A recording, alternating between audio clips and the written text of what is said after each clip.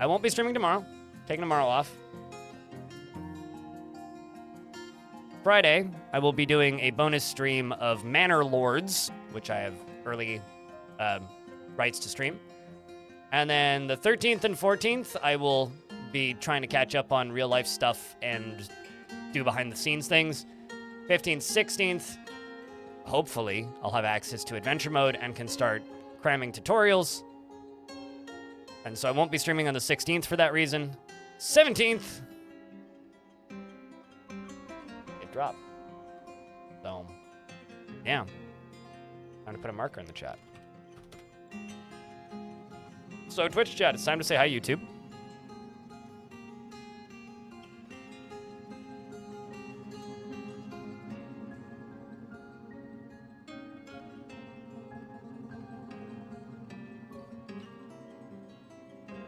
Finally, like a year and a half after Fortress mode releases on Steam, we're actually going to have a complete product. Well, at least a product with every single one of the 3 main gameplay modes in it. Why do we never say YouTube, say hi to Twitch chat? Well, because when the VOD goes up on YouTube, they're saying hi to YouTube. YouTube chat isn't shown on the screen. So when you say hi, YouTube, then, you know, you're saying hi, YouTube. Because YouTube is like the crowd in the back, if you will. Imagine this stream and the Twitch chat. We're on stage right now, right? Whereas YouTube is like the audience. They are the crowd, off in the distance. Slightly more anonymous, but still present. Disable overlay. Which is very funny because there's usually like 3 times the number of people watching the Twitch streams as there is watching the YouTube stream. So yeah, you're more saying it's all, honestly, it's more for the VOD than anything. But there are people watching on YouTube. But yeah, hi YouTube chat. I hope you guys are doing well. Well, I mean, when I say complete, it's because I mean we're gonna have all of the modes that are supposed to be in the game. So complete-er-ish. Speaking of completer-ish, this is completer-ish. You guys seen this nonsense yet? You guys missed this nonsense yesterday? Because if you did, I can show you the nonsense. Do you guys want to see this nonsense? It's pretty nonsense. Which is like the most definitely bestest way I can describe it. Let's see this nonsense. Okay, I'll show you this nonsense. Although I'm going to need to change parts of this nonsense, but this lever is going to get pulled right here. And when this lever gets pulled, that dwarf does that. And then this begins. The crazy thing about this is this doesn't hurt the frame rate, really. Until I open these gates. When I open these gates, it wrecks the frame rate. But the fully automatic Moses roleplay device functions. This little ramp here goes down and goes here and pops out here. So any unintelligent visitors could walk down into here, and I can't really use it to drown them, which is actually sort of funny. But this is where I want fights to happen. This would actually be probably the optimal place to fight a fire-breathing titan. Like, just in general, this would probably be the best place to fight a fire-breathing titan. So one of the first things I want to work on today is we're going to channel a lot of this back. And I have 2 dwarves to name. So, it was Royal Green, and that was the other one.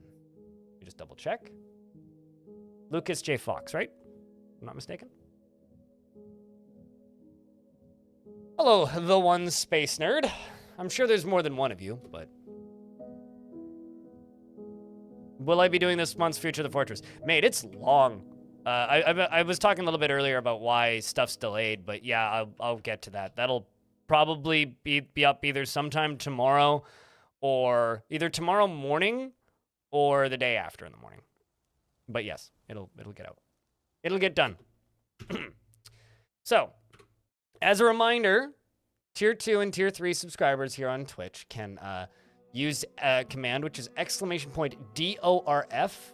And if you use that command alongside of adding somebody, you could also add yourself, then you can nominate somebody to be dwarfed for free once every 30 minutes. Chat, are you a space nerd? Same.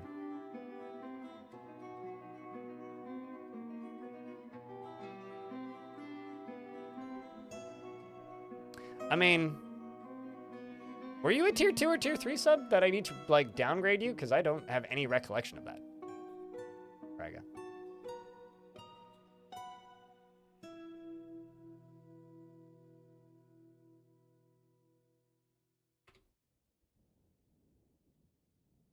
You're just a prime pleb? Interesting. Let me double check that command. Because it should be limited. It should not be anybody can do it. Restrictions. Yeah. Should work. Weird. I have no idea how that worked for you.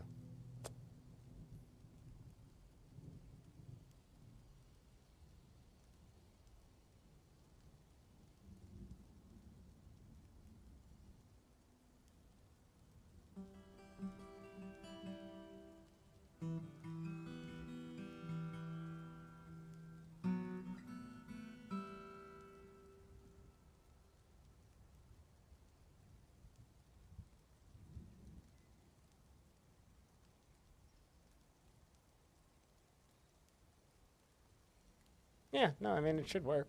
It is set up correctly. Odd. Strange.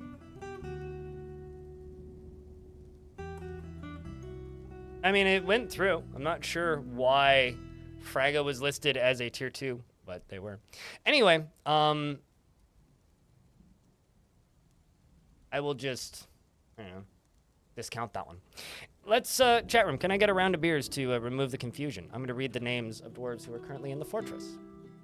This is a Devilish Potato, Amethyst, Arende, Ask Jeeves, it's a long story, Bastet, Big Bang, Blind, Bone Doll, Bonesaw, Broken, Spacebar, Cacophony of Stupid, Calcium Crypt, Corvius Suede, Devil Dawn, Elfie Bean, Fallout Rain, Hand Chest, and Cashmere Goat, as well as Banksy, Lockjaw, Merge, Magikarp, although it's Magikarp as far as I'm concerned, or Magecarp, Magpie, naturally, Napalm, Sideburns, Neokai, and of course Nodokasa, Ordith, and Plutorino, and Raging Cave, Ranger Rick, Realus, Rex, and Ryan Katsu, Salty Tempest, Simtexagon, Sits, Shinobi, and Statue Sounds, Stillanitis, and Terminal Wetness, and Transfem, as well as UGDPY, and Walton, Holy Spokes, Wuggy McWuggy, and Zwerry.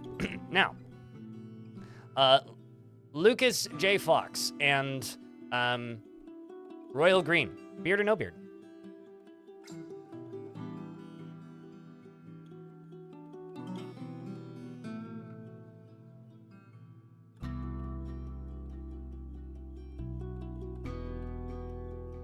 All right, we'll do first happy dwarf I see who not named with beard.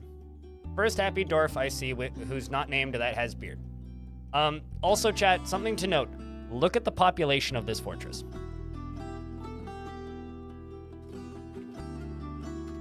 And then look at the frame rate when I unpause. You're currently interested after watching performance. You're actually focused, believe it or not, which means you have enough of your needs met. You're a dabbling wrestler. And he presents himself modestly and rarely frowns on any flashy accoutrements. He presents himself modestly and frowns on any flashy accoutrements. He is confident under pressure, and he is very impolite, inconsiderate of property, and sometimes cruel. He accepts favors without developing a sense of obligation, preferring to act as the current situation demands. He's not inherently proud of his talents and accomplishments, and he tends to be a little tight with resources when working on projects. Finds obligations confining, though he is conflicted by this for more than one reason. He is somewhat quarrelsome, and he is bothered by this since he values friendship. He sometimes acts with little determination and confidence, and he does not often feel lustful. He doesn't often experience strong cravings or urges, and he tends to avoid any physical confrontation. He works to square this natural tendency with his respect of martial prowess. And he tries to do things correctly each time. He needs alcohol to get through the working day and doesn't mind being outdoors at least for a time and doesn't really care about anything anymore. Dreams of mastering a craft or work someday and personally finds leisure time wasteful and respects power. He likes Silivite, Morganite, and Giant Wombat Leather, Giant Impala Hoof, and Dogtooth, the color Rose, Akihedra, Querns, and figurines. Alpacas for their resemblance to a miniature llama. And the words of the knowing silk and the sound of the beige lute, and when possible prefers to consume brook lamprey and prickleberries and swamp whiskey and absolutely hates snails. Beard for you, we'll take brewer or animal trainer.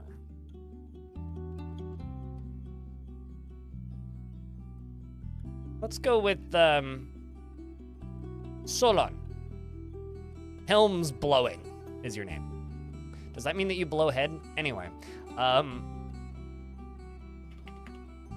Lucas J. Fox. Helm blower means something different now.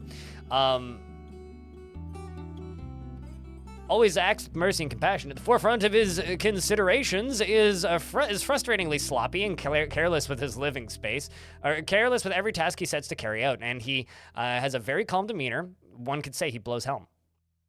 I mean, come on. He's curious and eager to learn, and he is somewhat uncomfortable around those that appear unusual or live differently from himself. He occasionally overindulges, and he lives a fast-paced life. He is pleased by his own appearance and talents, and he feels envious of others. He lives a fast-paced life, and he often... He lives a fast-paced life. He is pleased by his own appearance and talents, and often feels envious of others. He's not particularly interested in what others think of him. He has little interest in joking around, and he has a tendency to go it alone without considering the advice of others. He finds helping others to be emotionally rewarding, and he is grateful when others help him out, and he...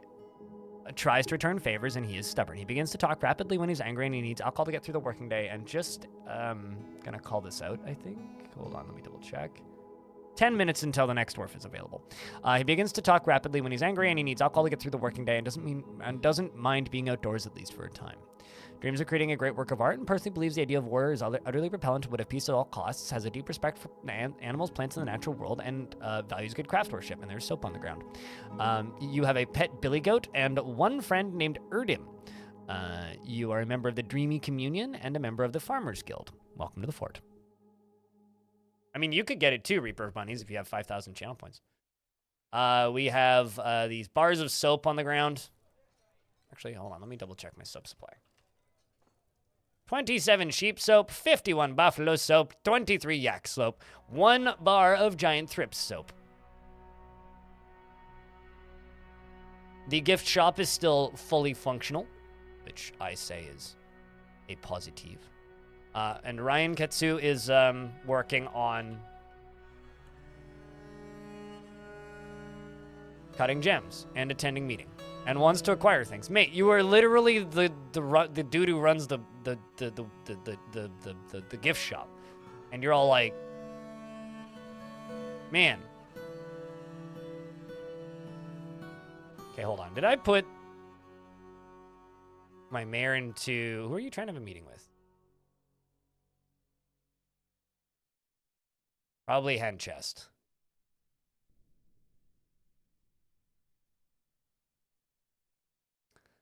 Actually gonna remove Hen Chest from this squad, even though Hen Chest is pretty good. Because I would like non-religious figures, yes, to be able to just do their job. Or religious figures to just be able to do their job, because that is significantly more useful. And why is there a yak running around? So my dwarves are off digging stuff. What are they digging? Ah.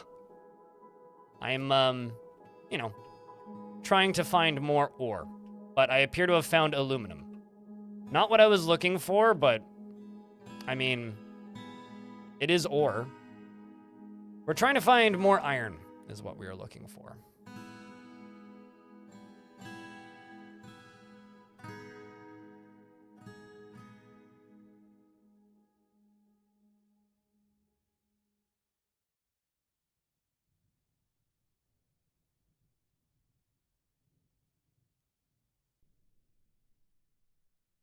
We're gonna kind of go all the way this way.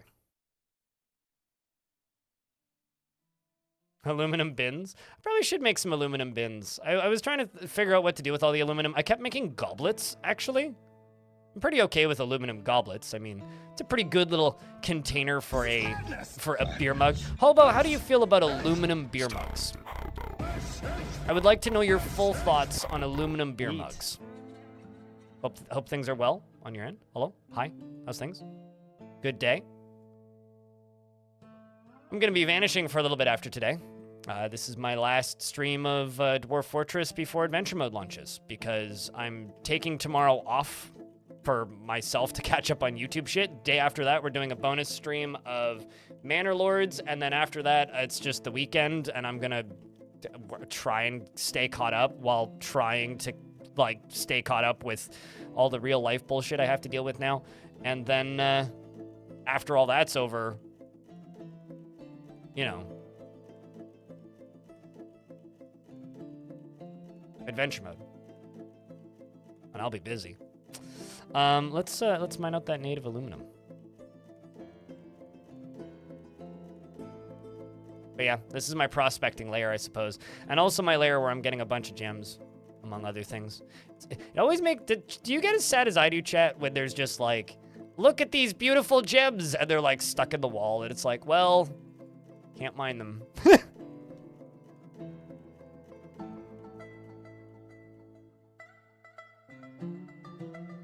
Super recyclable keeps shit cooler. Oh, you mean to, like, replace solo cups? Yeah. Yeah, maybe some aluminum bins. Yeah, maybe some aluminum bins. Actually, bars. What do I even have for bars right now? Yeah, I got 21 aluminum. How many bars does it take to make a bin? Is it 3? No, they wash them and reuse them. Or just reuse them.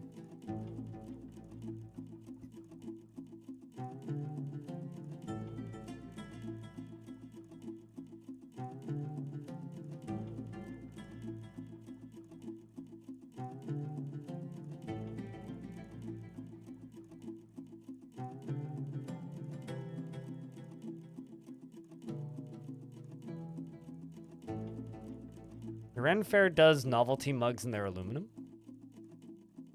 I wish I liked novelty mugs, but I kind of don't. I will say, because me and Hobo, so for those of you who don't know, I am actually going on a vacation in June. I went on one last year in June, and I'm doing one again this year in June. Going to go see Formula 1 in Montreal. So if you happen to live in Montreal and you want to hang out during that weekend, just give me a holler. During that trip last year, there was not really a hack, but I found out about this afterwards. I listened to a Formula 1 podcast, and there was a kid who wrote in about the Grand Prix in Montreal and how to make more money than it costs for your ticket during the Grand Prix, but it requires having children.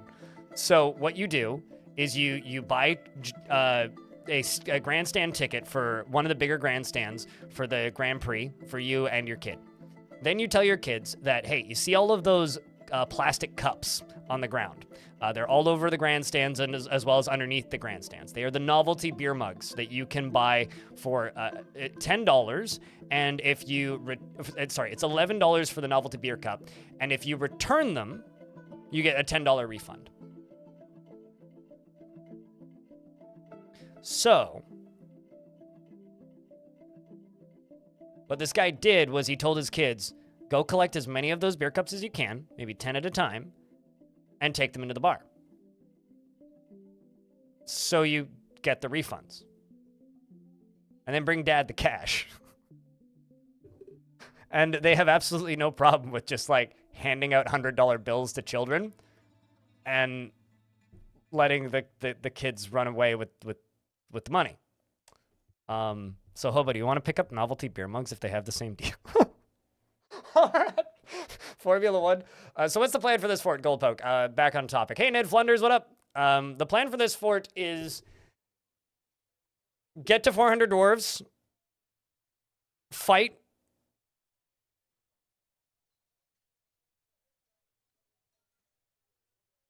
prep for adventure mode. That's pretty much it. So you've been learning new mechanics about lava and water and ponds. Fun fact, if you fill a lava pond with water, it doesn't make obsidian wall, it makes an obsidian floor. Wait, what's a lava pond?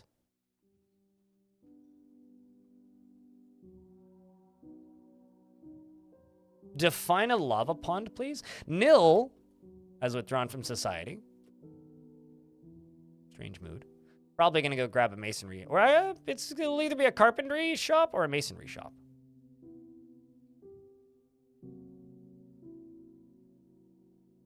Closing out the last deliverable at work. Do what you gotta do.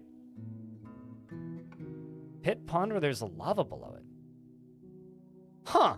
So you're talking about dumping buckets of water into an area that has lava. How deep was, actually, question, how deep was the lava?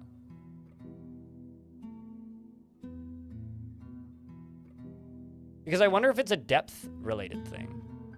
Because I've definitely done that with buckets and it's not had that response.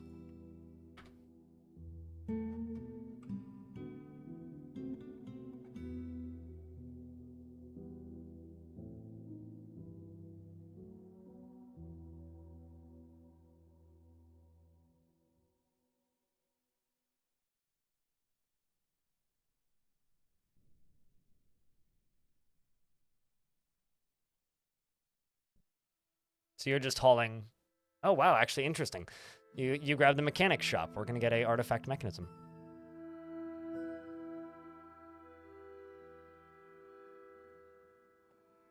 One Z level, 7 of 7. Is this the bottom layer of the world? Or is this like higher up than that? And is it one, so yeah, it's 1 Z level deep. Huh. Well, question. What is underneath the obsidian floor? Directly underneath the obsidian floor. Is it lava directly beneath the obsidian floor? Or is it just a solid chunk?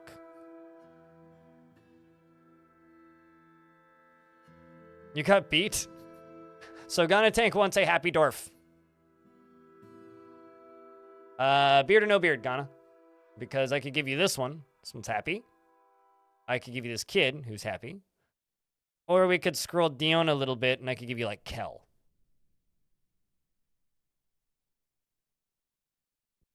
GG, well played. I mean, you could subscribe at tier 2 and then just dwarf yourself. Rigoth, cat. Rigoth, the brewer.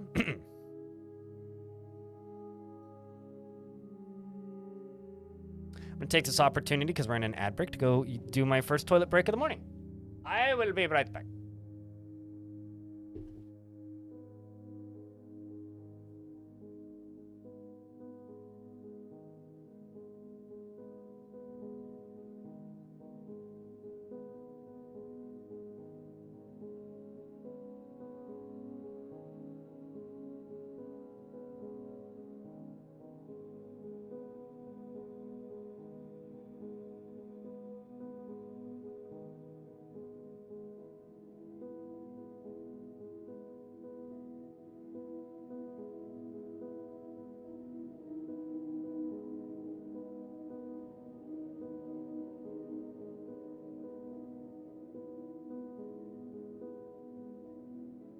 Let's read this dwarf.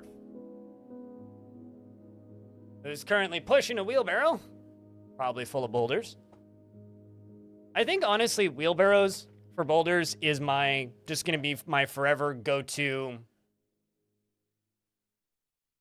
way of transporting boulders. It is so much faster and easier than using minecarts. For the one I'm doing right now, it's a Gabbro fortification. Wait, what? I would like, I guess I'm learning things about how lava works too. She never becomes angry and is impervious to the effects of stress after seeing the dead body of an Etten.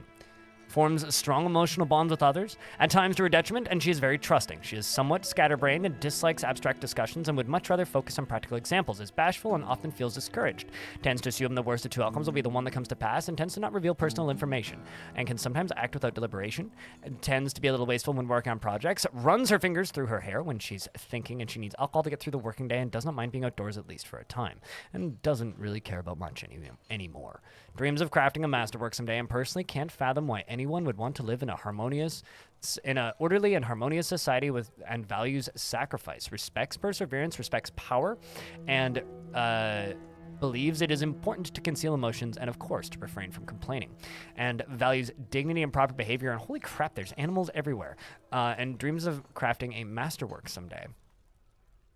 She likes platinum, almandine, blue jay parchment, the color chestnut, coffins, scepters, and coins, and shade phantoms for their horrifying features. And the sound of the beige lute and the sight of the embraced bewilderment, and when possible prefers to consume octopus, cavefish, and two-humped camel cheese, long yam plants, and sand pear cider, and maize flour, and can't stand bats.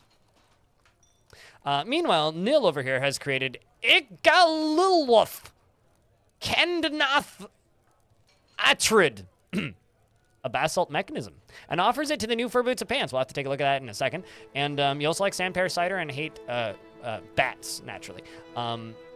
You worship Sim, or Kim, the god, and are a member of the faith of Spit, which of course is the god of deformity. You have several friends somehow, even with strange tastes like that, and you're a pretty happy dwarf generally.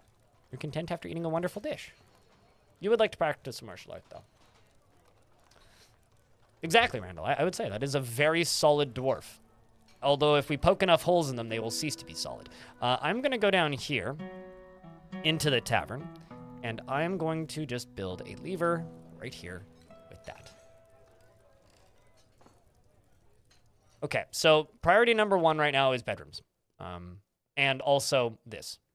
So this and bedrooms. Biggest problem is this is taking too fucking long to fill. So I'm actually going to make a manual pump to fill this faster, which is like the most ridiculous thing I've done in a minute, but I'm going to make a manual pump to make this fill faster because this does not fill fast enough and it is very bothersome to me. So I'm going to see what route over to this is the most convenient. I think it is this, quite frankly. Yeah, this will do. Or wait, no, okay, I see what I was going to do. I was going to just build a new pump stack. So priority number 1 and priority number 2 are build a pump stack here to just increase the speed of this down here. So pump stack that goes all the way up from down there up to here to speed this up. It's priority number 1.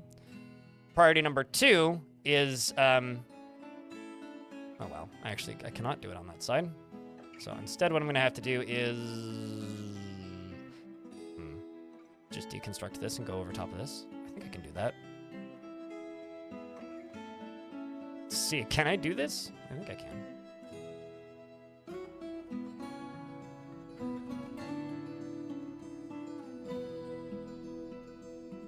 Pretty sure I can build axles over upstairs, but yes. Okay, so we'll just do it that way then.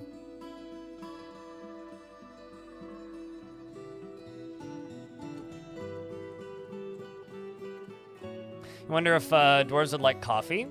I'm pretty sure coffee exists in Dwarf Fortress already. As in, like, the trees for it does, but,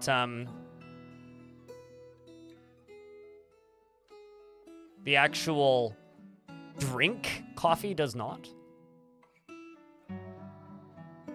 Hello, Martin, how are you? It's good to see you.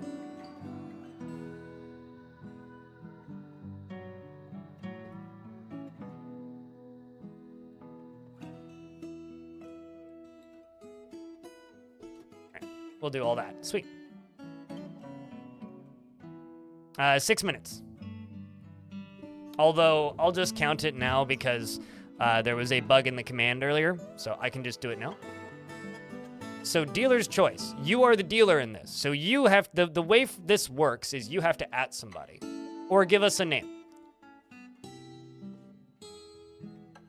It doesn't matter so much to me who it is, but it's your job to give us an in. So we've discovered another unusual volcanic wall studded with gems. While we are working on speeding this process up. So let's see where we ended up with this. Well, aside from that being like kind of hard to look at, that is not what I wanted to do. That is what I wanted to do. This is what I want to do. And that's a cherry opal cluster. Ooh. Look at that. How do you like them apples, chat? Okay, hold on. I need to... I didn't realize this, but apparently there is a bunch of hematite over here. Right there. And then... down here. So what I'm going to do is I'm going to dig... there. And then down to here. Well, actually, let's dig down to here. I'm not digging into it. And then we'll figure that out from there. Sweet, sweet iron, yes. All right, so we're going to get all this done. What are all my miners up to? Digging somewhere unrelated, probably?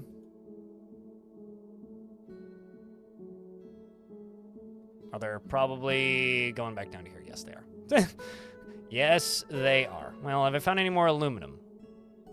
Nope, just gems. I mean, I'll take the gems. I don't mind the gems. I think Salty has a dwarf. Doesn't Salty have a dwarf? Yep, Salty does in fact have a dwarf. I can tell you this right now, Doc Randall does not. But generally, like, if you're going to use that command, have somebody in mind first. I do appreciate you for you trying to use it, because we're trying to figure out, or I'm still trying to figure out how to word it and how to, like, make it so that it makes sense to people. But it's kind of working under the assumption that you have somebody in mind. So what I'll say here is I will give you a hand here, Ash. Chat room, Ash is trying to give away a dwarf. If you would like a dwarf, raise your hand if you do not currently have one.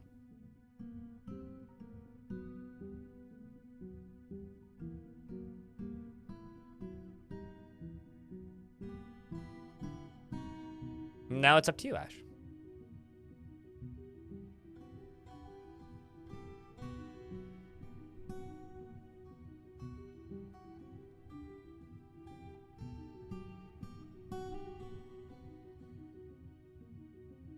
So Ash, who am I giving the dwarf to? Am I giving it to Doc? Am I giving it to one of those other people who just put their hands up? It is completely up to you. In fact, since we're talking about it, the command's probably back up again, so you could probably just use the command and add somebody formally this time. It's probably been 6 minutes, right? Right? Probably. God, this whole thing is nonsense. How did the chinchilla people get in here? Do you think they swam?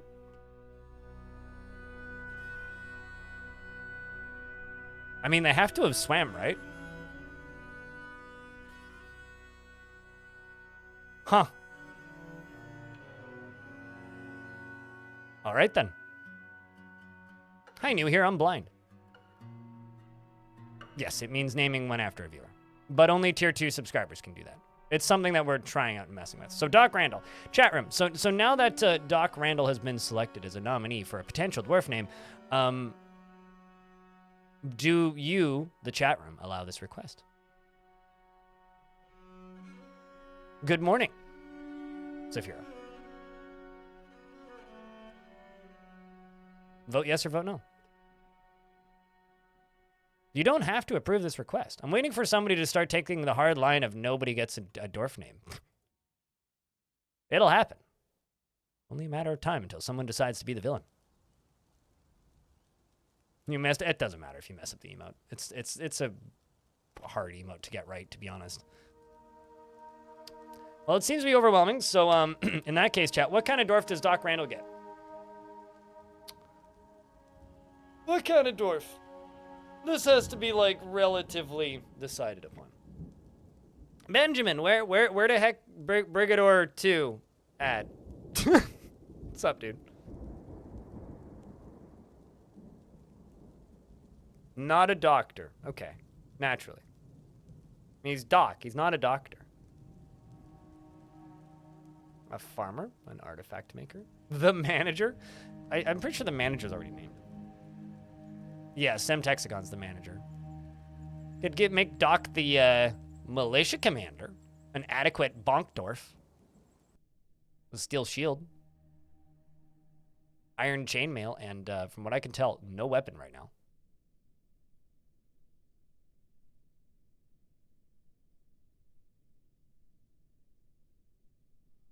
Busy at it? I'm okay. I'm glad you're not releasing it this week because so the amount of shit that I'm doing behind the scenes right now is kind of nonsense. This one has a pet turkey. Militia commander. All right, Doc Randall, there you this is you. Congratulations. I think I spelled that right. Doc Randall has little time for forgiveness and will generally seek retribution. He is not a private person, freely shares details of his life, doesn't cling tightly to ideas, and is open to changing his mind, is trusting, and is grateful when others help him out, and he tries to return favors. He doesn't seek out excitement, and he rarely feels discouraged. He is quite ambitious and likes to take it easy, tends to avoid any physical confrontations, works to square this natural tendency with his respective martial prowess, and he talks to inanimate objects when he's thinking, and when he gets exasperated, he often points and shakes his finger. He needs alcohol to get through the working day. He dreams! He personally values nature and doesn't value merrymaking, and dreams of creating a great work of art. He likes stibnite, black bronze, and blue jade, and cherry wood, and narwhal leather, and flasks, and the words of the knowing silk, the sound of the fierce robustness, and the tress of gloss. When possible, prefers to consume guava wine and white millet flour, and can't stand rats. Living in the dark, everywhere you turn, there's rats. And he's a member of the Doctrine of Amethysts, and you have a pet turkey.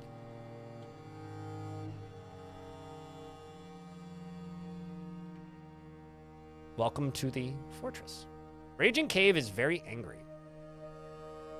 Raging Cave wants to practice some martial art.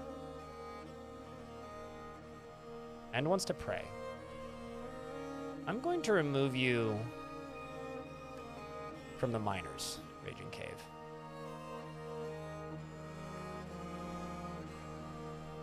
It is kind of fitting, though, that Raging Cave is a dwarven miner who also happens to be pissed. I will say that that is very fitting. On, like, every level. So did I sell all of my screw pumps? I can't remember. Mostly. Actually, need to double check that I made that out of the right material. I didn't look at the first block I put in. Oh, it's basalt. Basalt's good, but we'll just stick to obsidian.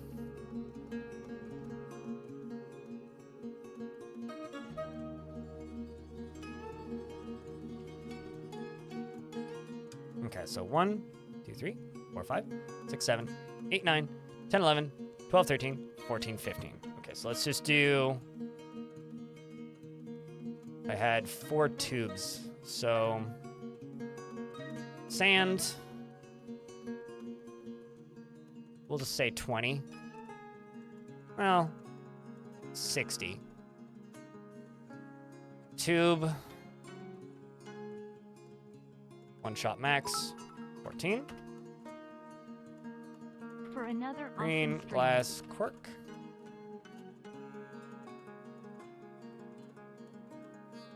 Reaper of Bunnies, thanks for the $10. You've been too kind. And also 15. We'll just do 15 and 15. We're fine.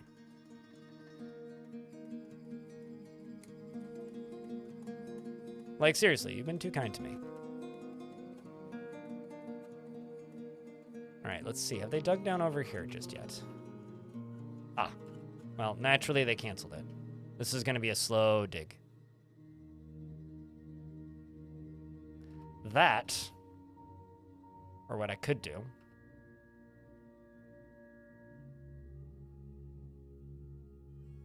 start channeling down into here. Because this channeling down won't cause it to cancel on me.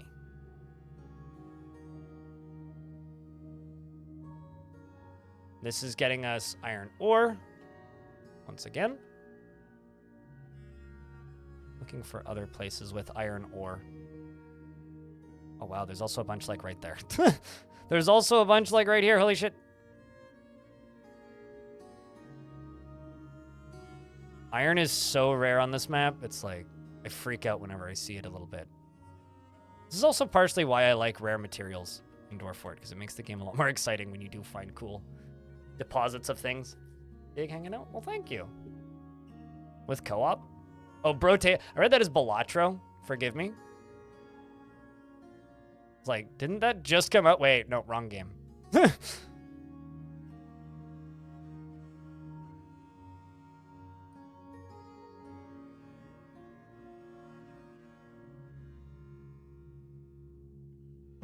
All right, that should be fine.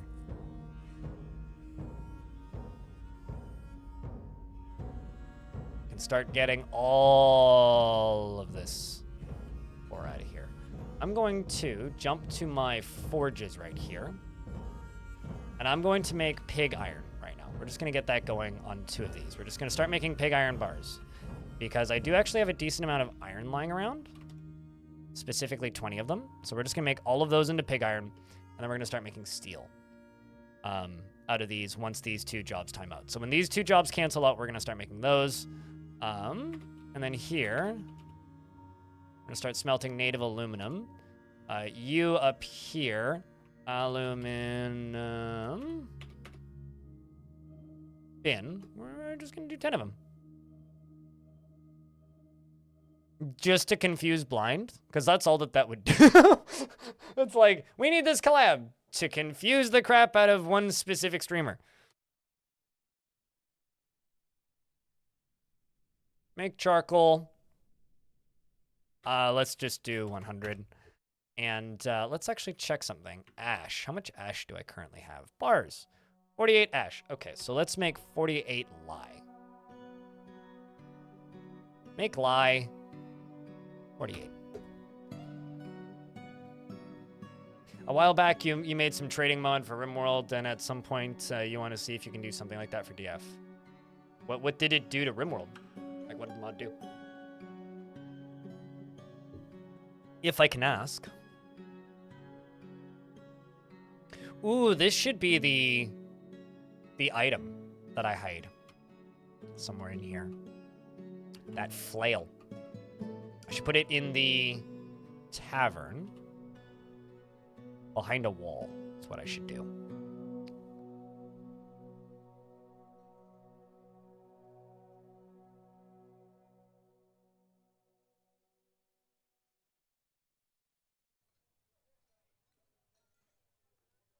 Oh. Yeah, no, I'm good. I don't want any kind of online connectivity. I'd be amazed if you could make that work, but not for me. No thanks. But interesting. Be intriguing if you could make it work. Anything that adds online functionality to video games generally just ruins said video game for me, so. But I'm a big oddball when it comes to that.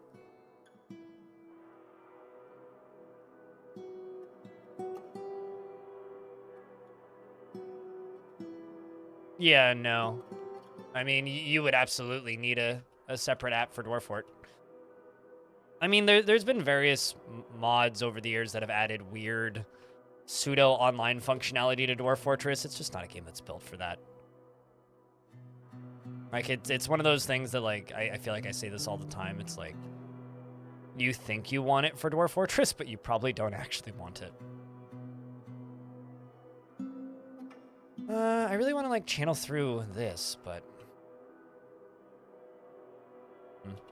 Let's just move up a few layers and see if I can start working on these screw pumps. Nope, not quite yet.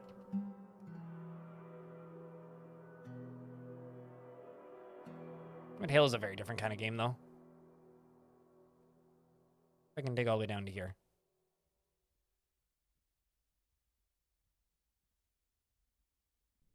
How to ruin a video game in one sentence, Roto the Dragon Lord in YouTube chat. It's nothing to do with hard or easy games, but games that are built on a turn-based structure that run simultaneously, which is kind of what Dwarf Fortress is. It's not really a real-time game, even in Fortress mode. It is a turn-based game that runs without pausing. When you build a game like that from the ground up, it is really hard to make it make sense or just even be fun in a multiplayer format. It's just not designed for it, really. Multiplayer is something you kind of have to have in mind from the get-go when building a video game.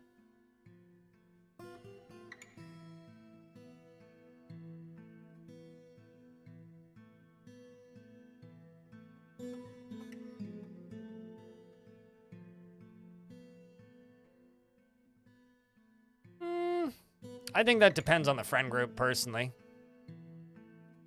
Rachel. I mean, like, and the reason I say that is, like...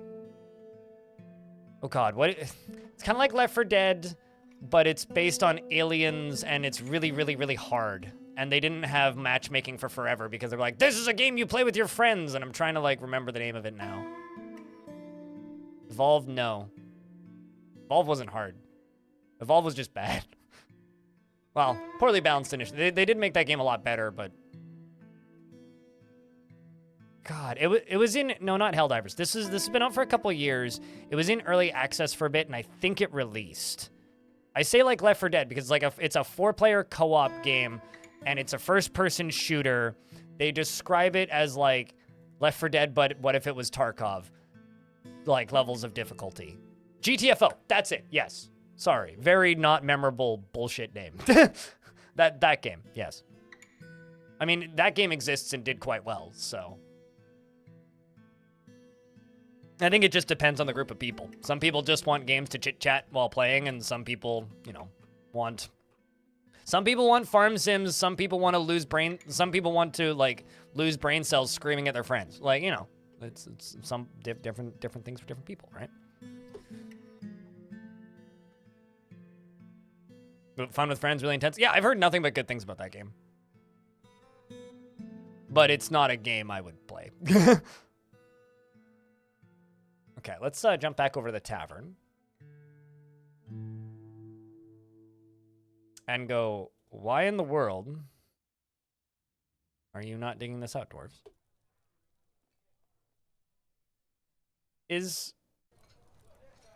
I have questions. What? What is happening here? There's like a null space here. There's no wall there. Do you guys see this?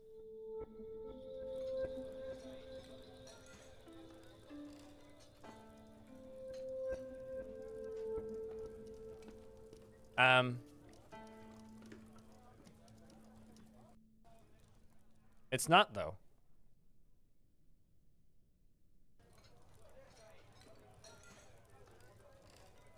This has to be like some sort of weird reclaim bug. Did I break the game again? I think so. It's just a future example of what myths and magic is going to be. Yeah. Huh.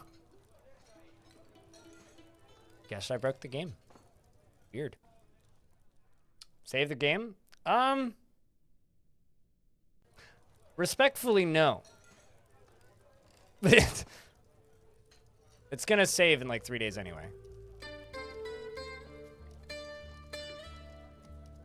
No, I've had this happen when caving in weird stuff, but because this wall was built before I reclaimed it, I'd be willing to bet it's got something to do with reclaiming. Because I've absolutely had weird null space things happen before, but it's always related to a cave-in. There wasn't a cave-in here. What does ASCII show? Probably exactly the same, but, you know, yeah, it's exactly the same. There's no, like, jaggy wall bit there, so it's exactly the same.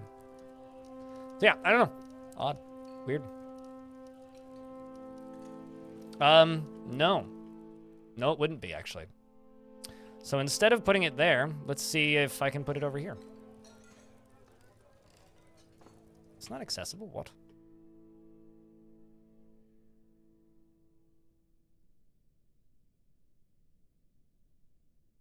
That is accessible. See, now it's saving. I'm not going to save 3 days before the game saves. What? In Tarnation? Pretty much, yeah.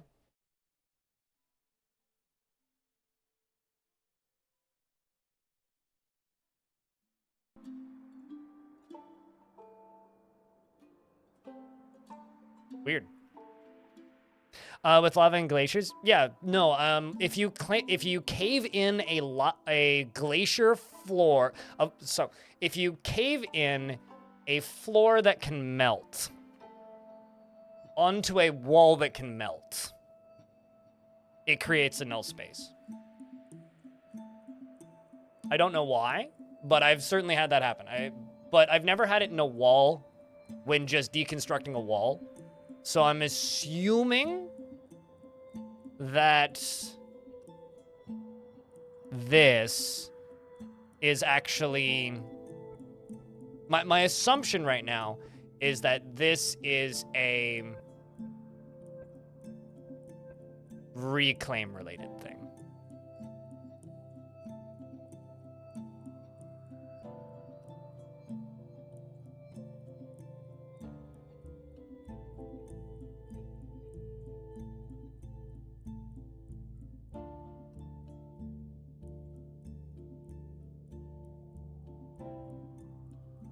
Yeah, it's kind of crazy how many dwarves we have in this fort currently, vanilla. We're going for 400. That's the target.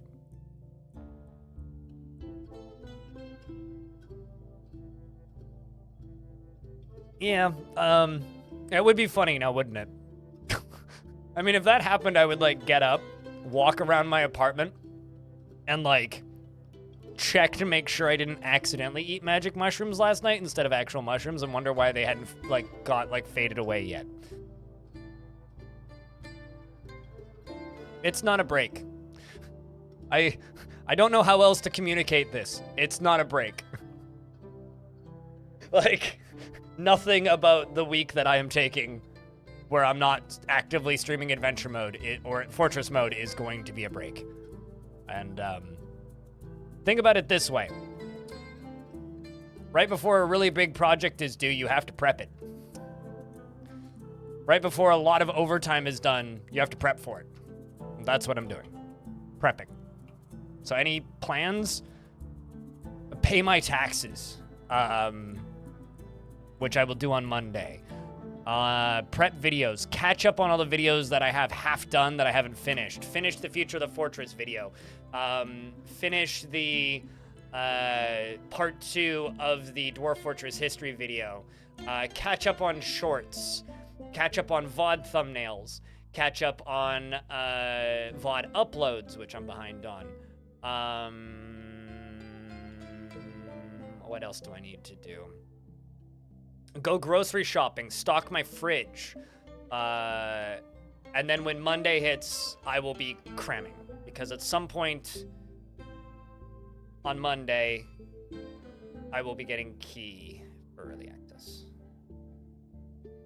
So basically Monday forward, I will be cramming. So I'll have to relearn. I'll have to do what I did with Fortress mode, except with Fortress mode, I had 4 days. For Fortress mode, I had 4 days advance. Adventure mode, I have 2. So I have to prep as much content as humanly possible in 2 days. I'm not gonna sleep much. Yeah. You just got 2 huge migrant waves in last night, and I'm up to 60 dwarves, and all of them just stand around doing nothing, no idea what's going on or how to fix. What do you mean by just stand around doing nothing? Do you have a tavern made for them? Like, when you look at the list of dwarves, just call me Crow, so I'll call you Crow. Do they say that they are like, well, that's cool, promoting skill. What the heck is promote skill? I guess this must be a... Oh, this dwarf gave a sermon. That's kind of cool. Anyway. So does it say they're socializing? Or are they just no job? Because if they're no job, then they're between jobs. That's not something that needs to be fixed. It just means they don't currently have a job, but they're looking for a job. Yeah, just let me run through the basics first before you start suggesting other things. Then we'll hit burrows after this. Have you made them a tavern or a temple to socialize and pray and like go to recreation? Because dwarves are kind of like people, right? They need to spend as much time socializing and meditating and basically just being humans, like people, as they do work. So have you made them... So my questions are this, Crow. Have you made a tavern? Have you made a temple? And do you have jobs for them? Because in order for them to do things, they need jobs. Otherwise, I'll start asking other questions about combat and things, but I just got to get through the basics first. I need to get more things pastured. I've got a lot of animals that are not currently. And a lot of puppies and shit that need to be eaten. I mean, disposed of.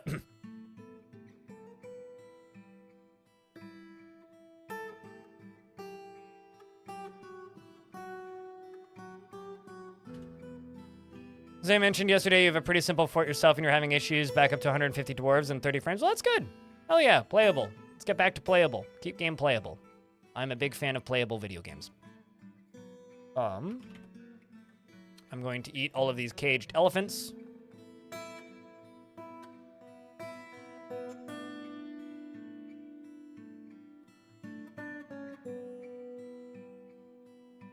Food and drink is running out. Okay, I have a question. Hover your mouse over this and click on it. And scroll down. Do you have any jobs that have mass cancellations with very, very, very high numbers of cancellations? If so, what are the jobs? And by high numbers, I mean bigger than X2.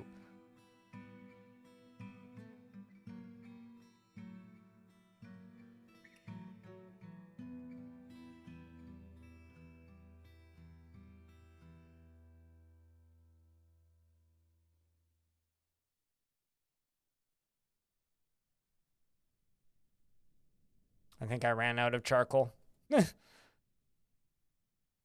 I got one pig iron bar made. See if I can make pig iron. This again.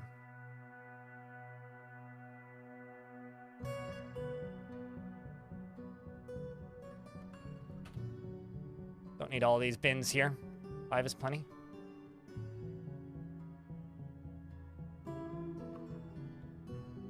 How can you see your in-game FPS? You go to your settings, in-game settings, and then scroll down to the option that says show FPS. It's in here somewhere. It's one of those things that I never see immediately, but it's on here somewhere.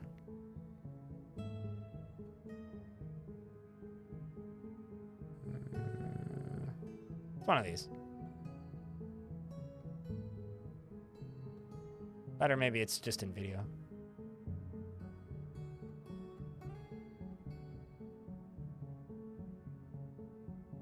Pause after loading. Maybe it's not in this one. It's in one of these. It's in one of these settings. I swear. It's under... I'm pretty sure it's not under video. Yeah, no, that's to set your FPS caps, not to... It's in game somewhere. It's just I have a really hard time searching this menu for some reason.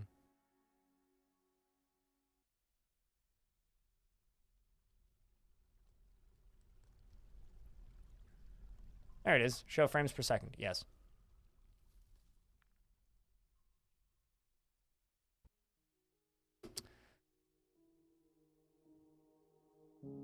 I don't have anything against it. There's just no reason to play it. Right? Like, there is nothing... I have nothing inherently against No Moria. I just think that if you're playing No Moria in 2024, you are wasting your time. Because No Moria was intended to be a slightly different theme of Dwarf Fortress, right? So they made a video game that was Dwarf Fortress with a slightly different theme. And that was a game that was essentially abandoned by a developer due to not making enough money. So I have nothing against No Moria. I just think if you are playing No Moria currently, in the current year, you're largely wasting your time.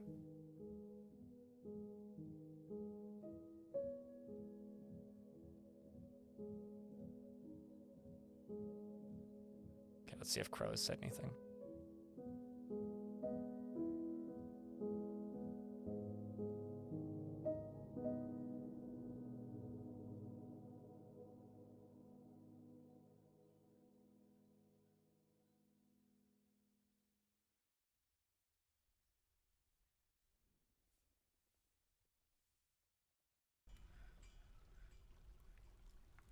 I'm doing a really bad job keeping up with chat today. Okay, no, I'm good.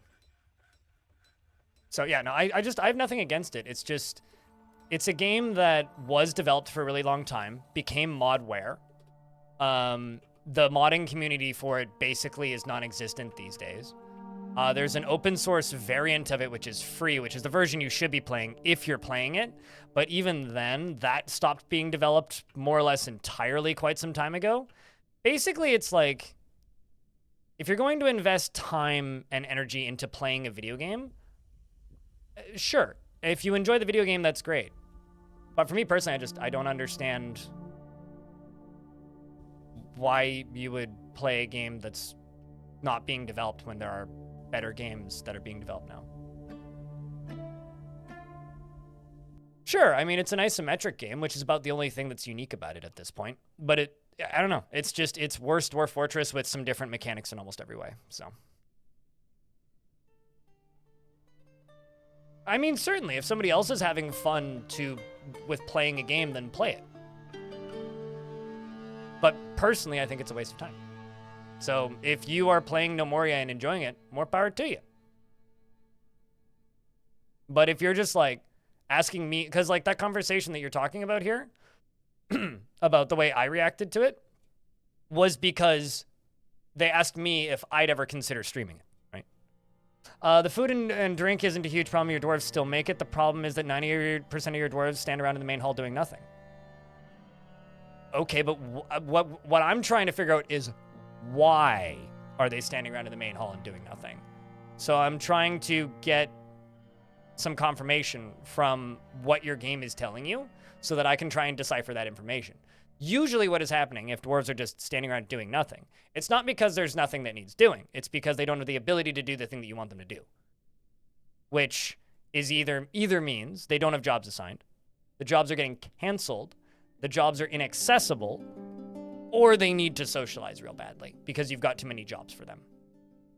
Because if dwarves get overly exhausted, they'll stop. I mean, I played Towns back when that came out. I also liked Towns, but I feel the exact same way about Towns these days as I do about No Moria. I would argue that if you are playing Towns in the current year, you're largely wasting your time. It's a very similar feeling I have. It's like it could be burrows active. It could also be if you hit the Y screen, maybe you've got a lot of stone cutting jobs and you assigned a couple dwarves manually and it's set to only selected do this and you only have 2 dwarves that are allowed to do that task. That could also be happening with haulers too. So check your job screens. You know, the reason I default to this is because there's a couple jobs, like if you run out of seeds, as an example. If you have this set to everybody does this, which I do, it is possible, if you run out of seeds, that a lot of dwarves can just get stuck because that's one of the highest priority jobs that needs to be done because it's time sensitive. So the dwarves can kind of get stuck going, oh god, I don't have seeds. So you need to check your job cancellations. Anyone play The Wandering Village? That's the one with Alpu? Oh, the giant dinosaur that you have to feed or drill holes in its back to make blood sausage. That game was fun. I enjoyed the little bit of it that I played. It was very adorable. It was like playing a Tamagotchi with a town builder on top.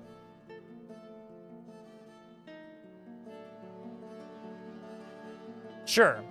Fixed a ton of bugs. It's worth checking the Steam page on it if you ever have another Towns itch. I can tell you for a fact I will never have another Towns itch. By the way, for whatever it's worth, early access as an option on Steam exists because of Towns, which I think is kind of fascinating, actually.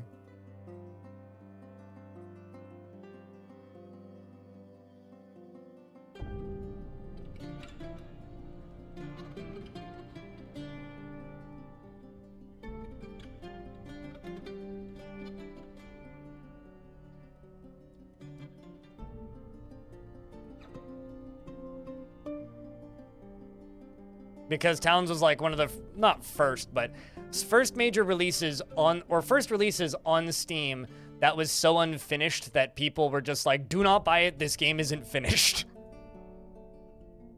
So it was like the first unmarked, unfinished game that was publicly, loudly released on Steam.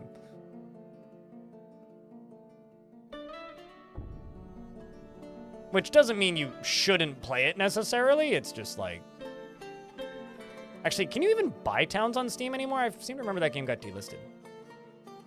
A sign of what was to come, yeah. I actually have it ignored on Steam. I know I removed it from my Steam account years ago. Yeah, you can still buy it on Steam. I wouldn't, but I guess you can. Another lava tube? No, this is just the first one. I just need this one to fill faster because it's not filling fast enough.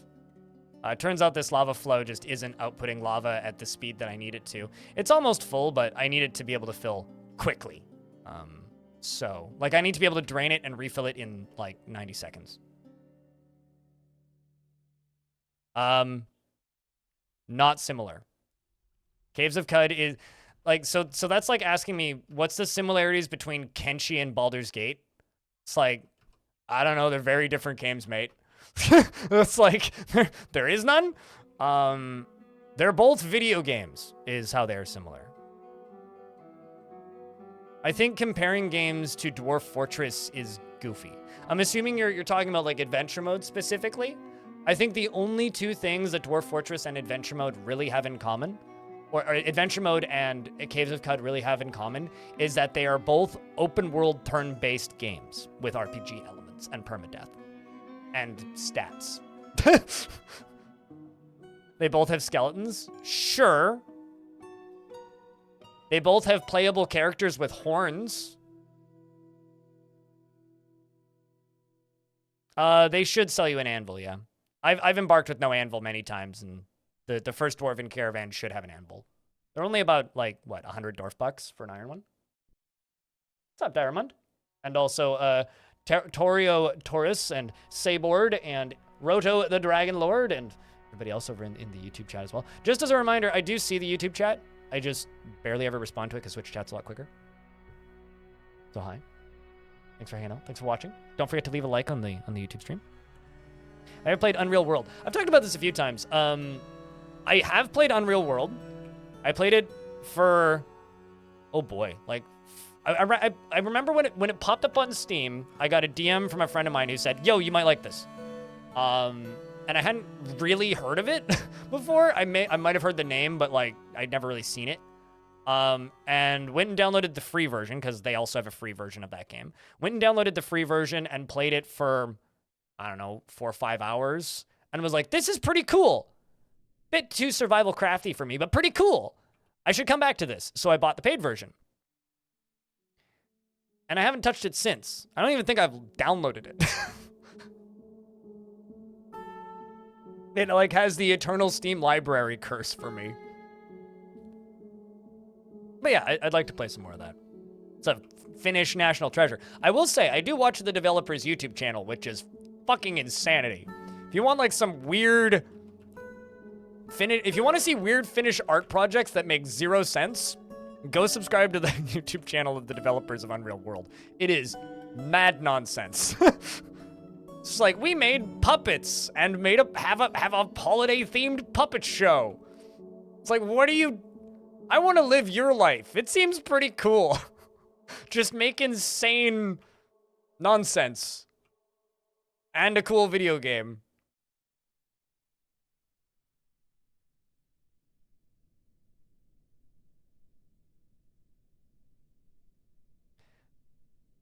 I never said it went the wrong way. I simply stated it went in a direction with its development that made me not want to play it. That doesn't mean it's the wrong way. You are putting words into my mouth, dear Trill. No banner flags.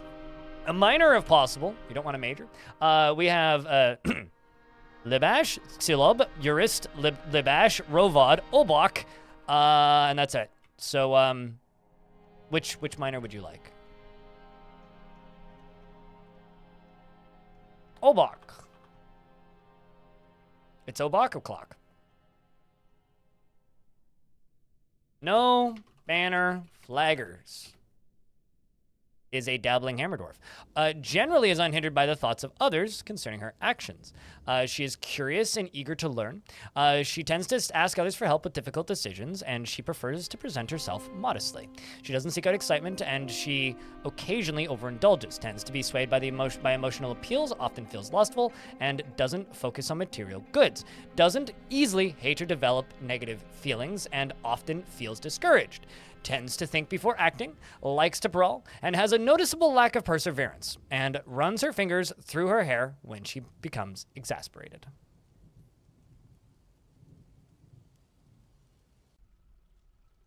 So if your dwarven faction somehow, Swag Axel, doesn't have access to iron, so if you're like in a really rare minerals world, you wouldn't have an anvil, unless you prepared carefully, at which point then you could have embarked without one. By accidentally clicking on the minus, and then not re-adding it. Personally holds nature to be of greater value than most aspects of civilization. Doesn't particularly care about craft worship and doesn't cooperate, and doesn't see cooperation as valuable. Likes kimberlite, electrum, and pinfire opal, giant chinchilla leather, and white-browed gibbon parchment. Shields and backpacks and toy hammers. Chickens for their scratching and giant kestrels for their hunting prowess. And the words of the Itch of Waste and the sound of the fabulous skirts, when possible, prefers to consume bull shark and cuttlefish and beetroot wine. Worships the faith of gold, which is a recent religion that I added a god for, which I need to check what god that is. Oh no, it's the god of mountains. It's another god for the god of mountains. And you're also a former member of the Farmers Guild, and you're currently a member of the Miners Guild. Welcome to the Fortress.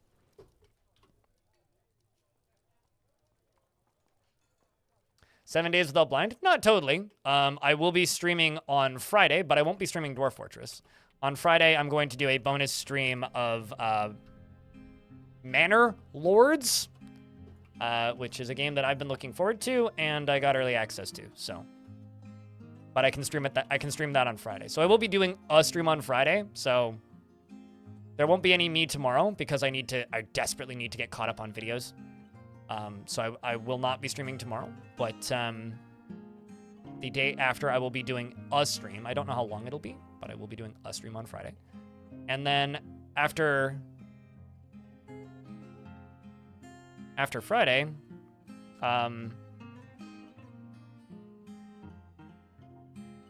it'll be until Wednesday. Wednesday I will be back. Because I will be getting adventure mode a little bit early. I think I can say that. I don't have it yet, but I will be getting it a little bit early. But I'm only going to have Monday, Tuesday. And I don't know what time on Monday. So I have 2 days to try and do as much as I did for Fortress mode when I had 4 days. So I'm kind of stressing over here. Think they have iron because it is just sparse mineral world? Okay. Perhaps the humans could trade you an anvil? I mean, any faction that can make metal armor, so basically anybody but elves, could bring you an anvil.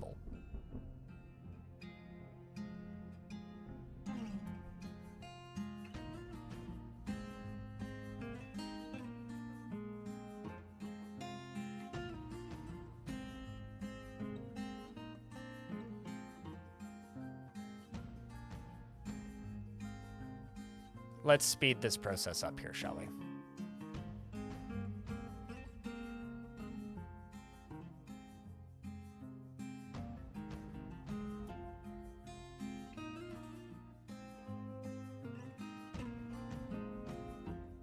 Sweet.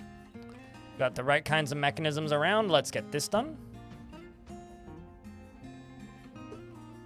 Now it's just a matter of waiting for all of this stuff to get constructed. Let's check down a little further below.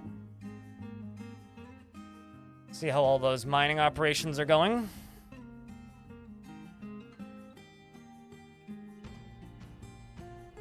Merchants will be leaving. I didn't want to trade with them anyway. There's something about semi-molten rock that kind of just fascinates me.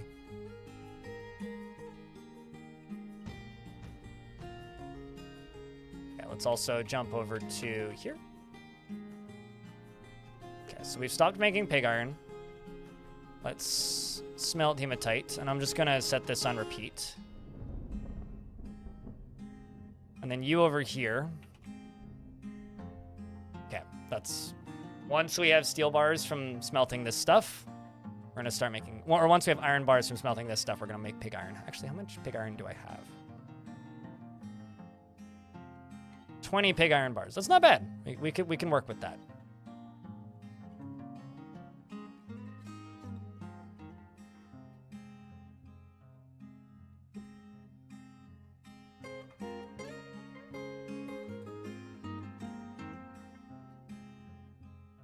But yeah, trust me, starting without an anvil isn't really going to be an issue, I don't think.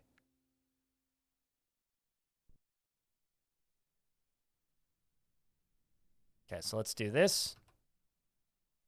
All the way down to here. Build all this in.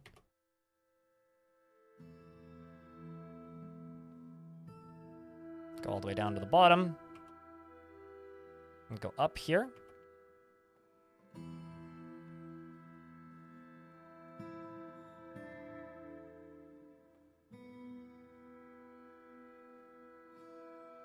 Okay, that's the first one. Also, thank you for all the follows here on Twitch. It means a lot. And also thanks to anybody who's just subbing to the YouTube chat to speak as well.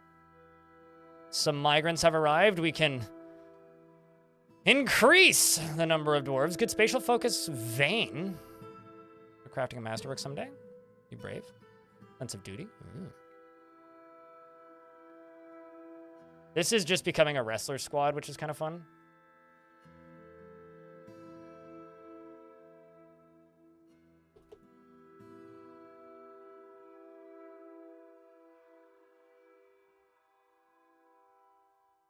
There have been merchants just kind of stuck in your base for kind of a long while now. Any reason for this? Deconstruct you. Okay, so there's a few things. There's a few old, weird, obtuse, should really have been fixed a long time ago pathing bugs in the game that can cause merchants to just get stuck. If that happens, deconstruct your trading depot. That's the first thing you can do. And if that doesn't work, if you have DF hack running,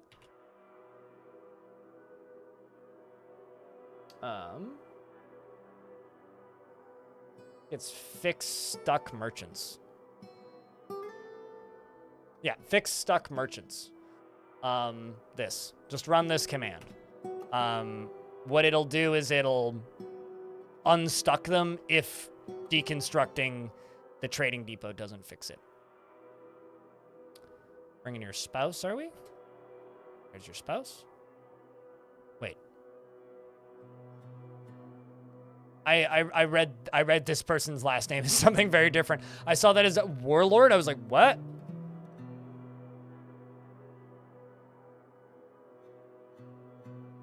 What's up, Hangman?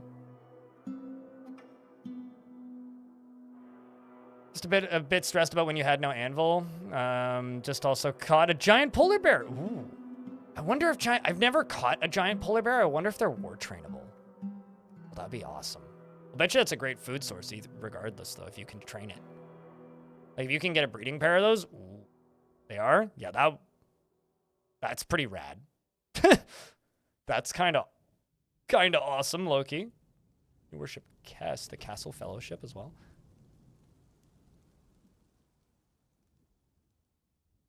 The Creed of Cobalt. That's the new Creed-related name religion.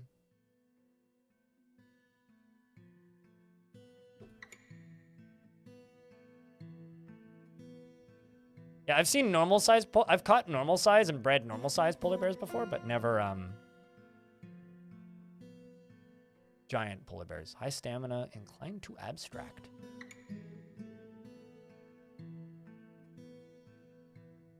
Well, chat, we hit 300 dwarfs.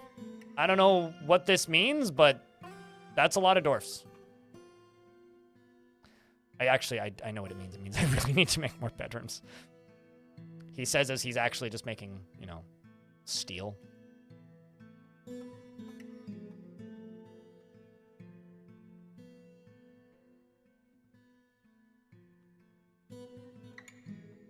Also, before somebody asks, yes, this is the most dwarves I've ever had in a fort.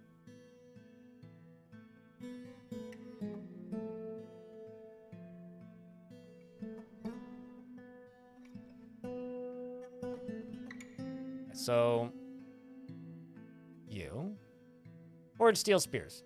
Because we'll be getting steel pretty soon. Yeah, in a moment here, we will be getting steel.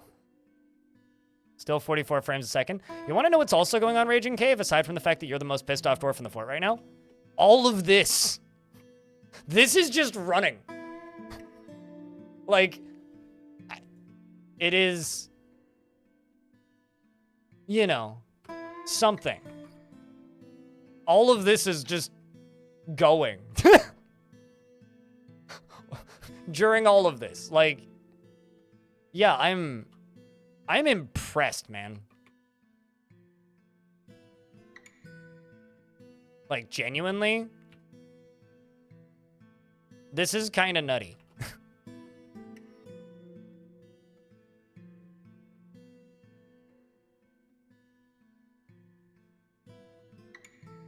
No, default is 220. The default dwarf population is 220. But that's including babies and kids. 220.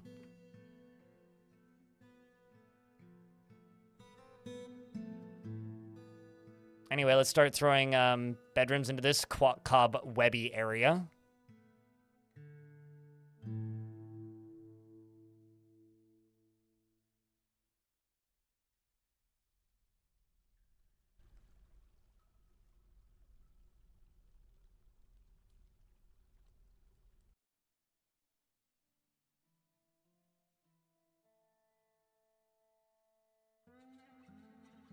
Trying out to pump out. It's not an ocean. It's just a lake.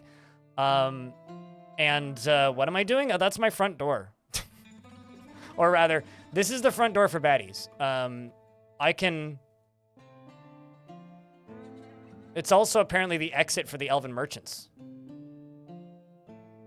I'm not entirely sure how they got here, but clearly it's an elven merchant trap is what it is. Because they definitely, like, dumped their stuff out up here. So I probably should turn it off, actually. Why is there a honey badger in here? And a yak? It's an animal trap, apparently. Here. I'll show you how to make the frame rate bad in this fort. We'll let them out, because they clearly... It's not an ocean, it's a lake! But it's not saltwater, it's freshwater. But if I open this up, then they can leave. So I'm assuming what they tried to do is they probably tried, like, swimming through here somewhere because it's shallow enough that they could path through in a few places. And they just got sucked into here. Honey badger don't give a shit? Well, yeah, duh.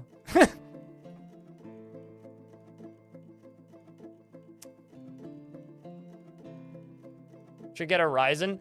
I think the Ryzen is like literally if you want to know my specs on Twitch, just type an exclamation point specs. That is literally the reason this is running so well is the Ryzen.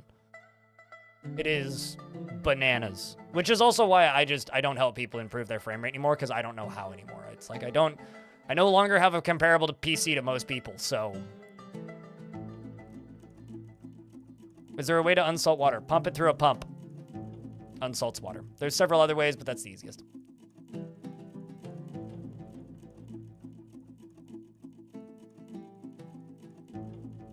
Best purchase you've made in your life? I wish it was $100 cheaper. I spent $850 on it, so. But yeah, it was a great purchase.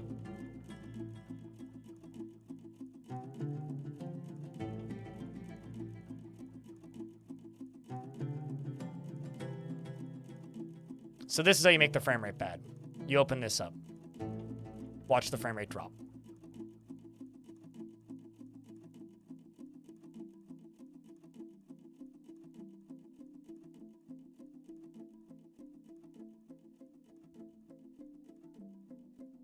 Like, quite literally. That's how you make the frame rate bad. So I guess these elves are just not super smart then, eh?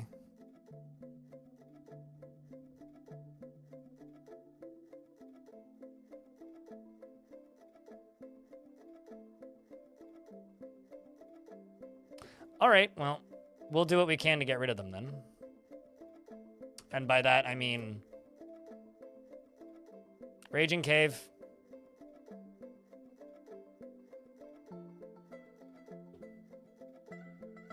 Just turn around. just turn around. It's you don't want to stand there right now.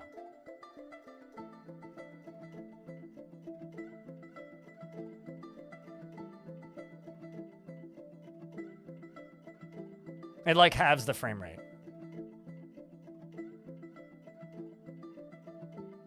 A question about honey badgers, just in general. Chat room, have you ever seen a movie called The Gods Must Be Crazy? Because that's the only thing I can think about when honey badgers are being discussed. Your dwarf's still around. They haven't died, so.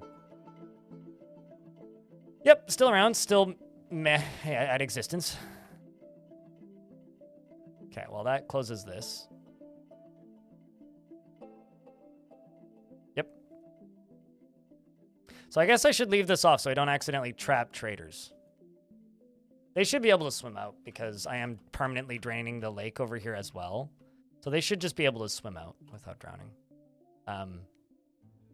Well, let's see if Edom can make it up. Chat, I'm gonna go grab my water bottle. Back in a sec.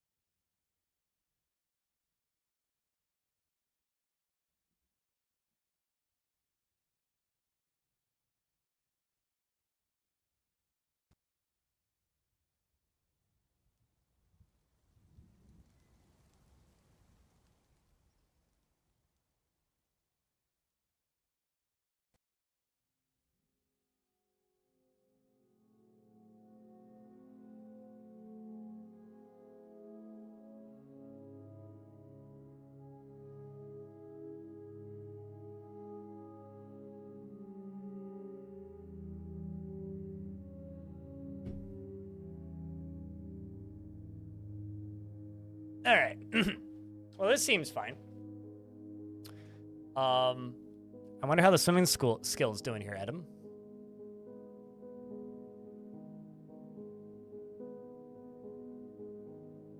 Full time. There you go. 7 stream streak. Well, dabbling.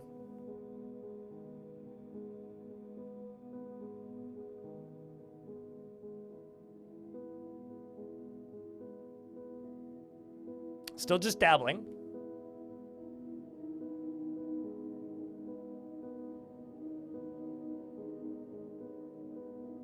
My parents have 1 and 2 on DVD. And every now and again, I inform my parents that those movies are like unwatchable these days because of how hard they are to get copies of. But Gods Must Be Crazy, such a good movie. There's a whole like reoccurring bit in I think it's the first Gods Must Be Crazy.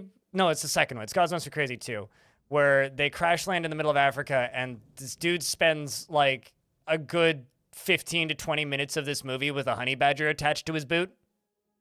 Because it just like bites him in the middle of the desert and he's just like walking stranded with this honey badger attached to his shoe because it just won't let go.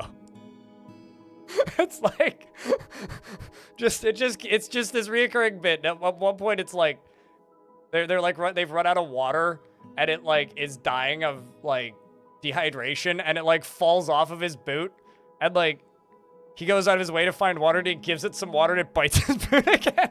It's like, it's so good. Fantastic movie. Well, remind me in like 20 minutes to check on Adam. Okay. Let's get back down here. Oh, hey, baby born. Who had baby? Mebzith. The farmer has given birth to a boy. Well, congratulations. Who is skinny dipping? It's definitely not skinny. Okay, so I'm going to pull this lever. I'm going to put... I should just use that brimstone. Get it out of there.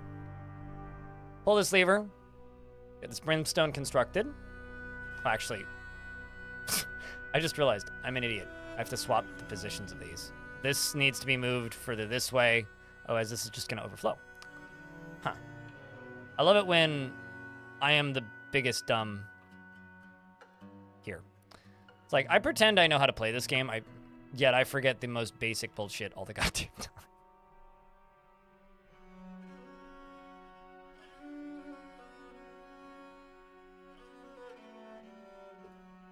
Because I need to deconstruct this and, like, move the lever, move this over one tile. Oh well. The Amethyst Guild has many members and would like an Engraver Guild. Okay. Being the self-appointed fire guardian of the wild. Well, yeah, every time he'd light a fire and then just like Rhino walks out of the bush, stamps out the fire, and then walks away, just not giving a fuck. Yeah. If I very rarely recommend this, chat, but if you have a library card for the Swedish Public Library, I wholeheartedly recommend that you go out of your way to locate a viewable copy of The Gods Must Be Crazy and The Gods Must Be Crazy Too.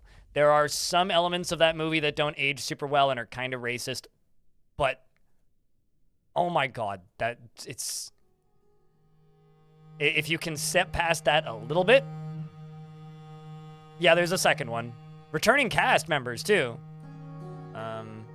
If you can deal with a tiny little bit of racism for some of the best slapstick comedy ever made, it is phenomenal.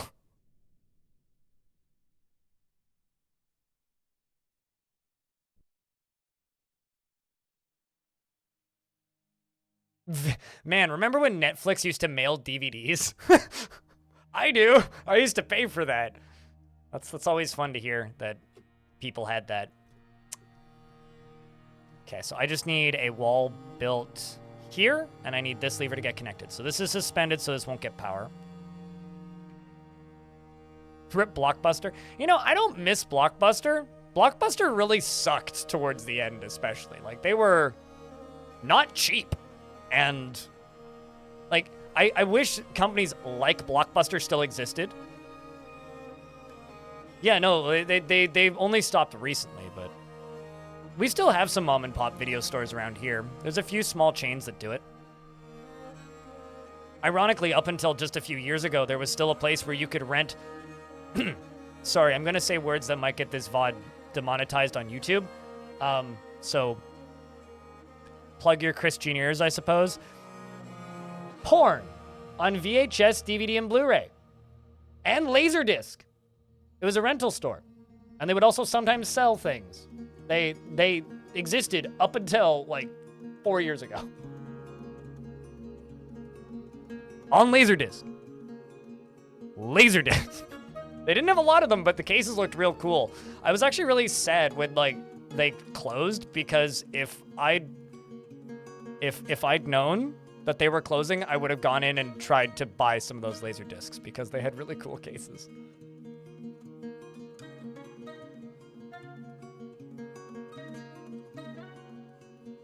They made a movie about Galaxy Quest? I'm just thinking about, like, the video game.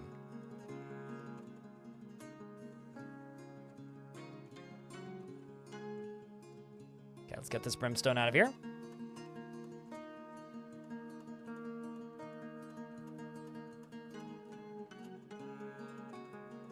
You bought a couple of your favorite albums at Blockbuster? Yeah, I mean, I don't think I ever bought music from Blockbuster, but I definitely got... I mean, Blockbuster and Rogers Video were the two rental... And Willow Video as well were the rental stores of choice for my family. Okay, whatever. Right now. There you go.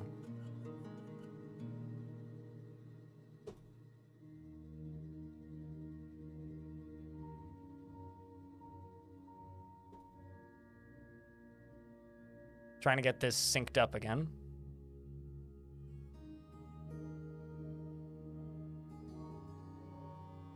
Kids these days will never know. I mean, you know, I've said this a number of times. Oh, would also help if I actually hooked this up to power. I've said this a number of times, but personally, I'm retro. Wow, look at the power for this. 777. We're about to ruin it. Retroactively, in my opinion, I am very jealous of kids right now. Like, I wish I had access to that kind of content that they have now. Okay, so now this is filling quickly. That's what I like to see. Look at this. That's what we like. That's what we like. That's what we want. All right, so now that this is filling like a fast as hell motherfucker, we can let that run. Let's give this a test, shall we? This is what I wanted it to do initially, but this just filled too slowly. So it was a bit of a bust, but let's turn you on.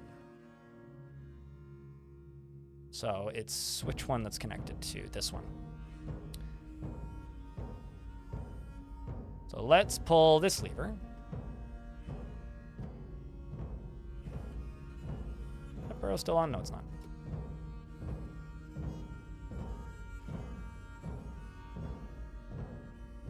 Which, when this says engaged, should power these two.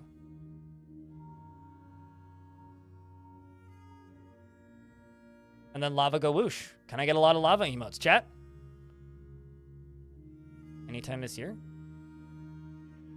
How far away be Dwarf?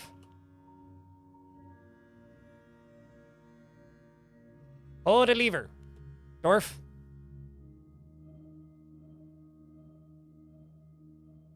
Eh? There we go. That's what I'm talking about. When I say pressurized lava, this is what I mean. Yeah. Now let this fill back up again. Okay, let's just let that run a little bit. All this is just going to go away in a moment. So now the question is, which one of these do I fire? This one? So the chat, do I fire the left one? Or the right one? Left one seems to be where there's more rats. Left one? Pull the red lever, Dwarf. There's no wrong red lever.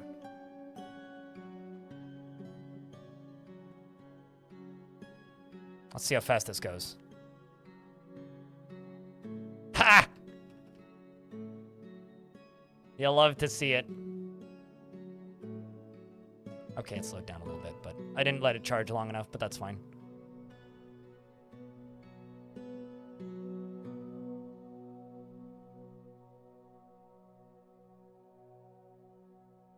That will sort out, hopefully, the remainder of the Cavern invaders pretty quick.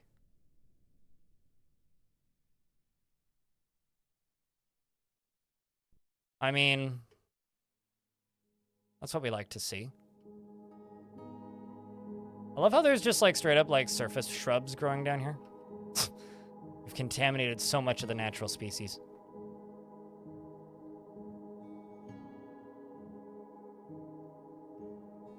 So there's a big ball of them down. Holy shit! Here's hoping this can just get down there, because that needs to get right there, like stat. Like, how long do you suppose these guys have been here? Especially like all these ones, you know? Should get there pretty quick. Reminds you of the scene in Volcano with lava rushing through the sewer. I have not seen this movie. Is that like Twister type movies? Like those like disaster action films?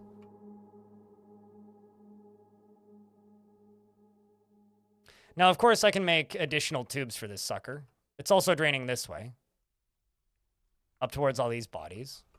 I know there's also a bunch of cavern creatures this way. As well as corpses and various other things. What did those poor ratmen do to exist? They would attack me if I went there, so. So I could also do this on the surface, for reference.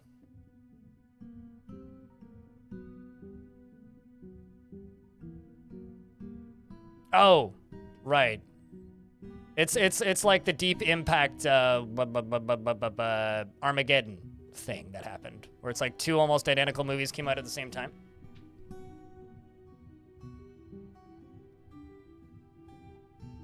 Yeah, no, so why am I doing this? The answer is pest control. That is the only reason. And there they go. It's beautiful, chat.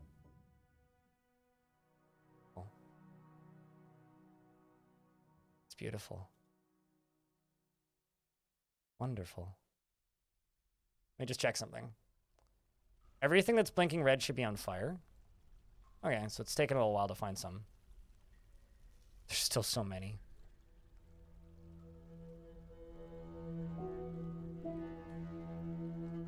We're gonna have to find all of the balls of them. There's so many of them.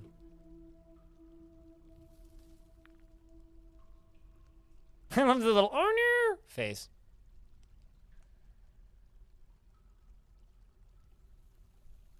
Crypt beer. Well, I mean, they could just leave. Dwarfs live here now. Where's the rest of these invaders? There's one. There's one in this. Hold on. What's this guy's swimming skill? Novice. Bullshit. So, question. Speaking of swimming, do you guys think that dwarf's still swimming?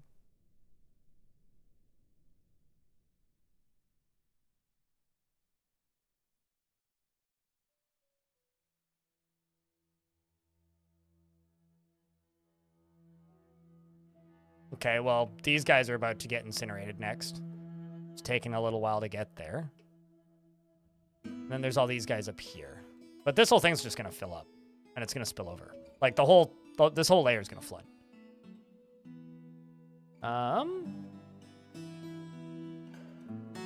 Apparently Yakadoofus, the yak, is just giving birth to a baby yak calf. It was a trainer, right?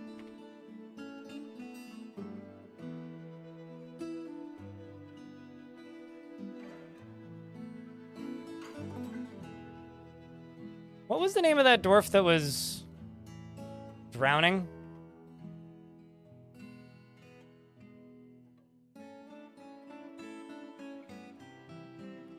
It was like an Attis, wasn't it? Okay, well, it's not you. Yeah, I don't know. You guys were staring at him, not me. Preox, thanks for the 16th month. I need to make that guild hall.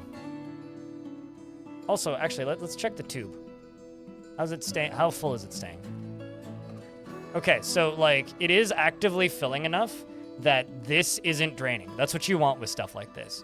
You want this to be filling enough that it is actively sending full tiles of lava right there. Jacobist, hello. You discovered Dwarf Fortress and you really love how complex it is? You don't think you've ever seen something like this?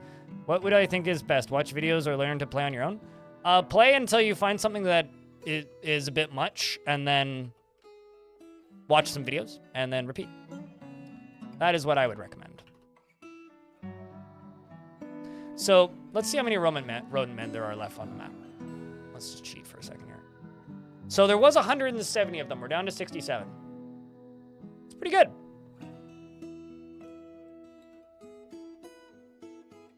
Also, I haven't looked at the frame rate in a second. We were sitting at like 40 before, right?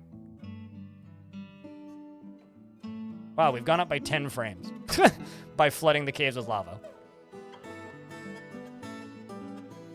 All right, well, we could swap it over to the other side, give the lava a different angle. So let's do that. Let's pull this and jump down to here. But before I start her up, we're going to wait for a second. We're going to wait until this is full. So, when this gets shut right here. What's locked back on YouTube screen? Oh. Oh, I see. You looked back. Right. Duh. Edom. Well, I guess they got out of the water. What's your swimming skill? Skilled. Look at that. Start a swimmer's guild next. All right, so this is closed. So now I'm not going to do anything pumping-wise until this is all full. So let's wait for it to fill up. I have no idea. I hope so. If it doesn't, I will be sad and mod the game so that it does, which isn't hard to do. I assume it will, but I'm kind of worried that it won't because that would be a very Dwarf Fortress thing for it to do. Travenoid. But yeah, Jacob, if you need help with Dwarf Fort, just like yell questions into chat too. This is a game that does have some spoilers, but realistically, the spoilers in Dwarf Fortress are, like, if you've seen Lord of the Rings, you can probably guess. Or if you've read Lord of the Rings, you can probably guess. What's Weather Mountains? Weather Mountains is the name of the fortress in the big tutorial Let's Play that I did. That's the most viewed videos on my channel. Anyway, this will fill up momentarily.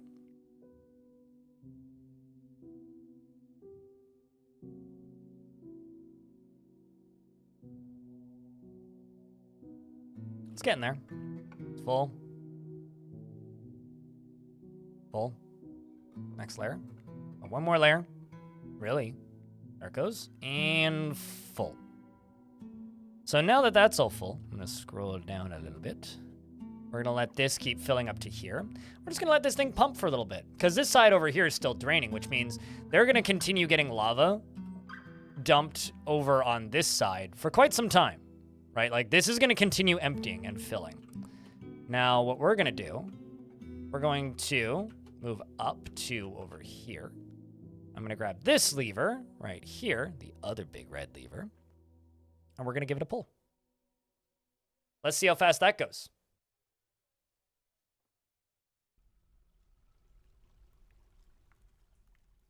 When it gets down to 1 by 1, it will solidify. There it goes. And there it goes. Let the flooding continue.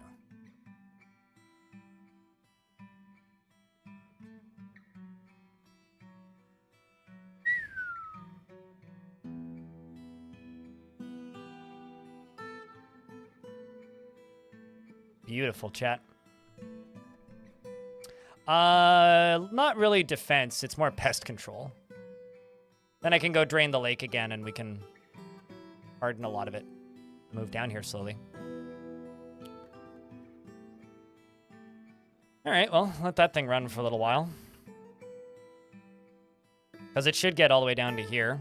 Although, the funny thing is, these two dudes and the dude above them, probably totally fine. Like, I don't think they'll actually burn up. Because those trees will probably protect them. Which is very funny in its own weird way. Although I do have to be a little bit careful because I could end up...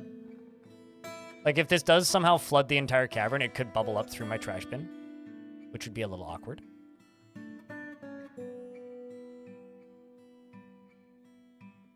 Merlin Buff, thanks for the 16th month. Welcome back. It's a good book, Taylor. It's a good book.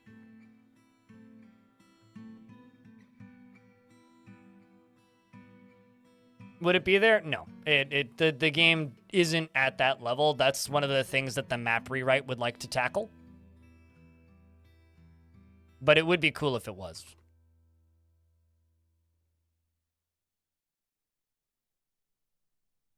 Okay, so this is spilling out on this side, going down this way. Continuing to fill this area down here. Blind cave ogres, great.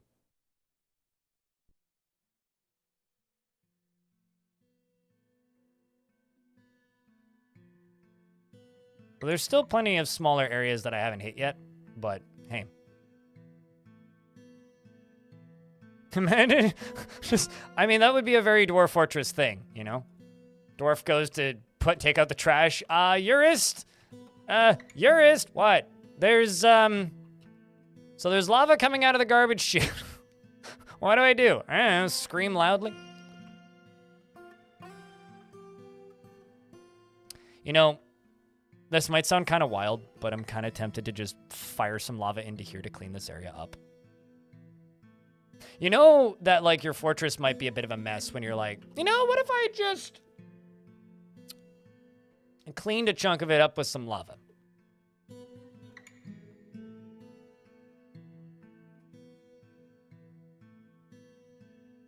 Actually, I know exactly what I'm going to clean up with lava.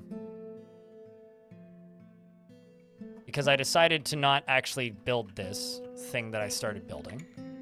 So instead of that, why don't I do this? Making this, though, is going to be a little sketchy, but it'll be fine. Probably won't kill all of my dwarves immediately. I need another lever, though.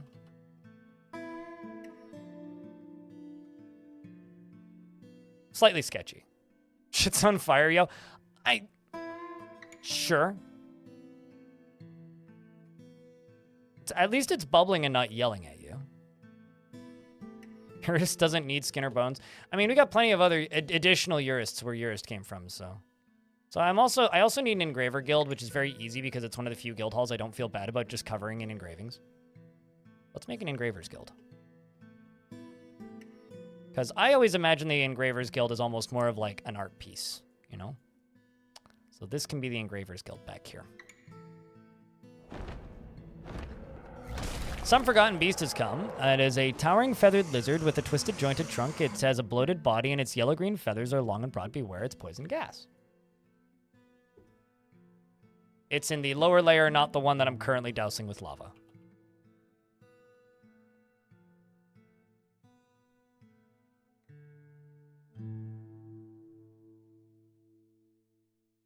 All right, well, let's just move back up to here. So this is my part of my trash bin. What if I just move my trash bin entirely to right here and just occasionally turn on the lava flow? I mean, like, wouldn't that just be more efficient? Like, wouldn't that just be nice, efficient, quick, clean, effective method of getting rid of shit? I'm just saying, this seems convenient to me. Engraver Guild, yeah, okay. So Sem meets with the treasurer and they say, let me extend my greetings to your people. There is much to discuss. And then they ask us what we want, and I'll be like, iron, you fucks! Okay, there we go. That's speaking of. 40 steel bars. Okay, so let's just do steel spear. 20. Steel shield. Are shields 1 or 2? Do 5. And, oops, adamantine ballista arrows. Iron helm, 30.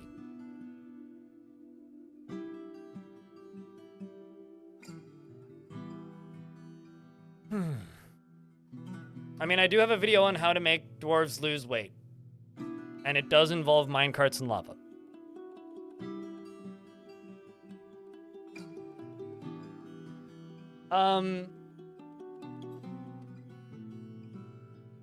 You know, it's hard for me to really answer that question without asking this question first. Paymillan, have you paid attention to the game's development at all? Because yes, but probably not the way you're thinking. Basically, Tarn wants to create fully procedural world-tied magic systems that are generated as part of your world.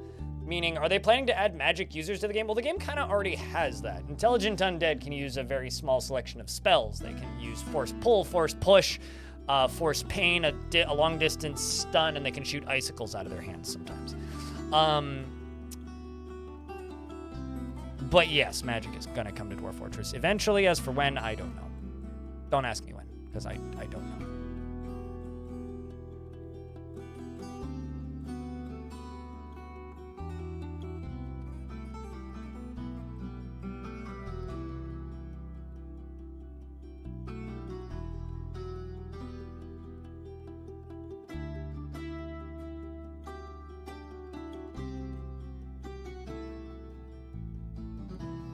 So many new genres of fun to be had. Potentially, yeah.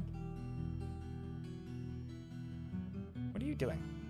Oh, grabbing a marble boulder. Okay, so this is just a Engraver Guild. And I could trade with the humans, but I'd rather trade with the dwarves. So Yeah, that Engraver's Guild is going to go right to where I said it was going to go, I swear, which is right here. And might as well also expand it to back here. And begin smoothing it. I said smoothing it, not erasing it. Smoothing it.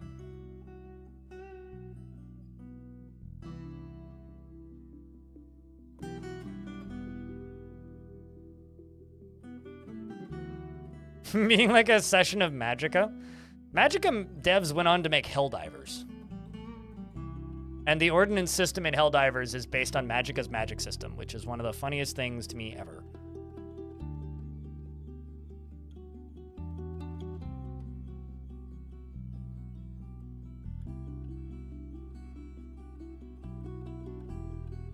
Yep, same developers. Slightly bigger studio now, though.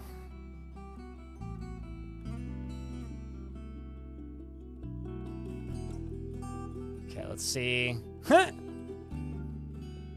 This entire layer is just full of lava. That is nutty. The amount of lava in here. Gotta say, I think this system of pest control pretty effective.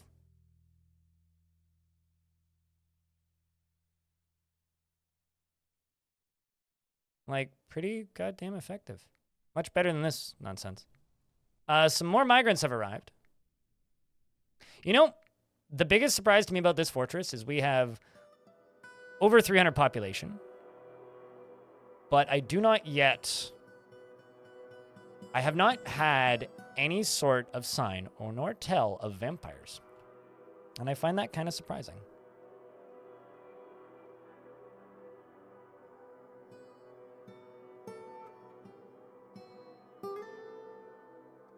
You love how it colors the minimap? I love that the minimap is useful. It's like this game's had a minimap as long as I've played this game. Is that one of my dwarves? I'm gonna hope it's not.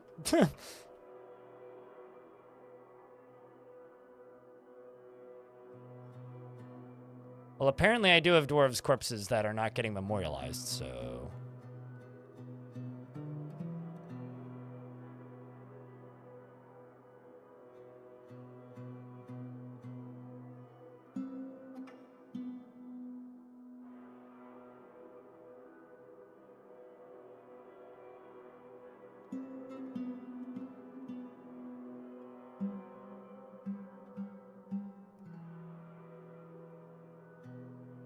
I'm also just amazed the frame rate is as good as it is. What are these made out of? Granite? Yeah. Rock coffin. Let's do 20.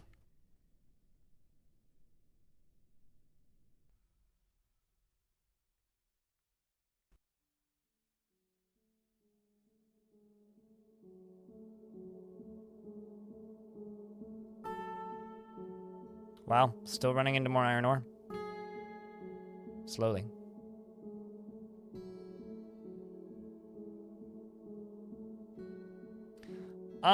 It has a building system. It is extraordinarily basic. Can you build a fort by yourself? Not really. Will you someday? Maybe. Can you right now? Not really. Like, this is one of the reasons why I say don't get too excited about adventure mode. Like, get excited about adventure mode, totally. But keep your excitement at what I would describe as or I would want to describe as reasonable. Because, number one, I'm pretty sure the building system isn't actually going to be in the first release of adventure mode on Steam. That is the first thing I need to state. Because they are not certain, actually I do need to leave this on. They are not certain that it's gonna make the development window. So that's the first thing I need to say. So just keep your expectations in that regard as reasonable as you are capable of. I literally just stated this. You can't build a town. There is a a portion of the mode in Dwarf Fortress Adventure Mode called Cabin Building. It is extremely basic, very, very simple. You can build basic wooden, only wooden, structures, and you can put some very simple furniture in them. That is it. And it is something that Tarn has stated multiple times probably won't be in the first release because it's one of the more complicated UIs, and it's something that might release a week or two after the initial beta. Or a month or two after the initial beta. Because it has no practical purpose in the game whatsoever and can't be used for anything. So because of that, it's not a huge priority right now. Can you mine in adventure mode? No. And this is the most difficult thing to explain to people for some reason, but I think I kind of get why. Adventure mode isn't an open world life sim, which is what some people really, really, really want it to be. And I get that, right? You know, you are used to playing games like Stardew Valley. You're probably used to playing farming sims. Dwarf Fortress Adventure Mode isn't that.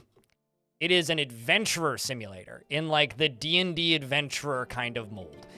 Trying to be more of a, I guess for lack of a better term, murder hobo simulator. You can play as the bards and the adventurers that you run into in Fortress mode. Meaning, you play as the random dudes who come by and say, hey, can I join your fort? And you go, fuck off, weirdo, and then they leave. Those are the guys you can play as. Dwarf Fort is a CRPG. I mean, adventure mode is a roguelike, an RPG roguelike.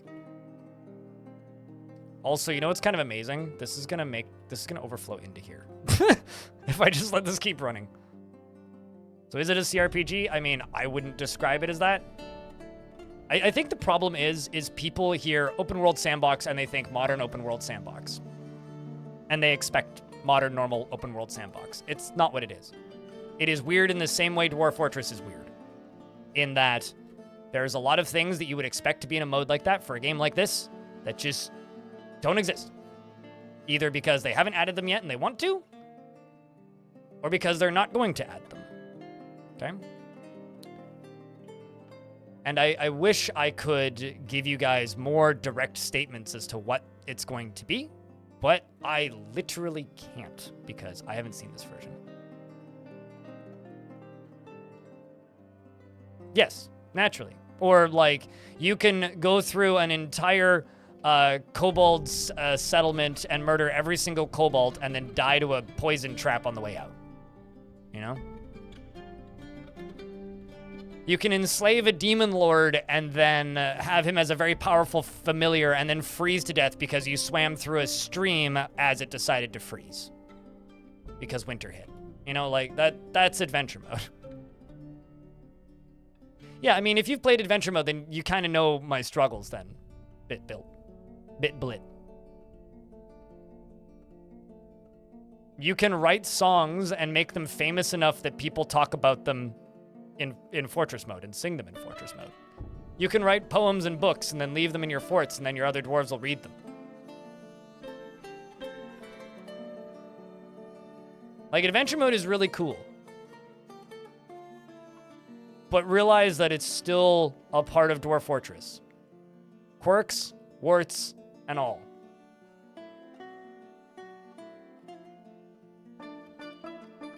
That's a good question. Chat, what does fill our friend in here on a few things that they may have missed?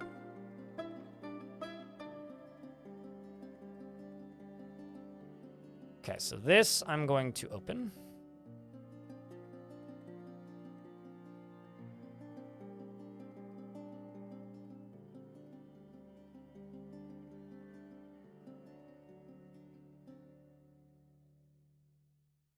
So this can be a very interesting trash bin soon.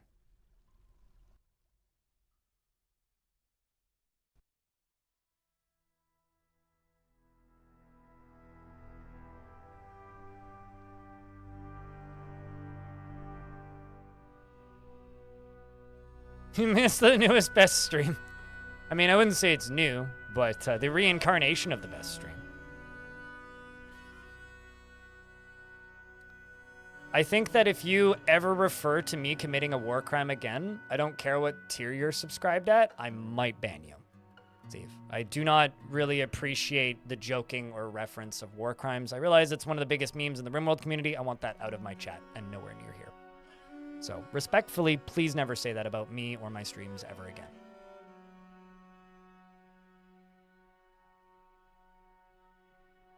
Thank you.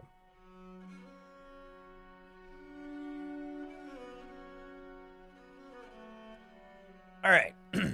Sweet. That is doing what I wanted it to do without flooding everywhere. But we can speed this up by pulling this lever.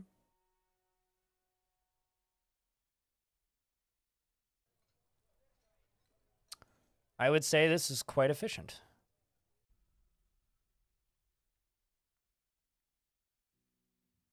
Trash can go boom.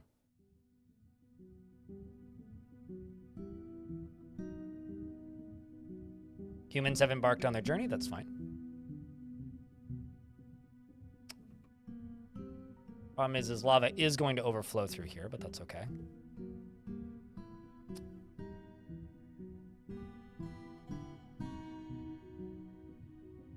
Because it is still just pouring down into here, so it's still ending up in the same place. It is going to also drain out... no, it's not going to drain out there, but it is going to go that way. It is going to drain out here, too, so it's got plenty of places to go.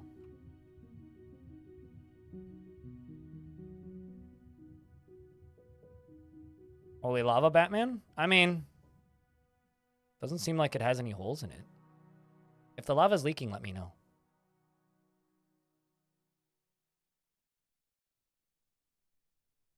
Okay, so now that I've done this, we're going to go up here and just go put some bricks into that. And then we're going to plug this sucker.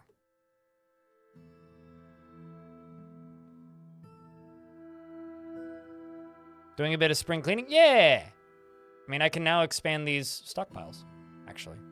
I'm probably actually going to delete them briefly.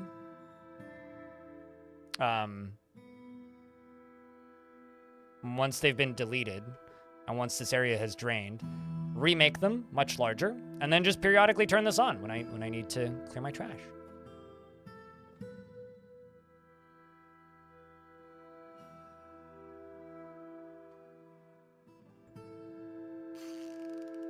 Of course, liquids go through grates, yeah. Although, apparently directly underneath these grates is actually obsidian, so it is going through this grate right now. Has created a fungi wood cup. Ooh. Offers it to the new fur boots of furs. Please don't overflow on me. That would be awkward. I really need these to be done. Partially constructed. Now I need this one done. Because once this has been built, then I can pull the lever and close this bridge. Let this sucker drain slowly. Otherwise, it'll literally overflow from in here.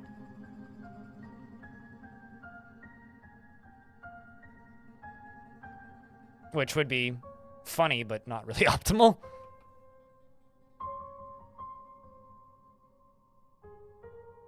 Last fort, I think? Or goal would be the two commands that I have that are similar to the thing that you just tried to type in.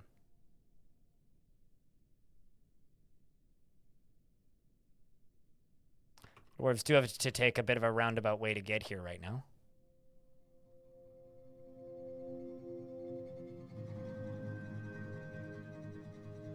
But the news overseers at this point, we're just trying to get to 400 dwarves, get everybody... My goals for today are to get to 400 dwarves, get everybody housed, and fend off any threats that appear. With not enough military. Actually, I should do this. Let's upgrade everything for everybody. No, we're getting there. More dwarves have weapons now. Still don't quite have enough shields. But we're working on it. 27 steel bars. Okay, so let's do another 20 steel spears.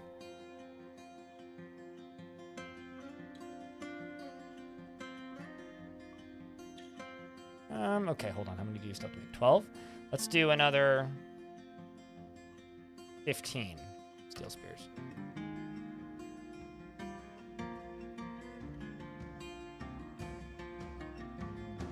We're gonna go to coffin.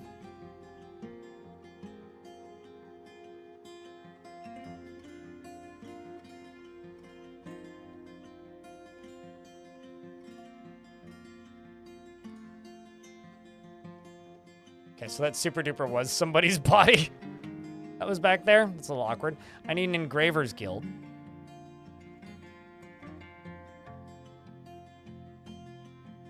All right, next person to speak gets a dwarf, courtesy of Diamond.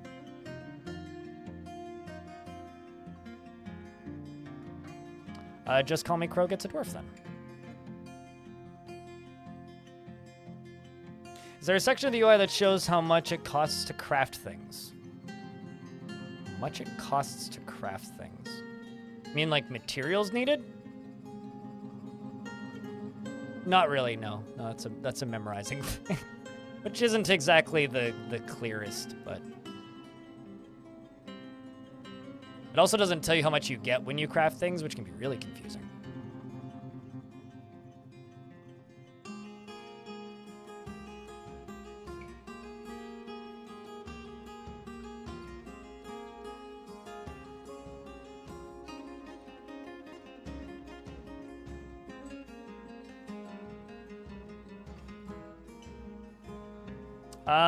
Not in my experience when I tested it the other week. Actually, hold on. Is that over? Game's getting laggy all of a sudden, so I'm going to zit overflow.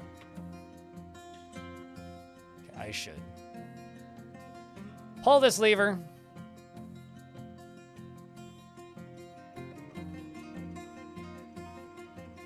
Get this area closed. I'm getting some chunkiness.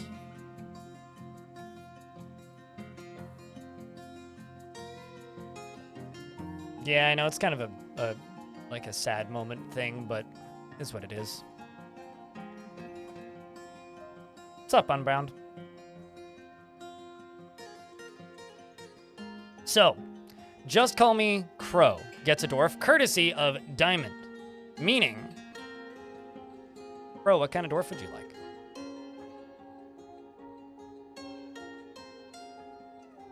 Shoutouts to all of the I was gonna say the dwarves living above this. No, dwarves really live above this because they would have ooh. I could actually very easily use this as part of my lava distribution. Yeah, we're gonna have to do that. We are going to need to do that. I'm also gonna put a door there.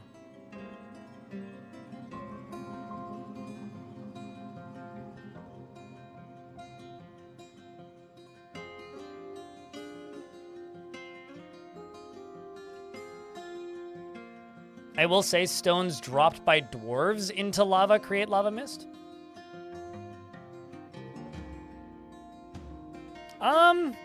I think the game just runs really well these days. But if you want to see my specs, you can type in !specs. So, Just Call Me Crow. I have a question. Beard or no beard? Would you like a dwarf with a beard or a dwarf without a beard? Basically, would you like a lady dwarf or a boy dwarf? Because you are getting a dwarf courtesy of Diamond.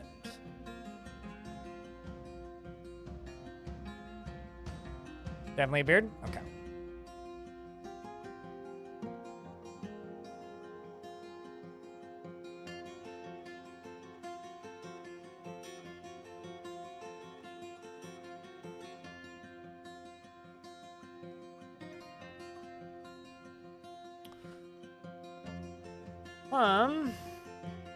Then you can be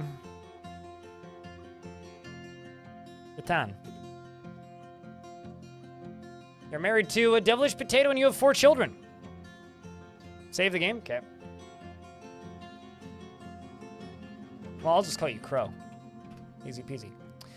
I will read this and then save. I recited the wisdom and salutes at the frilly pants, and this is giddy. He finds a chaotic mess preferable to boredom of harmonious living, is quick to anger and dislikes obligations, will try to avoid being bound by them. Animal used to be rich. Jack, can I get a round of beers for Animal, who used to be rich? And cheers, Albanksy. It's okay. Dwarf's still alive. He dislikes obligations and will try to avoid being bound by them. He's conflicted by this for more than one reason. He very easily falls in love and develops positive feelings. He finds helping others emotionally rewarding, doesn't try to get things done perfectly, prefers to present himself modestly, is often cheerful, and is quite ambitious. He generally acts impartially, is rarely moved to mercy, and he can handle stress. Generally acts with a narrow focus on the current activity, and laughs whenever he's surprised. He licks his lips when he's nervous and he needs alcohol to get through the working day and does not mind being outdoors at least for a time. Doesn't really care about anything anymore. Dreams of mastering a skill and personally views decorum as a high ideal. Is deeply offended by those who may fail to maintain it and views tranquility as one of the highest ideals. And doesn't particularly care about craft worship. Likes fine pewter and gray chalice, don't he? He is focused. He wants to fight, acquire an object, and get martial training. Well,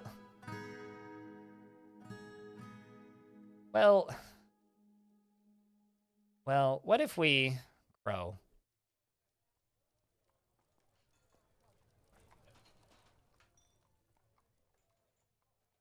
Gave you a wrestler squad for right now.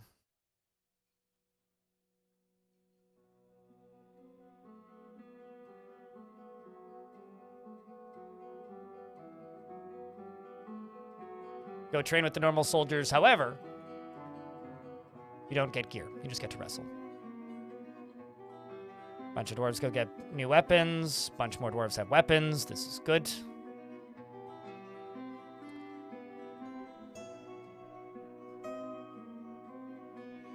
And let's do another 20 iron shields.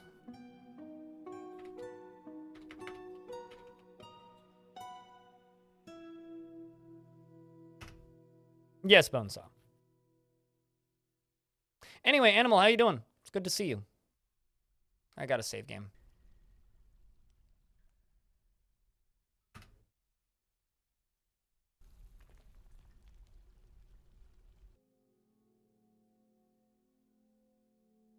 You take really big embarks so you can have a wilderness around your above ground forts? Yeah, makes sense, Donatos. Also, how you been, dude? It's been a while. Hope you've been well.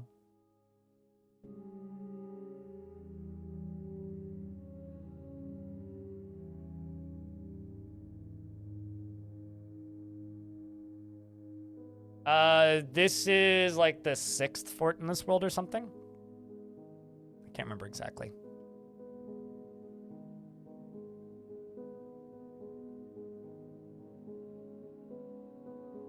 Things are good here. Today is one of what has become your weekend now. Oh, okay, fair enough. Well, that's good. What are your weekends these days, then?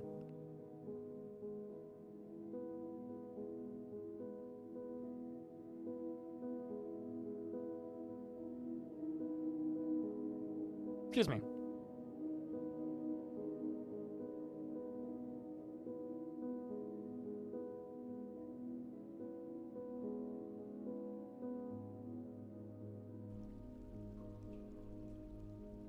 Wednesday, Thursday? Well, sorry, I won't be streaming tomorrow, but good to have you around then. That's actually mighty convenient. You hanging out in my streams again. Assuming, you still like me, Animal, after all these years.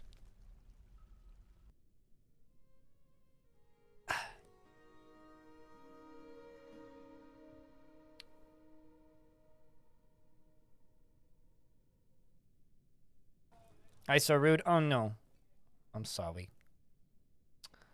Sorry if I offend. Alright, you guys here. Equip update.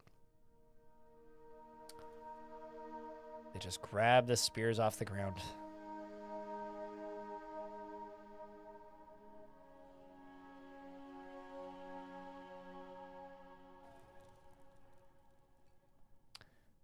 Dwarf.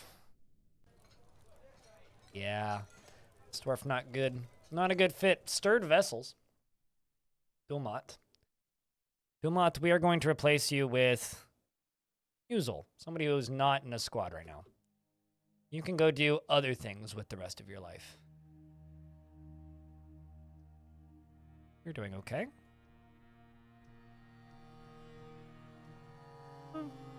Mockjaw's doing all right. Doing all right. Toasted might need a break.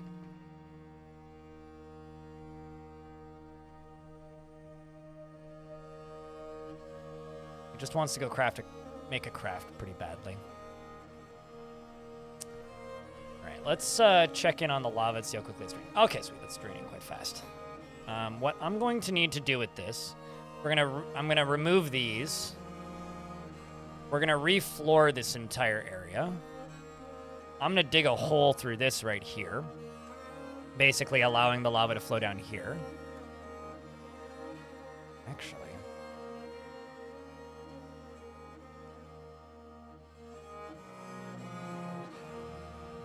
why not instead?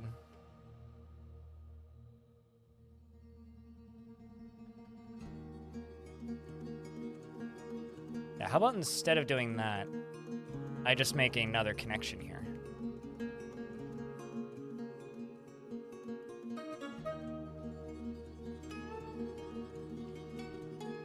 We'll just do it this way instead.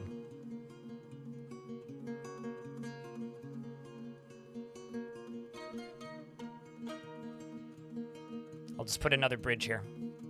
Means I'll need another lever.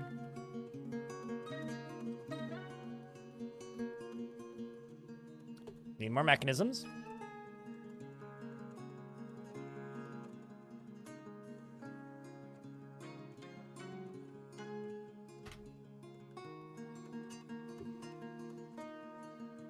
You've been waiting for it for so long. Yeah, no, it's nice to see you around. You know, like one of the weird things about doing this job, about streaming, is like there will be people or usernames, I guess, that hang around a lot. And then they just vanish off into the night one day, and you never see them again, and you never know if it's like, am I a bad person? Did I say something mean that offended them? Or did they just get bored of the game that I stream primarily and decide to go watch other things with their day? And it's like, it's this forever question that you never really find the answer to. And it's kind of, not sad, I think that's the wrong word, but it's one of the fun parts of this job, I guess. Watching a lot of my tutorials, you're like a mad scientist. The minecart lava cannon is awesome. I didn't invent that. How many hours do I have in this game? I have absolutely no idea because most of my, the majority of my time still is before the Steam version came out. So I have no idea how many hours I have in this game. Talking to YouTube chat, by the way.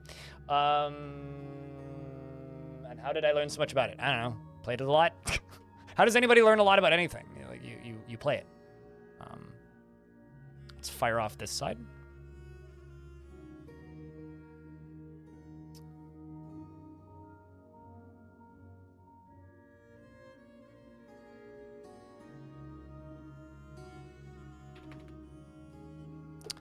Get a drawbridge going right there, and I will wait. I do, actually. I love you. I do, actually. Hello, Red Octobear. How are you?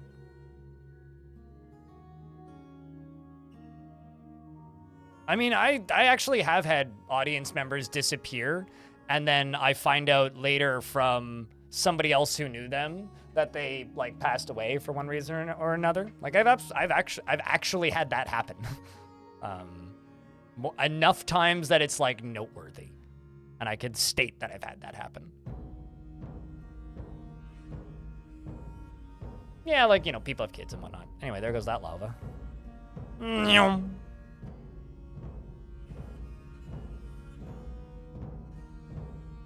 so we're waiting for this to get constructed. You want to get back in watching it regularly? I mean, it's about to be busy season again.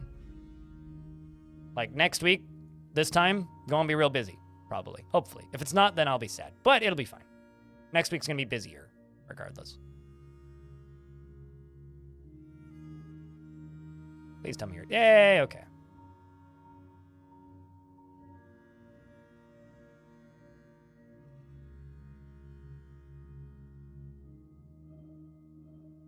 Lots of different fates meet to talk about drunk dwarves. Oh, definitely.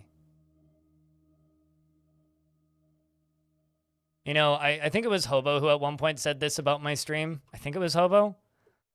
I don't know if he's still around, but right now. But essentially what the comment was is, you know, there's nothing particularly, like, unique about Blind's stream. Aside from that, he's just really consistent. It's like, no matter what, I'll always be here on my scheduled time, on time. Well, I don't always turn the YouTube stream on time, but I'm usually on time, and I will always be on during my scheduled time. I mean, consistency counts. Oh, I'm not discounting the consistency, but it's just funny. It's like, that's the thing I got. Above all else, I am very consistent. I'd like to go up to here and just put a trapdoor on this. Trapdoor on this. There we go.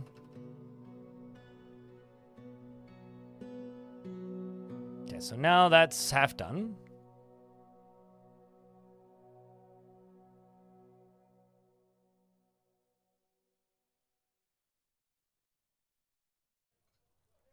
Once that's done, pull it.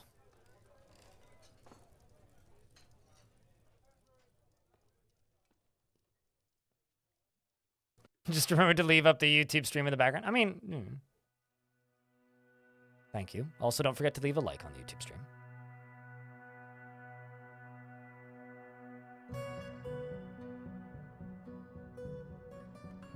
Not feel like you need to watch 100% of the gameplay. That's, I would state that that's both a negative and a uh-oh. Did I just connect you to the wrong lever? God damn it.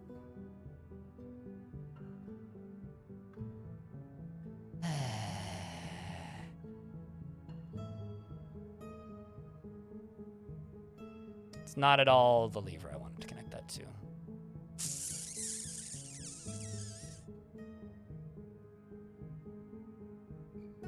Means I need to unbuild and rebuild that lever.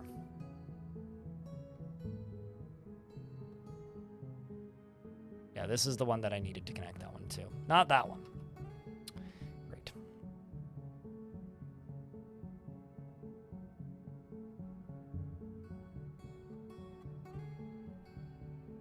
How dare I deconstruct the lever so that they're connected to the correct thing? Simple, man.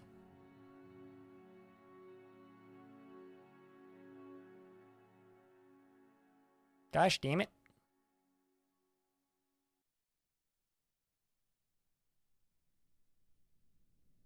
It's fine, though.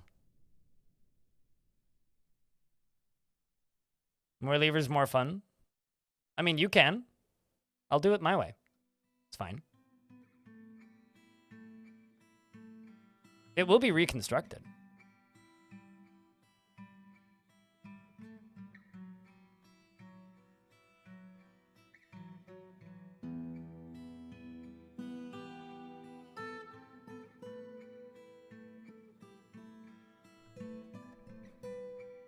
Good lord. The amount of lava. Basically, I need an output over here somewhere. It's the only other place that I'm really missing.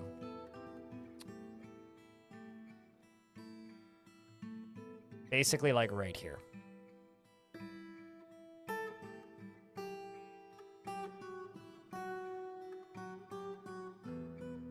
Let's actually just do right there. Skip this lower one. Go up. Up.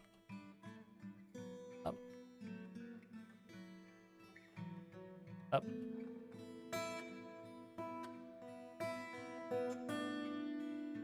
Actually, I only need to go to here, really. That's fine, I can just get rid of that.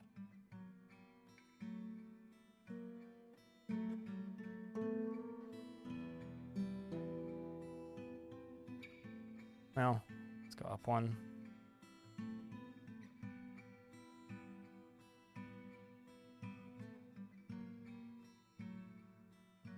We'll do this one the same way.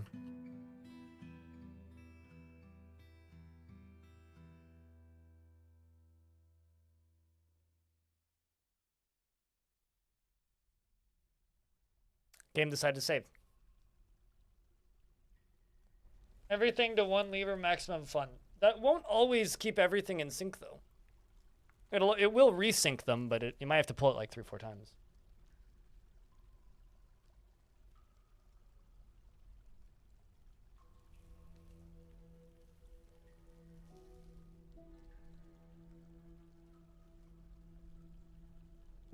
Rip Total Biscuit, I suppose.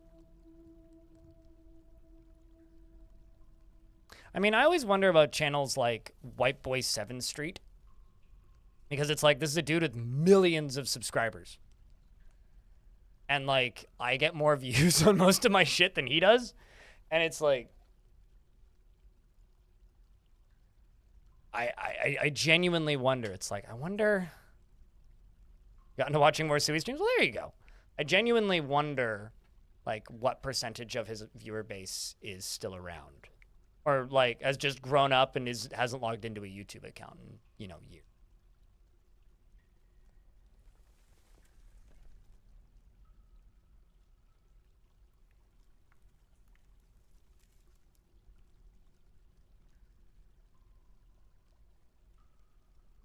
Sync? No. All about unlock that. I mean, sure.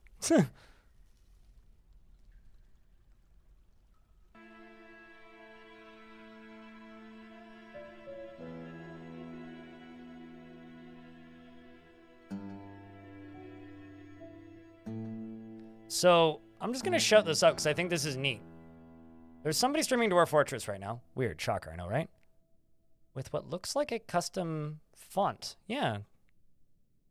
Somebody's made a custom font for Classic. There you go.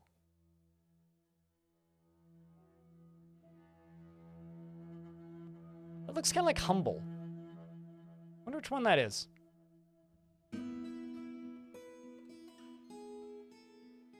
I do like the font, though.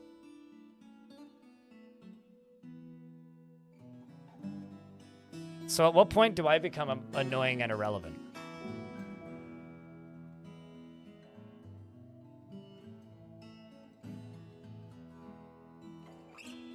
Raid? I am not going to raid them right now. Absolutely not. If you want to go over there and ask them about their tile set, go nuts, but...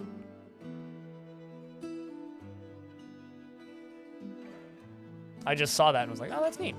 I just haven't seen anybody with functional tile sets yet. Right, so now this is hooked up. Once this is all constructed, I'm gonna lock this door first.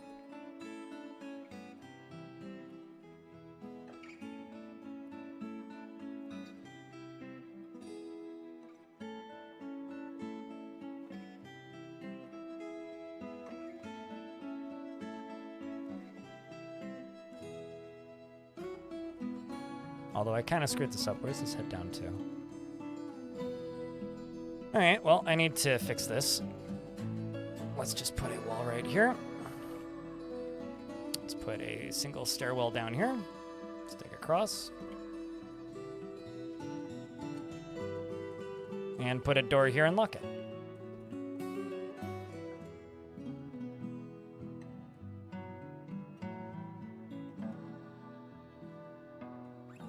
Okay, so you're constructed. I really hope there's nobody in here. There shouldn't be. So let's go up to here. Lock this.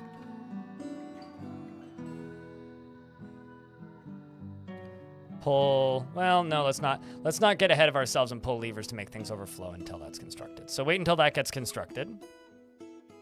And then we can fire off this. Get another section draining.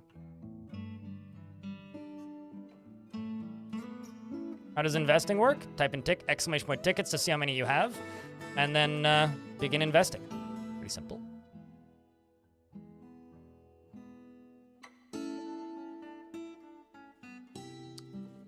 Early autumn and some of my yaks are missing. Interesting. Another thing I need to do is I need to go back over here to the lever I deconstructed.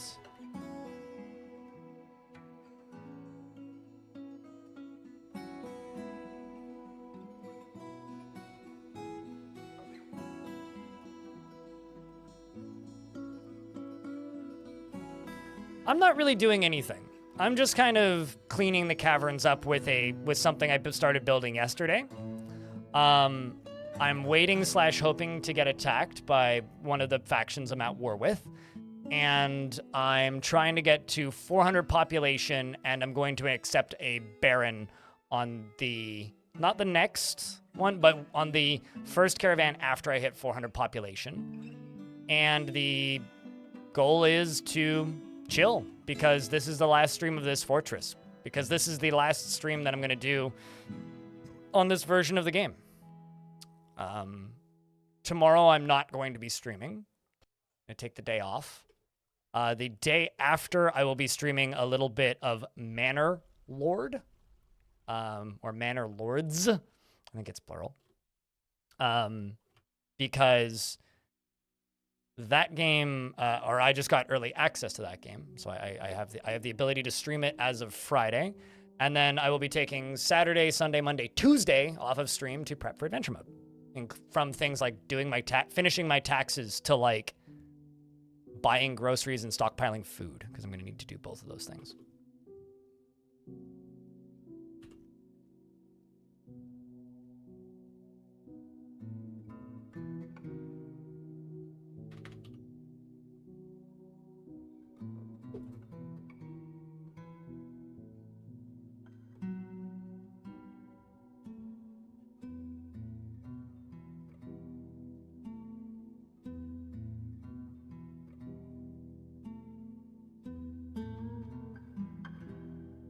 Also, the investments only happen every 30 minutes, so it doesn't, or every like 40, it's either 45 or 55 minutes.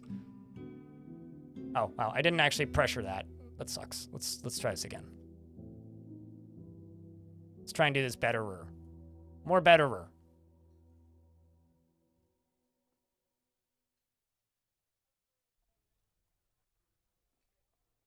Let's close both of these first.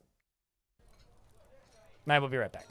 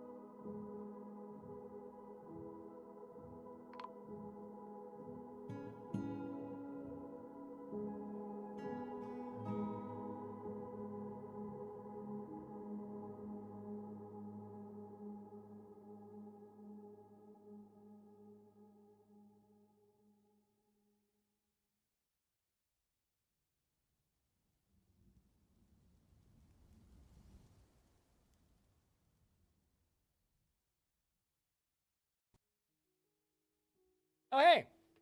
Traders. Sorry, I was moving tomatoes outside. It's actually quite sunny outside right now. I'm gonna text my neighbor and see if he can move them to his patio when he gets a chance. Okay. Traders. The Baroness arrived. And both of those are up, so I will just give that a minute, give this some time to fill. Actually, we'll do trading, and then we'll fire it off with the newer locations, because this is, you know, gonna fill up real fast and then build up its pressure, as it tends to. Who is the resident angry dwarf? I think it's Raging Cave. Yeah, it is.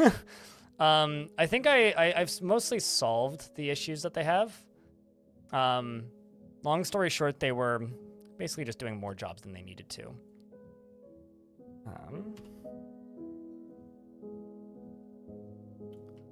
I got kind of beat. Actually, speaking of something, I definitely forgot to finish this. Yep, I absolutely did. This was supposed to be an engraver hall.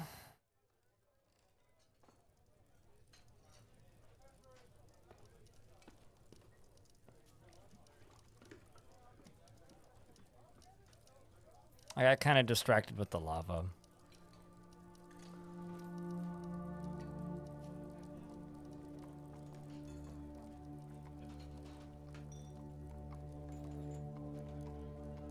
it is.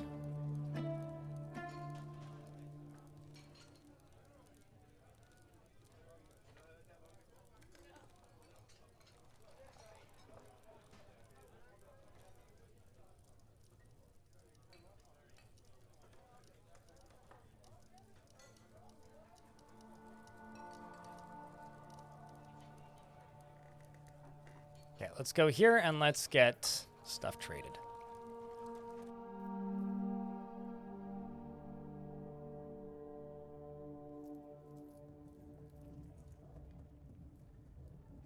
Don't actually have as many bins as I thought I would. Oh, there we go. I have clothes bin. Armor bin? Nope. And just cloth bins. Okay. Get all this stuff sold. All the stuff that's super low quality and not claimed.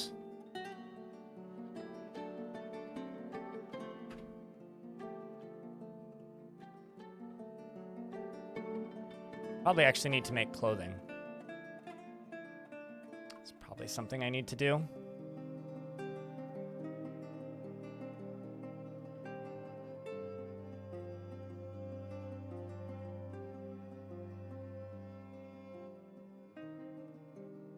Try and sell as many of these arrows and and random darts and things that I have access to. And sell all these if possible. Although most of these are blow darts that are in the caverns somewhere that I can't get to. You right here. Ammunition. Yeah, most of this isn't accessible.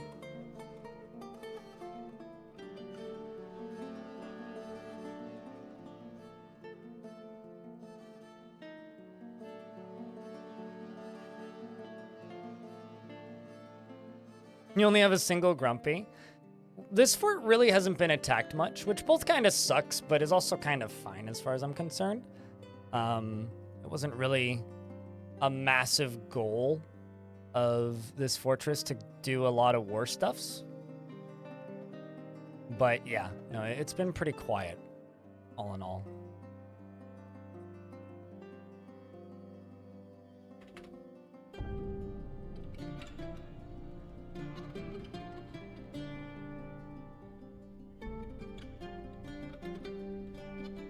I think something I need to do is just make like... Actually, I should just check some dwarves. Yeah, I think we need to make full sets of clothing soon. That's what we need to do. Actually, should check something. Yeah, these can all be unforbidden. We should start collecting webs again. And also spinning thread if we're not.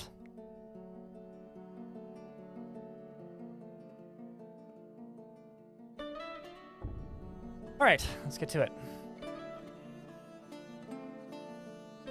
I'll say it, Cajun. What's up, dude? Do I still love you even though I missed the past few streams? You want to know something crazy? I don't love anybody I know through the internet. There are people I enjoyed the presence of, and then there are people that I don't. And then there are people that I'm friends with. But I don't actually love anybody right now, aside from maybe direct family. It's not a word I throw around very quickly. So do I love you? No, I never did. But do I enjoy your presence? 7 days Certainly. till adventure mode and 7 months of crypt fun. That's 3 sevens. On the screen, at least. 7 days, 7 months that you stated, and also the thing saying 7 months, which means 7 months for a 7th month. That's... Thank you for 7 months. Appreciate you, Silver Falcon. Thanks for keeping that sub alive. It really goes a long way.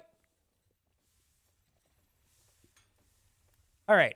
I need to find somebody to elevate to the position of Baron, but before I do that, we need enough bedrooms for all these dwarves. Chat, can I get 7 beers for 7 months? And a cheers.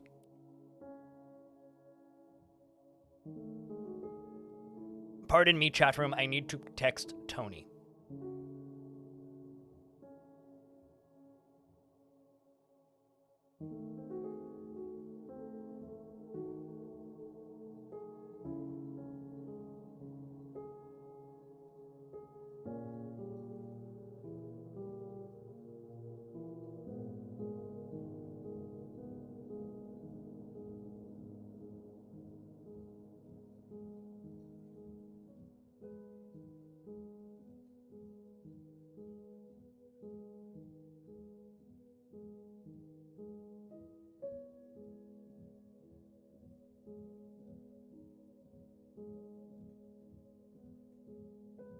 Her dumbass archers have decided that the best way to patrol your ramparts is to patrol outside your ramparts. Oh, sounds like you gave them access to outside, and outside was closer.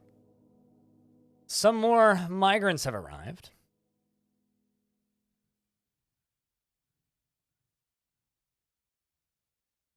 I find it hard to believe that is all of the old clothing I have in this fort.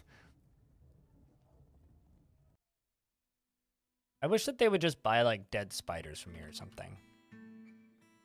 I know that just sounds odd, but it'd be real nice if they would just buy some dead spiders from me. Let's just sell a couple bags, too. Why not? Holy shit, what? Why is that such an oh, that sandbag must have, like, diamonds on it. Because I've got, like, a $1,200, like, bag. It must just be covered in gems. Can you, Hasbaron? You so angry, though.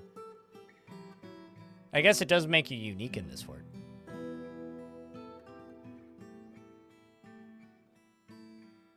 I don't think your dwarf dreams of, like, attaining a rank in society or anything, though.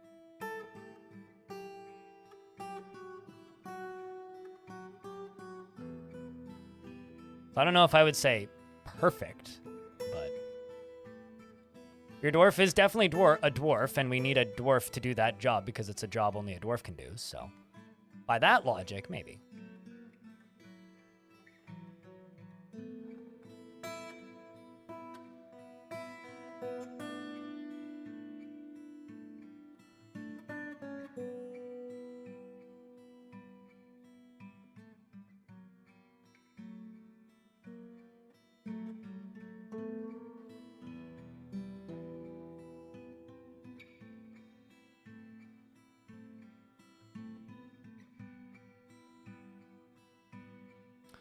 Your inherited baron was so angry she kicked over an altar and now she's a vampire. Excellent. Just so she's a proper noble now. I'm glad she got her promotion. We can't have perfection every game. Yeah. Unfortunate. But it's true.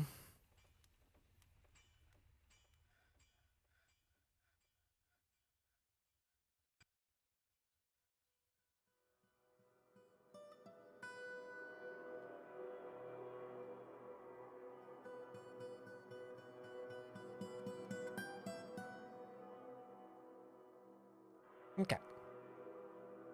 Scott Netton, you have a Cyclops also?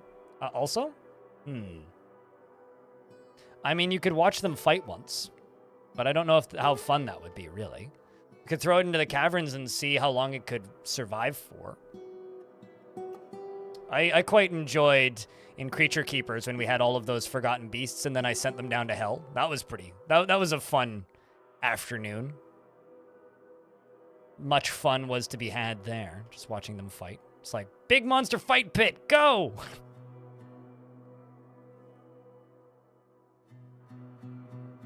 Certainly an entertaining day.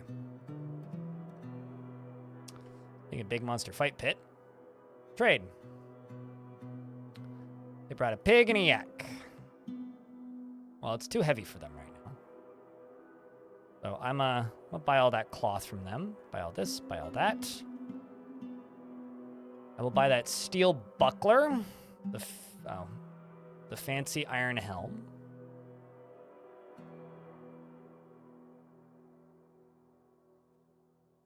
They just bring me one axe and that's it. So just brought extra cloth. That's nice of them. I'll buy the cheese, the tomatoes, the leaves and fruit, the tanned hide. And say thank you to the Great Dwarf. All right, so let's grab a fully clothed dwarf who's been in the fort for a bit. I'm going to take a screenshot of this. I'm going to grab the screenshot, and I'm going to use that screenshot just so that I don't have to be like, did I grab everything? Till it learns songs. Just make sure you put it behind something. Otherwise, it'll get injured. So put it behind windows and fortification, basically. Otherwise, it will just attack dwarves in the fort. Silk dress. Silk trousers. Silk glove. I mean, you can shush me all you want, but silk sock. Silk robe. Silk hood. Yarn shoe. Yarn trousers. Silk shirt. And I'm just gonna make enough for every dwarf to put one on. So let's say 300 of literally everything. And I hope I have enough workshops, and or not workshops, I hope I have enough silk. But regardless, I'm gonna go make some more workshops because damn it, this is a good opportunity for some dwarves to get some crafting skill done.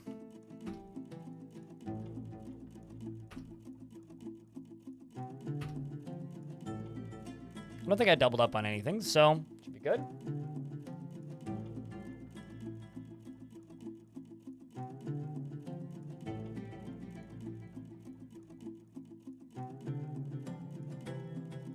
Okay, well that's all ready to go, I think. Have you been connected? No, you have not.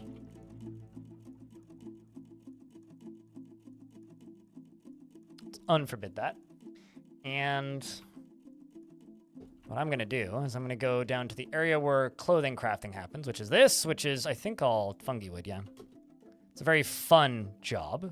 Lots of ghee.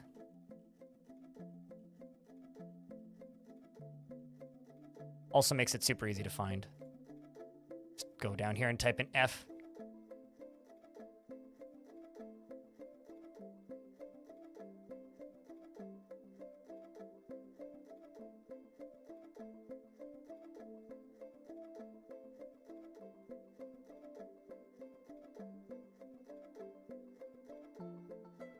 Let's just check cloth. Got 855 giant cave spider silk cloth. Ay.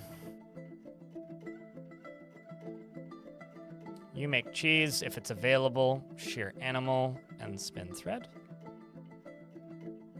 You make cheese if it's available. Your animal, spin thread. Ruining the fun? I disagree. I mean, I am a fun... I'm a firm believer that losing is fun in Dwarf Fortress. However, losing is only fun if the player has control over how they are losing. If the player doesn't have control over how they are losing, then losing is often very frustrating. And I would not want to participate in another person's frustrations. So, if you want to be a big meanie, go ahead and be a big meanie. But I'm not a big meanie. All right, so who's ready for another big old lava whoosh chat room? Can I get some lava emotes in chat, please? Because it's all charged up and ready to go. Actually, the question is it going to make it over top of this stairwell here when it goes? There it goes. Okay. I guess the answer to that is yes. But not very far across it, and that's okay, because it's doing this instead. Excellent. Look at that.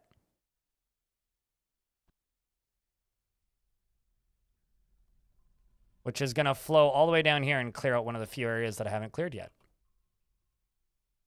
It's also going to flow over this way, hit this wall, which is good. And then primarily just go down here. So this whole side of things right here is going to get cleared with this one, which is good. And then the last one that we need to do, which is going to be going in a bit of a completely different direction, but is going to be dumping into here, because this is the last real stronghold of all these creatures. So right here, down on the end, I need to smooth all of this. Well, maybe not all of it. do most of it. And then I'm going to put fortifications on most of it. And this is going to be the last big gushers. The thing about coal... Okay, hold on a second. Charcoal is made from trees, right? So you need ample access to trees. Coal, which comes from bituminous coal or lignite, is turned into coke. Initially, yeah, it's more efficient because it's one less step, really. And you get quite a lot of coke from each boulder.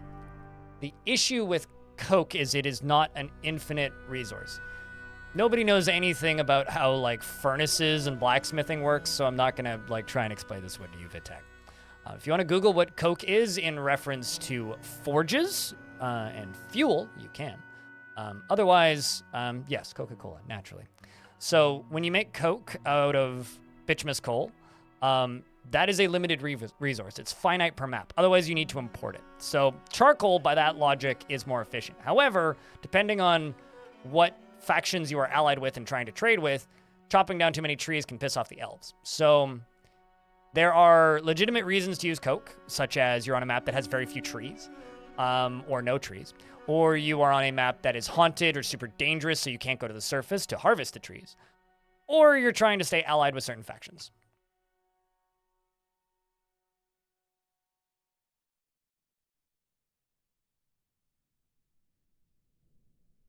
So I don't actually need that open anymore. So you can go all the way up here and exit that way. I'm going to put another door right here.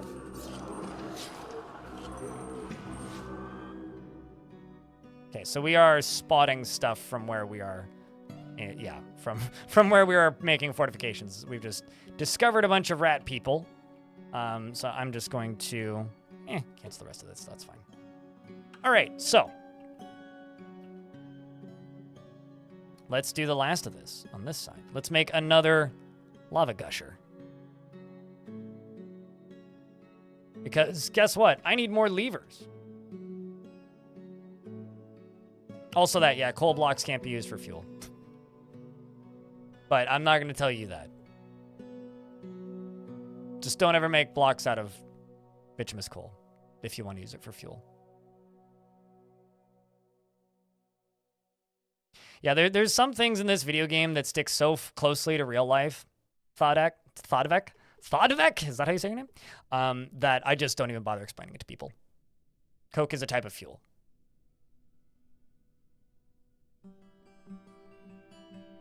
Loincloth is a form of underwear, yes. It's a very primitive form of underwear. It's also the only form of underwear that dwarves can make. Also, chat room, do me a huge favor. Please be like an Alexa unit for me and remind me in 20 minutes to move the tomatoes from my patio to my neighbor's patio if my neighbor doesn't text me back. Please and thank you. Let's turn these rat people into dust.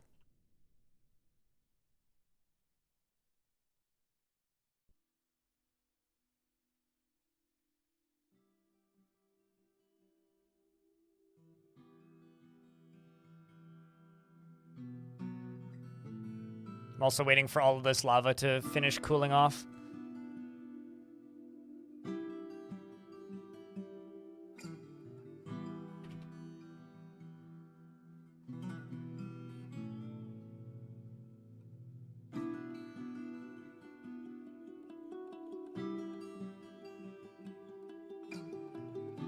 Did I not use the deconstruct tool? I did. I also realized I just deconstructed that, but whatever, I'll fix that later. Okay, so that's half done.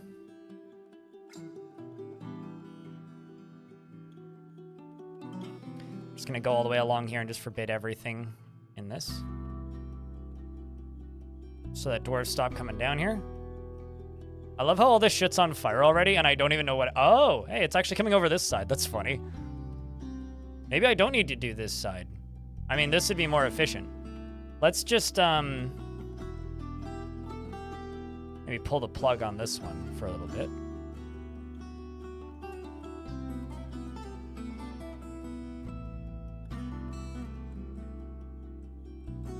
Wait a second. What did you just... Oh. Did I do that a second time? My God.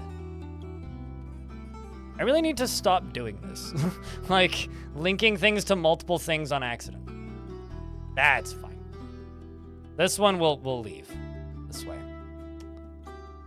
So I will pull you. Get both of these closed. I will pull this. Well, actually, no, I don't need to pull you and leave both of you closed. We can forbid that, actually. Because what I can do is I can go up to here.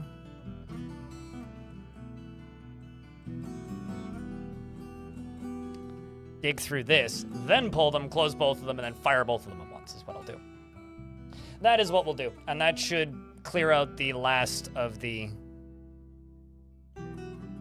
Bloody Ratman. And then it's just going to be full hog on bedrooms. Whole hog on bedrooms for a little bit. Whole hog? I don't even know what that means. I don't know what a lot of... Do you ever just say things and then realize, what the fuck did I just say? Or is that just me? Yay! I now have enough helmets and enough weapons. Yeah, excellent. Okay, so now, what do I have for steel bars? Bars! 4, not many, okay.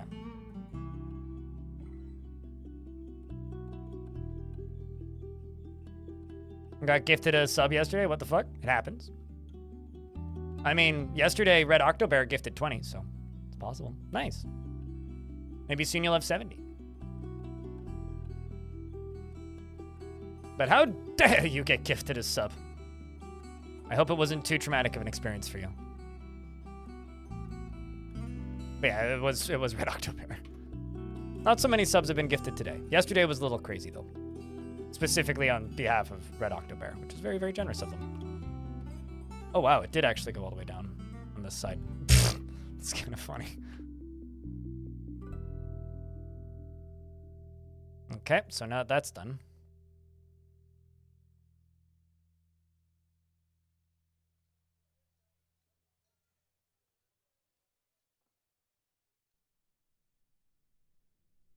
Let's also lock this. And also, you know what? Nah, let's actually pause this for a second until this is constructed. And then we can fire this whole sucker off. Although this is actually going real fast, like way faster than I thought. Maybe I don't actually need to fire this off. This is just going. Look at the speed of this. Well, to those of you who dislike the Rat Boys, this is probably their final exterminator.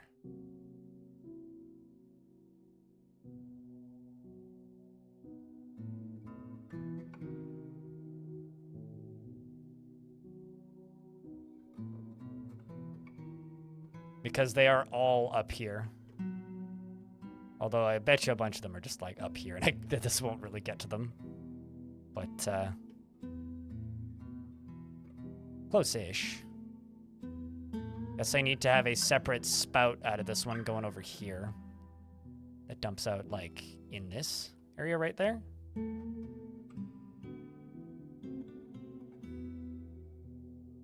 But this is certainly dealing with a lot of them. Actually, I'm curious now. How many are left? Still 70 of them. Applegates, thanks for paying that gift sub forward. That's, let me double check, actually. Since today, that is the 3rd gift sub of the day. Appreciate you. Thank you. Run away, you wee crocodile.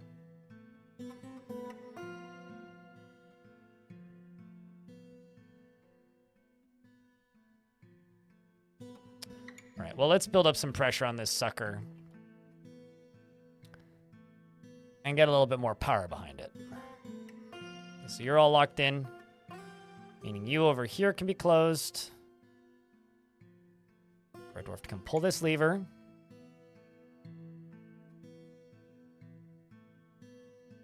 Okay, so fun. The Cyclops was able to escape mid-transfer to the chained chamber in the tavern and killed 2 dwarfs, and the Etten entered the tavern, and a mill dwarf had some anger in him, and there goes your singing monster attraction. Well, I mean, I warned you, but appreciate the effort. Check, and I got a round of beers for Applegates gifting a sub.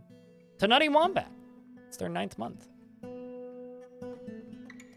Merchants have embarked on their journey, and we're up to 326 dwarves.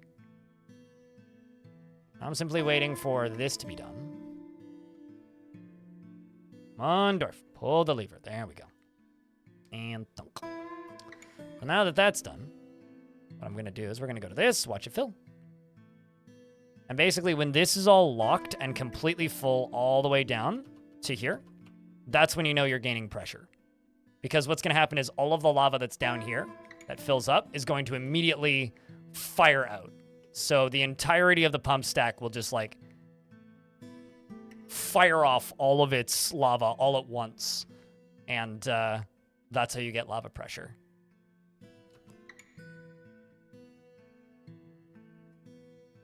Including everything in the tube that is currently filling.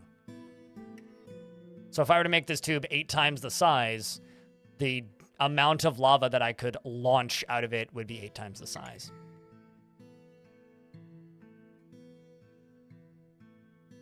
Also, the scholar Neokai has discovered the use of models and templates in engineering. He's discovered the blueprint printing tool, chat. So shoutouts to Neokai for making us a grand discovery. You know, I'm kind of tempted to like solidify a good chunk of the lake. Maybe just like, I don't know, about half of it up here or so.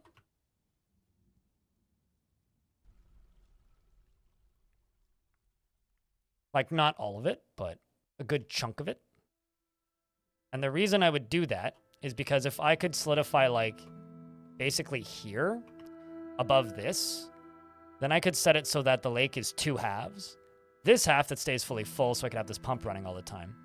And then this half that is draining off. Probably do that. I just have to build a little bit of a mold for it to fill. So what if we...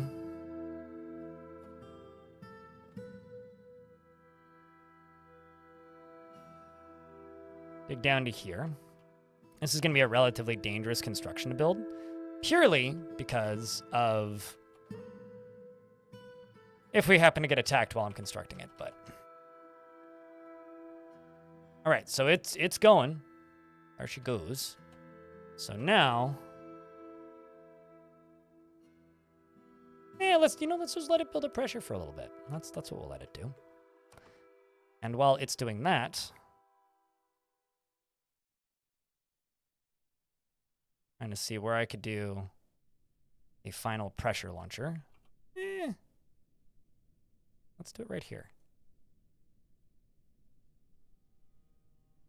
Yeah, I can do it here. Sweet.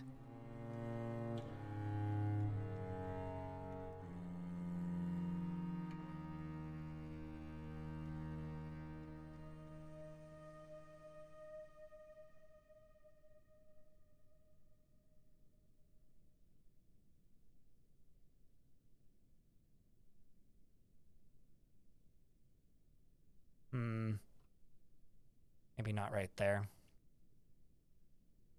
There we go. And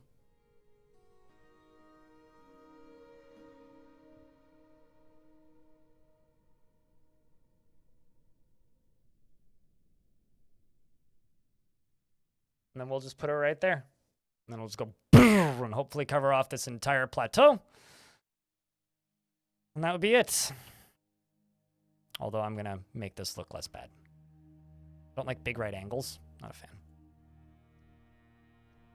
Although currently there's nowhere for them to dig to it via, so let's just do it this way.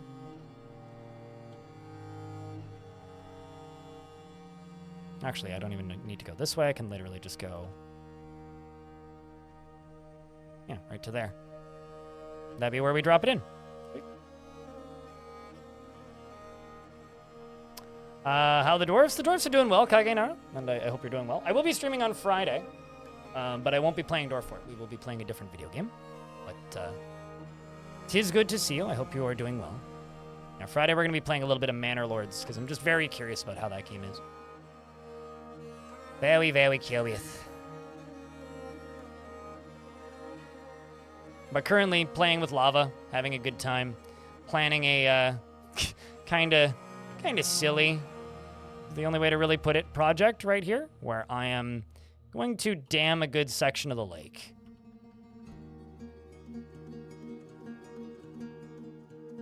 Actually, let's do it this way.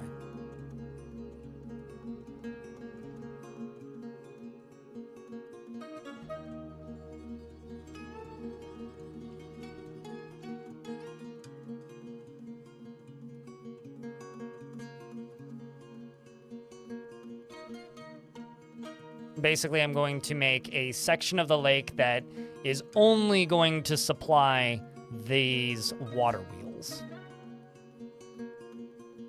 Is the plan here. Excited for adventure mode? Yeah, me too.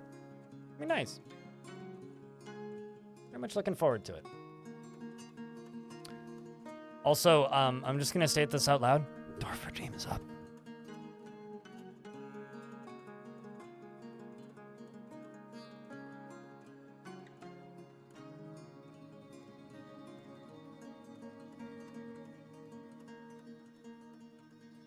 So that's going to take a little while for them to build that, so I'm not going to worry too much about it. Because this is the current project. While they are working on that, I'm going to go over here and get some bedrooms in. Because I keep saying, I need to work on bedrooms. We're going to work on bedrooms. Chat, we're going to work on... And then I never do. So let's work on bedrooms. To be fair, I like making bedrooms when they're unique and interesting looking. However, as much as I do like making bedrooms... Playing with lava is a lot more fun. So, it's pretty easy to get distracted from making bedrooms when, like, I could be, you know, digging tunnels and launching lava into the caverns at massive speeds. Meanwhile, most of the dwarves right now are just running around getting new clothes, so... It's not the most exciting week in the fort, but... It could be a lot worse. The dwarves are generally alive and mostly breathing. Nobody's drowned today, even though I did, you know, throw somebody's potential safety to the wayside by closing in the lake on them with the Moses device. But, you know.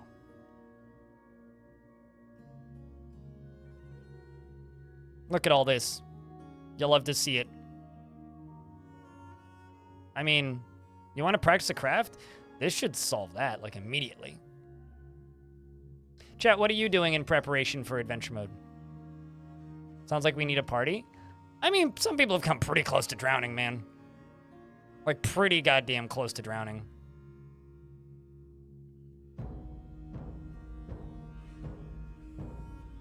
So let's just see how much random clothing is around. I'm assuming kind of a lot. Oh, man. Not quite valuable enough for you for reals?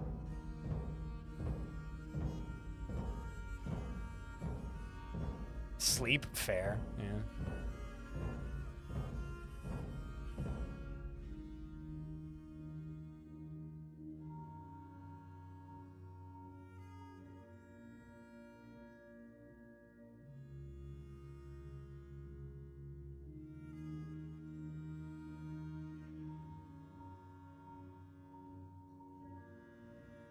You've made multiple forts in one world? Really? Why have you never done that before? It's like my favorite thing to do.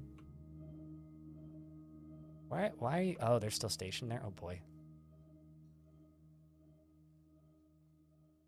I have a reindeer calf. Hold on.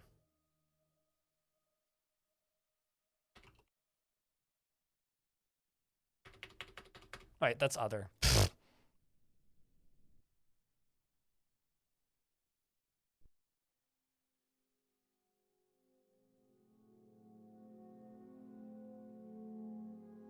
Also have a donkey. Let's have some lamb chops.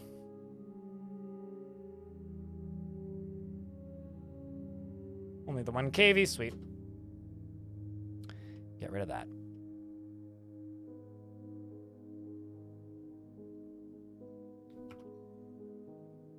Oh, you've only played for a month, really? Okay, fair enough. The Raging Cave is just sitting here praying to Adil. In terms of mastering a skill. You know, honestly, I think we should make Raging Cave into the Baron. He does believe that the acquisition of power over others is the ideal goal in life and worthy of the highest respect. So, I do. Maybe I do actually have to agree with you. What items do you like? Personality.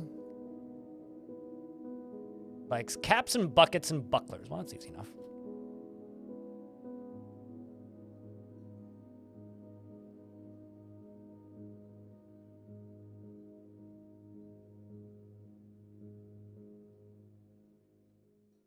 Doesn't feel anything after being unable to acquire anything for too long. Learned about glass making.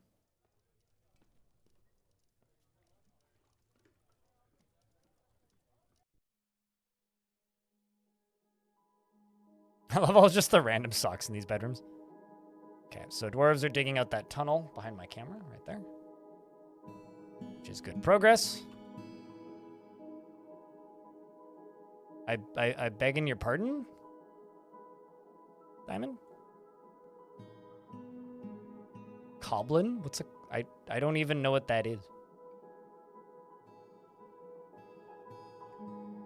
You made what I thought to be the best world for adventure mode, but now there's new world gen things coming along.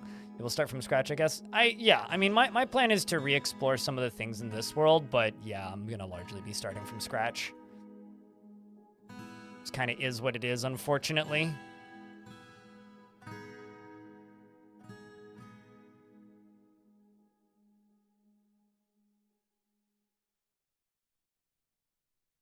And unfortunately, just kind of is what it is. As fun as it is to, you know, just constantly play in the same world for ages, I like new things. I highly doubt it. I haven't heard any confirmed changes for adventure mode, but I would be, or for fortress mode, but I kind of doubt it. I mean, this is like the first of a new series of patches, right? Like, we don't even know what version number this is going to be. So, I can't... And also, the thing that you need to remember when you ask questions like that is I'm not working on the game, so maybe.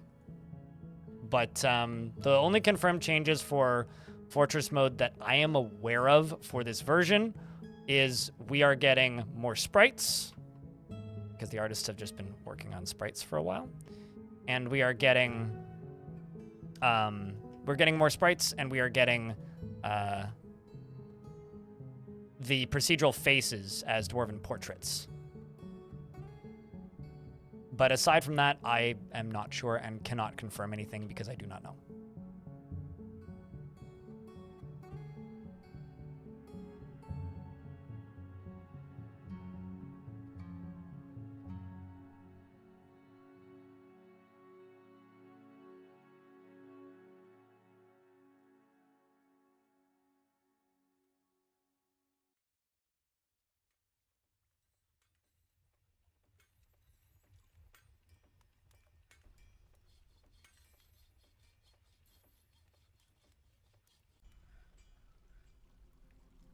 Well, that's what I just said, I think. We will be getting the procedural portraits. They're going to go right here. I mean, that was shown in the announcement trailer for Adventure Mode, I think. It was the first trailer that they posted. But you need to remember that, like, Adventure Mode is as much a update to Fortress Mode as it is Adventure Mode, because it allows you to do a lot of things from Fortress Mode that you couldn't do before. So you need to remember that, right? I know that there are definitely some people out there who just have no interest in playing Adventure Mode. But remember, Dwarf Fortress is a game with multiple modes. And it's a game that is designed to be played with those multiple modes concurrently. No, lava is still there. You're not, at the very least, lightly interacting with most of the modes. You are going to be missing out on quite a lot of the game's potential flexibility and content. So, just worth noting.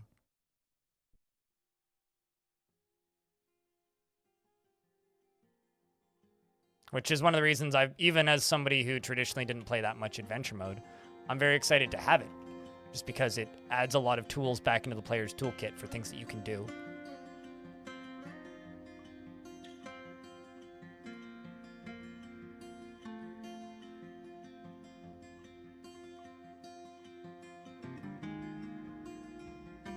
No, I mean the thing that you need to realize about the way Dwarf Fortress works is Dwarf Fortress is basically two major games running in the same engine in the same executable, right? So the engine would be the world generation and the game that and the code that it runs on. The two games are Fortress Mode and Adventure Mode. But because they run in the same engine, as Tarn makes changes to Adventure Mode, it changes how Fortress Mode plays. Not always in the most obvious fashion, but it does change the way the games play. Well, just remember, Legends Viewer still ain't back yet, so I really wish that people would stop referencing Legends Viewer, because, well, yeah, it's existed in the past. It's not something we're getting next week, right? It's also not an official piece of software, and it depends on a specific piece of functionality that hasn't returned yet, and doesn't have an announced date. Tarn mentions it in the Future of the Fortress post, where somebody asks, like, yo, when will we get, like, Legends exports? And Tarn says, I would absolutely love to get Legends exports back in, but, like, that just is going to take 2 weeks of development, and it's not done yet. So I wish people would stop asking for it and mentioning it and bringing it up, because all it does, it makes people pester me. Like, it's never going to happen. My dream is never going to come true if people stop asking me about things that I have no control over. But it's all good, Ranger Rick. Someone else will mention it in the next 90 minutes. But yeah, when things get updated in Adventure Mode, it changes how Fortress Mode works.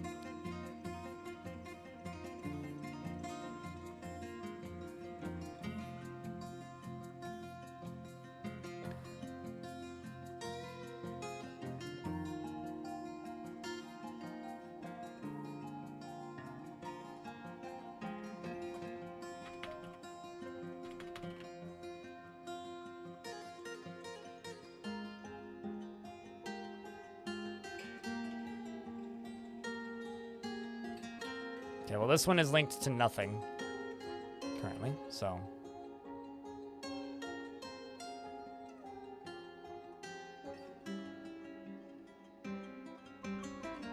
Yeah, I need to move the tomatoes.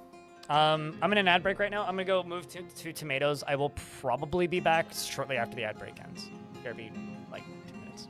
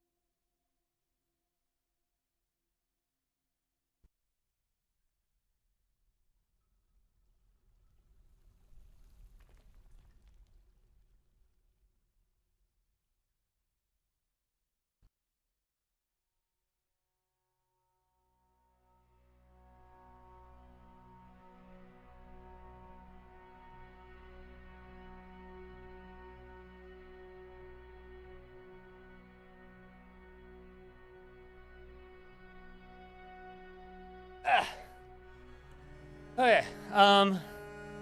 Be neat if we gained the more lore in both modes that gives you pared down versions. Yeah, no. I mean, here's the thing, right? Sorry, I just ran across a courtyard twice carrying 20-gallon buckets full of dirt and a tomato plant. Basically, like, thank you. The thing that, like, you need to remember is there's a lot of tools that we used to have in Legends mode that haven't been added back in yet that are still being worked on, you know? That will, hopefully sooner rather than later, come back. There used to be an option in Legends mode, which was actually my favorite option in Legends mode, where you could open up a image of the world map, and then in real time, you could, how much construction do we have going on? And in real time, you could grab a, what's the word I'm looking for here? You could grab the image of the world, and by pressing a button, you could move through history 10 years at a time. That is a feature I very much miss. It's just like, here's the world map, you could zoom in, you could zoom all the way out, and you can literally, 10 years at a time, watch the world evolve, including the fortresses that you've built. That is something I would really like to have return. Like, a lot of people talk about Legends Export because everybody used to use Legends Viewer, which is a third-party piece of software. It's a fan-made piece of software, right? But that's what I miss. Like, I miss that. And I think it really sucks that we don't have that back yet. So, you know, I think everybody has different things that they miss. But right now, I think when it comes to Legends specifically, just as a community, asking for features that have never existed is probably not the best way to go about things. I think the best way to go about things is to just pester and remind the developers that we want features that we had in the past back, because of course this is just my ideals and what I would want, but I would much rather have features that were used to be in the game that aren't in the game anymore to return than features that have never been in the game to be developed from the ground up. But that's just me. Not everybody needs to agree with me. That's okay. All right, that's our refuse. We can now get that rolling.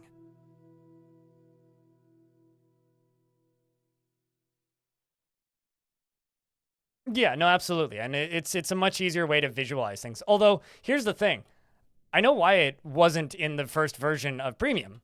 It's because it's a feature nobody knew existed and nobody used, right?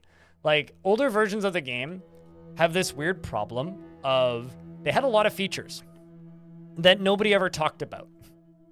And so Tarn just always assumed that nobody used them. And some of those features, that is true. Nobody used them. But a lot of the time, because interesting features in older versions of Dwarf Fortress were hidden behind a hotkey, it's not that nobody used them. It's nobody noticed they were there. So, you know. Well, that's done. I need to set all those to be dumped. And then jump up to here, because this new lever's probably been built. Or not the new lever, but... Why do you keep getting forbidden? The heck? All right, well, let's jump back up to here.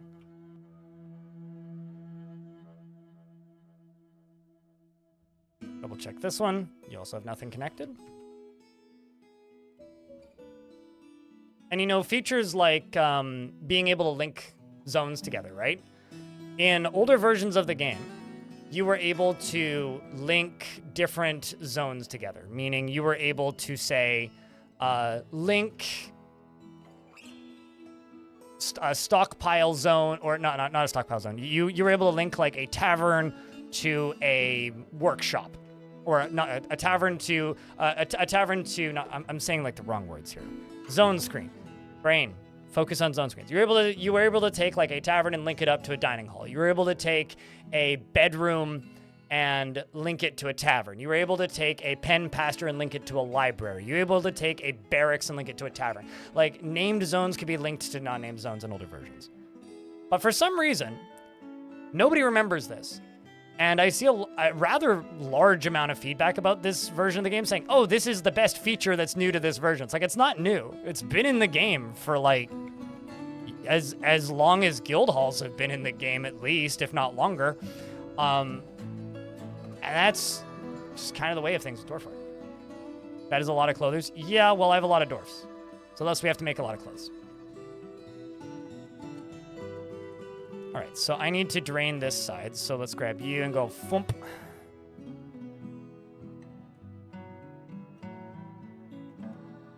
All right, well, let it do its thing.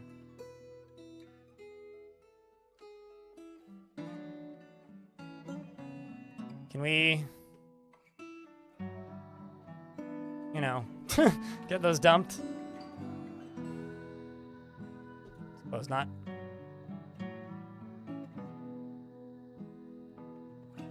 All right, I will just do it this way then. Just put in a second doorway and lock it. If they don't want to remove those socks, that's fine. Somebody else will. So you are hooked up to this. I can pull this lever, lock this door. And I just need to wait for this. You had a pretty wide gap between 2010 and 2022. No, totally. I mean, lots of people took very long breaks. Also, this makes me extremely nervous just watching the dwarves walk over top of this shit. Makes me so friggin' nervous for some reason. It's just funny. Okay, so now we're just waiting on that doorway.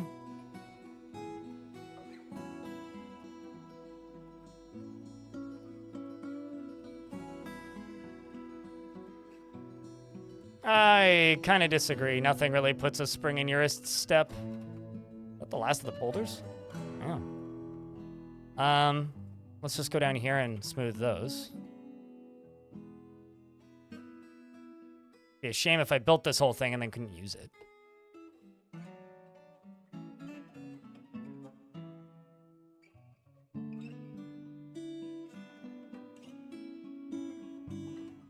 I do, however, want all of this stuff dumped.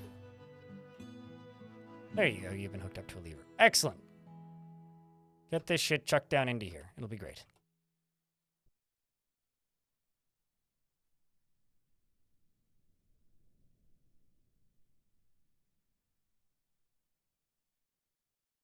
Okay, that's one. Very funny that some dwarf had a task to go collect that boulder. All right, well, I'm going to forbid. No, I'm not going to forbid this. Who's smoothing? Probably you two? Yep, there we go.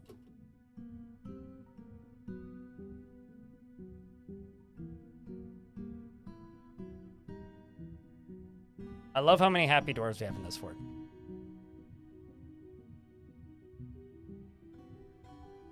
Okay, I wonder if they're going to see any rat people.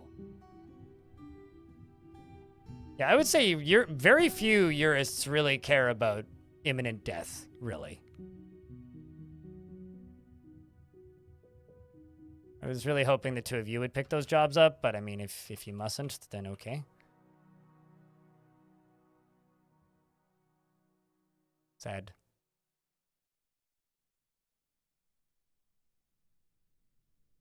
Well, because I just want this done quickly, I'm going to be mean to these two dwarves and just lock them in. Go do the thing!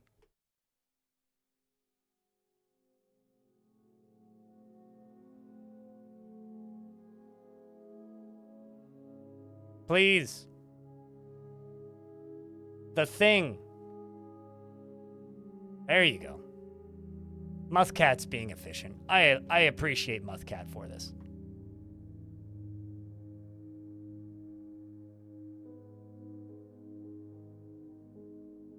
You know, when you say gameplay like RimWorld, it's the fastest way to make me go, ew, God, no. I mean, we're getting healing potions sometime soon, TM. Like, soon in Dwarf Fortress terms. So that might include, like, limb regeneration and shit. Who knows? Because all that they've said is that we are getting healing potions. And those healing potions are going to be unique to the world that you are in. What are you doing, dwarves? Go smooth this. Don't cancel it, you doof.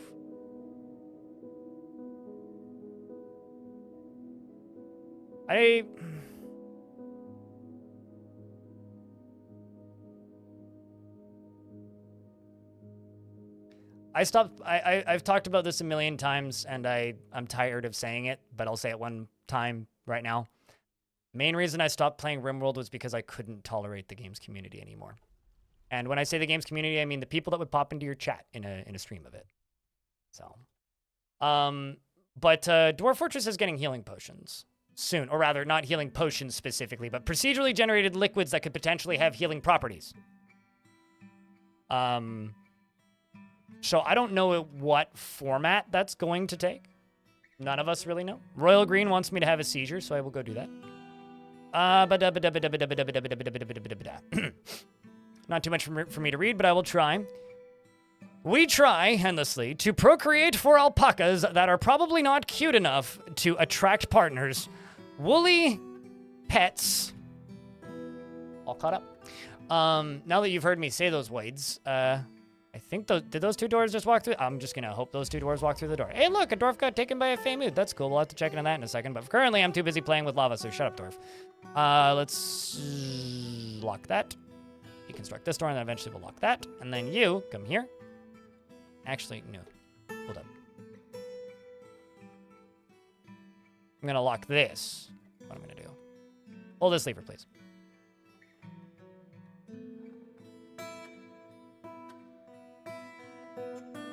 I mean, I really liked the RimWorld community way back when the game first came out in early access, because it felt a lot like the Dwarf Fortress community. But, you know. I think that if the community doesn't self-police its memes, any community can become awful. Which is the exact reason why when people show up and start joking about war crimes, I'm just like, can you shut up, please? Which, oddly enough, has made some people really mad at me in my chat before. But it's like I don't find it funny. It's that simple. Okay, if you find it funny, that's fine. Use it in other places. It's just too close to home in real life right now. Into economy wiki articles? Why?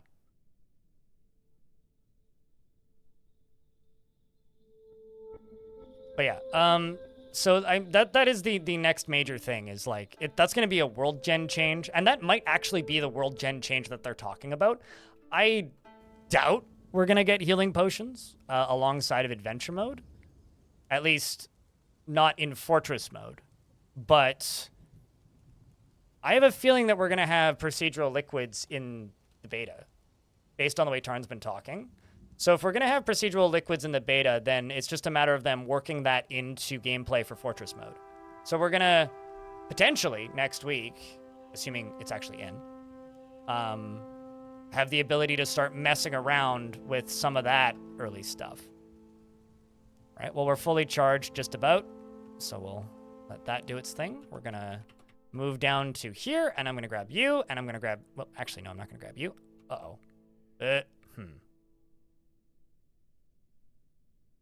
No, we should be safe. I am going to wall this off. Actually, no, I'm not going to wall you off, but I am just going to go dig this out. You know, there is a small chance that this could just, like, eject lava out of here and burn all of this. So let's hope it doesn't do that, yeah?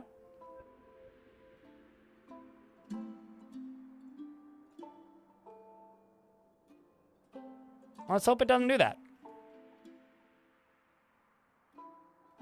I don't think it'll happen.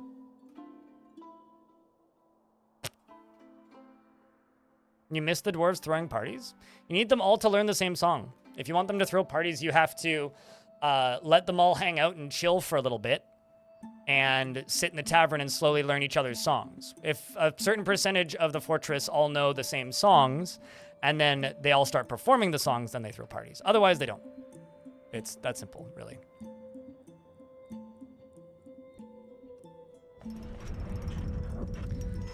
So the gem setter has created Neglish Sombeth, a perfect almondine, and offers it to the new fur boots of Pants.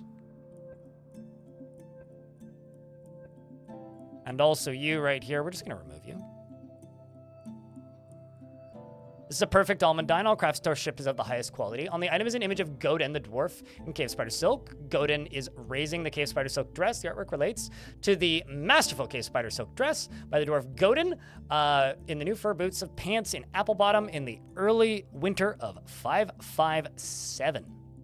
Oh, damn that. There's a cow in my tavern.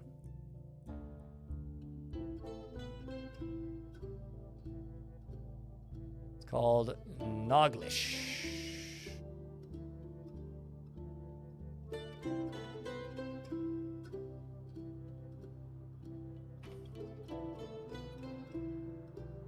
There it is. Me too. AZ, me too. Don't you worry. I am also very impressed by the FPS that I'm getting. Okay, so now that I've done that, we now pull this lever.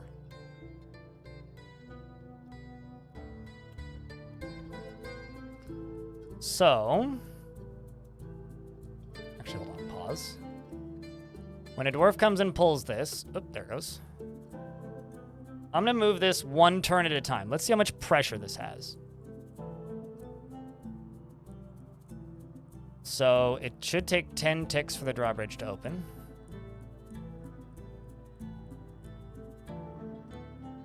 Oh, well, 10 ticks was a little longer than I thought.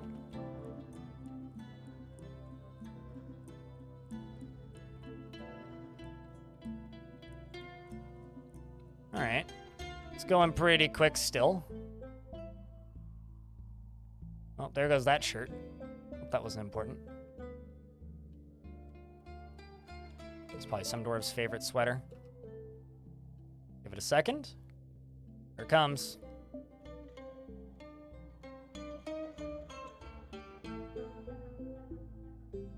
Beautiful.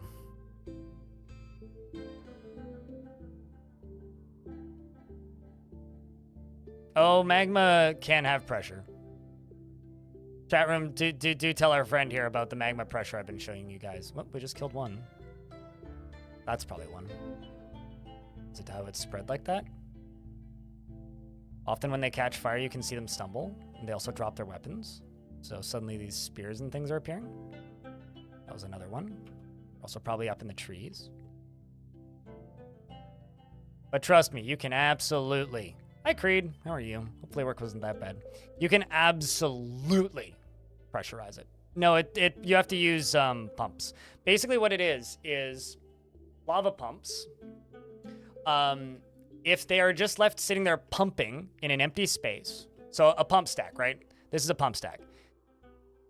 If it's filling it into a reservoir like this, and then the entirety of the pump stack is full all the way down, and there's a chunk of the reservoir above where you're pumping it out, everything above it, plus everything in the pump stack going into the reservoir, is ejected instantly when the lava can release. So essentially what it does is it clears the entirety of the pump stack and everything the vast majority, not quite everything, and the vast majority of everything in the top of the reservoir instantly. So the bigger the pump stack, the further you can eject lava. And you can absolutely get shit tons of pressure behind it to like instantly fill up hallways and stuff. Does it have pressure in the way that water does? No, absolutely not. But it for sure can be pressurized. Anyway, we're just gonna let that do its thing for a little bit. Make these rat kids go bye-bye.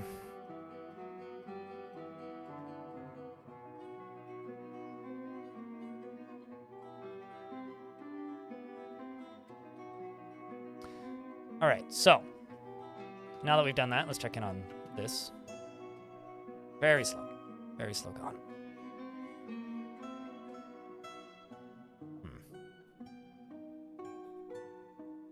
I think what I'm going to do is I'm going to grab a bridge.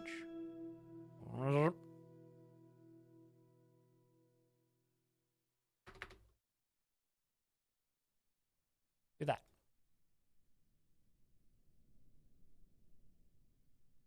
But the next day is twice as much needs to be done, and you have a hard time with the normal amount of stress. Oh God, yeah, that sucks. That's unfortunate, but sounds like you made your way through it. So here's to that.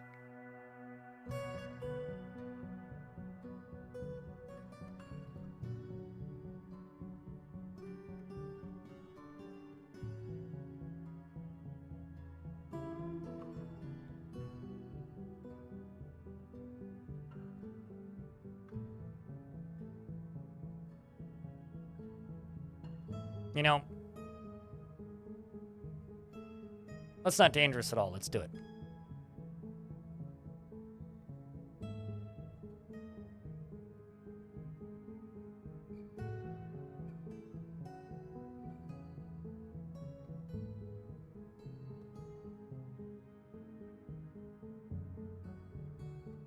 Why am I throwing lava?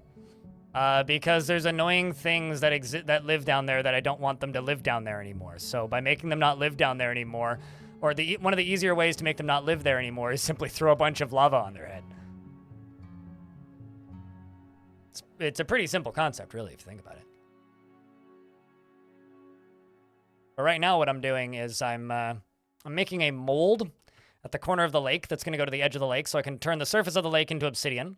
And turning the surface of the lake into obsidian is beneficial because once it's obsidian, then I can channel through it. Uh-oh, there's a dead elf down here. Well, that's awkward. Anyways, once I've finished digging through the turning the surface of the lake into obsidian, then I can make a channel that goes only specifically into here, allowing this to have maximum power with, shall I say, minimum effect on the rest of the lake, because it kind of sucks that the lake is always perpetually draining like this because it makes it harder to drown things.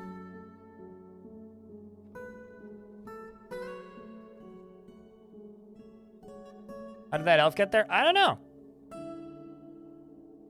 Good question. Probably his own fault, if I were to assume.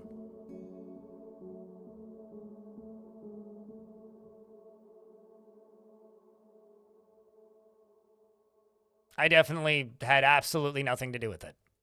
I actually didn't. No, I know exactly how he got there. He got there because he decided to do a real smart, intelligent thing, which is standing directly in the way of, well, instead of leaving out the front door, it decided to leave through the water gate, which is this thing. And instead of just, like, you know, walking to the end and then leaving through here like a normal elf, they tried to path directly through here, which started them to cancel stuff, and it scared their animals. And then I got tired of trying to wait for them to path out correctly, so I just pulled the lever and refilled the lake. So I was a meanie, and then they, you know, drowned. Kind of that simple. Did I spot the elf redeem? Nope, but I did now. I mean the dwarf redeem. I did now. What kind of dwarf would you like, Storm? I don't think you have a dwarf. Nope. What kind of dwarf, Stormwolf?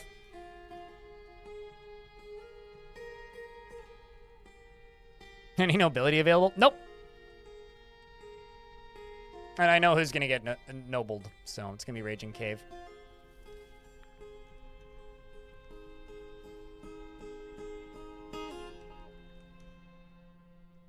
Beardless, whatever. All right, beardless, happy. You can be a trapper.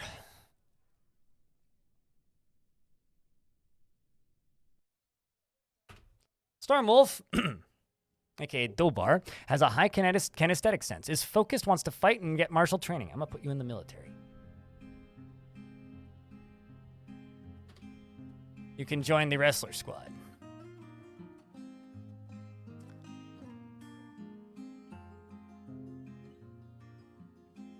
All right, so Stormwolf.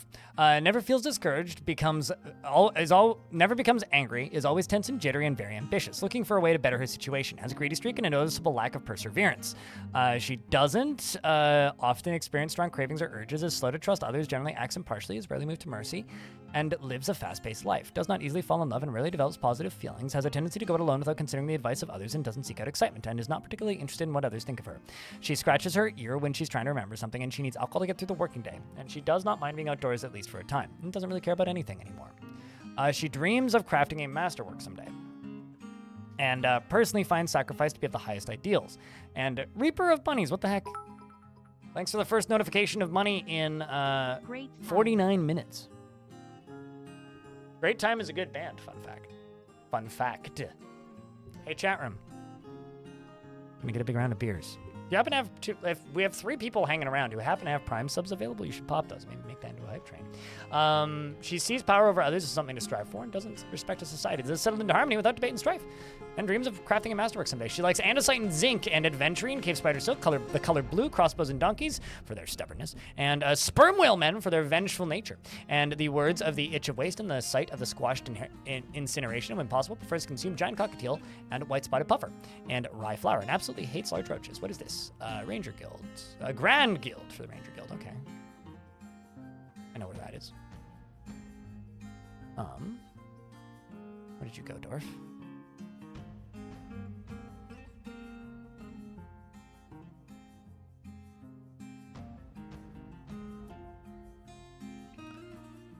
And she's satisfied after the acceptance of a petition for the guild hall for the Company of Deer.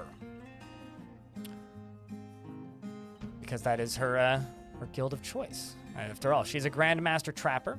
She doesn't have any family, but she does have friends. She worships the god of mountains and is a member of the Faith of Gold. This right here is their guild hall. So let's purdy this up a wee bit.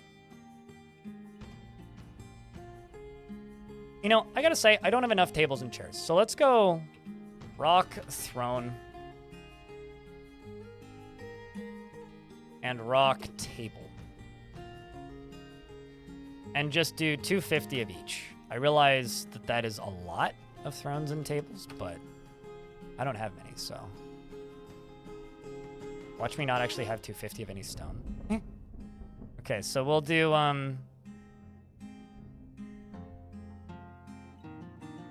we'll do them both out of basalt. It's fine.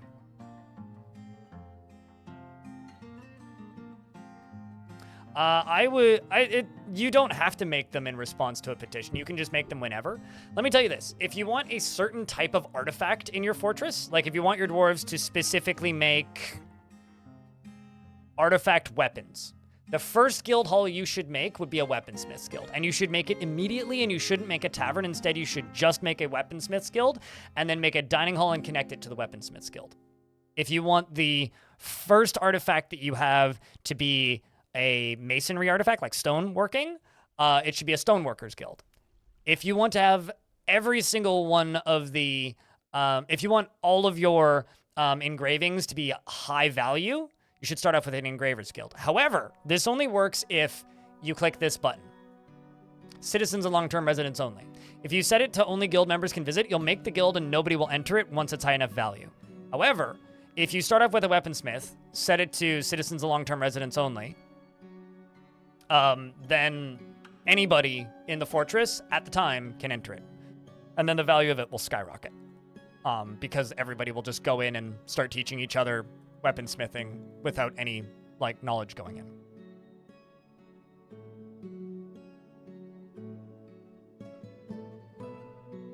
To linking it to members only? Well, let's just say the first guild hall that gets petitioned for is a Gelder's Guild for some reason. Do you want every member of your fortress to be completely obsessed with gelding and not care about any other skills? And prioritize it over everything else? That would be the reason.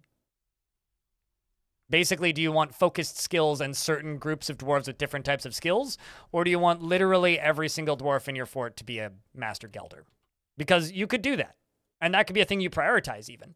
But maybe instead you want good weaponsmiths. So you keep the weaponsmiths guild public, but make the various gelders guilds that you, of course, have various numbers of to be of lower priority. It's basically you're prioritizing which guilds everybody visits. So I always have a couple of public ones, but most of them are generally not.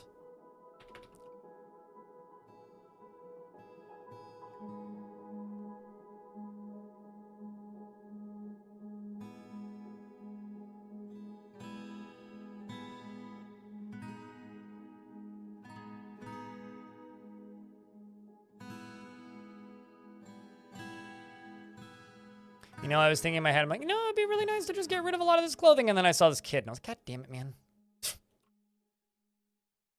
God damn it. There's always children.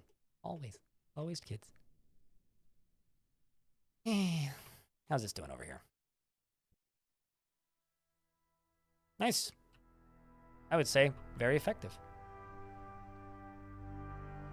All right, well, we can turn that off. Let this sucker charge up again.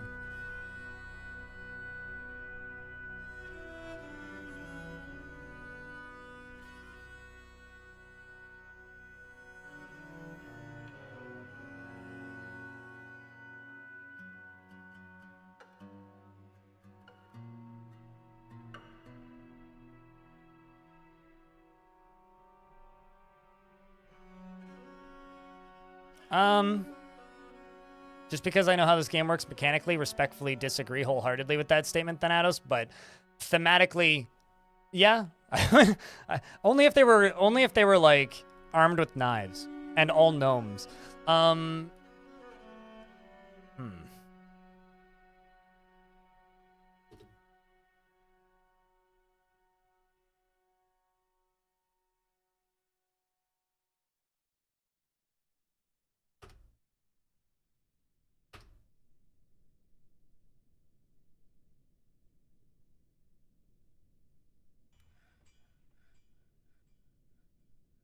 It's all granite. I'm pretty sure I'm out of granite. Let's just use phthalite for the rest of this.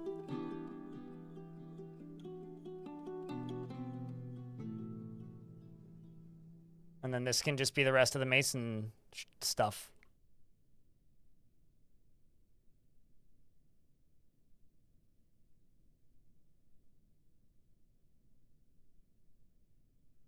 Thematically speaking. Yeah, thematically, that's terrifying. I agree. Although, honestly, if I saw like a fantasy dwarf running at me, I think I'd be more terrified on principle. I would just be terrified on principle regardless of what skills that dwarf had. That wouldn't be my question. It would be, why is there like a creature that doesn't exist in my reality running at me right now? I think that would be, thematically speaking, scary enough on its own. I don't really... Also, how would I know he's a Gelder? I mean, does he have I cut balls on my in my spare time, like on his t-shirt or something? Like, I don't know, man. There's a lot of things that could make that scary.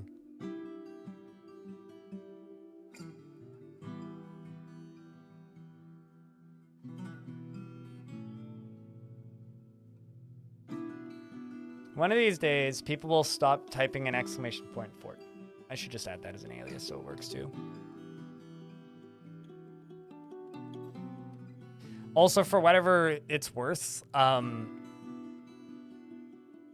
if a dwarf is in the military and they have a lot of skill in gelding, it doesn't make them more likely to hit them in the nuts. Just I feel the need to state that.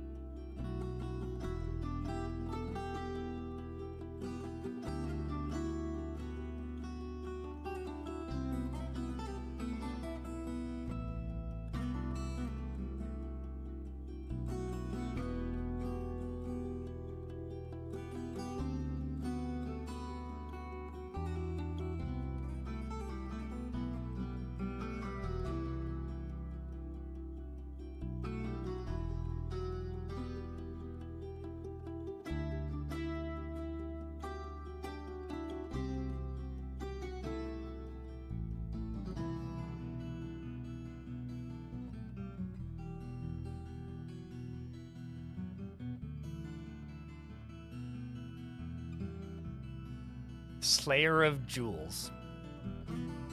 Huh. I wonder if Dwarf Fortress has ever, like, generated a religious title as the Slayer of Jewels.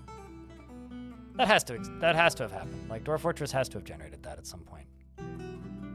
Somebody somewhere has had a religion, like, the Holy Jewel something. That has to have existed. Some world somewhere in Dwarf Fortress has had that religious figure. Creed. No banner flags already has a dwarf. We deemed one earlier. But I do respect the offer. How dare they? I mean, how dare you, Banner, for successfully getting a redemption.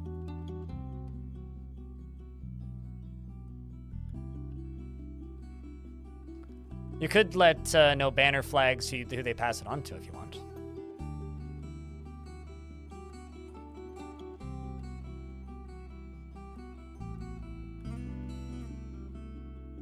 This bedroom, higher value, has heated floors.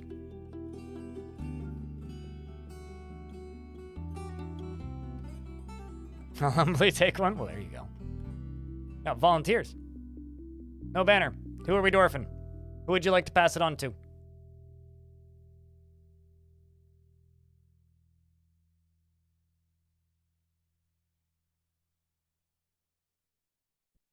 For some reason, Squad of Gelders is like... It just reminds me of the slave armies in Game of Thrones. Where there's, like, way too much detail going into how, like, they, you know, have their nuts removed. There's way too much detail in that show in certain points. I don't need to know that. Like Game of Thrones, why are you so weird all the fucking time?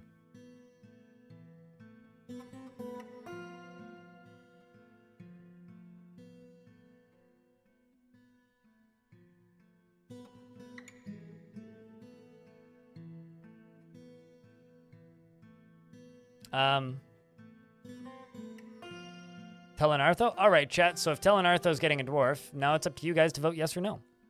Does Telenartho get a dwarf? You can type in vote yes or vote no. Or vote yeah. I think it's vote nay. I just yes or no. Why am I expecting to see Telenartho voting for himself? I actually don't have any rules against it. Creed's like, nah. So much for arms wide open, hey? All right, so chat room, what kind of dwarf is Telenartho getting? What dwarfus be Teleniths?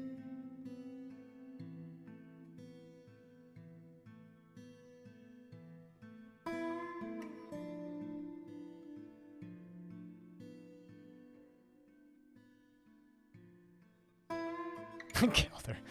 I wonder if I even have a Gilder. I might. Angriest dwarf? I'm pretty sure the angriest dwarf is still Raging Cave, although it could be somebody else now. Angriest Gelder, most angry, second Gelder.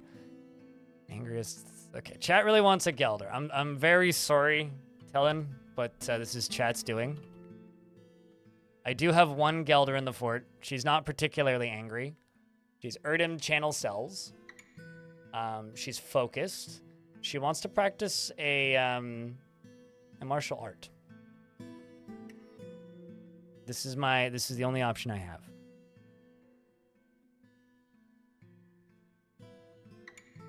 So chat, yes or no on the Skelder?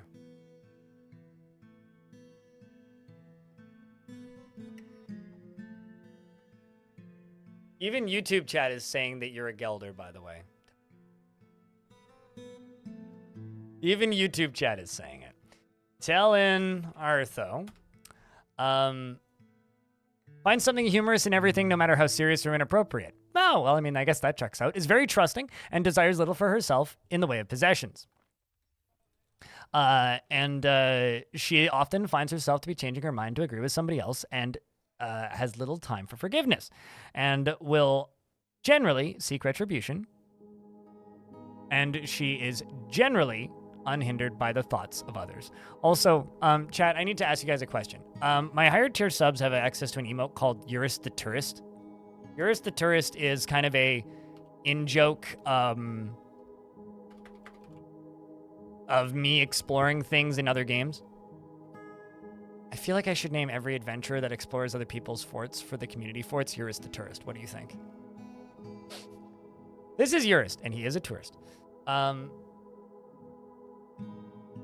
She doesn't mind wearing something special now and again, and has a tendency to consider wearing something special now and again. And has a tendency to consider ideas and abstractions over practical applications, and is assertive, and she tends to be swayed by the emotions of others. She tends to avoid crowds, and she tends to ask others for help with difficult decisions. Generally acts impartially, is rarely moved to mercy, and generally acts with a narrow focus on the current activity, and needs alcohol to get through the working day, and doesn't really care about anything anymore. Dreams of mastering a skill, and personally views decorum as a high ideal, and is deeply offended by those that fail to maintain it, and would have the world operate in complete harmony without the least bit of strife or disorder. Sees no value in holding back complaints or concealing emotions, and dreams of mastering a skill. She likes allanite and fine pewter and large gems and anvils and goats for their eating habits, and the words of the knowing silk and the sound of the beige lute, and the sight of the squashed incineration, and when possible, prefers to consume giant leech and beetroot, and absolutely hates mussels. Her lips are thick, and her somewhat short ears are splayed out, and her somewhat narrow head is tall. She is friends with me, Albanksky, and various other dwarves in the fort, and is a member of the Faith of Gold. Welcome to the fortress. And I have an alpaca. Why are you not dead? The fuck?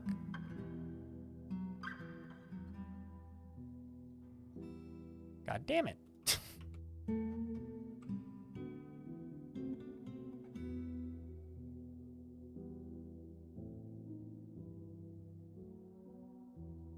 It's all these goddamn migrant waves bringing every single pet on Earth. Also, you're fine to hate me, chat, but all right, Talon, you gotta get to work.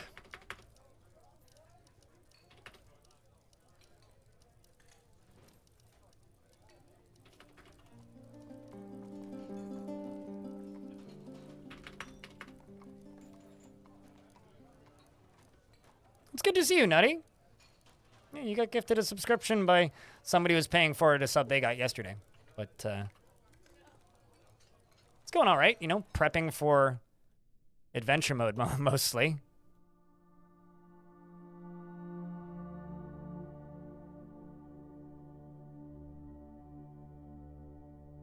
Now the gelding begins. I've been gelding this whole time, actually, because I've got a lot of livestock.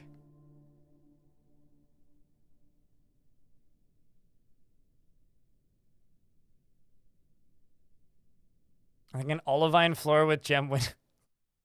Wait, now all of a sudden it's like, all right, Blind. So I require your finest Gelder's Guild Hall you've never built. I don't know. I think we need a lot more gifted subs for me to make a Gelder's Guild Hall. I'm at 860 subscriptions right now. 862 to be specific. If we can hit 888, I'll make you a Gelder's Guild Hall. If we hit 900, I'll make it public. How does that sound?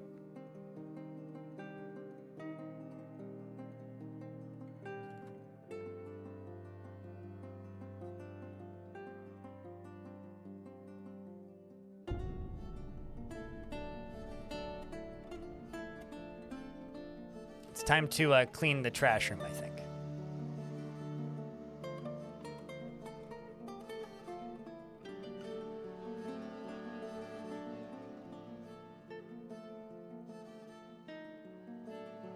And this, I think, will prove that, yes, you can, in fact, pressurize lava. Just wait. Yeah, I mean, I get subs, and you guys get a Geld Hall. I will not tell you how many subs I'd need to get to make it nutsack shaped, because that would be too many subs.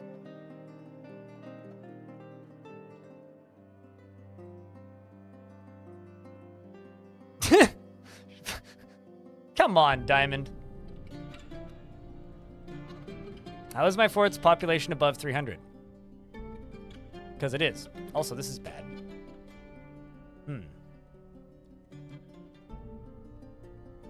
Actually, wait. Which one did I pull then?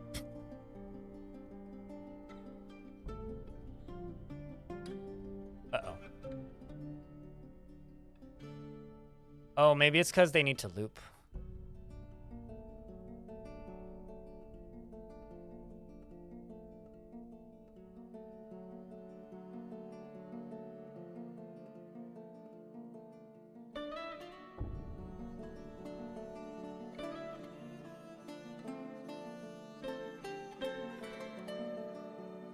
My neighbor just texted me about plants.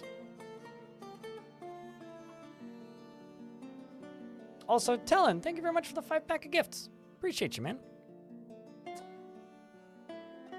Working toward that nonsensical necessity, I suppose.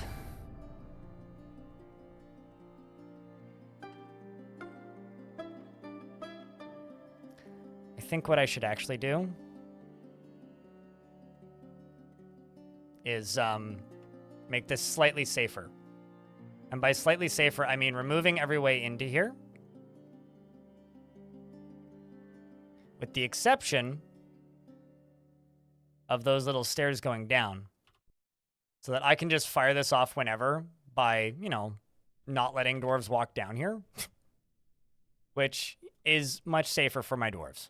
Because then instead of dwarves just, you know, going down here whenever, and then randomly getting engulfed in lava, they're slightly less likely to get randomly engulfed in lava.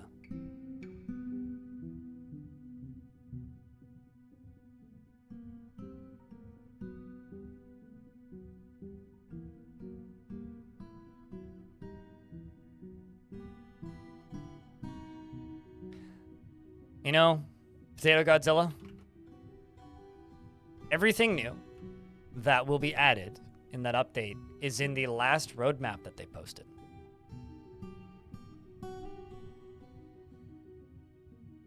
So you can go find out that information by looking at the last roadmap. I can tell you for a fact there won't be any lost villain features, because Tarn has said he hasn't had time. The gist that I get is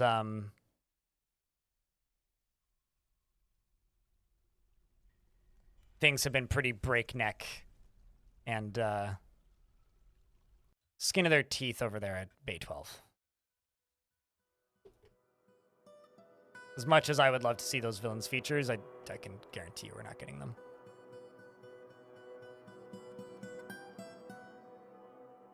Is that really my only carpenter shop? Wow.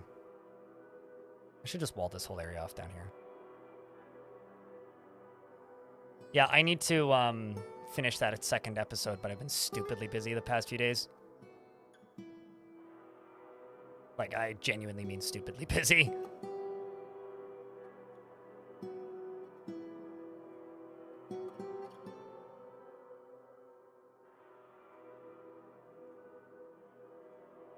Will she lay eggs without a male present? Yep, but they will not be fertile, so you won't get babies out of them. But what it does mean is that you can make some really fancy omelets. Or my personal favorite thing to do the few times I've had lady dragons in my forts is just start putting them on pedestals everywhere, because I think it's just a really cool idea.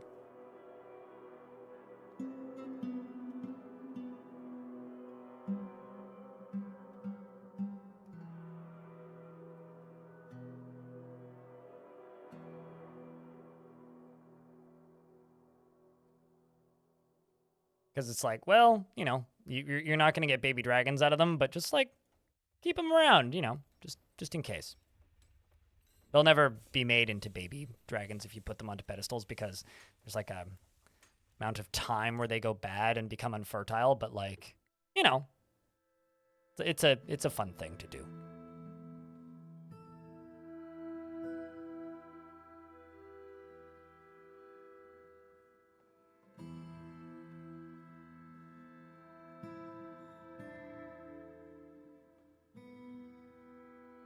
Okay, let's try firing this off again.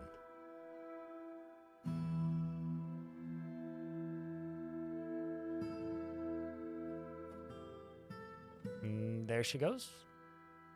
Yay. Although now I'm wondering...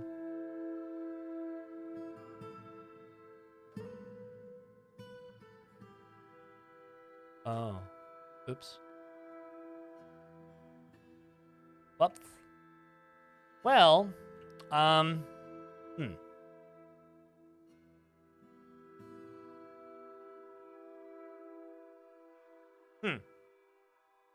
Good morning, Celesty. How are you? Fortunately, I do have a way of turning this thing off, so I should probably do that. Wait, dwarves. You wanna fix this? We've got some slightly stuck individuals in the fort.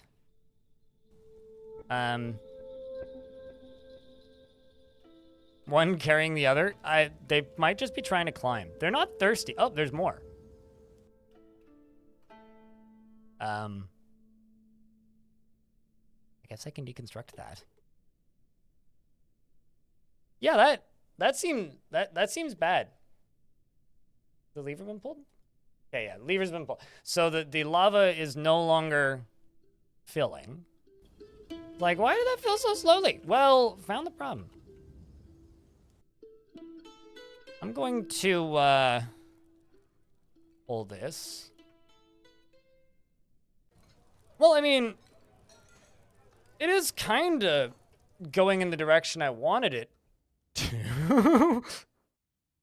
It's just, bit awkward on the timing.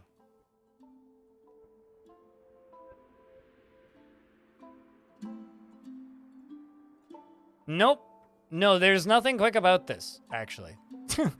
I mean, as you can see, where even is climber? Is it under other? Yeah, no, they have no skill in climbing.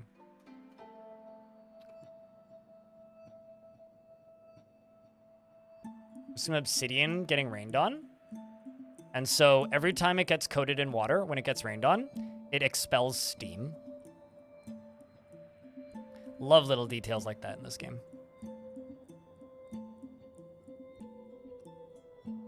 What did blind derp? I forgot to plug a hole and then filled up the lava thing. Fine. I'm gonna go grab my sandwich since we're in a loading screen. BRB, 2 seconds. Actually, I'll just start an ad. BRB, 2 seconds chat room. Hopefully nothing absolutely horrific happens. But I'm gonna go grab my sandwich. I will be back in a minute or 3. Smitchell, I'm about to go get my sandwich, but thank you very much for the raid. Chat room, can I get a big warm welcome for the raiders and for Smitchell and friends? I will be back in a couple of minutes. I'm about to go grab a sandwich. Troopin' Panda, hello! Smitchell, I hope your stream was good. Don't mind the lava in the lake. It's not supposed to be there. And we'll be right back. Mods, can I get a shout out for Smitchell, please?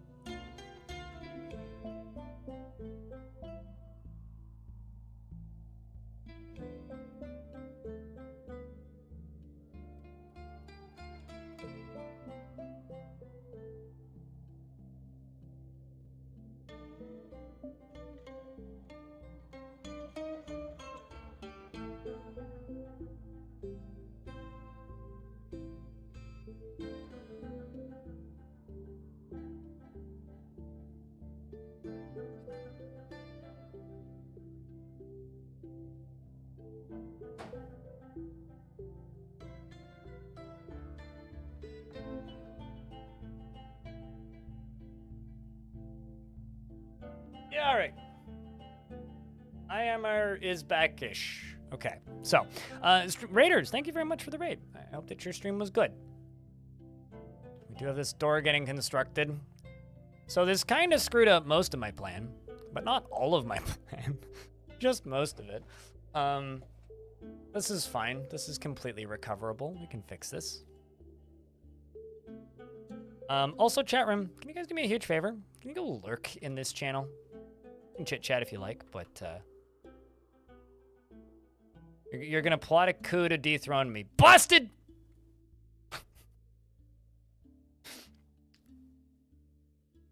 Go help out Jess. Nice to have Jess around. Flood the chat with beers. I mean, quick chat, flood the chat with beers to cover his message. Wait.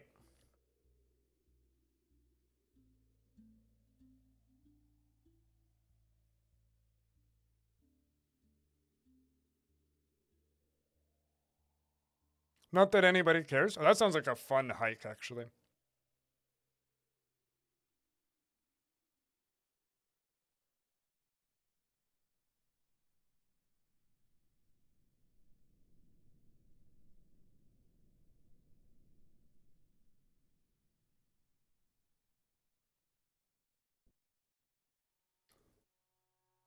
I mean, I went on a trip this past winter, right on New Year's Eve,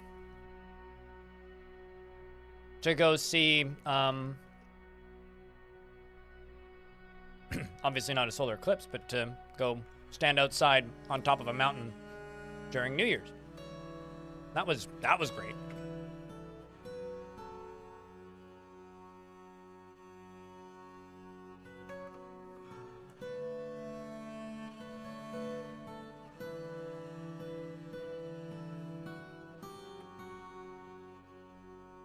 All right, well, that shouldn't take too long.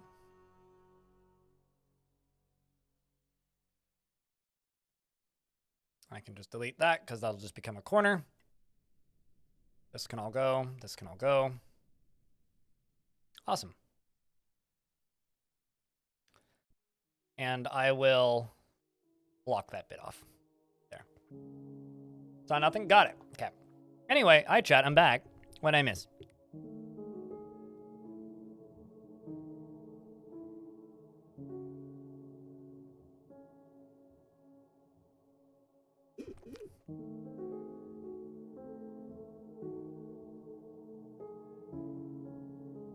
A doe rabbit was found dead. Well, it is early spring. But to anybody who came in from the raid, hey Raiders, how was Mitchell's stream? Did you have a good time? You enjoy it? Do you, you know, witness any cool events? Did were the dwarfs entertaining?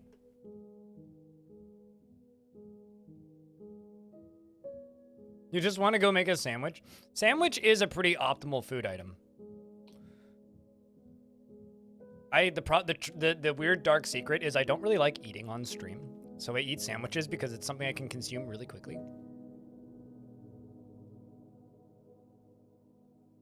But it's part of the reason I do it. It's just so I can kind of get it over with.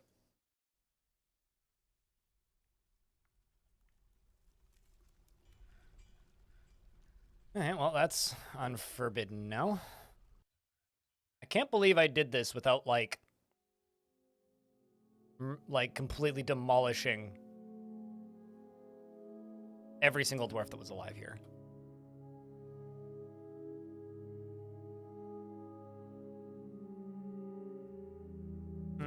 Actually, I shouldn't start digging this right now. I should pause this. Do that after this whole thing's done.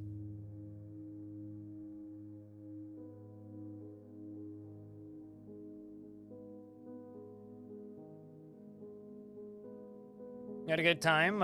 2 shark arts. Failed attempt at unretiring a fort on a volcano. Yeah. You know what's so interesting thing about unretiring forts? If you abandon a fort and reclaim it, from my experience, it resets the liquid layers. If you retire a fortress and reclaim it, it doesn't. At least from my observations recently.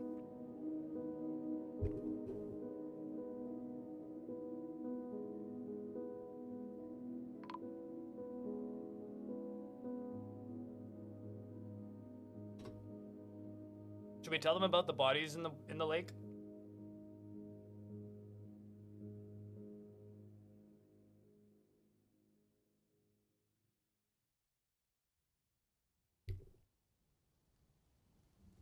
I don't think unretiring dries mud. It might. I know that it I know it makes everything that's made of wood in your fortress disappear. Like barrels.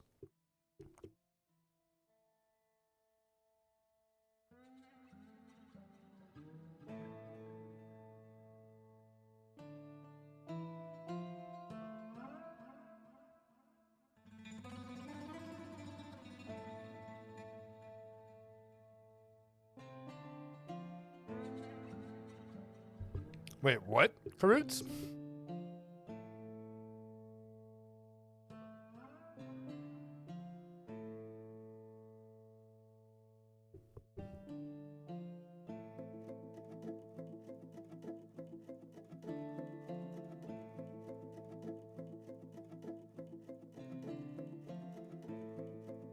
Also, if you don't retire the fortress, if you don't abandon the fortress and you just retire it, when you reclaim a retired fortress, it doesn't scatter your items everywhere. You just need, excuse me, to remake all of your food and booze.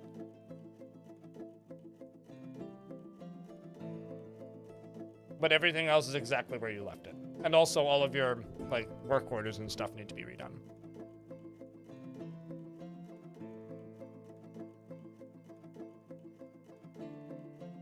You'll also have a weirdly large population of dwarves in your fort who are not members of your fort. Actually, hold on, I can't do this.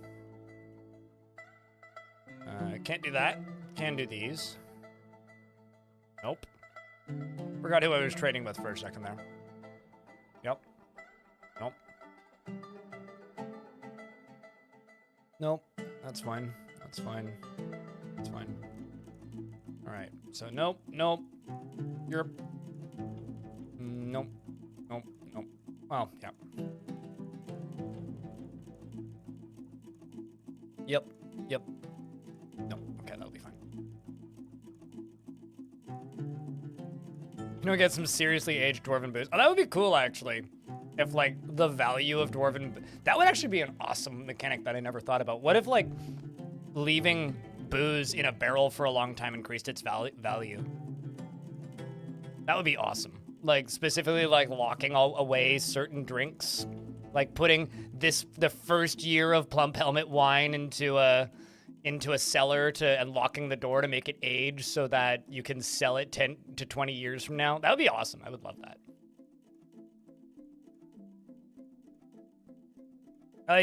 So in older versions of Adventure Mode, Ranger Rick, it was really, really, really hard to recruit people. You basically had to have a dwarf that was friends with another dwarf, which was almost impossible to do in Adventure Mode. So what you'd have to do is you'd have to have an adventurer drive it to a fortress, park them in the fortress, reclaim the fortress, and then make the two of them friends that way, and then reclaim the adventure and then ask. But Tarn says he's making that easier for this release.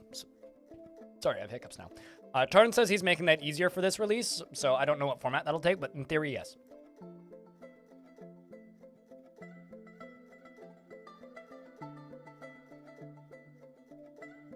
Hell yeah.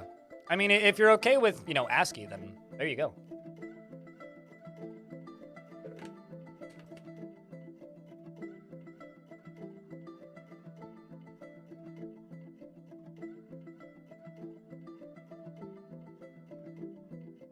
I think that's pretty much the best possible situation, genuinely.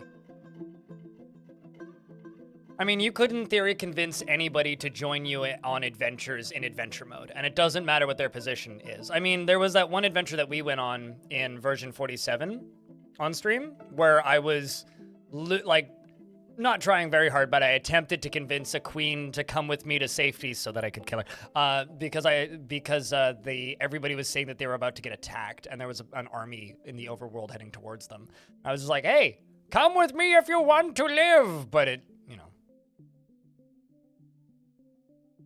didn't go so well. I don't think that one's okay. I'll remove that one. Let's try. I do not know if they will actually trade for this stuff. They might get mad at me. That's a giant moose. I will take the giant moose if they let me. I will also take the apples. Yay, they were ecstatic with the trading. Thank you, elves. I have giant moose burgers incoming. Or should I should just put the giant moose here. Big Canada.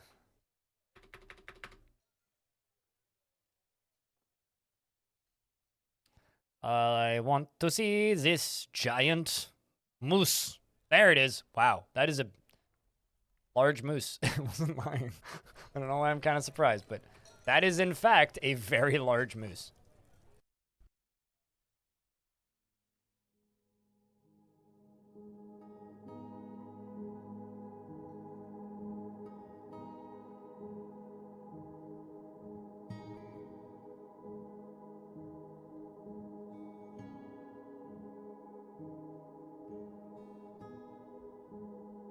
All right.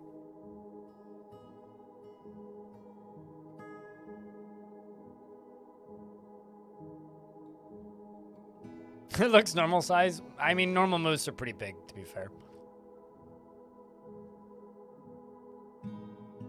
Looks like the gift shop is trying to give away some scepters right now. Dwarves not really claiming the scepters. Shoutouts to this dwarf who's the dwarf who decided that it'd be a great idea to grab that turban that I traded for ages ago. It's like the one dwarf in the fort who's gonna always want a turban, and eventually you're gonna go kind of crazy because I'm never gonna make you a turban literally ever. Because I can't. Which is fine. I tried to buy it to put it on a pedestal as like a collector's item, but didn't work because a dwarf immediately claimed it.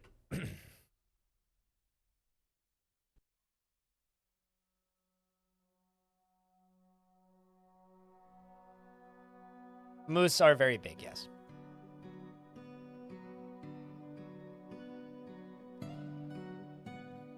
So all of these bedrooms that are full of clothes need cabinets in them, because dwarves put their used clothes that they don't want anymore but still want to keep in their bedroom. Because even though Dwarf Fortress doesn't have an economy, meaning there's no buying and selling items, dwarves still have internal accounts that they keep track of, and everybody in the entire world has a hidden stat, which is wealth. And there's actually a way to show it in Legends mode with DF Hack, which I don't know the command for it, but Putnam was talking about it a while ago. And it's kind of interesting going into Legends and figuring out who the richest character in the world is and who the brokest character in the world is. Like, what character in the world has the most money and what character in the world has the least money? Usually the character in the world with the least money is just a really, really terrible businessman who tries to buy a lot of things and then sell them at a higher value and generally just fails horrifically, which I personally greatly enjoy. So the gift shop. The way dwarves acquire items, Stonecoat, is if they're hauling them from a place to another place, if it's a claimable item, they can then keep it. Now, the reason this is interesting is because dwarves are not always hauling crafts around, right? Usually they take them to a stockpile and that's it. So I have this infinitely looping stockpile bullshit, right? So this, actually, I could probably extend this one a little bit, but this is essentially an endlessly looping stockpile. So the way it works is none of them have bins on it, and dwarves haul items from over here to over here. These items are then loaded into this minecart. Every 15 days, regardless how many items are in this minecart, the minecart is then pushed to here and then unloaded into this stockpile if there's space. This stockpile is connected to this workshop, which is connected to this stockpile, which takes raw green glass, which my glass makers are just making on repeat, and whenever they run out anyway, which are then taken to this stockpile and then encrusted in the crafts or occasionally furniture. So this is just like an ongoing crafting job, improving thousands of buckets and occasionally these crafts, and also lots of barrels because they're close by, and making everything generally higher value, but also then getting hauled from here back over to here because this is the give stockpile for this. So if items from here fit into here, then they just get moved down here. Yes, war animals reproduce as long as you don't geld them. So whenever they pick up an item and take it to this minecart, whenever they push this minecart and unload them to there, or then push it to the end and dump them there, they have a chance to claim the item. And creating this loop makes it more likely for dwarves to acquire items. Some just never will. Some will acquire lots. And the ones that acquire lots will be very happy. Like this one. You know, Wuggy McWuggy. Who probably feels happy after a satisfying acquisition relatively recently, or maybe thinks about it sometimes. Do you have any long-term memories about acquiring something? Well, you do feel dejected upon wearing old clothing, but and about butchery, improving conversation. Well, regardless, definitely has acquired many an item in his time.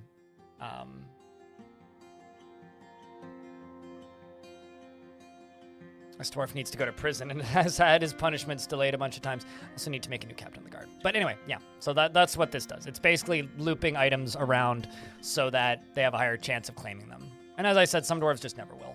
But the ones that will appreciate it. Because some dwarves will go out of their way to acquire items, and many just won't. Dwarves do care a lot about like personal wealth and item ownership, but they're not very good at actually acting out on those cares, I guess.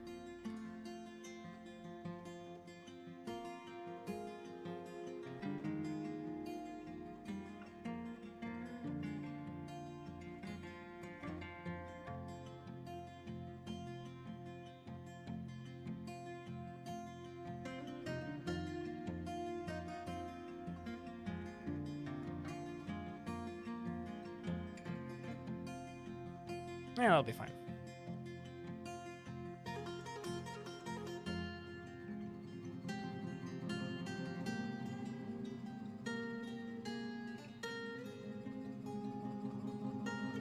Let's jump up to the surface and see how this thing is doing.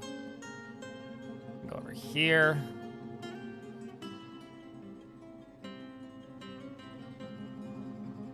And, I mean, actually what I want to do is I want to put a bridge in here. I absolutely do now. So we can block this off. Case of bad thing. Can also deconstruct this door because, well, I don't need it.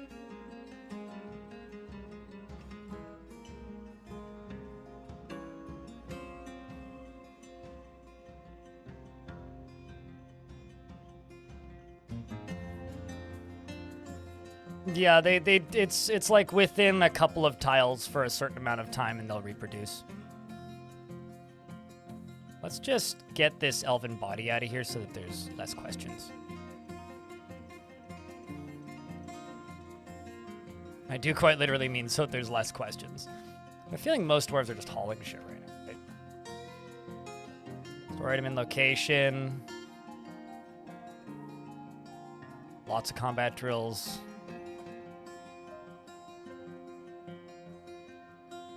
Some dwarves are heading upstairs to construct stuff, though.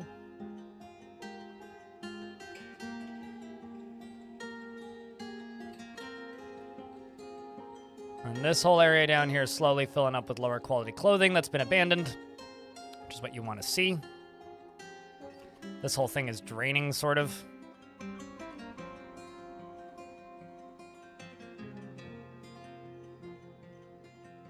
So there is kind of a problem here. Which is, in order to actually start this thing, I need to power this pump stack. This is powering the pump stack, so I do actually need to get power into here. Which is not quite optimal, but we'll do it.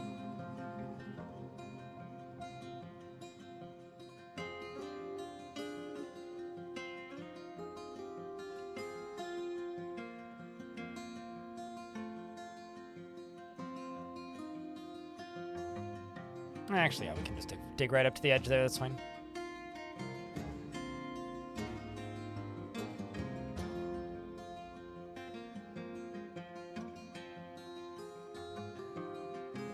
As dwarves slowly get out here. Does hauling in a minecart? No, because minecarts are not a hauling job, so no, it doesn't. Did you? Oh wow, self-pity after not learning anything for too long. See that super often. There we go. We can get rid of this elf's body so that the elves don't ask any more questions than they probably already have been. Such as, where'd our friend go? And, buddy, like, literally, where'd our friend go? And, man, where'd our friend go? Gosh, gee, golly, god darn it, I don't know. Mighty unfortunate wherever your friend go. Okay, you over here, you go up. So we can go down.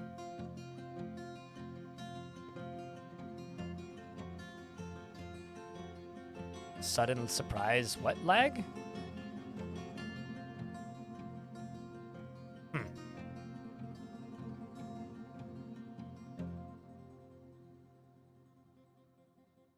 Moment of sudden concern.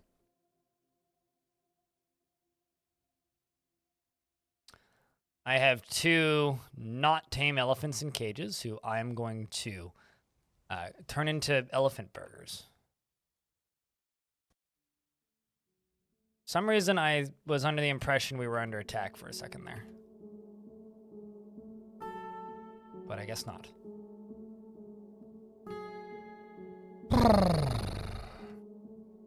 That's a lot of giant Kias.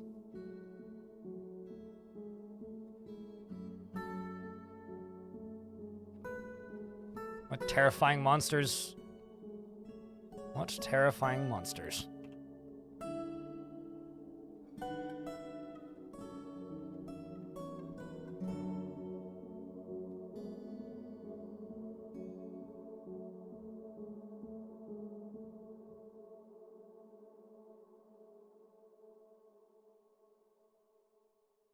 Chad, what wild animal are you the most afraid of in Dwarf Fort? Kind of curious.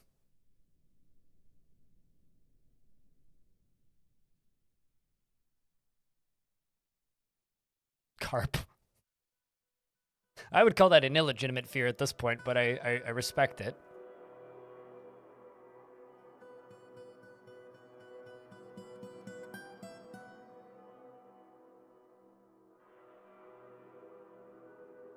Kia have tormented you the most? I've gotten a similar amount of torment from both Kia and Toyota, mostly. But no, jokes aside. I think I've gotten the most torment from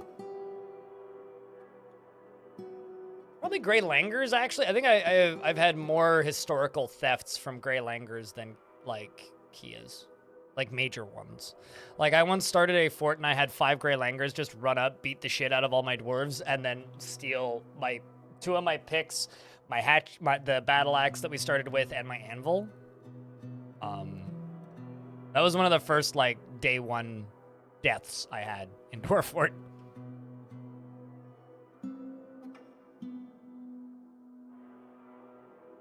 But the slow walking from the bearmen freaked you out? Animal people that wander on the map tend to walk really slowly.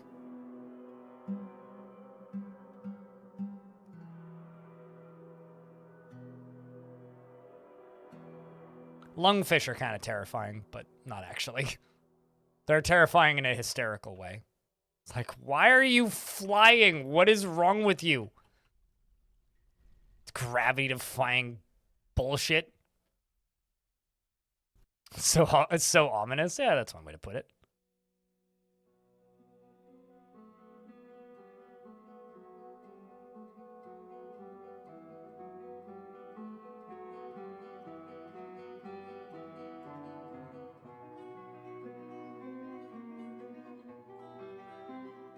So we're going to use some boulders to just speed this process up. Yeah, lungfish have been able to fly for a while. But also, the actual answer to that question is very much what Robbieism134 said. It's just like, anything that's large and can fly equals terrifying in Dwarf Fort. Oh, hey, some migrants have arrived. Chat, what do you think the population is going to hit by the time this migrant wave is done? They're walking into the fortress to immediately acquire clothing. They're like, oh, I heard that you have new clothes. They're all just running in to go pick up equipment. 331. We were at 327. War Dog is fighting with an elephant. That seems bad.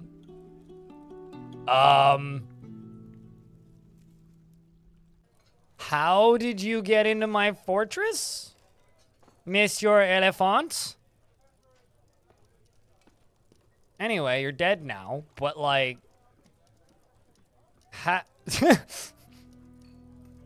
Citation needed. What?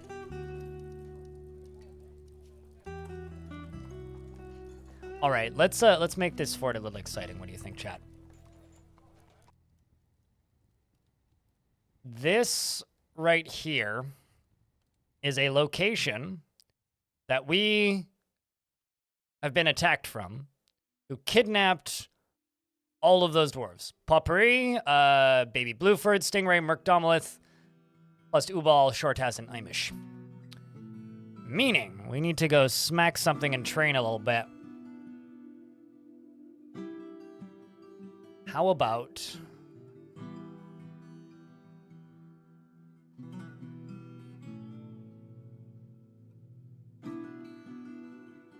a lot of human pits up here.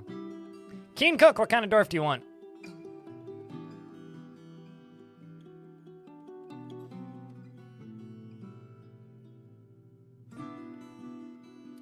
Gonna send 2 squads. Go get them. No beard? Just happy? Does Fob sound good?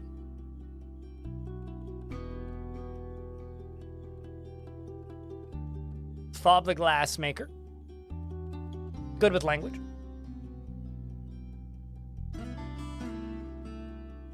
Keen Cook. Round of beers for the new dwarf. Finds humor in most situations. Has a strong tendency towards privacy. Does not go out of her way to help others and tries to keep things orderly. Is moved by art and natural beauty. Thinks she is fairly important in the grand scheme of things. And I thought that was blood for a second. It's just the cinnabar floor. She thinks she is fairly important in the grand scheme of things. Has an active imagination. Is assertive and rarely feels discouraged. Can occasionally lose focus on the matter at hand. And, hold on a second. Very important thing I need to check. Yo! I think that dwarf finally heals. She doesn't cling tightly to ideas and is open to changing her mind and does not tend to be swayed by emotional appeals. When she's thinking, her body becomes very still and she begins speaking in monotone whenever she's angered. She needs alcohol to get through the working day and does not mind being outdoors at least for a time. And doesn't really care about anything anymore. So, chat, just as a reminder to everybody, if we hit 888 subscriptions, we're currently at 868, I will, on my honor, I swear to you, make a Guilders Guild Hall. If we hit 900 subscribers, I'll make it public and vaguely ball-shaped. And if we hit 950, I'll also make it the throne room of my future Baron. This is how streamer sells out. But also, if we hit 950, then I will also include a probably, I don't know, I'll gift a mug or something. Anyway, this dwarf here dreams of crafting a masterwork someday, and this dream was realized, and personally hates those who wield their power over others, believes peace is always preferable to war, and values decorum, dignity, and proper behavior, and sees working hard as a foolish waste of time, values tranquility in a peaceful day, and doesn't see cooperation as valuable, and dreams of crafting a masterwork someday. Random clothing on the ground. It's, it's clothing year, right? It's clothing year. Everybody's getting new clothes. Don't mind the naked dwarves running around going to get new clothes. She likes cryolite and copper and golden barrel and coral and statues in the words of the Itch of Waste. Naturally. Thank you very much, Lanix, for the 5-stream streak. Congratulations. How are you doing? Hope you're enjoying the stream today. Is a member of the Craftsdwarfs Guild, the Guild of Standards, and never killed anything. Has 3 friends, UGDPY, Aban, and Shianobi. And has very new clothing, but could use a new robe. It's getting a little old. I think that Moose is going to become somebody's pet. Available as a pet.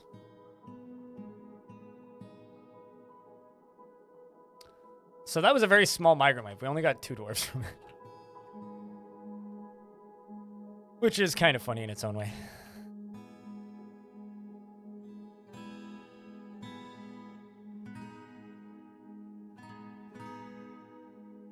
All right.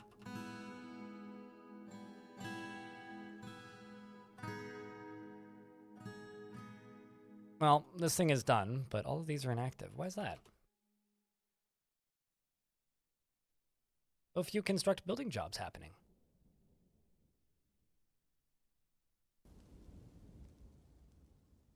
Because you're exhausted and mentally burnt out. I know that feeling. Yeah. It's part of the reason I'm not streaming tomorrow is just because with just all of the like real life volunteer stuff I've been doing the past like month and a bit, plus everything else that I have to prep for adventure mode. I'm also pretty beat. So we're not going to be streaming tomorrow, but the day after I will be doing a stream of Manor Lords, which is a game made by a fellow person named Greg, which is almost enough reason for me to cover it already, just based on my loyalty to the great cult of Gregs.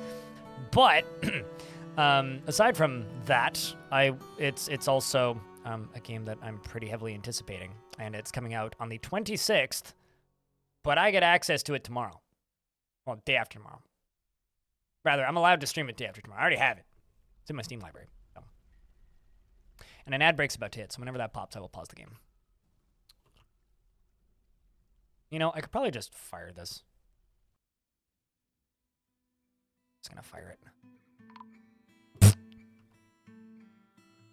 I kind of saw that coming. I was like, oh, wait, this ain't good.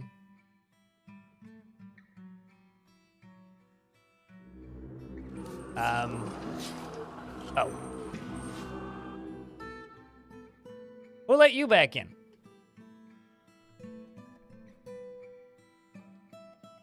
What's this button do? I'm not sure.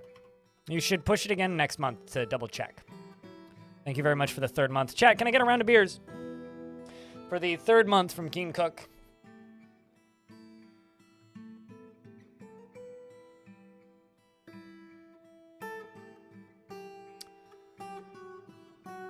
I have a vague feeling I might need to memorialize this dwarf in a minute. Yep. Vague feeling.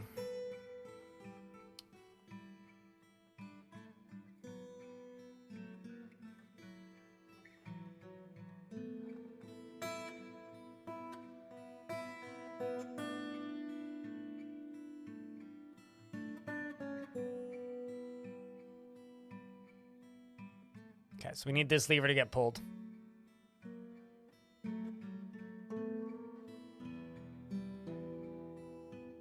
Does take a while to get to it, though.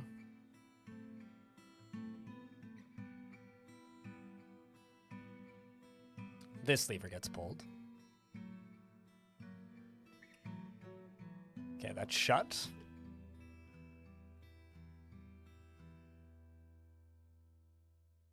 This is starting to flow.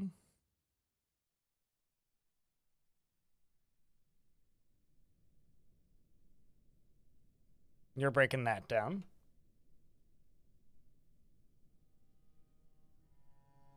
Man, I gotta say, genuinely takes ages for your miners to actually do anything when you don't have that many miners. I'm just gonna go down here, and we're just going to assign some other dwarves to being miners. Because I need more miners, and I got lots of dwarves, so.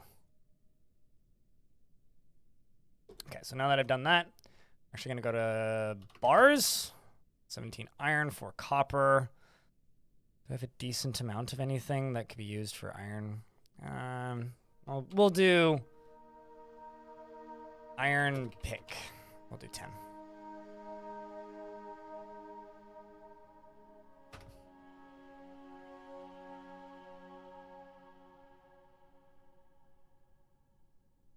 Did you just cancel that because you stepped into the water? You're smart there, dwarf. You're very smart.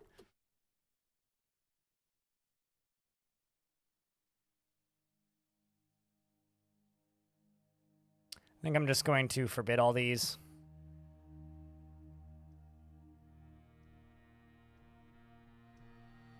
We just need to wait for this to flow in enough to give this some power again.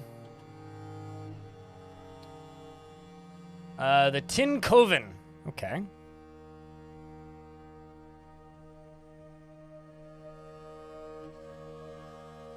You know, honestly, now that you point that out about the extreme discomfort of wet socks, I completely agree with you. I do completely agree with you. Hadn't really thought about it that way, but I must completely agree. The foundation. All right, so that should be powered once this gets enough power behind it.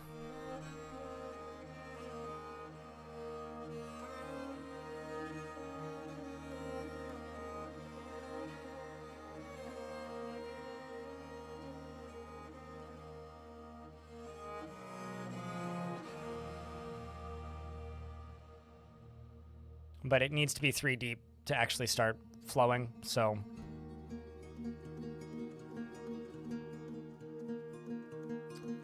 Is the super long contraption? You mean this? Or this? Or this? Please be a little bit more descriptive of super long contraption. Yes. Okay, which one, though? Pumps to power pump stack to fire lava at high speeds. Wall to make sure lava don't go out of area that I want lava to go like it did up here. This very not portable Moses device, so that I can pretend to be Moses whenever I feel like it by pushing a button. It is powered by wind, though. So...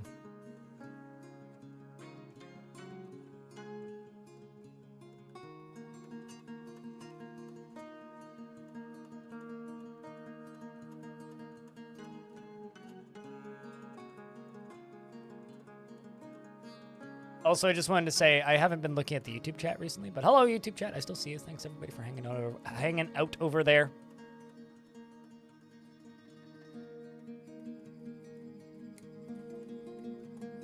All right, so let's just wait for all this to get knocked down. Mind it showing us the Moses device in action? Sure, I can turn it on. Huh. Just look up, there's a bunch of beak dogs. Well, they're friendly, at least. Well, apparently we have beak dogs now. I guess that means my attack was a success. So we went and raided a location with my dwarves.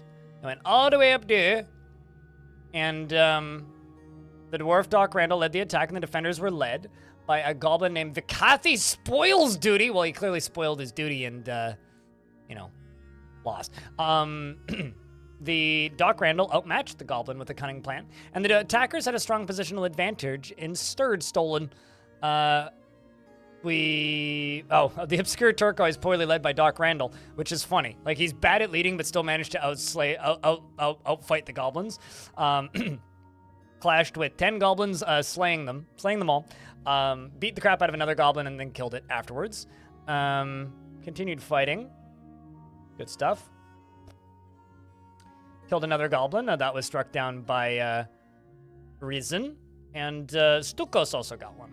And then we looted treasure and stole livestock, and our treasure was a bunch of beak dogs and a pile of shit. So that's great. They're mad at us now, I guess. Although it doesn't have me listed as at war with them yet, which I think is kind of funny. Angry demon up there. Also, these guys up here. Squid Gale, that's a good name. Bunch of Squid Game fans over there. And I always want to just go attack the Dark Goblin Fortress, but it's never a good idea.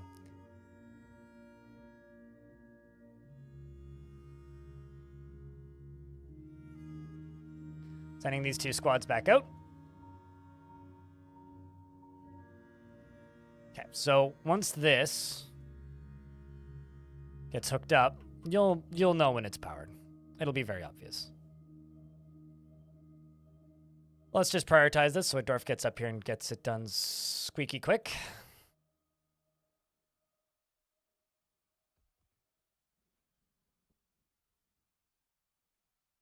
So are you hauling something really heavy? Oh, you're carrying a wheelbarrow with God knows what in it. A boulder of obsidian. Cool. Dwarf is doing the very smart thing and carrying a wheelbarrow with boulders in it instead of, you know,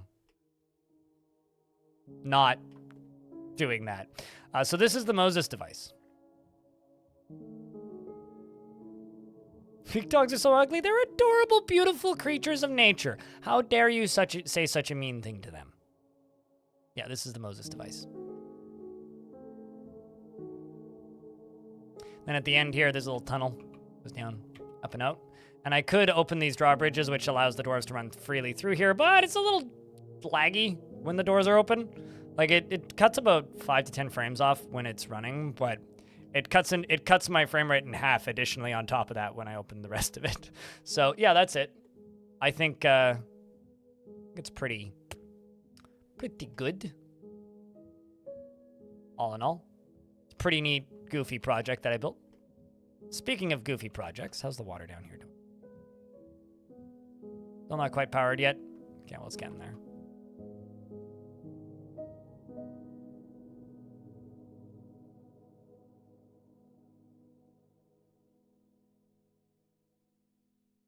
Let's see if I can get this end bit here sealed up a little bit. Actually, I'm really good at... Ooh, you know what I should do? I should just pull this lever up here. I should just make this more efficient, because I just can do that. No, it's not caravan access. This is the side that the enemies would attack. It's not wide enough for caravan. Caravan access is up here. They go here, and then down, down, down, down, down, down, down, down, down, down, down, down, down. Well, not down, down, but they would go to theoretically to here. But I need to actually widen this area because right now it's not wide enough for a caravan. So maybe I'll actually just do that right now.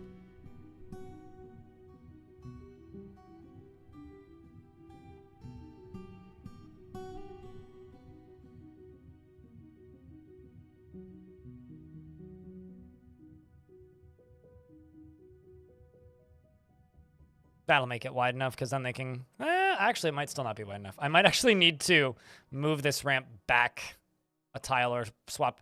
Let's just swap it out with this stairwell. It's fine. Then people will stop asking me why I'm not using stairwells.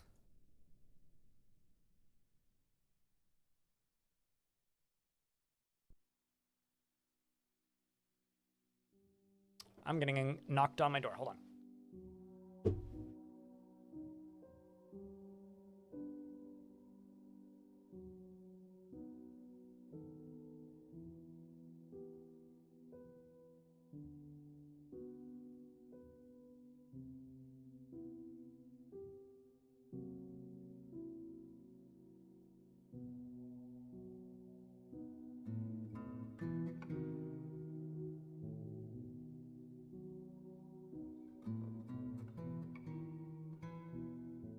I just got two very, very, very, very, very, very, very heavy metal packages from Amazon.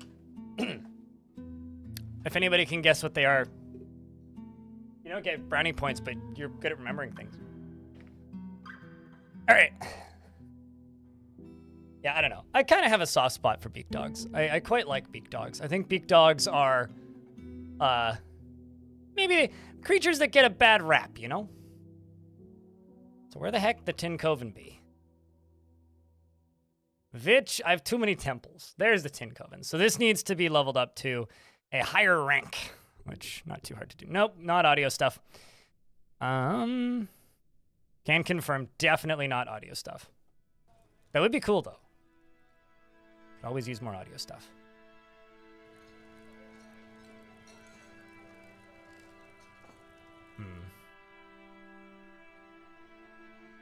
We'll put some of those in. 2 chests, 2 more chests. Let's say cabinet here. Let's go here and say large. Ooh. Looks fancy. And large. Put that there.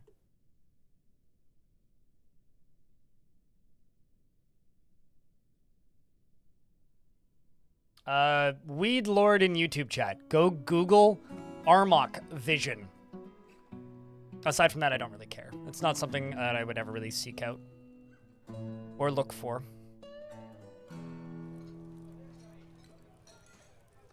Garden stuff. Closer. Heavy Metal the magazine.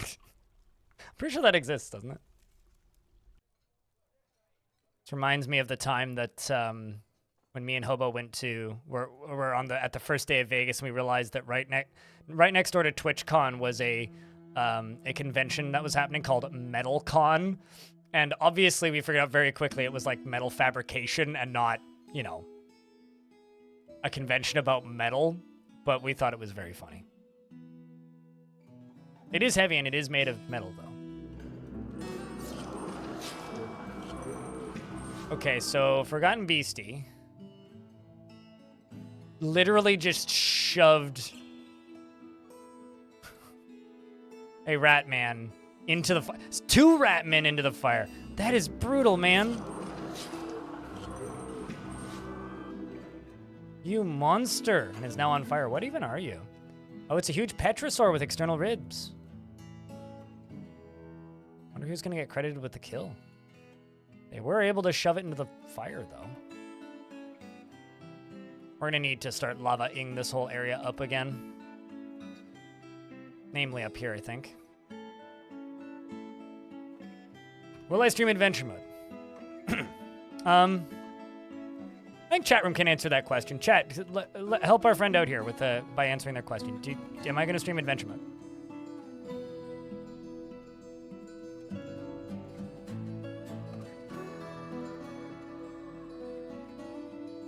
But yes, that is the plan next. I mean, the thing is, adventure mode is like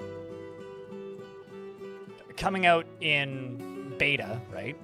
On the 17th. I'm gonna have it a little bit before, so I am allowed to stream it as of the 17th. But my goal is to, on the 17th, both have a pile of tutorials and also a whole bunch of, you know, live streamed content on day 1.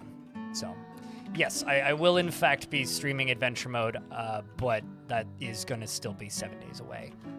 The next stream I am doing is going to be on Friday, and that's not going to be adventure mode. That's going to be a game called Manor Lords, which is, that's just a day that they're letting us play that. So, it's just another game that I'm looking forward to. I think it's actually like one of the most, actually I wonder if it is the most wishlisted game on Steam right now. It's probably not, but probably still Silk Song. Steam most wish listed. You looking forward to the next hot potato, or are you just posting it? Wow, it actually is the most wish listed game on Steam. Shit. That's kind of nuts. That's ridiculous. Look at this.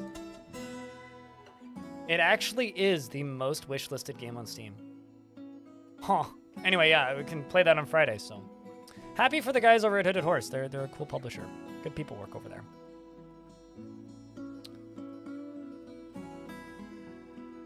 Yeah, so I will be streaming that on Friday. Although I don't know how much total I'll be streaming that. Like, that's going to be like a casual extra game. I'm going to try and have a video of that up for Friday, and I'm going to try and have a video of that up for Friday, and I'm going to Logum the Ranger is entered a fame. I'm going to try and have a video of that up for Friday, and I'm going to try and also obviously do that stream, and then have as much stuff ready for adventure mode as humanly possible after that.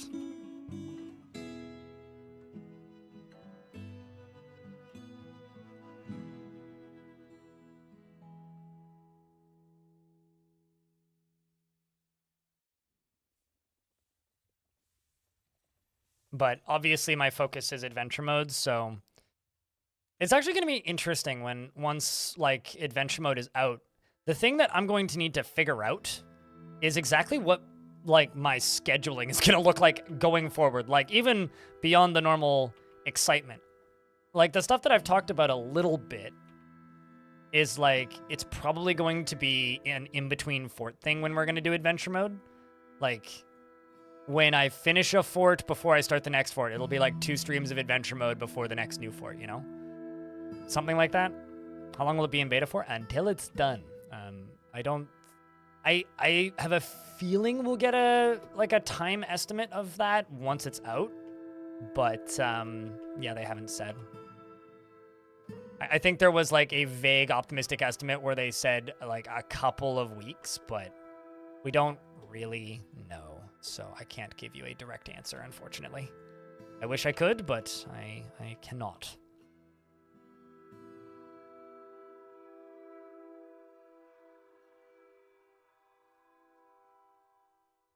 Where the heck is that thing that I'm looking for?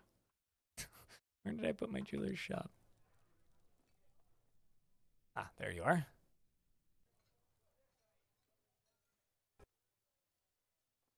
You know, I'm just gonna cut gems. Just cut gems. Just cut all of them.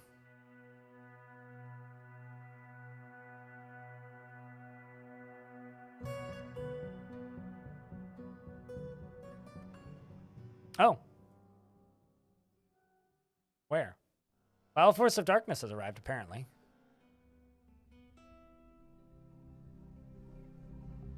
Oh. But they are not giving us the courtesy.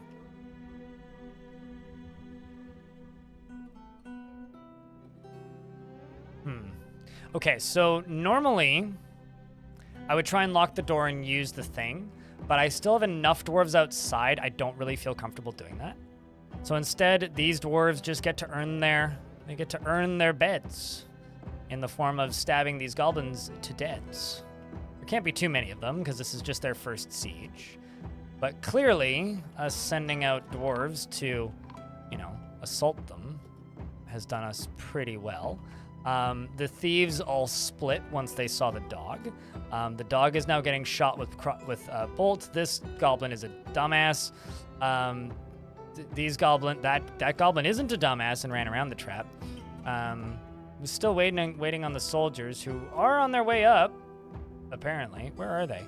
You're pretty far away. You're also pretty far away. They were supposed to be training, so here's hoping they get here soon.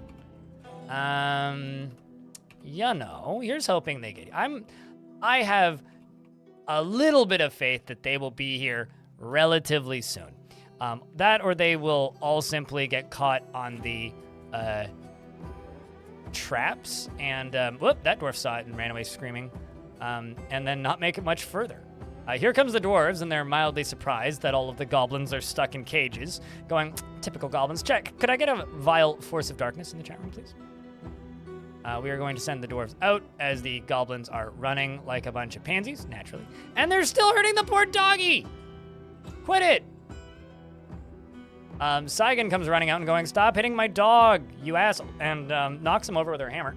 And tries, but he jumps away, probably slamming directly into Edom here, who then stabs it. And then the goblin gets an example made of him and the siege is over. But it appears we still have some dwarves in pursuit. So we've got Burr up here, who is chasing, dodging away from bolts.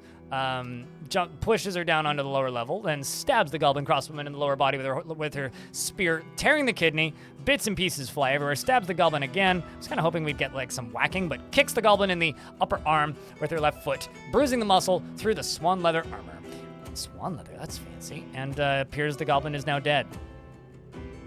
It's a very small attack. Flash NPM, unfortunately, you do have to give me money every month in order to have access to those, but I appreciate the effort all the same.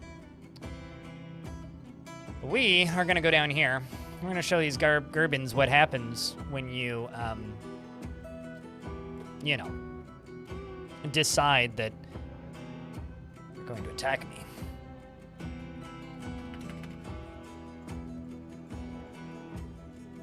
Speaking of not attacking me, you just got a gift bestowed on your head by one Devil Dawn. Flash NPM, so you can try that emote again. It should work this time.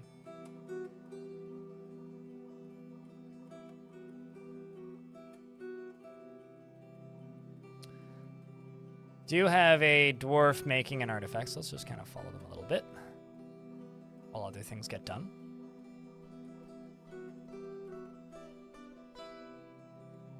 Yeah, now you can do the proper Vile Force. Thanks for all the support, Devil Dawn. That badge is kind of crazy. Which brings us, you know, just 18 subs away from me making a Gelder's Hall. Or a Gelder's Guild. Guild for Gelders? The Guild of Gelding.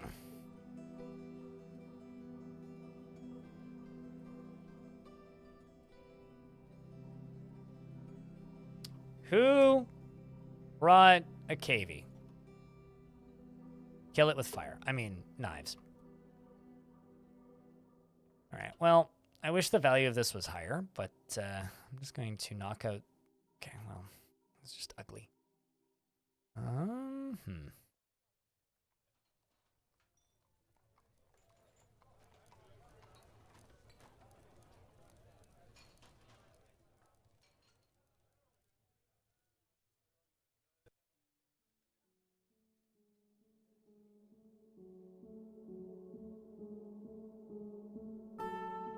And let's just start doing some engraving.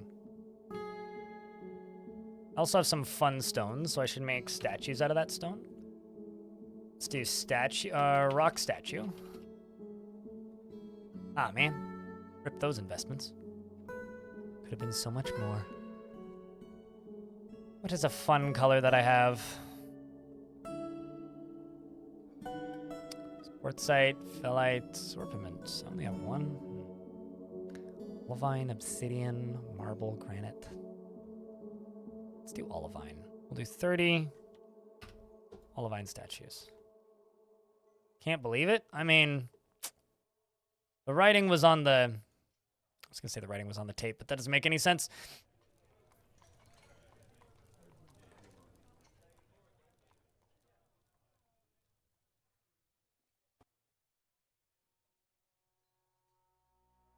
Consider them blocks busted.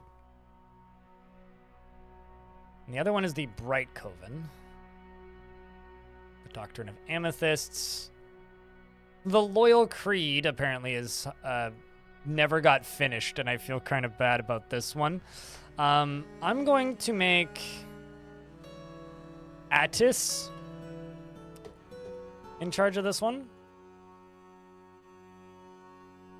Faith of Gold. Chapel of Points. I actually kind of have no idea where this is. The Faith of Spit, of course. Whose Holy Juice died, apparently. Arende is the new Holy Juice. That's the Anything Goes temple. I may actually have to widen my search a little bit. I do not know if I ever made a temple to this other one. This is the Bright Coven.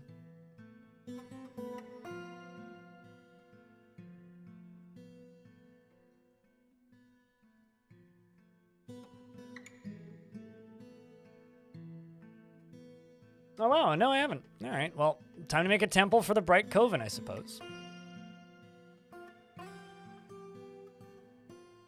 Now, the question is, where the hell do I put it?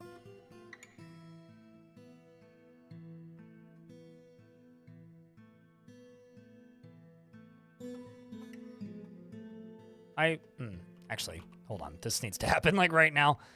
Poor dwarf living in this pile of socks needs a cabinet to put all their socks in. Sorry about that, MedTub. I think right here would work. Thanks, game. Human caravan has arrived.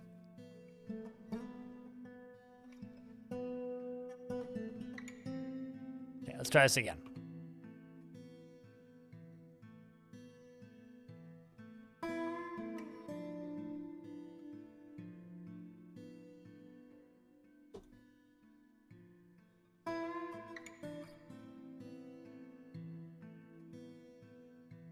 Actually, out of genuine curiosity, how many people here are looking forward to Manor Lords? Because to me, like, I'm pretty bad at knowing what games people are looking forward to, because I just kind of look forward to a pretty large number of games at any given time. Or I'm just, like, aware of a pretty large number of games at any given time, and kind of forget that other people aren't always.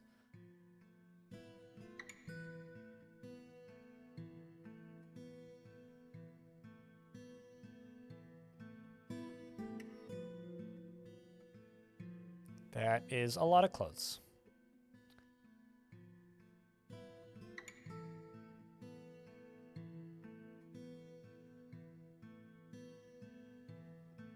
What genre is it? It says town builder It's hard to explain. It's like a town builder that has some Total War in it. So it's a 3D city builder that looks really pretty. That had a demo a while ago, which I made some footage of. Made a video out of. But once you're out of the town builder side of it, it's like a small-scale faction warfare game on a pretty large map with other towns that are run by AI in the world. Or more of a diplomacy game, if that's your bag.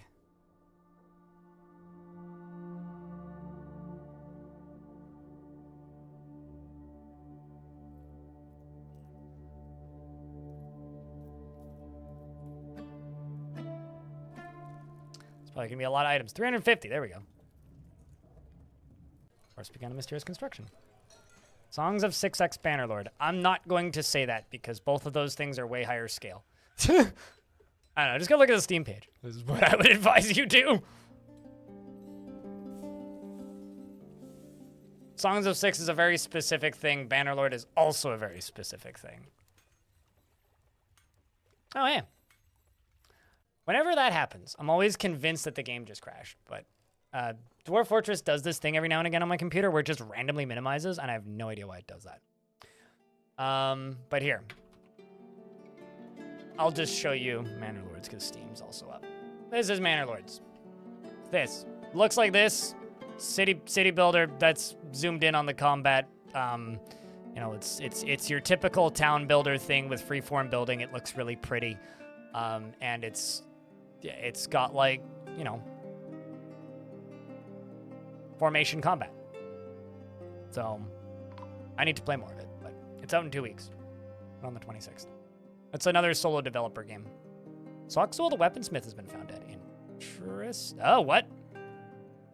Where did you... The Foxnits? There's a goblin in my fort. Or wait, hold on.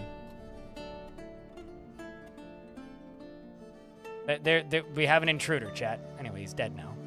That was mildly terrifying. Well, rest in peace, you poor dumb dwarf.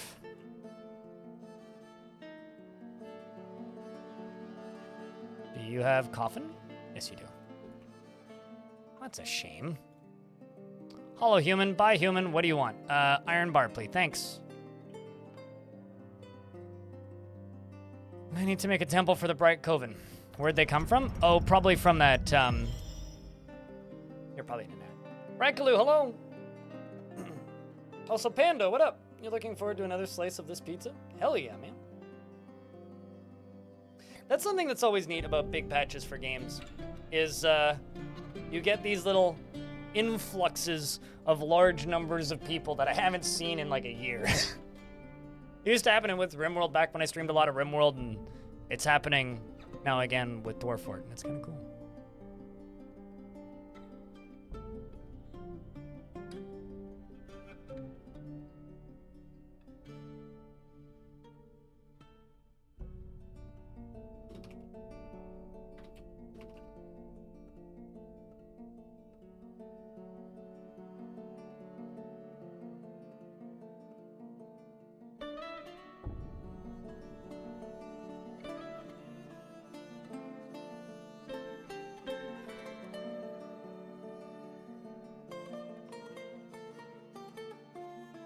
But yeah, I'm assuming that that goblin came from that invasion, that very, very small invasion I had, because they did kind of walk into one of my stairwells. I just kind of assumed we got them all, but it's fine. It's almost like we have 345 dwarves. I think it's okay if we lose a couple, even if, you know, it's an unfortunate circumstances.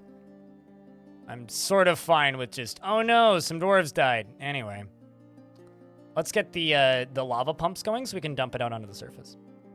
But yeah, no, Pando, I agree. It's also good to see you again. It's been a while. That's the like I was saying right when the ad popped, is just for those of you who missed what I said, but it's really nice that people are popping up again now that adventure mode is close.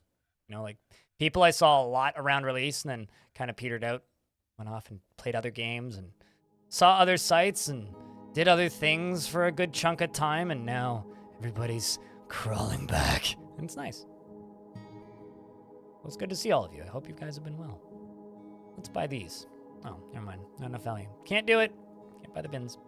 I can, however, buy these. And these large gems.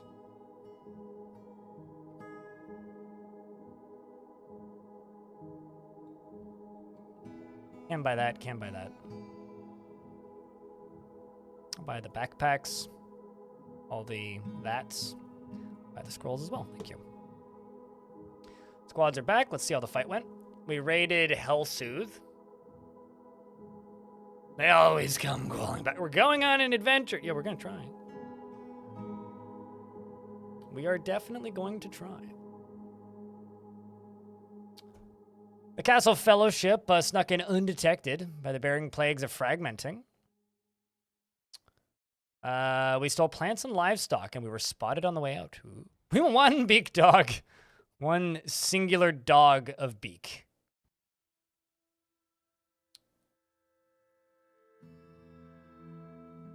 Dark kobold pits.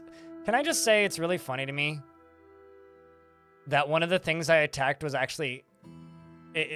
one of the things I attacked was accidentally a kobold pits, but can I just state that I think it's really funny that... Or, this wasn't a kobold pits. I attacked this, and now it's a kobold pits after I attacked it. So this became kobold pits just now. But what I think is really funny about this is the place is called Soil Stolen. So it's like this place called Soil Stolen. And of course the kobolds get it. Man. Tempest Hex. I've attacked that with previous forts and like damn near lost my whole fort, my whole group. The Revolting Fly, the Dungeon of Twinkles. I'm going to go attack the Dungeon of Twinkles because that name is just way too funny to not. Just don't steal other crap, please.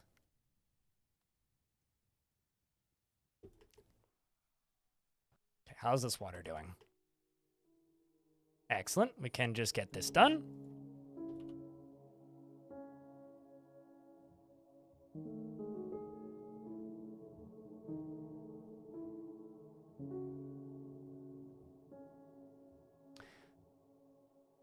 Free and shiny? I mean, kobolds are basically just like, you know, the magpies of the Dwarf Fortress world. It's magpies that like shiny things, right? Or is it crows? I guess maybe both. This will make this more efficient. And then all I really need to do is pull this lever, which will power this, which will then pressurize this, and then fire the pressurized lava out in here, which will fill up all of this. And then I just, you know, sit around and wait for this to all turn into obsidian, and then we open her back up. Corvids in general, like shiny things. Am I a Corvid then?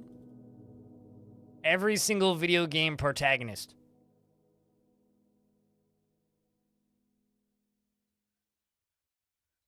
There's a named elephant on this map.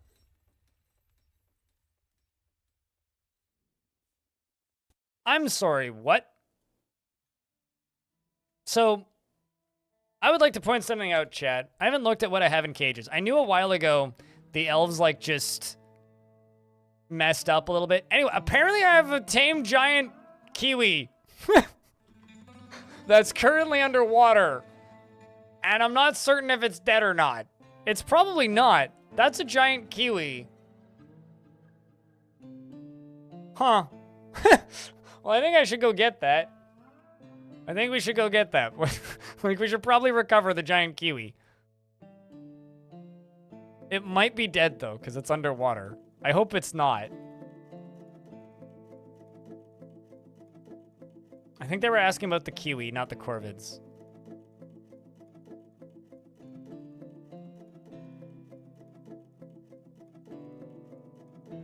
But I could be wrong. They might have been asking about corvids.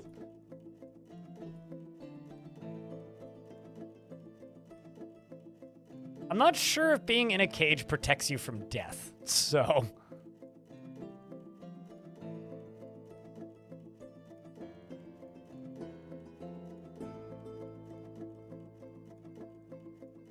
I'm not positive.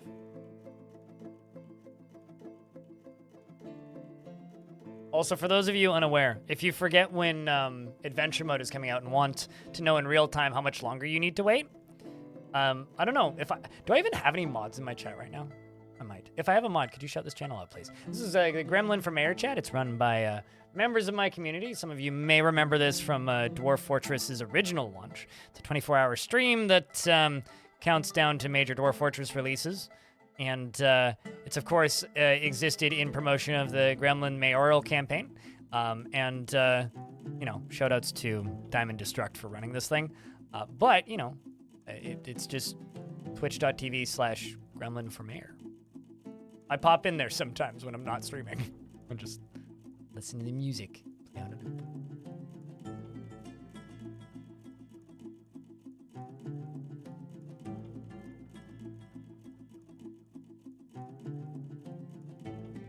Penguin logic? What, can't fly, might as well swim? They fly underwater. Counts. Don't do penguins dirty like that. All right, so now we're gonna get these pumps going. Elephant burgers back on the menu, boys. So chat, remember these 3 words, please. The Bright Coven. I can probably figure it out, but the Bright Coven. I'm not a scientist, nor a chemist, nor somebody who studies molecules, but I'm sure somebody could probably, very likely, explain to you very intelligently why it is not that, but I am not that person and I don't care. So, I mean,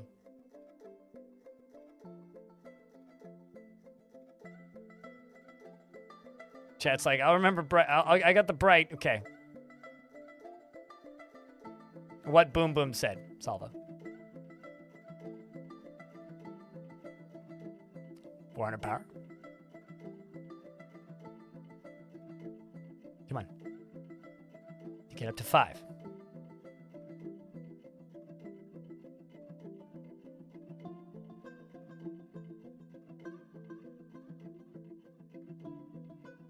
Can't wait to pressurize some water and fire it out into this goddamn lake.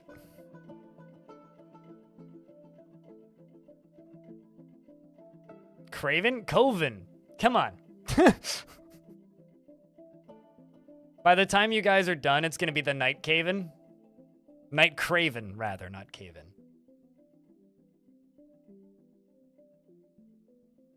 Oh, I'm sure. The Bright Coven.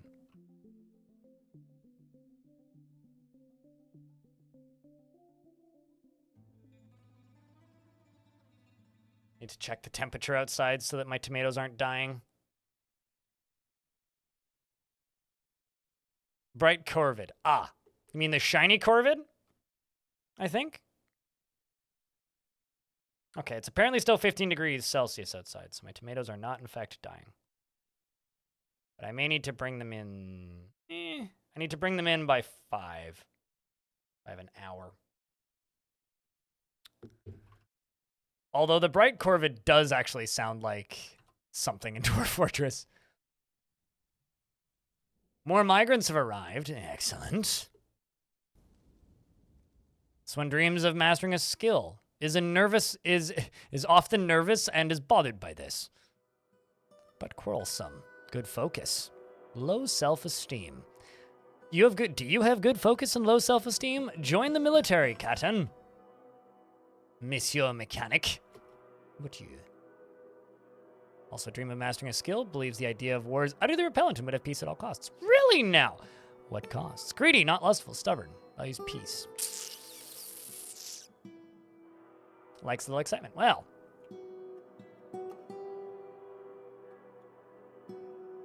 It's a weird name, Eshtan. Denomination of emeralds. You got a gem. You have a cat? Oh my god. I'm actually gonna have a cat in my fort. Ooh. Mule.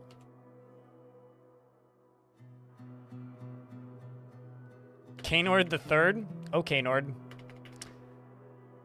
What kind of dwarf is Kaynord the Third?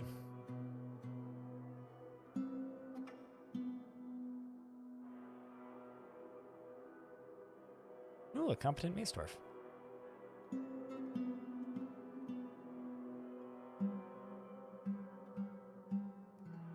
Novice hammer dwarf.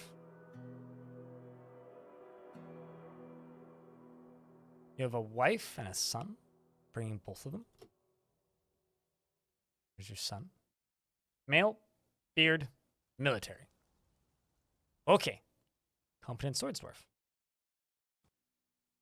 You've killed a goblin. Wait. This dwarf's been here before.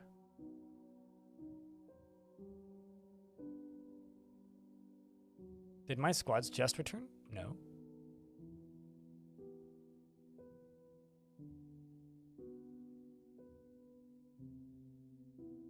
I haven't expelled anybody.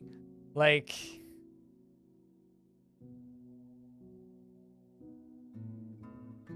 Oh, maybe...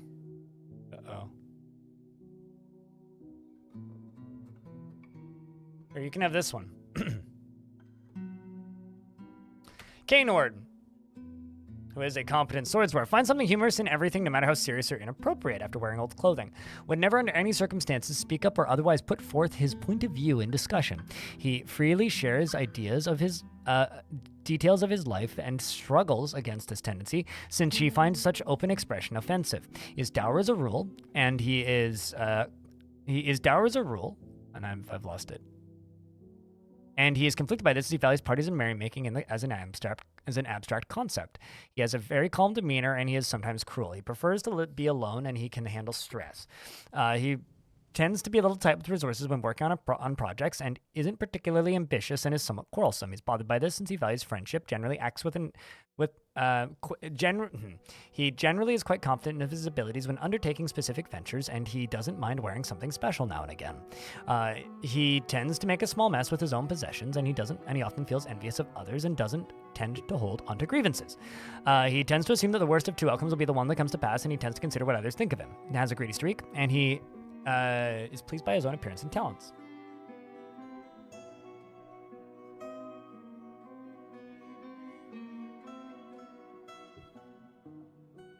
Remember how I was like, someone will tell you how you're wrong?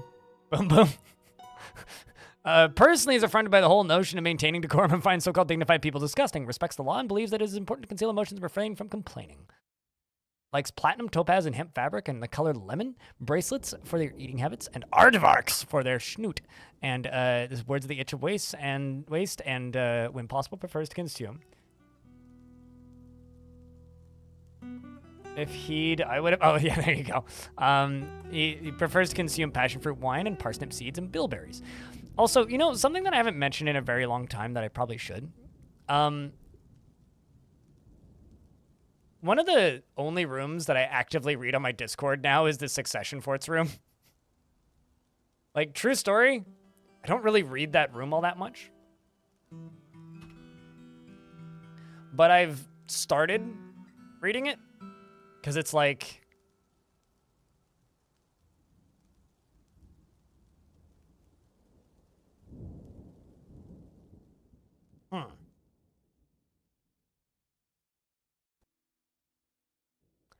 Interesting.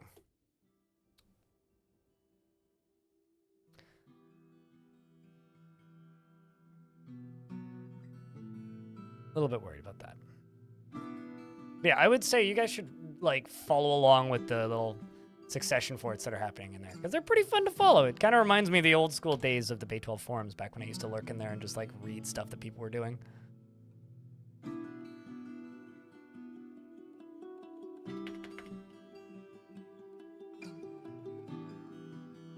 Time for some lamb.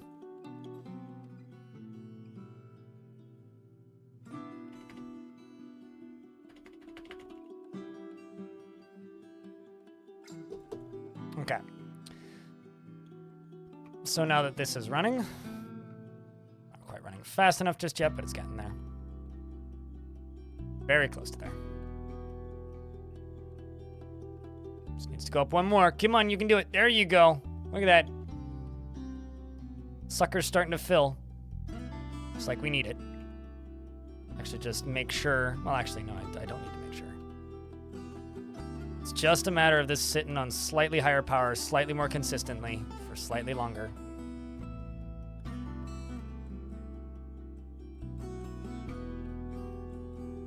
It's just such an awkward spot to get to. There we go. Oh. Little piece at a time.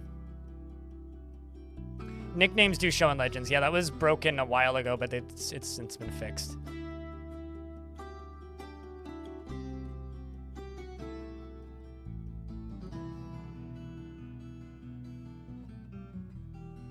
Okay, you know what I'm going to do?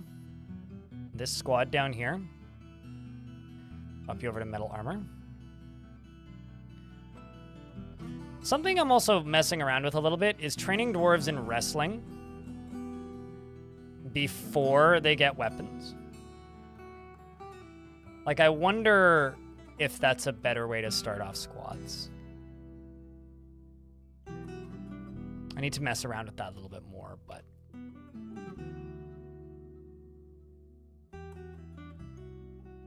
It's kind of silly that this isn't working all the time. It's like working most of the time. But we're basically there now. Okay. So this sucker is just filling. It's full now. Which means probably pretty soon we can fire this. Hey chat, you guys ready to turn a lake into obsidian?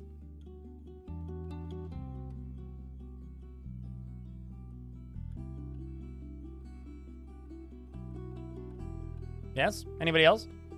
Need to make sure you guys are ready. If you're not, we'll wait a little longer. Yes? All right. A couple people are ready. Hey, YouTube chat, are you guys ready? Are you guys ready? Before I forget completely, by the way, I'm going to go down here. I'm going to make this zone. Because who remembers the name, chat?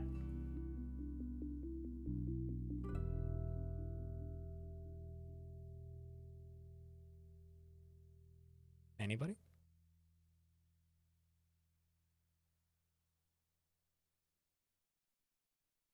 The undulating craven, naturally.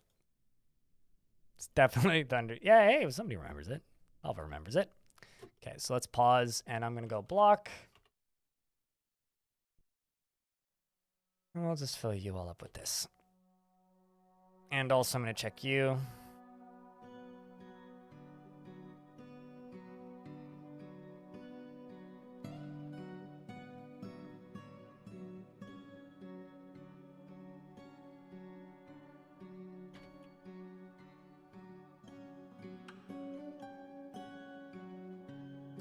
Hope this stuff gets installed pretty quick, and I can also go down here and do gem window.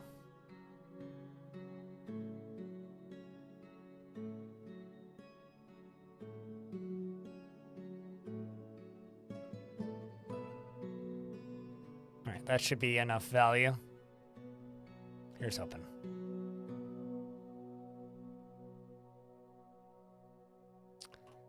All right, well, now it's just a matter of going dwarf. Do not stand there. You going up? Okay, you're going up. That's good. All right, so now it's just a matter of waiting for a dwarf to come here and pull this lever.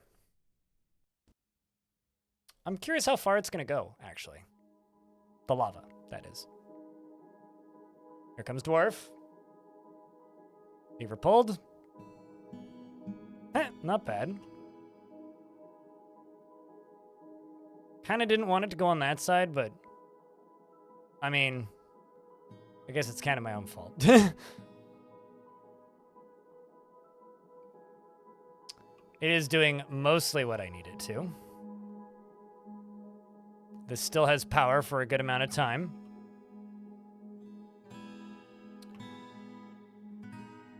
Because there's also a lot that needs to drain out of the top of this. Got a lot of extra. I basically need this to be obsidian all the way to this wall. Night Dove Inn. It's a D&D name somebody should steal. Okay, well, the pumps have stopped. Now we just have to hope that there happens to be enough lava here to completely cover all of this, which I think there is. I think there is. Because it still all needs to drain out of here. I'm just kind of annoyed that it is, in fact, going this direction, because I didn't want it to do that, but...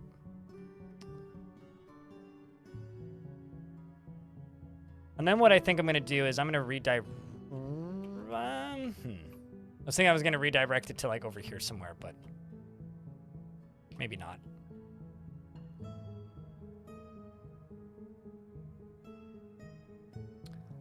It shouldn't. It should just flow over top pretty consistently all the way to the end. I just need it to hit the wall. I just need to have, like, obsidian running all the way to here. That's all that I need, and then I can block it off. Because what'll happen pretty quickly... Yeah, okay, that's good. What's going to happen is... then I can dig all the way to the edge here. We can also get this dwarf's body. That poor dwarf. We can dig all the way to the edge, but once we've dug to the edge, then... I can fortify the edge and let water seep through again.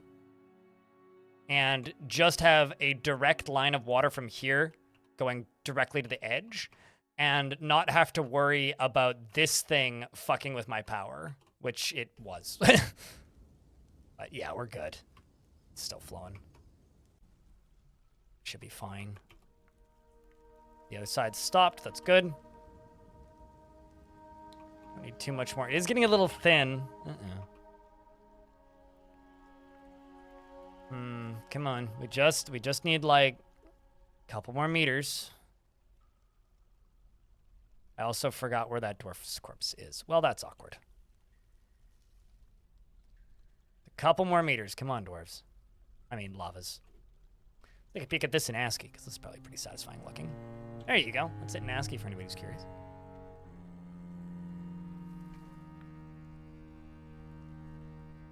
It's floating around somewhere. Yeah, I'll just dig up a good chunk of it. Fine.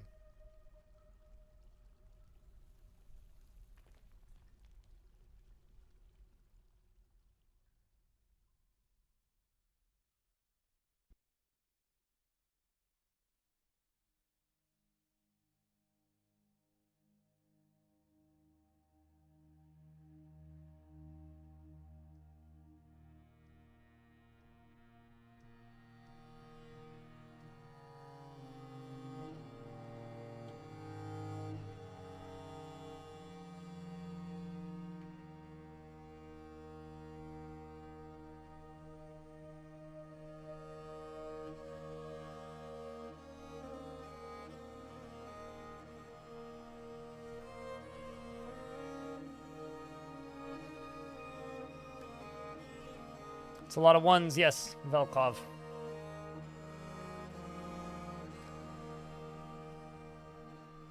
But it looks like we've made it. I think.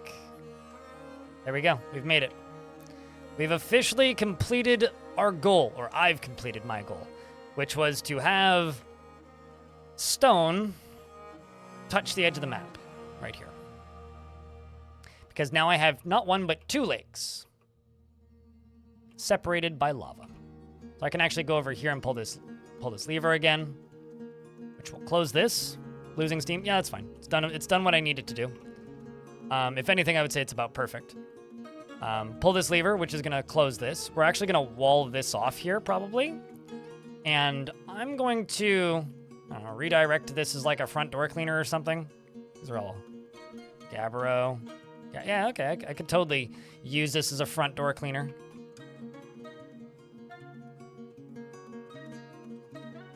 Oh shit, I've still got squads stationed outside. No. Just hoping those squads return soon. Sorry, dwarves.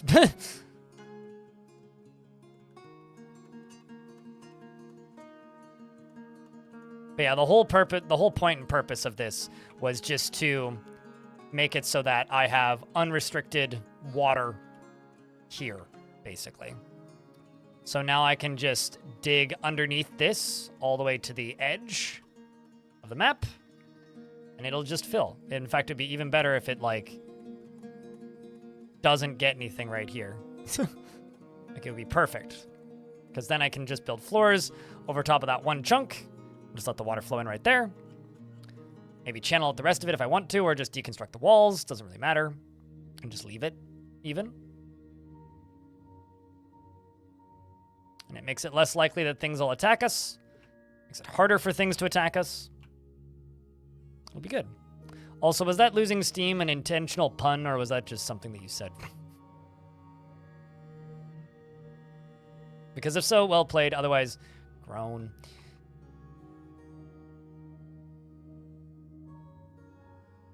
It's really fun to... Yeah, I mean, the way I see the ASCII mode in Premium Dwarf Fortress these days, it's kind of like...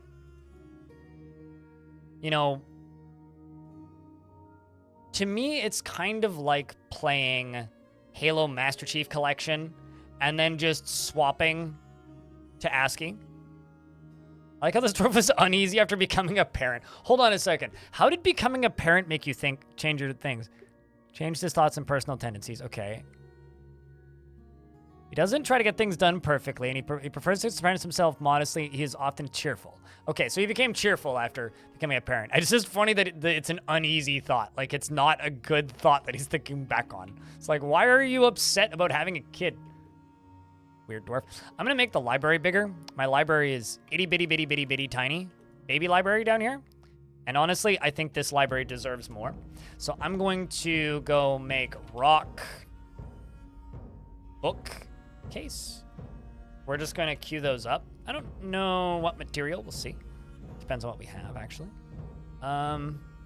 Ooh, Cinnabar. Red bookcases. Let's do 12. And this temple up here, way too low value. We can improve this.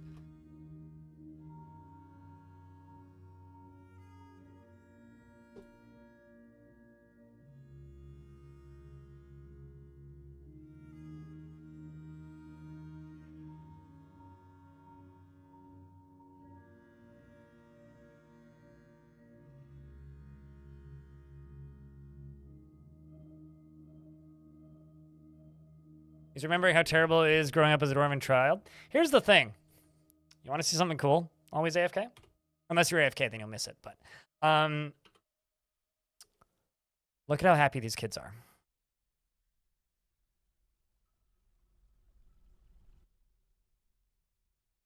Most of them are pretty damn ecstatic with their lives. Because none of them are doing any chores. Some Jeeves love? Actually, how is Ask Jeeves?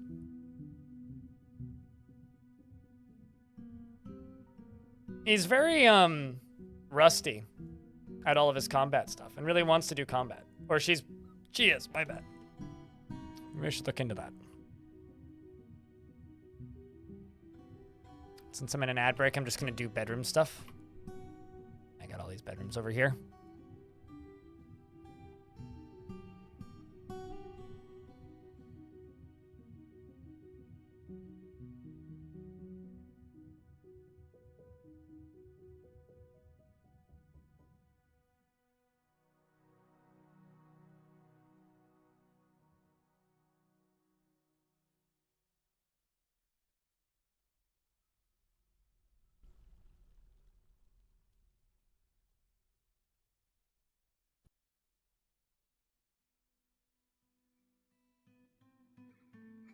Take care of the tomatoes while on an ad break. I don't need to run them back just yet. I have an hour. Don't have to run them back until 5, and it's currently 4. Why not not this ad break, but maybe the next one. Still some sun outside, I think. I mean,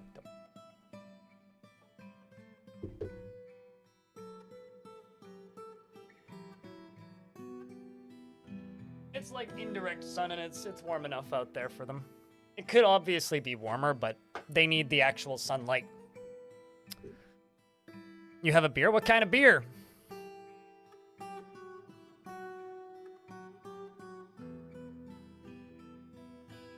You left them on chores?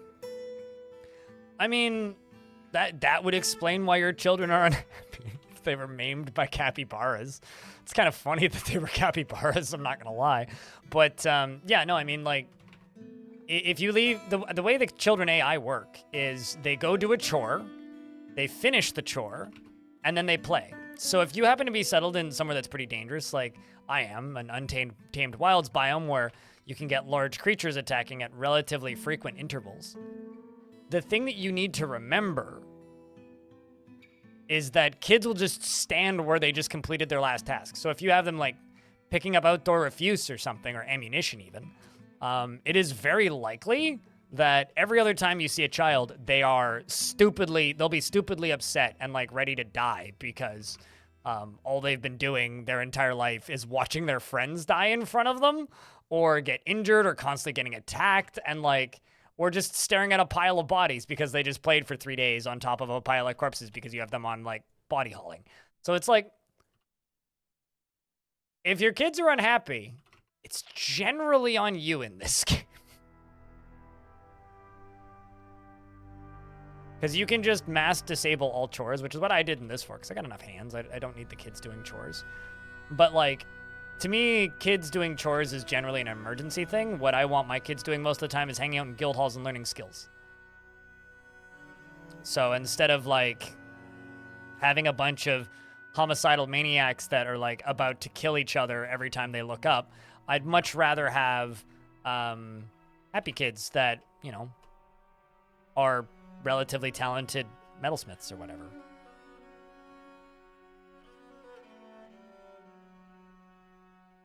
Trying to get rid of some of this mud.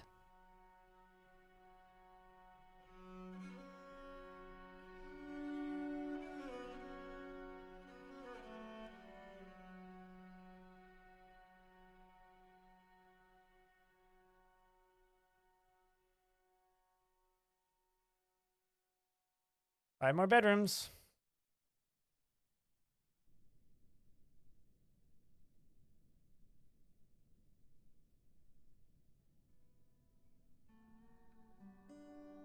Oh my god, so few dwarves actually have bedrooms.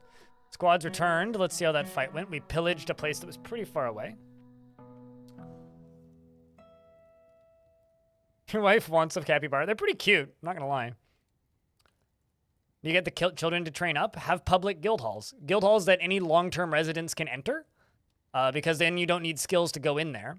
So they'll just go in there, hang out, socialize, and whenever a dwarf is teaching a skill, they will hang out and watch. The Castle Fellowship attacked the revolting fly of the Dungeon of Twinkles at Poison Ford. Doc Randall led the attack, and the defenders were led by Dostengop Spidery Beasts. Doc Randall outmatched the goblin with a cunning plan, and the defenders had, the attackers had a strong positional advantage, not the defenders. All right, let's see what we fight. Oh, we killed an elf. Okay. Another elf. Okay. Another elf. Okay. A goblin. Okay, we killed Song. Killed a goblin named Ago. Killed we killed Austin. We killed the guy in charge. Well, that's good. Killed another goblin named Doomlouse. And stole a bunch of books. And seized livestock. Let's see what we got. Buttload of beak dogs. Okay. Uh-oh. There's a ghost floating around.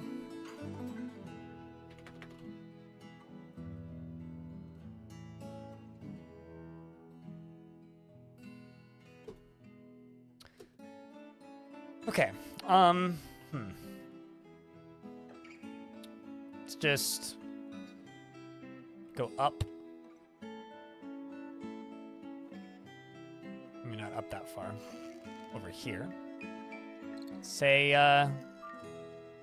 make me a slab. Out of granite.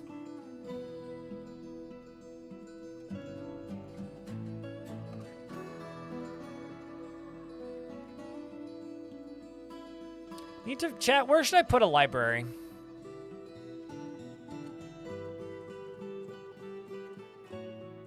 You know, if we hit 888 subs, this would be the Gelder's Guild, right?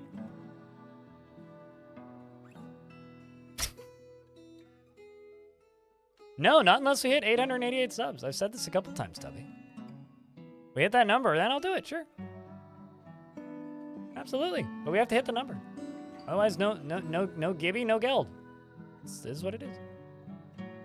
Thanks for the efficient addition. Scroll down if you're on PC. It should say the number. We're at 875 right now. Say less. Okay.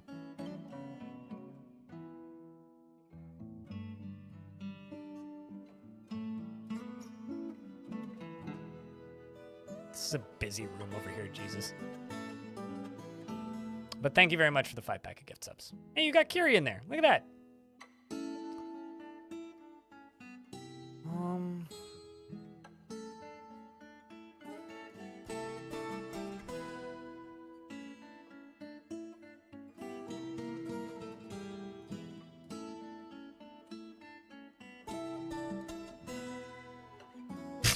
Gazoom is doing the heavy lifting here with a 10-pack of gift subs. Thank you very much, Gazoom. 1! Getting enthusiastic. You might overshoot. We only need 3 more. That's all we need. And then you guys get a guild hall. But if you want me to also make the Master Gelder Telenartho a legendary figure in the fortress who also happens to, you know...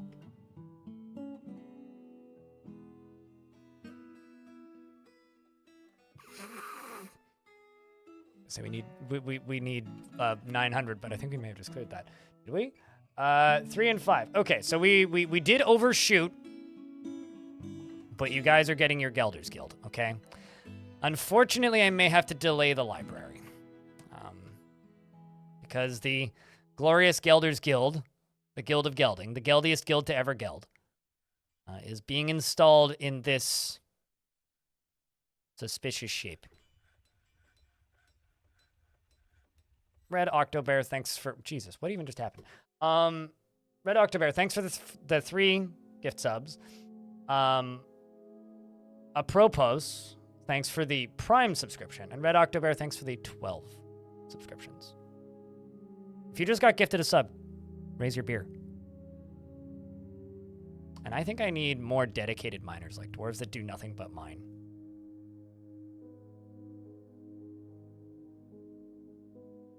Let's go attack something else, but something a little bit closer to a home this time, so we don't have as far to go.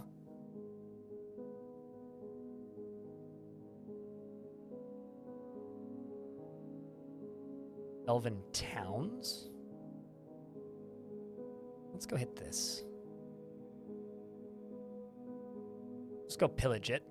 Don't loot other items.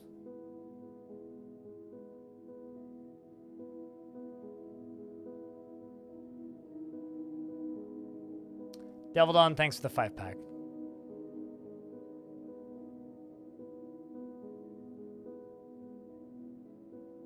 Appreciate you. Like, seriously. I know that this is all full of sarcasm and jokes right now because of the, like, Gelder's Guild, but seriously, thank you.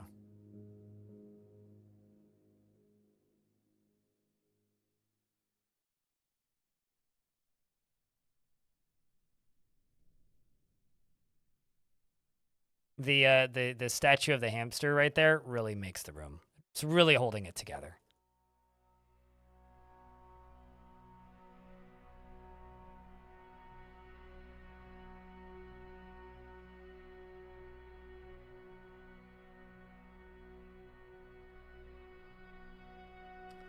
Goblin, thanks for the $1. Appreciate you. All right, chat. I cave. You guys can have your Gelder's Hall. You guys can even name it. And if Telenartho's still around, we'll definitely consider giving Telenartho the position of Baron of Applebottom. I mean, this fortress is called Applebottom. What am I saying? Of course we need a Gelder's Guild. Ridiculous to think otherwise. Anything otherwise is just a ridiculous statement that, like, doesn't have any logic to it.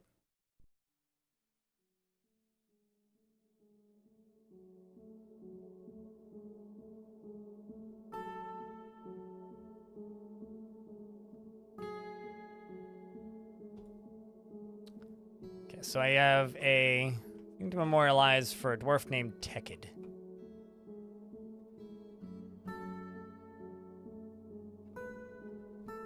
Rocky Mountain Oyster Bar. Oh, God. Can't get much worse than this, can it?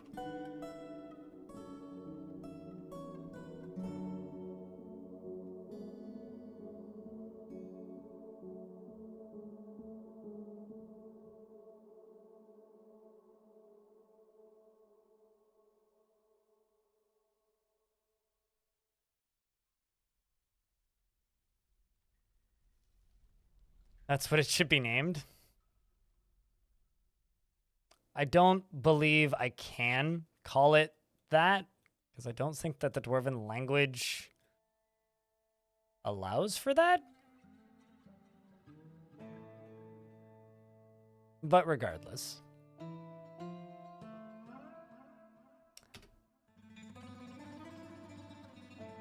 Let's see. Wow, I'm still signed in. It's been a while.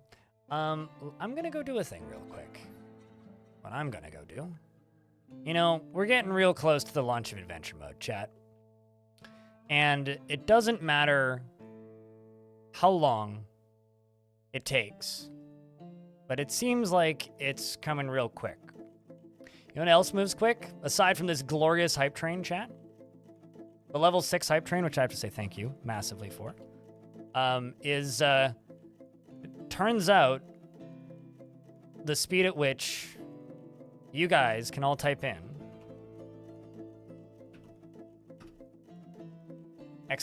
!enter for your chance to win.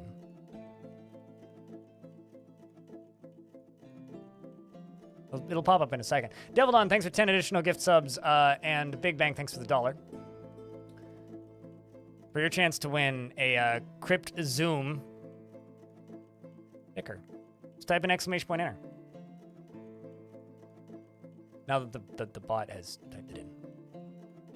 The sticker, you know? It's like this one. But it's a dwarf and a minecart. Am I losing dwarves in real time? That'd be kind of awkward.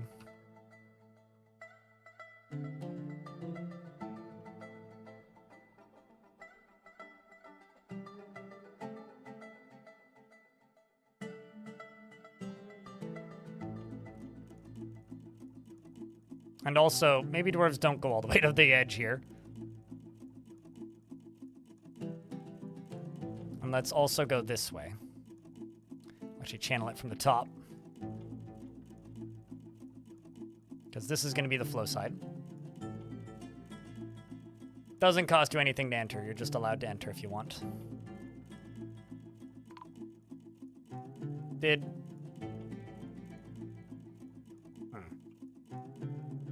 Am I going crazy, or was there a dwarf there a moment ago? Pretty sure there was a dwarf there a minute ago.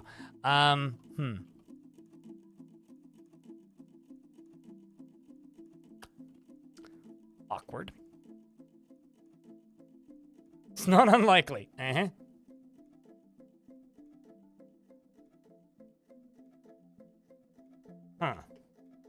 Well then. I'm not gonna worry about it. That's what I choose to do. So Tubby and Budgie, if the both of you click on that link, you can go redeem your Crypt Zoom sticker.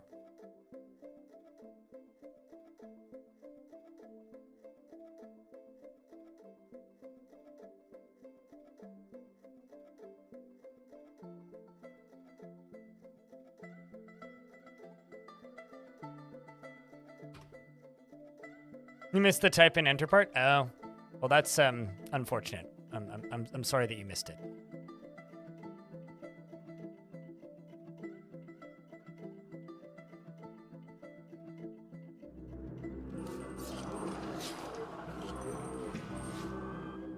Dwellers of the caves are down here.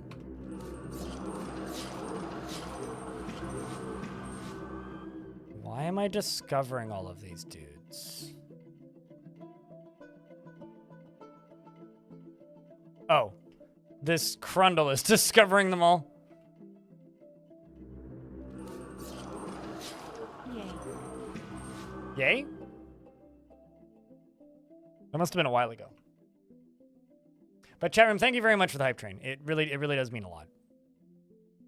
And go grab those stickers. Crushed nuts. Crush Nuts, the Guild of Gelds. Guild of Gelding. Sure. I think that'll work. That sounds like it would work. Yeah, I'm sure it was a while ago. Also, just a heads up, we're going to have a new mug next week. For those of you who've been asking for more mugs.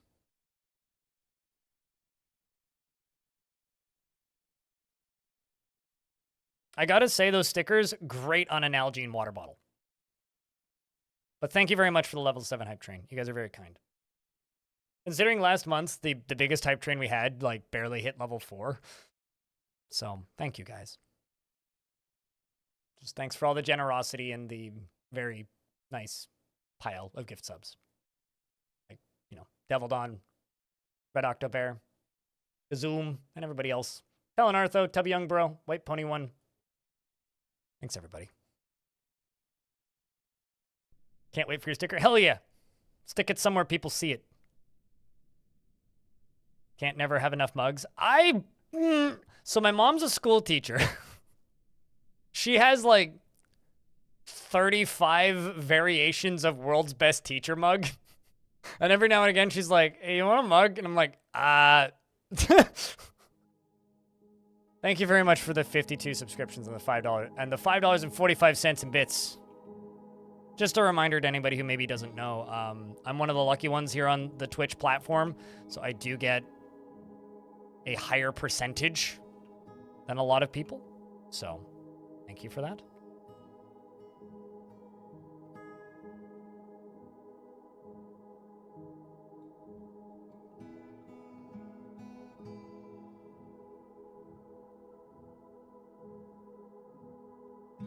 You like the certified minecart operator mug? Hype, hype. That one's like generic enough that like you can kind of get away with where using it in normal affairs. So that dwarf does not have a place for a slab.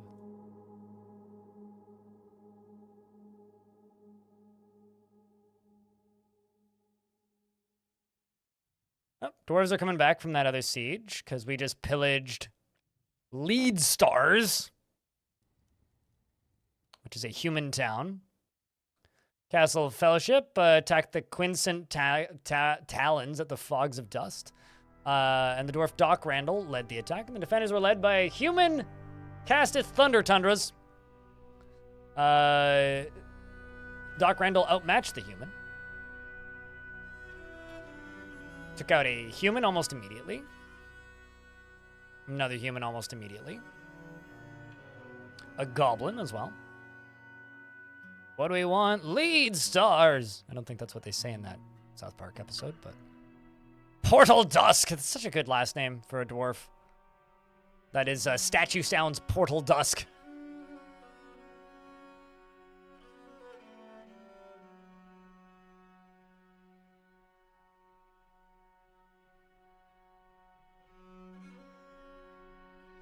Some kind of nerd, it's great.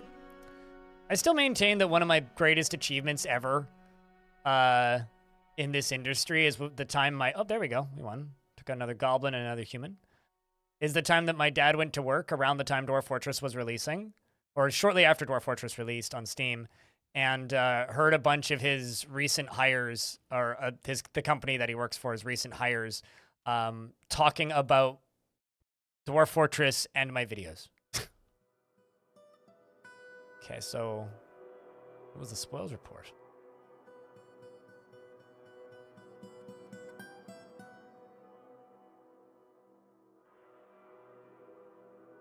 Do that? No. Oh no, it's 562. Why is it?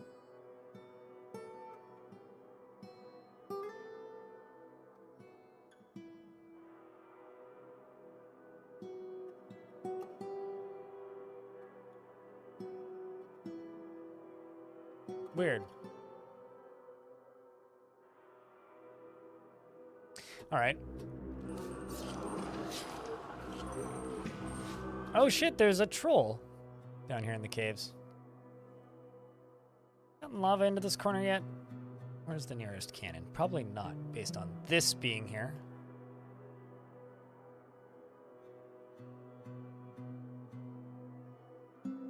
Could try it with this. But it wouldn't make it over to that side.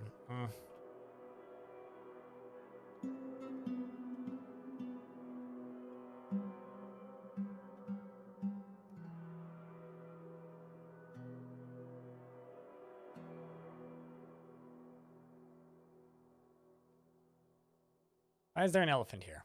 One of mine. They're going to waste it? Oh yeah, no, they're going to end it. Oh, it's not like you can, like, really do anything with trolls. Rex, the miner's been missing for a week. God damn it. Well, we know who died now. It was Rex, chat. That was one of the starting 7 dwarves who died in this nonsense somewhere. So that sucks. Can you tame trolls? No. No, you cannot, because trolls have the can learn.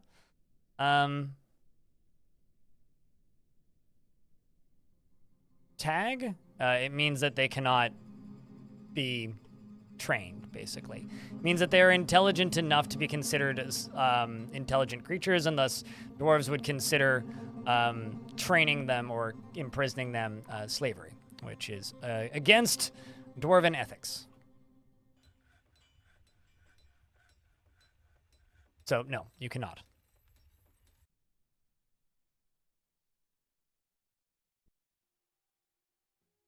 Okay, let's drop down into here and get back to working on this nonsense. You guys paid a lot of money, so I will get it all queued up.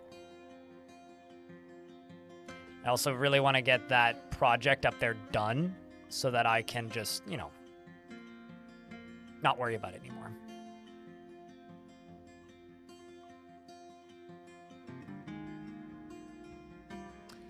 All right, Telenartho, we are making you your guild hall so you can start teaching your great craft to everybody in the fortress, apparently. We are being assaulted by elves. It's a good thing I didn't just send out another squad. Everybody get inside.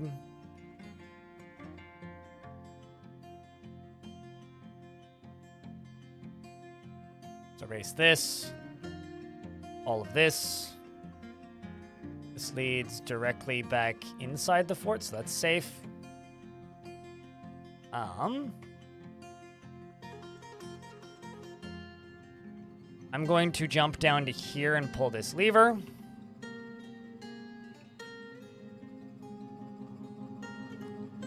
So we are getting ambushed. Although elves are easily startled. So the siege may have already left. Specifically, not only are they easily startled, but their mounts specifically are often easily startled, and I just saw that animal leave the map, like, immediately. Never mind. A vile force of adorable is attacking. Hey. What the exact? Yeah. So we were getting attacked by giant hamsters. Giant wolverines. Giant, just normal giraffes. And elephants. Yeah. I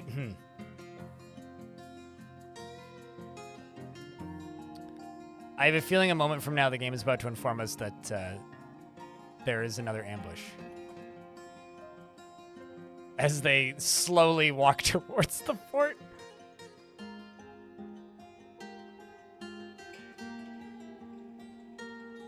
Man, I really want to just fight this right now, but I'm going to do my damnedest to use the water entrance. Must gild them all. I mean, we can do a lot better than that.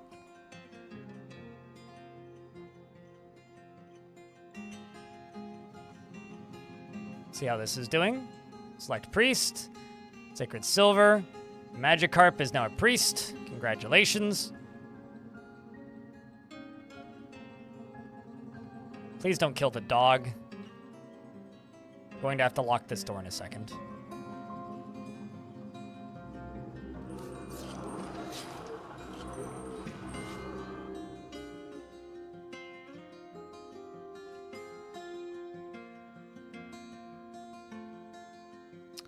Okay, so what I'm going to do... Double ambush? Oh, really? Priest of some kind, if available? I wonder if I have any unnamed priests. Hold on. Or any open spots. The thing is, it's kind of a job you have for life, right?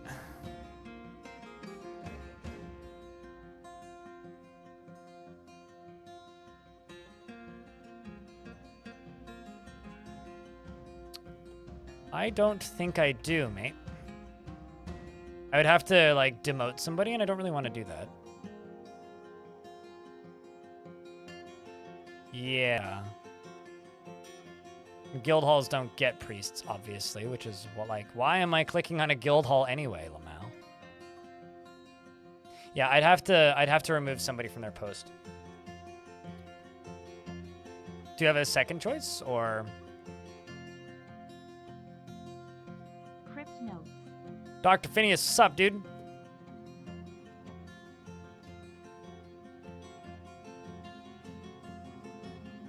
Chat room, can I get a round of beers for Dr. Phineas?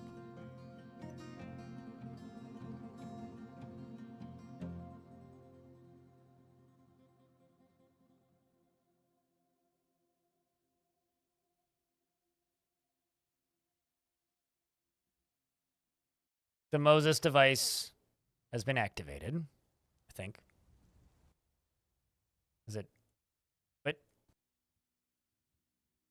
Oh, never mind. No, it hasn't. No, are you active? There you go. Now we're babbling. Look at the goddamn petting zoo. Crafter of random variety. Okay.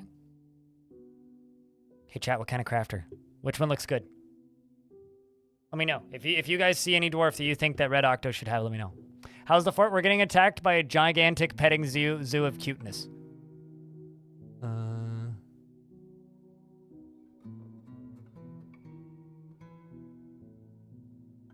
What a glassmaker. It's like clother or a glassmaker, basically. Ral? Ral the clother? This Ral? Very happy. All right, Red Octo, you're getting Ral. Red Octo Bear. It had an exclamation point, so I was convinced. She strongly prefers ideas and abstract concepts over handling specific practical issues. She is not driven and rarely feels the need to pursue even a modest success, and tends to reveal personal information. She is somewhat quarrelsome, and she is bothered by this, since she values friendship. She tends to be a little tight with resources when working on projects, and does not have a great aesthetic sensitivity, though she is conflicted by this for more than one reason. She is often cheerful, and she occasionally can lose focus on the matter at hand. She needs alcohol to get through the working day and likes working outdoors and only grumbles mildly at bad weather, and is getting used to tragedy.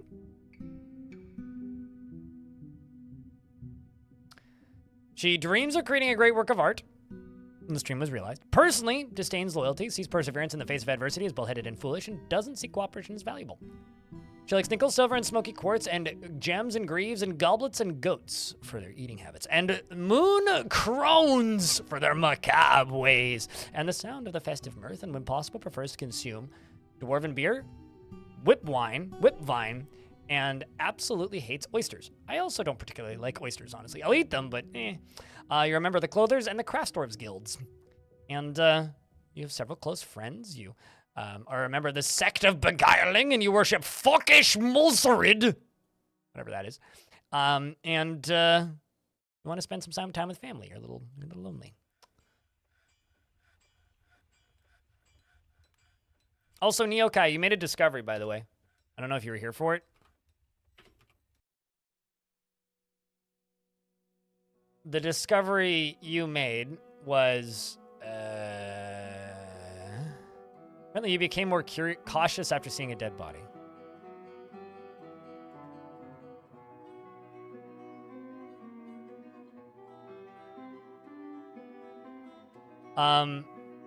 Yeah, you discovered models and templates, even though it made you anxious for quite some time.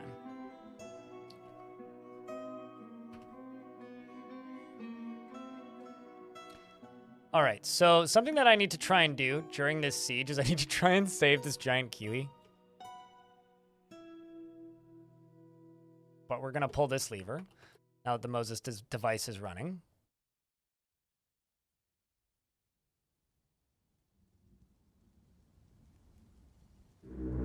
Jesus. Oh. Well, this is bad news, specifically for Labash. Labash is, you know, on a wander outside and is hopefully going to make a mad dash to the Moses device. This dwarf really is having a bad day. In fact, actually manages to strike a war cheetah in the lower body with her steel pick, spilling the guts. Where did she even go? There you are. Wow, look at that. Run away, dwarf. You just need to get to here on the minimap. Just need to get to here. Come on. What is going on? We're getting attacked by an adorable petting zoo. Can't you see it? I mean, okay. So it's elves, giant hamsters, giraffes, elephants, and giant wolverines is what they are attacking us with, which is very, very cute. And I'm going to drown them. And there is a cheetah trying to go fast and also is bleeding a lot. And the dwarf is running away. Also, holy crap, those are big trees. Come on, buddy. This way. Although we haven't opened the doors yet, so they don't know that's the way to safety just yet.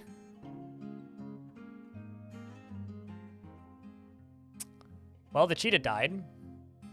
Thanks for the $5. Appreciate you, Neokai. All right, so the gates are open, meaning I can finally do what I've wanted to do since I built this goddamn thing. A machine of biblical proportions. Don't worry, the frame rate is going to be just fine. It's gonna be okay. For once, chat, a fight will actually move slow enough that you guys will be able to keep up. Aren't you excited? What the heck is this dwarf?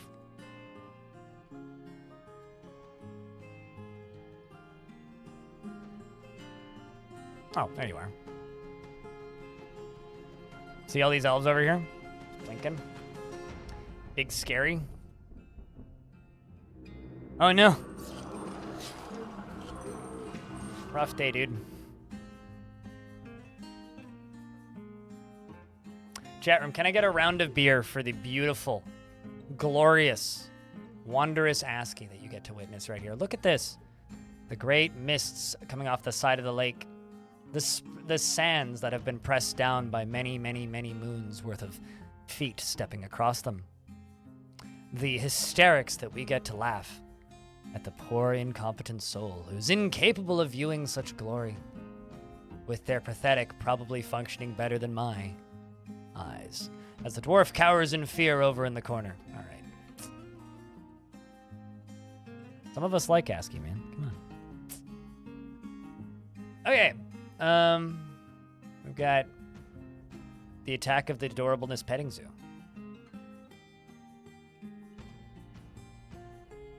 And here come the dwarfs.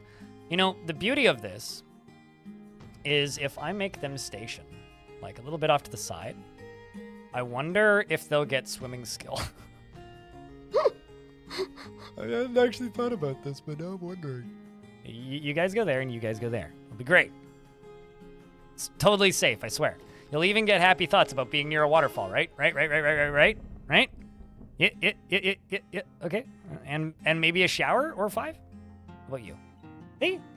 Oh, no? Come on. You're standing in mist. That's mist. There you go, see? Happy thoughts.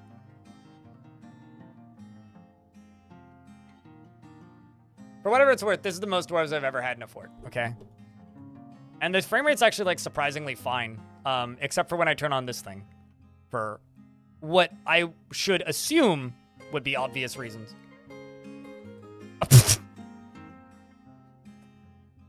I wasn't expecting them to just practice swimming, but...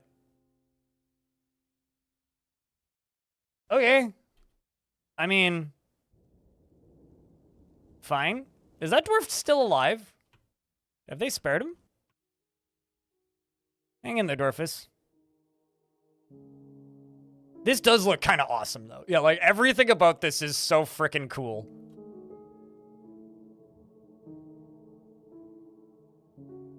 I can't wait to witness my dwarves charge.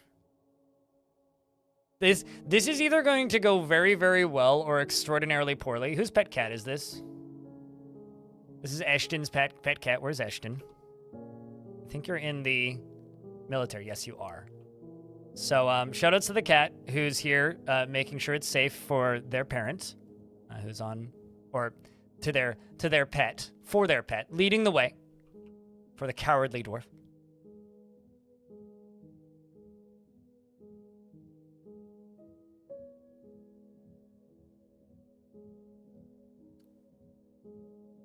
Time to learn some swimming. I guess what I need to do is I need to put like a wall here. That's really what I need to do.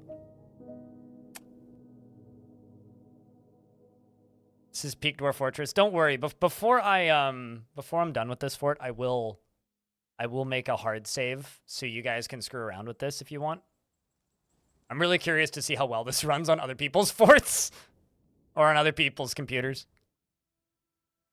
Landrox, thank you very much for that subscription. Appreciate you. Are any of them taking the, like, perfectly convenient walkway I made? Apparently not. It's a pretty effective filter to split them up, though. See how the dwarves feel. This dwarf's very relieved. They're all just getting happy thoughts being near a waterfall. Clearly, it's Mitchell, yeah. Well, I mean, I had an issue when I was using this initially and actually trying to use it as a front. Uh-oh. Well.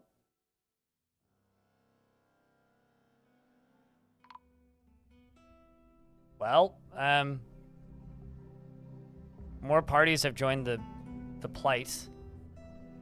Speaking of, where's that miner at? Nope. Where is that miner at? This one? Nope. Oh, maybe it was you. Hold on. I can't find that miner. I'm looking around for them. Oh, you're probably trying to do this. Oh, there you are. The bash. Well, good luck. I'm sure these... Yep, they're still jumping. We are discovering more things. Oh, the dwarves are running forward. There is a cat in this cage. And there is an elf right here, an elven swordsman. I'm actually going to move my squads up. Now, I'm not sure if I tell them to go here, if they will swim through this, or if they will take the smart way. It is, like, prioritized and everything, right? So I'm going to assume that they're going to be dwarves and they're going to be big dum-dums. So I'm instead going to move them to here. For what should be relatively obvious reasons. Okay. So the dwarves are moving up. Bits of cheetah are flying everywhere. Cog here is putting in some work, is in fact hacking at an elf swordsman in the right upper leg with a steel battle axe, and the severed part sails off in an arc naturally. The axe dwarf then hacks the elf swordsman in the head with a steel battle axe, and the severed part sails off in an arc. Well done! And he says, I've improved my axe. That was satisfying. And then the axe dwarf hacks a war cheetah in the body, tearing apart the muscle, and then hits it in the front paw. And it flies off in an arc, and he says, has the tide turned? That's the best unintentional pun I've seen in a video game in a while. I am not scared! We've parted the, whatever the name of this lake is. There is... I like how it's just like Av's head at the bottom. The creature's head. A cheetah has fallen and a elf has fallen. It's not a notable kill, though. Dwarves are lining up in the line of sight of the enemy, who seem to be quite upset about the fact that they are having to, you know, swim quite a bit, quite a distance. The dwarves are charging, as they damn well should be. The cheetahs are falling pretty quickly. It appears that Cog up here is doing a lot of work, dodging a lot of flying arrows, and is hacking at a jaguar in the lower body with a steel battle axe, and hacks the war jaguar in the front paw with his steel battle axe, and it sails off in an arc. Hacks it again in the left rear paw, and it sails off in an arc just to paw them. You know, he's pawing off the enemy. Now, over here, this dwarf is saying, "This is a fight! I am not scared! In the midst of conflict, I am not scared!" And then this dwarf says, "I don't know how to swim!" And this dwarf says, "Why is there water everywhere in the midst of conflict? I see a lake." And more ambushes. Yet more ambushes. This is either going to go horribly wrong or be the best fight I've ever witnessed. So there's a mace dwarf here. Now, I'm just going to confirm something. They are, in fact, holding a mace. It's just invisible for one reason or another. The mace dwarf bashes the... Also, how you doing, Alfie Bean? Bashes the bowman in the head with a bismuth bronze mace, bruising the muzzle and bruising the skull through the date palm wood helm. Naturally, because a date palm wood helm would give almost no form of, protection. The militia commander stabs the elf in the right upper leg, fracturing the bone through their pants and twisting the hip. Did you get the kill, though? I don't think you did. No, you didn't. Did you, though? It must have been Dodok who got the kill. Oh, killed an elf. Fantastic. You're legendary at something. You're a master fighter. Well, good luck with that. You're here to just wreck house and take names and chew bubblegum, but dwarves don't know what a bubblegum is, so they're going to then move forward. An ear went flying off of whoever that was, and there's also there's elves popping out of the edge of the water, and the dwarves simply run forward and are dueling with them as they move out. We've got a very brave Dodok who is stunned and bleeding and now drowning as well. Now, the beauty of this system, right? Because the water is constantly being sucked up, if you fall into this wall, you get ripped back into the center, right? So the dwarves that end up in the water are actually getting pulled back here. Meaning, in theory, they're getting happy thoughts due to waterfall, and probably also safer than they would be if they weren't in a situation like this. I could be completely wrong. And more ambushes. There is a lot of them. Arrows are starting to fly. The dwarves are probably fighting up through the goblin or the elven conflict. So remember how earlier a bunch of goblins attacked? Where are they? Not actually that close. Okay, so they're probably just gonna go yeet themselves into the water over here and try and fight from the side as well. Which would be very, very stupid of them, but I respect it.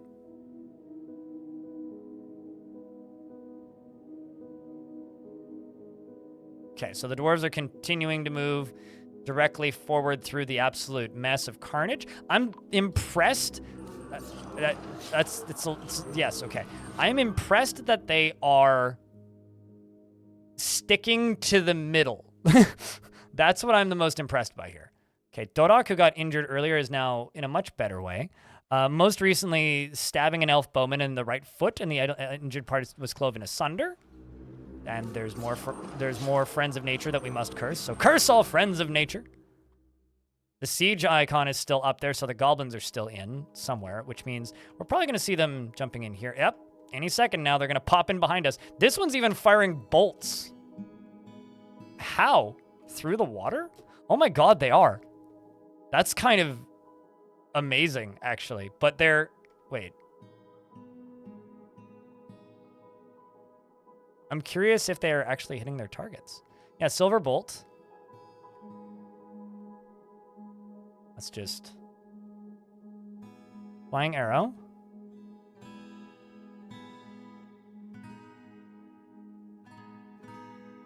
So today I learned you can fire bolts through arrows.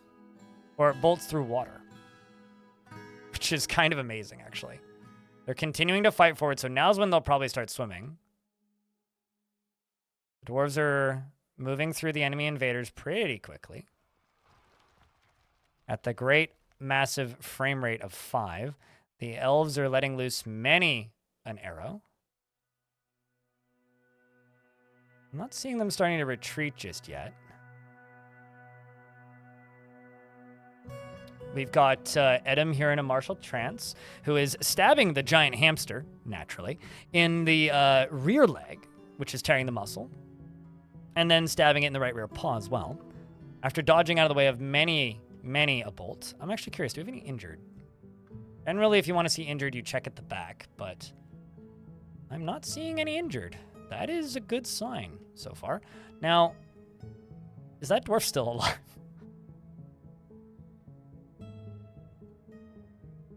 Would be you, right? Yes, you are! Well then. Tired and thirsty. It's terrified while in conflict. Last thing it hit actually was the war cheetah where it spilled its guts and then you ran away. Imagining just like getting charged by a cheetah, cutting its intestines open, dodging around a goblin siege who are, you know, currently drowning. Actually, hold on. Let's follow this goblin. Does this goblin make it in?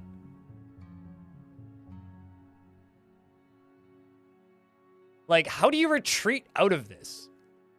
Like, once you're in this mess, you're kind of just in this mess. This dwarf, okay. Dodok, are you going for him? I can see that you're retreating. You're probably going back to your station. Okay, the dwarves are just fighting at the end exit.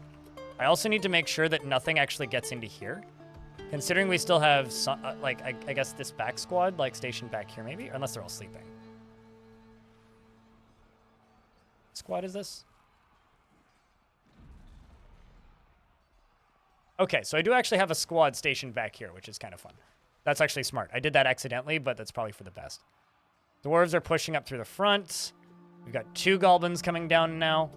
1 dwarf trying to head back. Bill Snow, thank you very much for the Prime sub. Okay, so we've got an elephant up here who's experiencing mortal fear. I don't blame him. I would be too. Catan, the soldier who's diving into the water. How's your swimming skill tier doing, dwarf? Dabbling. Well, you've thought about swimming once, maybe. Pushing forward, bits and pieces. So basically, yeah, as they come out of here, they're already tired because they've been swimming, likely, or like drowning. Like this thing is drowning, but... Okay. Who did you gore? Did I lose a dwarf? One of my wrestlers got gored. Okay, so you're stunned and nauseous. You probably got gored. Hang in there, Moses. You're in pretty deep water right now. And also stunned. Well, at the very least, you're satisfied upon improving dodging and content near a waterfall. You also just dropped your spear, which is probably pretty bad. Re-picking up weapons in a situation like this is going to be tough, I think. Still nauseous. How about you? Tired. Injured. Oop, we're starting to get injuries.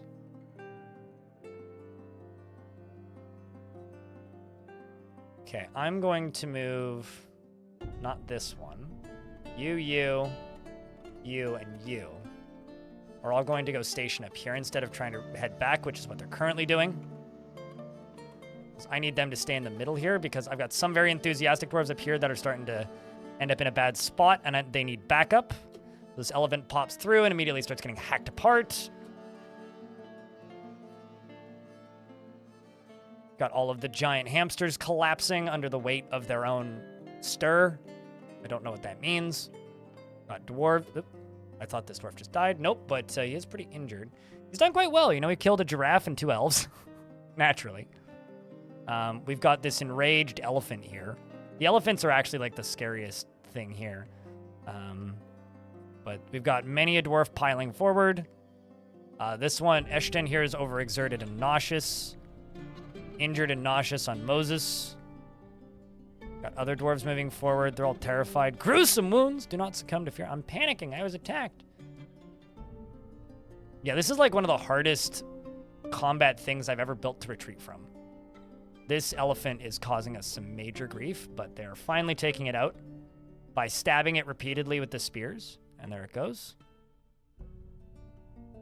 We've got Avuz here, who is a skilled axe dwarf, who really wants to cause trouble. And I'm surprised that this doesn't count. But he is very satisfied upon improving fighting. Most recently, he actually hacked a elf bowman. And the Goblin Siege, for those of you wondering, is still also happening. How you doing, Disco? What's up, man? We've still got our backup squaddies back here. They probably can see what's happening through the water, I would think. Whoa, that's enthusiastic. We got a dwarf that just like vaulted forward, started drowning almost immediately, gets sucked back to the edge as they collapse because the pumps are actually pretty good for that. Is currently lying down in the middle of the map because when they go unconscious, they get pulled backwards, which is very cool, actually, physics-wise. Like, they dive into the water to try and fight, they get injured by the elephant, and then the pumps above them are pulling them back. That is kind of awesome. But we've got bits and pieces flying everywhere. Lots of injured dwarves. The elves are surrounding. Are the ones on the surface leaving? Possibly. Whoa! We actually have a dwarf who got all the way through. Saigon here is in a martial trance and managed to make it all the way through. Cog here isn't drowning, surprisingly, but also has made it all the way to the other side. Is just a dabbling swimmer, so like I say, it's surprising he's not drowning. That's kind of awesome. So let's see what Saigon can do up here. Is fighting her way through this elf by repeatedly smacking it in the head with a hammer, probably. Yep, pretty much. It's just a lot of smacking going on. Then we got Cog over here, who has also just climbed out of the water.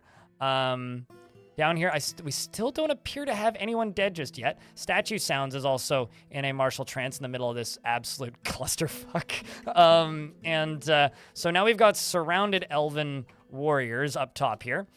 We've got this axe dwarf and hammer dwarf charging directly towards the giant tusked beast with big ears and a weird noodle nose, which is running away in fear, as I would be too if I was a weird tusked beast with big ears and noodle nose. Anyway, it's now dead. We got several other dwarves climbing out. Let's actually check the underground area. I don't see any more. So the dwarves are actually smart enough to take the correct exit. Rovad here is still seriously injured. We've got Zweri here who's seriously injured. Let's follow Zweri a little bit, who is currently fighting with an elephant, and I think just took it out, actually. No, they didn't take it out, but somebody did. Is stabbing the elephant in the right foot, chipping the bone with their steel spear, unless it's still there. I don't think it's still there. No, I'm pretty sure it's dead. Yeah, they got it. The dwarves are moving forward. The frame rate's actually picking up, so that's a good sign.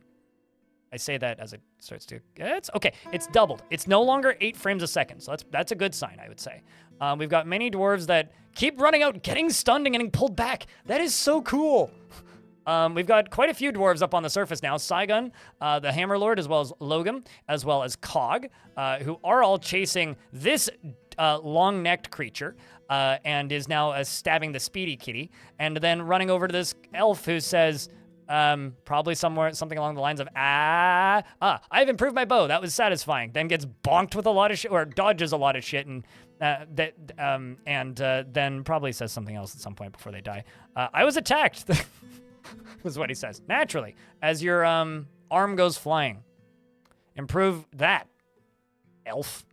Now we've got a very brave dwarf who's going to the petting zoo, smacking this massive elephanty, and then the cheetah, and then the other cheetah. Okay, so they're winning up there. That's good. Down in the water, well, there's still elephants in the water. This is fine. So it's a matter of figuring out where the elephants are going to try and go. The dwarves can't really path forward, but they are still fighting with things. I'm not actually sure what. Okay, they're fighting with an elf bowman right now. Oh, I see why. They're just dodging these elves. So yeah, when they get close to the edge, they literally just get pulled in. Do you see that? And then they run down to the next elf and they take him out. They rip him to shreds. And then we wait for the next one. And it repeats. This is such a cool system. I love this. I've never built anything like this before, by the way. Not for this use case, anyway.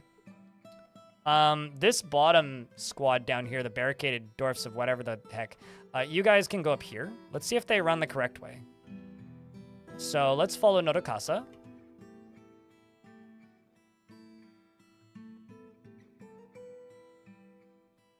Okay.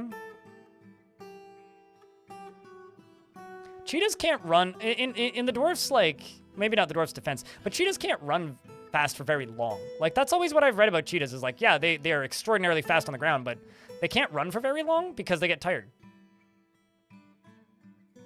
So the backups are now running through. The goblin siege has broken. We have tons of very pissed off dwarves now, naturally. Let's send all of the dwarves up to here. We've got a dwarf hacking apart an elephant who decided to just throw himself into the water, which I'm not too surprised by. Where did that dwarf go? Oh, you're chasing something else. Probably relatively related.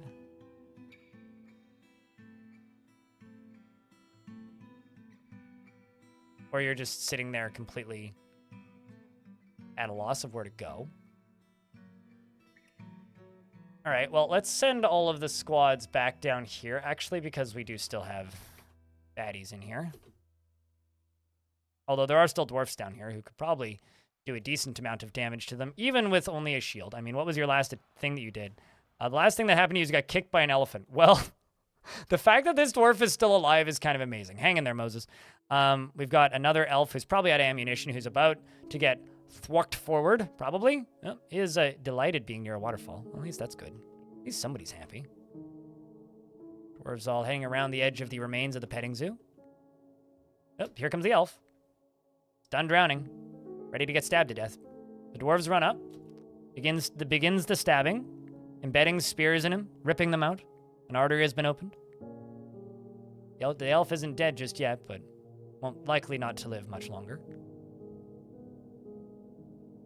Most of the dwarves here are also pretty heavily injured, so... Kaynord, also very injured, actually kicked the elf bowman in the right foot. Kicked him in the foot. Got him. Insult to injury, I say. What else do we have? It's this lowly elephant who's trying to leave, actually. Well, I gotta say, I've built a lot of ways of defending a fort, chat room. This might be one of the dumbest things I've ever made.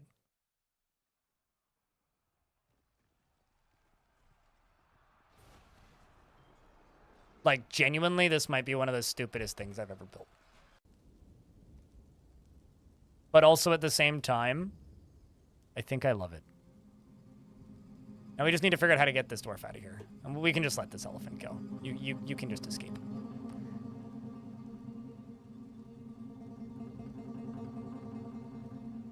I have no idea. Anyway, a vile force of darkness has arrived and is seeking a parley. At least they'll give us a minute to, like, regroup and think about it for a second. Because apparently we get to do this again. Where's this elephant? Although they also get to fight an elephant in a moment, so...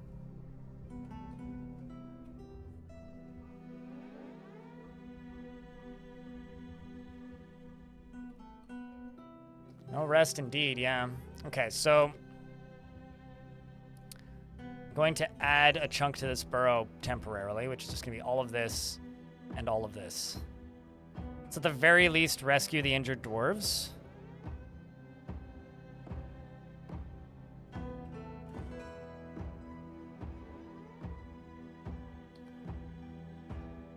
And the seriously injured elephant. Where siege? Oh no, I did lose a spear dwarf. Shit. Man, we lost Eshtan, chat. This kitty was wrong. It wasn't safe. Oh shit! Dude! The entire point of this world is I wanted to find trolls. And look what we got.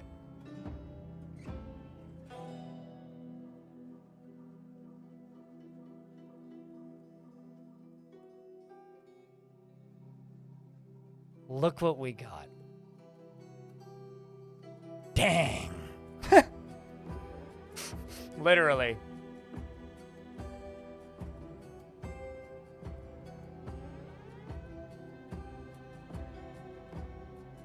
What are you doing? Where are you going there? I don't like this. Snowdub.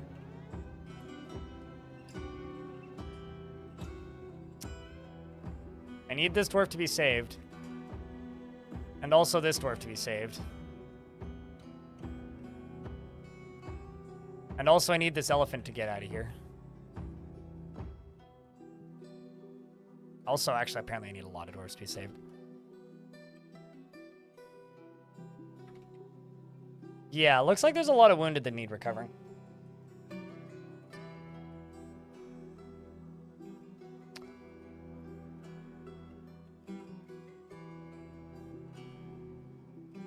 Well, I saw Minera, I think. It was the blind cave. Okay, hold on. There it is, this guy.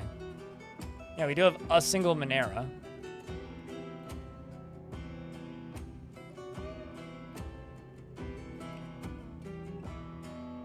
You know, I'm going to be honest with you guys. I do have a strict time limit today. We still have a bit of time left. I have till 8. But man, this just got interesting. Get the wounded dwarves. Come on, Elfie Bean. First Periwinkle.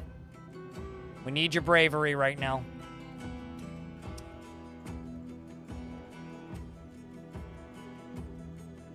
Ran away due to conflict. Probably saw the elephant. Oh, don't you turn around.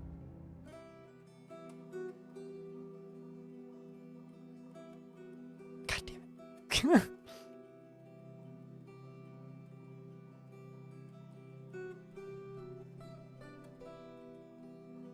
Is the kiwi still alive? I mean, I'd forgotten it existed. I think so. I can try and pen pasture it, but no guarantees.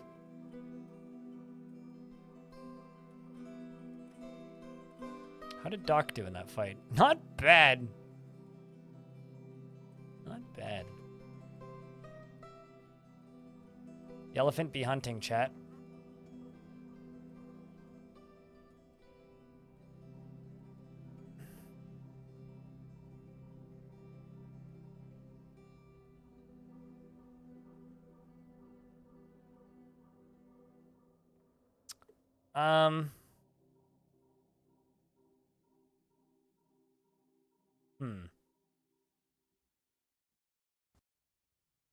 I like that the dwarves are, in fact, trying. Oh. So we've got a proficient spear dwarf, competent wrestler moving forward, who's going to go pick up equipment. However, yeah, they're getting their spear, I think. I was going to say, are they going to turn around and go for... Oh, no. No, they're not going to turn... Okay, you know what? I need to... What squad are you in, actually? Stirred Vessels. This one? Tell them to stand here. Because I need to save these two dwarves. Badly. Oh, I ain't gonna parlay. Absolutely not. Under zero circumstances are the dwarves of Applebottom going to parlay with goblins. That would be a shame indeed. A great shame upon our people. A great travesty upon the glory of the great dwarves of Applebottom. Although I do hope that I can get some military dwarves up here soon so that we can, you know, kill this elephant. We do have a little bit of time, though. Tickets is what you're looking for. Look at what other people are typing in, Tubby. Type that in. And get you further.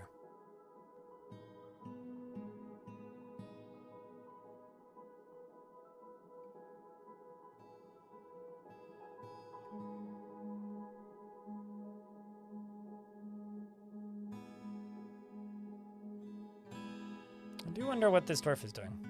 I'm gonna go drink. Yo, did that dwarf survive, actually? Hold on.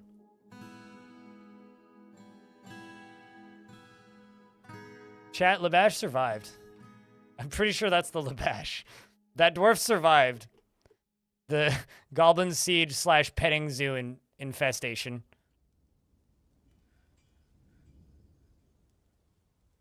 All right, the final elephant that needs to be removed from existence is running away in fear. God damn it.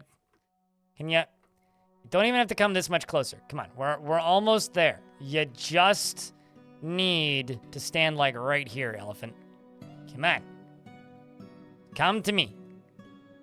You big, trunked beastie. Sure, chat can help you if you're confused. An axe dwarf was found dead? Well, that's a shame. Also,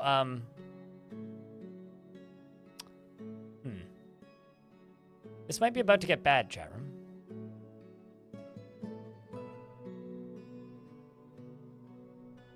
Okay, well, at least you're going back now. I was gonna say, if you just like charged in and attacked these, that would be interesting.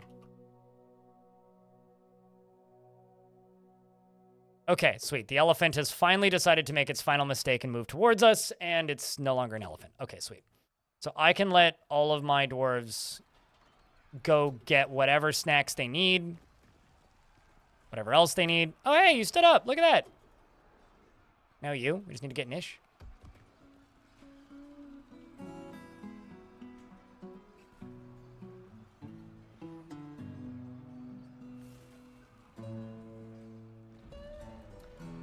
All right, I think these dwarves deserve like some sort of round of beers. Or a big congrats or something. Where's that kiwi? It's still in a cage. Not dead yet, I don't think. The dwarves are trying to get that dwarf's corpse out of here.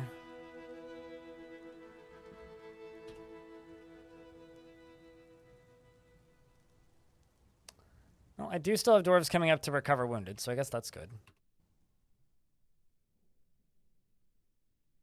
Why is... So, I assume that was probably somebody's lunch, but I'm slightly concerned by the fact that there's just a brain on the ground.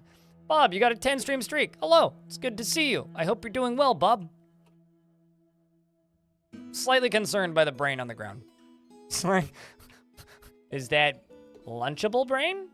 Or just brain?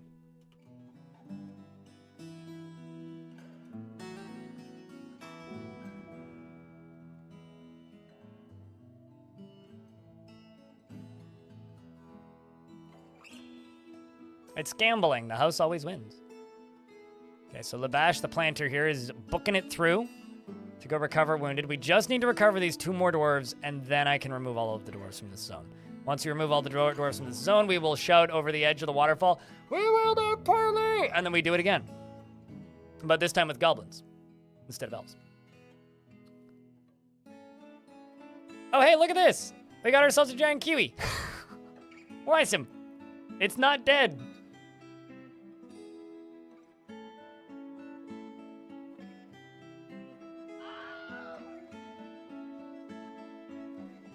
Okay, well, we have now successfully rescued Rovod. I think Nish is the last one we need to rescue. Bob is here to rescue you. Excellent. I'm just going to go into the burrow. Remove all of up here.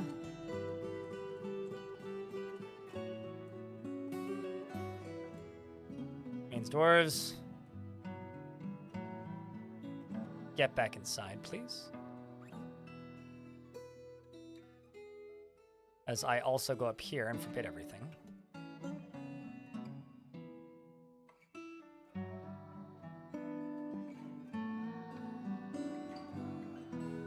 Of course, doing store item and stockpile things, so I'll turn it off and on again. That's fine. Turn it back on.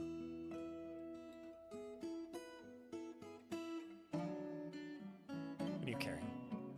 Okay, you're carrying a giraffe's body, and you're carrying a giraffe's body. I mean, I don't blame you for being like, yo, man, this heavy. What are you doing?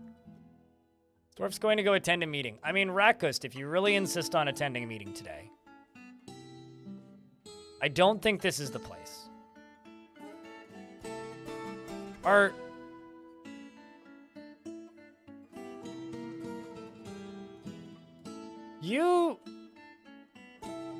Stupid?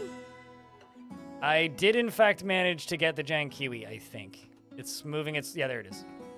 It's pretty hard to miss.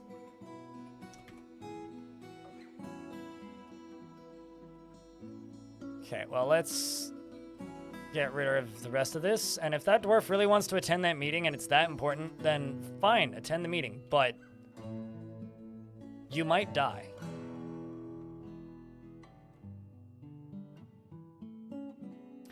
All right. We shall begin the next round of the parlay. Or by that I mean saying no to the goddamn parlay. That's a little ominous. I love also the fact that all of the blood washes off of the dwarves. So down here, there's just blood everywhere because it's washing off them as they're walking through here.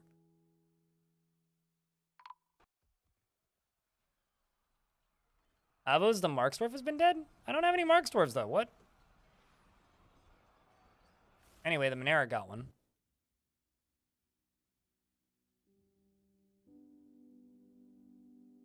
So not the craziest goblin siege ever. But they are incoming. Hopefully these few dwarves out here have enough sense in them to get back inside, but, you know. Kashmir is going to go dig a channel. How about you don't do that, Kashmir? Just an idea. How about I just go up here? Just erase all jobs. You don't do whatever you think you're going to do. Yeah, there you go. Turn around. I'm gonna say, yeah, turn around, but then they don't. Andrew, you going the wrong way? Yeah, no, you're not. Sweet. All right. Will you drown the goblins? That wasn't the plan, but now that you say that out loud, I don't know. Should I fight them or drown them? Speedorf was found dead. Boo!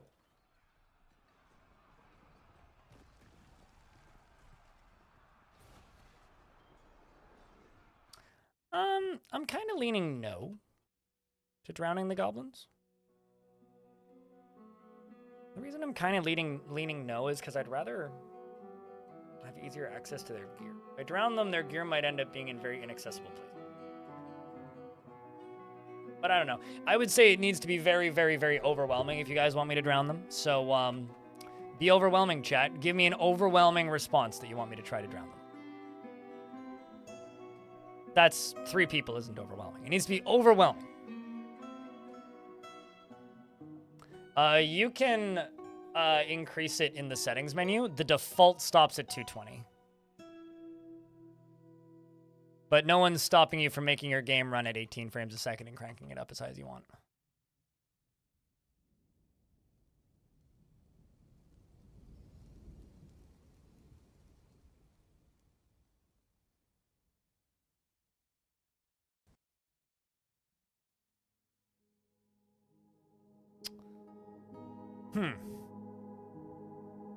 Gear is subjective. I don't know if I agree with that statement in the slightest. I don't know what else to say to that. Like, I don't know. I don't think I agree with that. But actually, I got a slightly better idea. It's gonna end with mostly the same effect, though.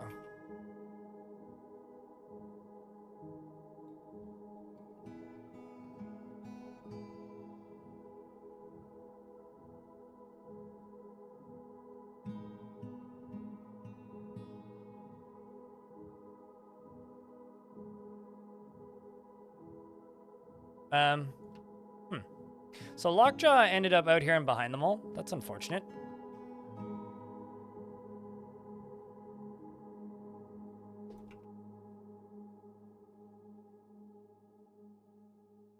Rest in peace, Lockjaw. You don't need to have a monarch. You can always say no when they ask.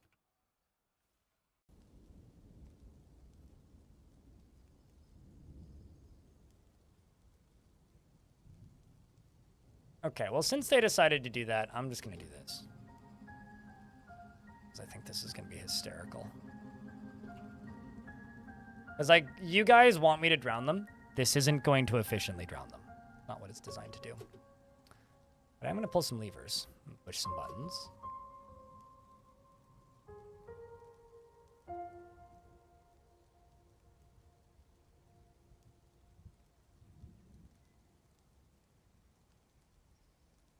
Because it's only one layer deep. Unless there's a roof on top of this, they will actually just learn to swim quick enough that it's not going to be very efficient.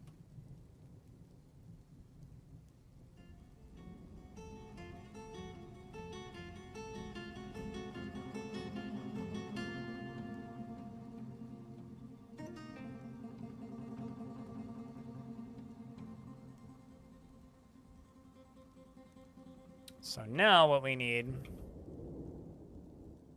is I need a dwarf to come up here and pull these levers. Which they should be on the way to do. The dwarves all go up here and line up.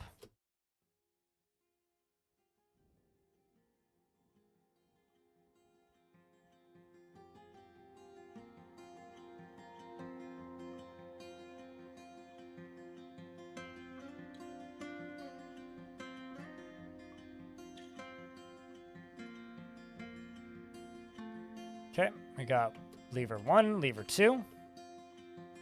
Lever 1, oh geez. Well, some dwarves just make bad decisions, I suppose.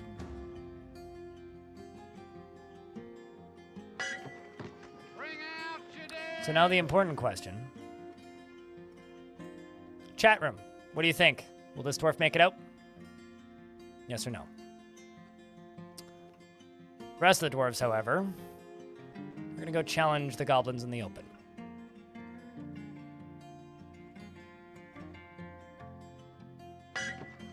Bring out your dead! There go the dwarves, running to the edge of the water, probably about to jump in. One did, I think. Something fell in. I think it was actually this goblin's arm flying off, or something important flying off at the very least.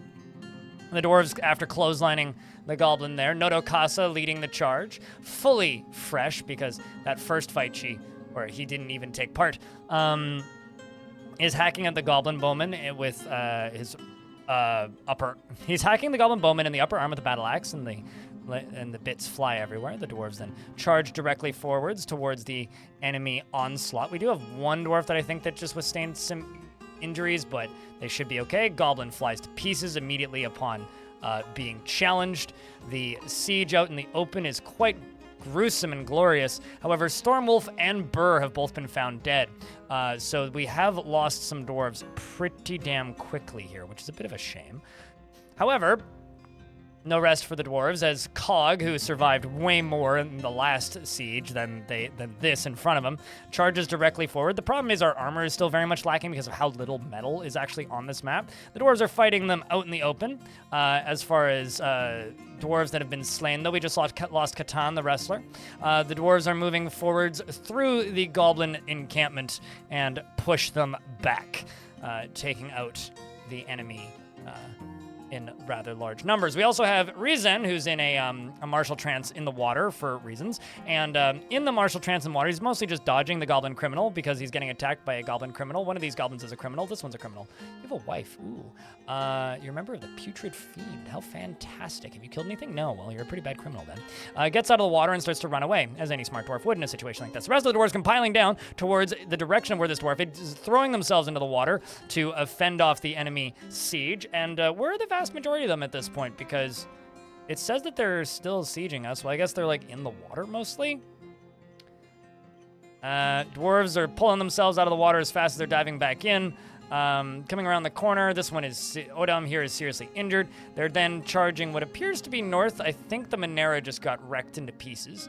The dwarves are still throwing themselves in the water and then jumping out of the water and then throwing themselves into the water and then jumping out of the water. Another goblin falls at the edge of the water, and now they're mostly just waiting for the remainders of the siegers to come towards us. As far as invaders go, it's actually kind of hard to spot them because a lot of them actually are, well, I mean, Unrelated. Unrelated to this siege. That's a different siege in different places. This is Dang, the blind cave ogre, who's now moving towards us at a very slow pace. So we'll have to take that out. Oh, also, I could turn the artificial waterfall on just for, insult to injury purposes. Where actually is the front entryway for this? Where's the lever that turns this thing on? Let's turn this thing on. Dump some water here just for, coolness sake. It'll also pull some more water out of here and actually displace water, make it easier for this thing to get out of here. Now,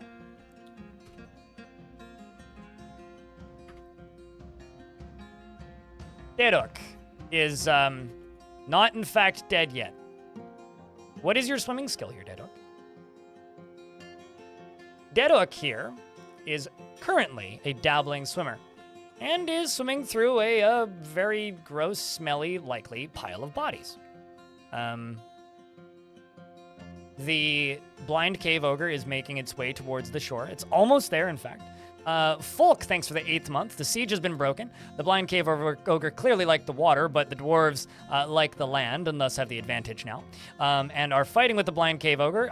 Shoutouts to Cogsack here, who punches the blind cave ogre after literally jumping the gap. So jumps the gap and does like a flying Superman punch and punches the cave ogre in the head, bruising the muscle, which was in the chest, bruising the muscle, which was enough to make it have a hard time bleeding, and the cave ogre falls. If I check here and scroll down a little bit, the siege is broken, meaning I can turn the Moses device back on and save this dwarf's ass.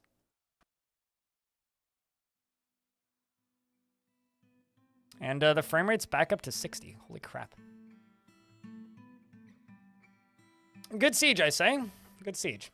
Well done. Everybody give yourself a pat on the back, because honestly, I think we did a pretty damn good job. Where's that dwarf? Can I get a round of beers for the very brave dwarves who definitely survived more than they really needed to? But, God, I love this thing so much. Oh my god. Are you taking damage? Well, this thing turning on just made this dwarf drop at least one of their weapons. That is very funny. But he picked it back up pretty quick. That is hysterical. Okay, so now we can get these opened.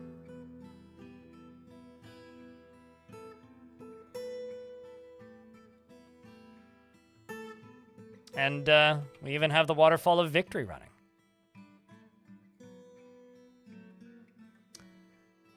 All right, I think I owe you guys a Gelder's Guild, yeah? I think I owe you guys a Gelder's Guild. Frame rate's about to tank again once I do this.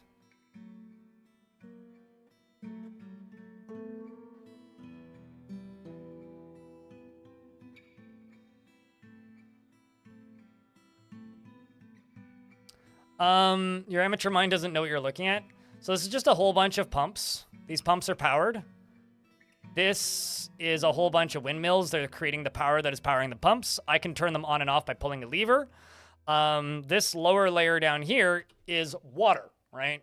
So this is deep water, and the pumps are pushing the water away from the layer above. So they are lifting the water up that's below them, pushing it over one, and plopping it back down and pushing it in the other direction. Basically making a walkable area on the bottom of the lake.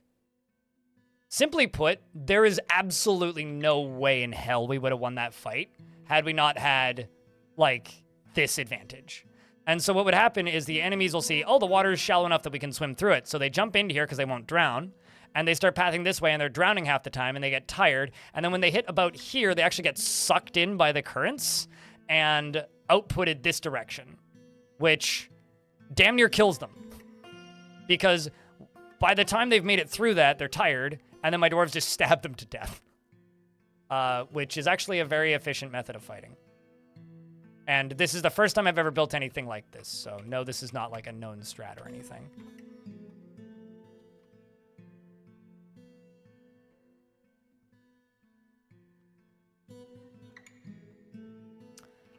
And sadly enough, we did lose some dwarves fighting.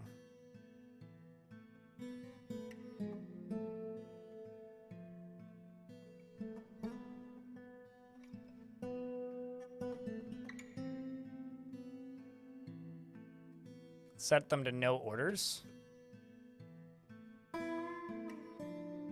get the squads to help. We got a lot of cleanup to do. Fortunately, we have a lot of dwarves, so. So my frame rate normally is about 45 to 50 frames a second on this fort, or it has been most of today. When this is running, I get half of whatever the frame rate was before. So, yes, but when these drawbridges are closed, my frame rate goes back to normal. So if I close these drawbridges, my frame rate will skyrocket back up to, like, decent numbers again, but I want to get all of this stuff out of here.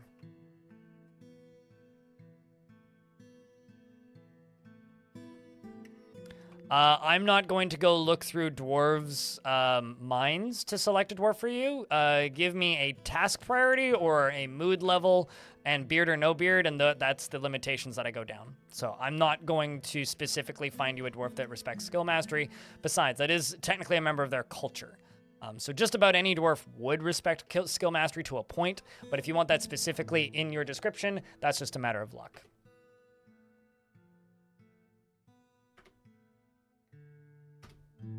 I'm not going to go looking for that for you specifically. I'm sorry.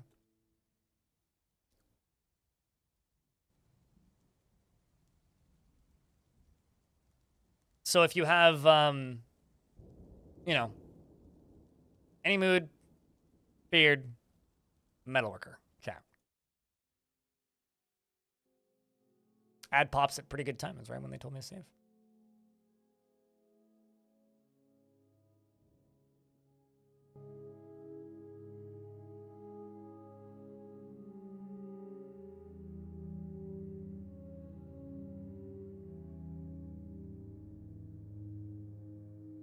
That was a fun fight, though. Jesus. I gotta say that that's practically a Jesus take the wheel moment for this whole fort. That just opening up the goddamn gates like that. It's absurd.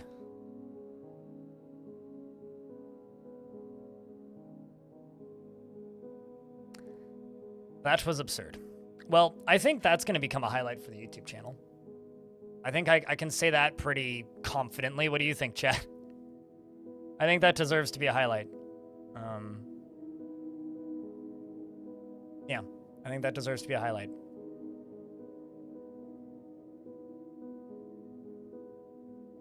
Put that on the to-do list for tomorrow. Just as a reminder, today is my last stream of this version of the game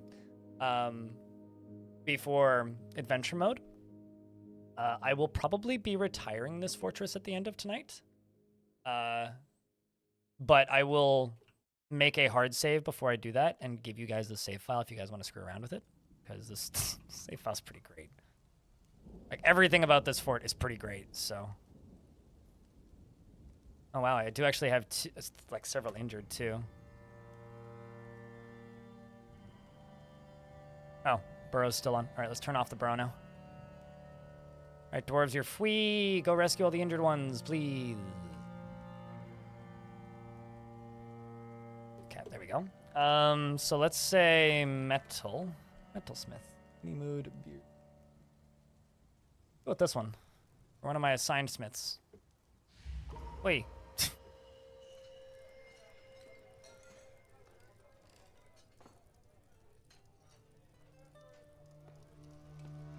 Boom Boom, not to be confused with Bang Bang. Has poor memory and is easily stressed, but disdains loyalty and, good with language. He becomes completely helpless in stressful situations. As a pessimist, is inattentive to detail in his own work and forms only fleeting rare emotional bonds with others. Is given to flights of fancy and to the point of distraction, and he has a tendency to go it alone without considering the advice of others. He is often nervous, and he is not inherently proud of his talents and accomplishments, and he enjoys the company of others, and he is trusting. He has a greedy streak, and he tends to be swayed by emotional appeals. He is quick to form negative views about things, and he needs alcohol to get through the working day and does not mind being outdoors at least for a time. He doesn't really care about anything anymore. He dreams of creating a great work of art, and this dream was realized, and he likes salt, brass, and melanite and coral. He doesn't have a family and only passing acquaintances, and worships Adil and is a member of the Mountainous Fellowship, which is the god of mountains. Very popular around these parts.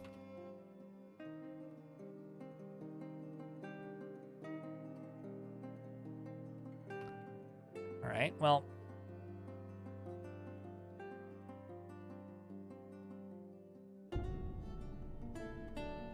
We are going to, at the very least, try to get these wounded inside. And as much of the stuff that needs to come out of here as possible. Basically, whatever the dwarves haul initially, like gear and such. And whatever else they feel that they need out of here. There's just a giant fly there. This is fine. And then at that point, what I will do is I will forbid everything in here. I know some dwarves died in here and whatnot. I would like to get the bodies out of here. I like this. This dwarf if possible. So once, like, this body's out of here, is anybody putting items in tombs? Yes, you are. I will follow this dwarf. Once we've put that dwarf's body into a tomb, then I'm going to lock off that area. Chat room, how many times do I have to explain what happened there? TLDR, I have big pump machine. Big pump machine make water go away. When water go away, there is space where dwarf can fight in water. When dwarf can fight in water, enemy try to swim through water into where dwarf fight in water. Dwarf fight enemy at the edge of water, so enemy die quickly. When enemy die quickly, I go ha ha ha ha ha ha ha ha, and then we fight more enemy, except frame rate real bad, so fight seem longer. Can someone clip that so I can stop answering the question, please? That's the very detailed, right, correct answer of exactly what happened. But in reality, I need to get this mess cleaned up in a hurry so that I can go from, you know, this mess to...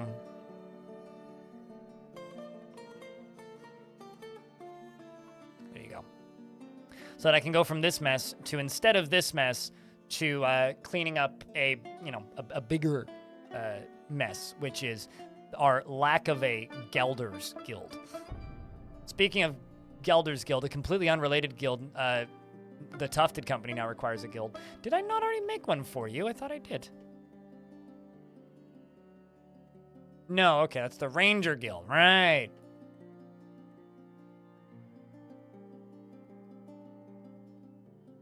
The Big Dumb Animal Killer Guild. Okay, got it. We'll queue that up too.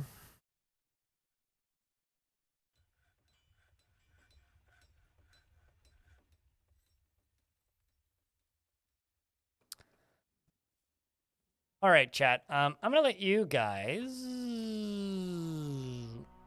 follow statue sounds. This dwarf right here. You guys can follow statue sounds. I'm going to go take the tomats back inside, okay? I will be back in a few, like less than a minute, hopefully, ideally. Statue sounds taking stuff off of the dead. Well, look at you grave robber. I will be right back. I've got tomatoes to bring. Let's take a lovely fruit, tomato, remove everything that's good from it, the seeds, the vitamins, the nutrients, everything that's good about it, and just jam it full of shit, garbage, shit sugar, and put it in a shit bottle that sounds like shit when you put it on your shit. It's shit! Stop eating ketchup!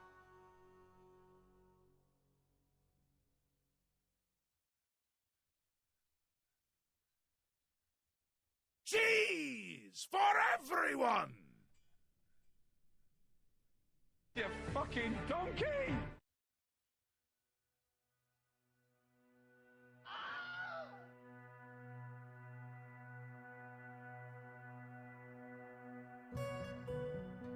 Sandwich! It's a unit system. I know this.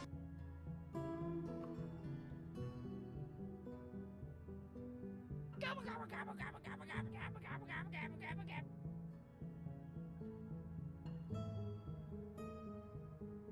No, no, no, no, no, no, no! No! No!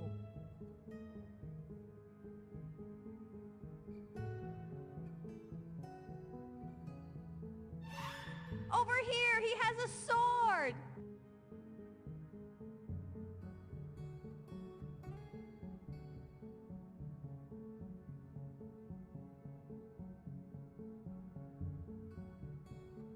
You fucking donkey!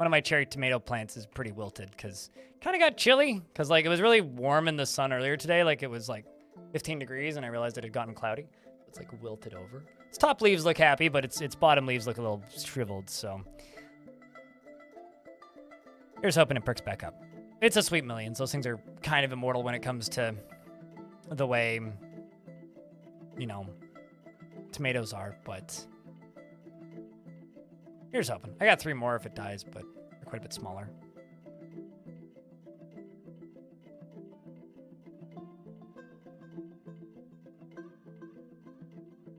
Like this old internet video. Are you decent? I'm wearing a hat and a belt. Thanks, Trim. Yeah, I mean, generally, like, the dwarf running through the area almost completely naked. I do agree it's a vibe, but it's one of those, like, I don't want to see that dwarf, but I wouldn't mind being that dwarf. You know what I mean? It's a pretty good space to be, but I wouldn't want to witness it.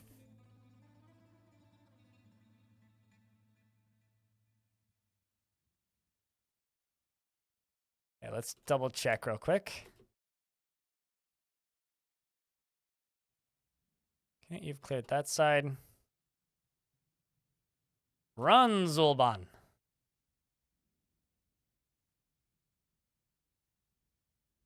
There you go. You also made it out. Okay.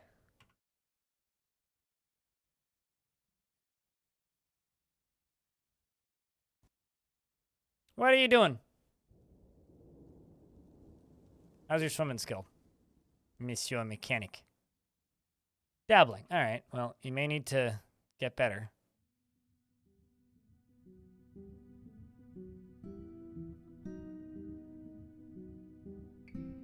Oh yeah, right. I have this artifact cage.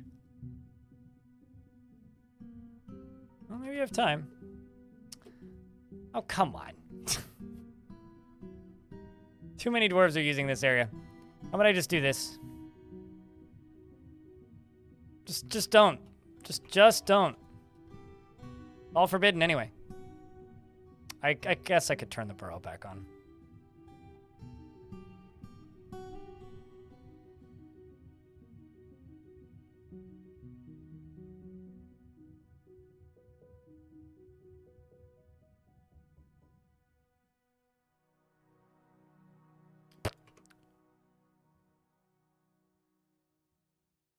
Why are you moving so slowly, dwarf?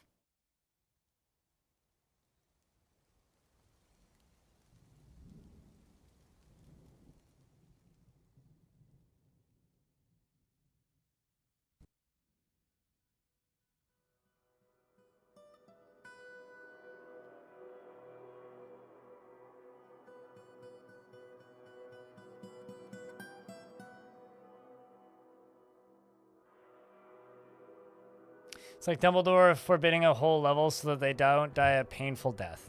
You know, I'll be honest with you, I haven't thought about Harry Potter in so long, I don't even know what that is really a reference to anymore. So...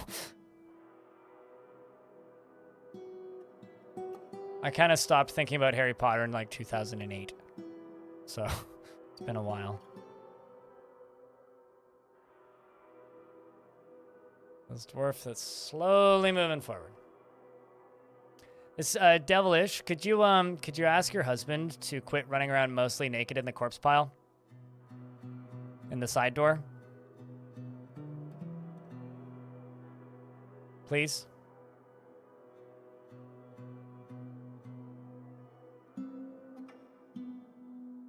How's the water being held back? Magic. No, it's being held back by a lot of pumps. And my CPU. Over here, he has a sword. Does he actually? No, he has a spear. Not a sword.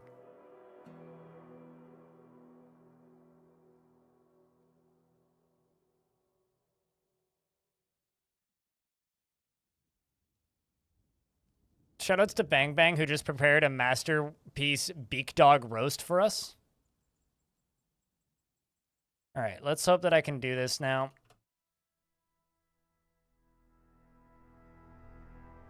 Okay, so a dwarf has claimed that they are going to go do this.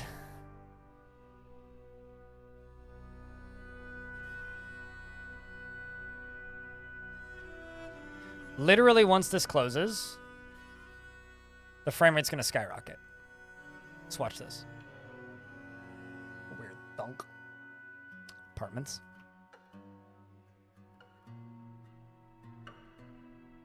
So who coming to pull the lever? Sam, the manager. Ah, well. Fortunately, they're on the other end of the fort, and it's going to take them a while to get there. Actually, I was going to say the frame rate's already gone up. No, it hasn't. It's just because I had it paused. All right. You want to know a damn shame, chat? I wasn't able to trade with my faction this year because of all the sieges. So I might not be able to get a Baron. Well, that's a shame.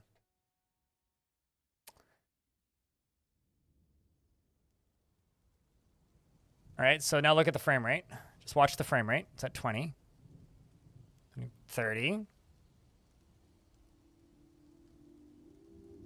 40. 45. See? The game's literally running at twice the speed now. Except for this dwarf who's probably carrying a giant corpse of something. Nope, you're just injured. But, yeah, then I can just do this. Pull this lever. Now we just need to wait for another dwarf.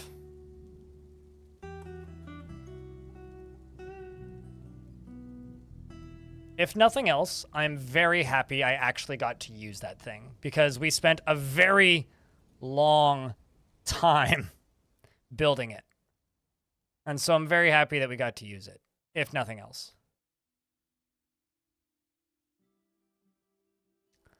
And then the water, when we pull that lever, does this. It just fills back in.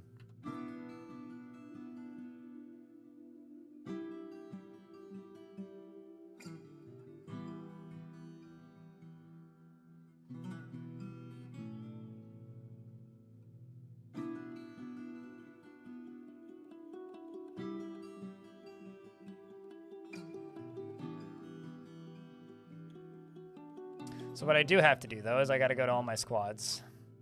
I got to be like, oh, wait, guys, go get new stuff. There's a bunch of stuff available now.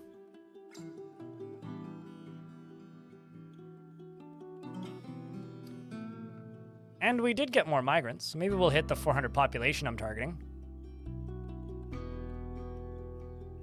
I did lose a squad leader. I'm going to move one of these squad leaders. Erdim, to you. You lost some dwarves. We'll throw in some dwarves. Sticking mostly to peasants.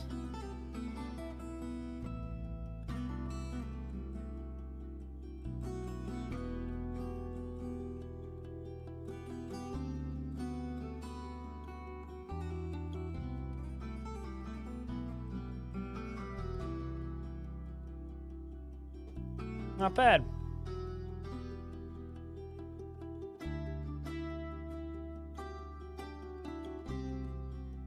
And get dwarves some new gear.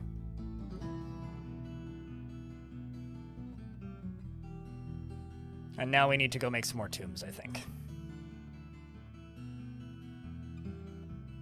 And ideally, the bodies will be far enough away that they won't really hurt our mental state.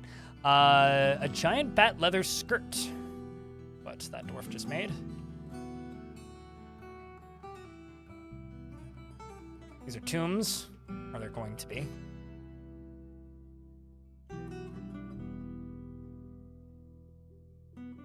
Yeah, I don't know. I feel like I've been one-upping myself a lot recently, which is kind of nice. Like, it's been a long time since I've really felt that I've one-upped myself, and I think I've done that a couple of times in this world. I mean, wasn't the most exciting one, but the, what's it called? What was the name of that fort? I mean, in this fort we started off, in this world, rather, we started off with River Depths, which had a Gorlak Queen, We had Slaprock, which tried to continue that legacy, but, you know, dug kind of deeply. We had the Evil Fortress of the Subtle Scribe. I think that was it after Subtle Scribe. Yeah, and then we came down to here and started building this fortress. And we abandoned it and reclaimed it with a different faction, which was fun.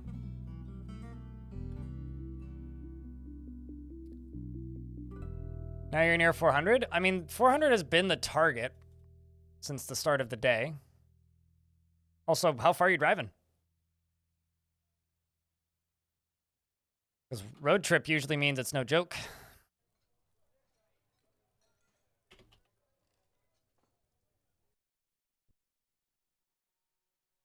This is the Hunter's Guild Hall that I'm building. Oh, just got back. Okay. Well, welcome home then.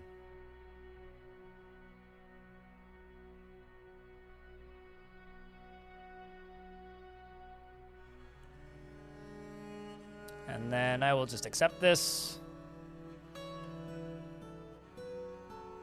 Guild Hall right here.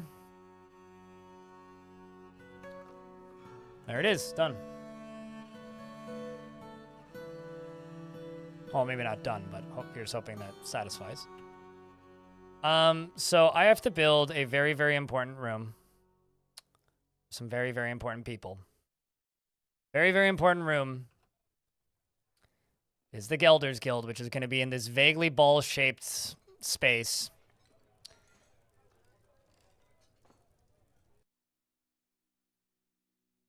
You're welcome, chat. It's actually been about the same. Well, it's been between about 45 and 55 since about 220, I would say, leftover pad. It changes based on like what I'm doing, but the fortress itself has been running pretty smoothly generally.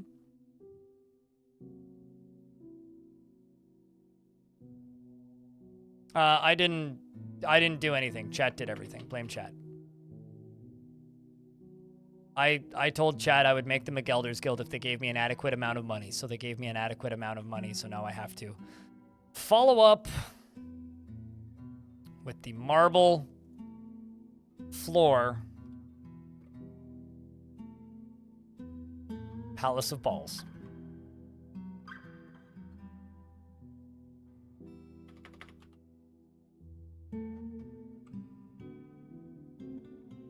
Has a name been picked for the Gelding Hall? I think Realm of the Missing Baubles has a nice ring, lol. There's been a few ideas. I know, like, there was Cut Nuts. The Guild of Gelding. There's been a few.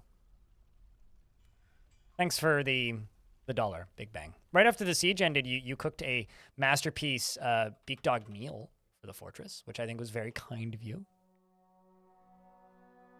How many Gelders are in this fort anyway? How? 1. But chat wants a Gelder's Guild, so chat petitioned pretty hard for it, and I've decided to, you know, permit their petition to go through. I ain't no union buster, okay? And chat's a bunch of ball busters, so...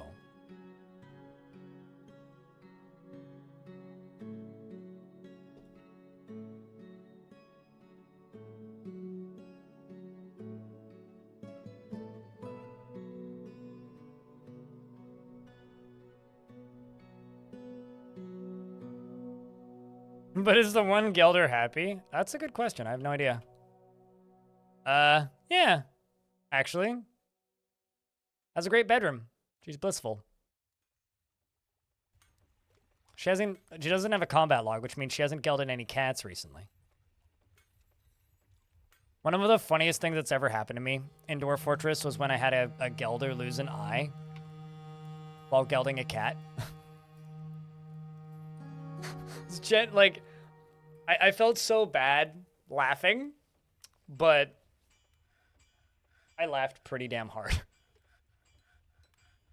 With no remorse.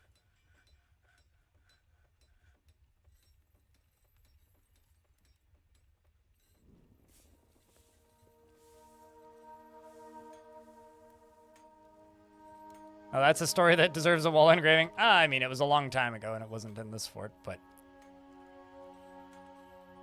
it was pretty grand.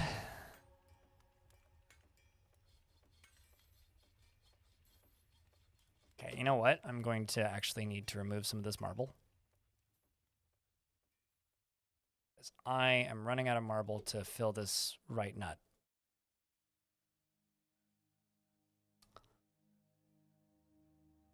Chad, if this, you do realize that if this VOD gets demonetized, it's your fault. I take zero responsibility for this.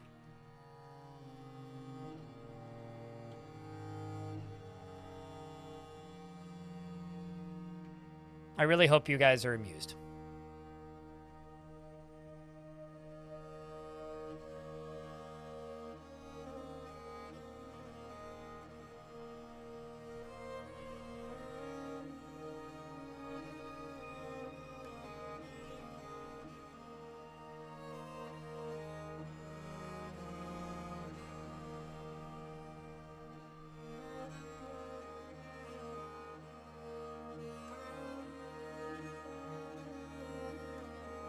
We'll let them work on that for a little bit. Farming's happening. No trading's happening. Giant kiwi's in its home. Go down here. Assign a bunch of random animals that I have apparently to down here. And we're in an ad break. I'll pause if anything crazy happens. Didn't I already get paid for this one? I mean, yeah, in theory.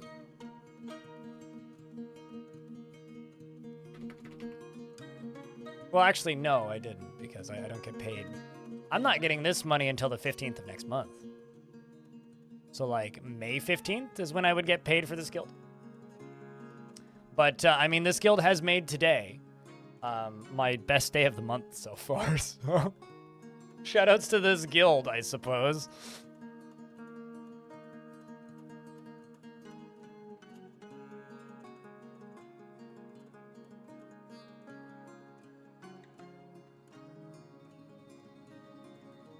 Looking to lose big? I mean, they're lowering their chances of winning big, which is kind of the inverse of losing big.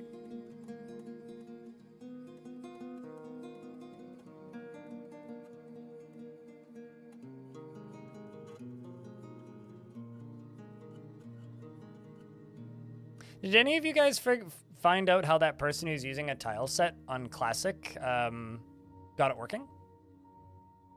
Just out of curiosity, because I know that some of you guys went over there earlier.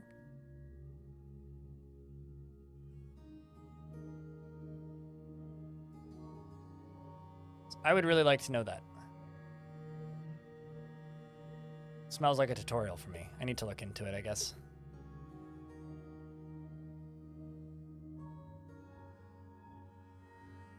You don't get anything with one?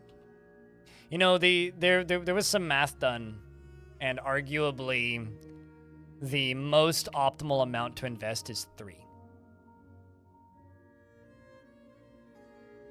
Because you don't actually you can't really lose because you'll gain it back by the next time investments are open.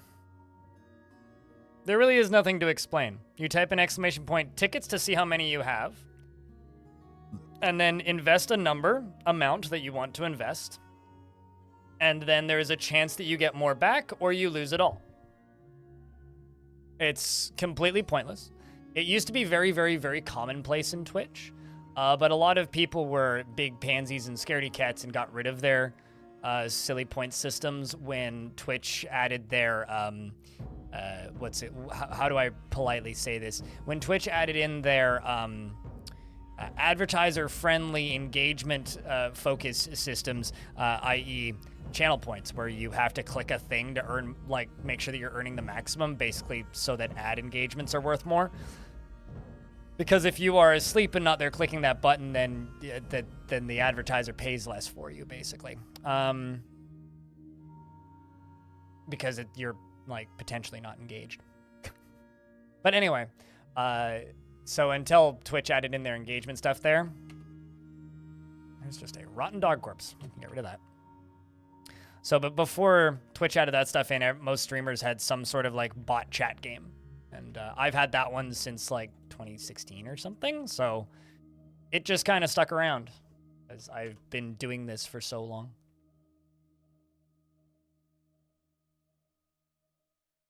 If you invest 1, the maximum you can get back is 1 though. So don't invest 1. Always invest a minimum of 2.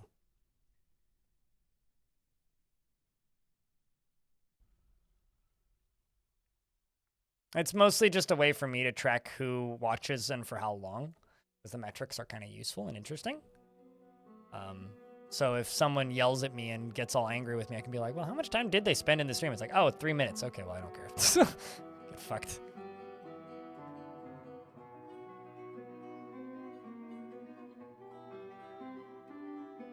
And it's also the way that I have proof that T-Pain watched my stream for 4 hours once. Guarantee you he was asleep, and guarantee you he came in through a raid because he raided a person who raided me that day.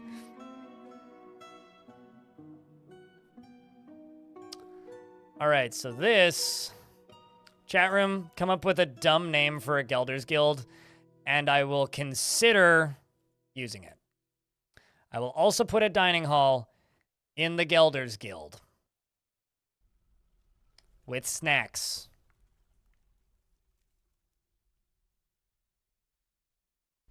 The jokes, they write themselves.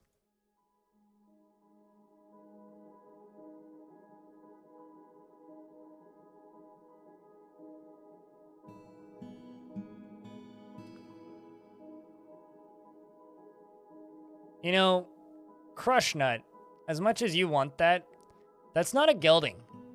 That is, in fact, an example of very bad gelding. You're not supposed to crush them. You're supposed to remove them cleanly so you don't cause infection.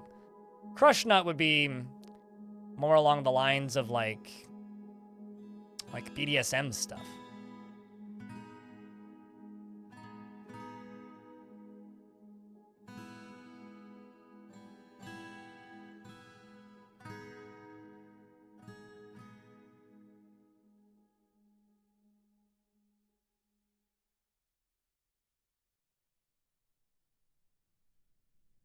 Crush Nut is the Miners Guild Hall. I mean, I would say Crush Nut is the rock dumping zone, but... or the coconut patch.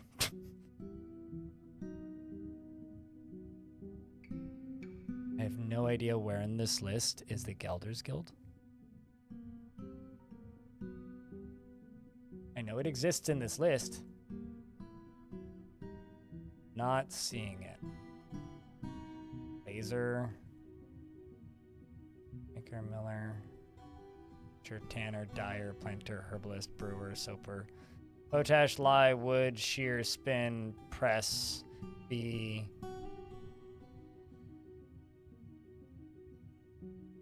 I mean, pretty useless, so.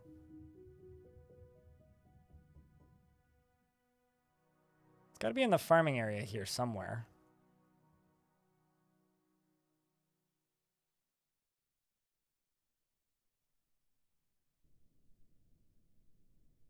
Not.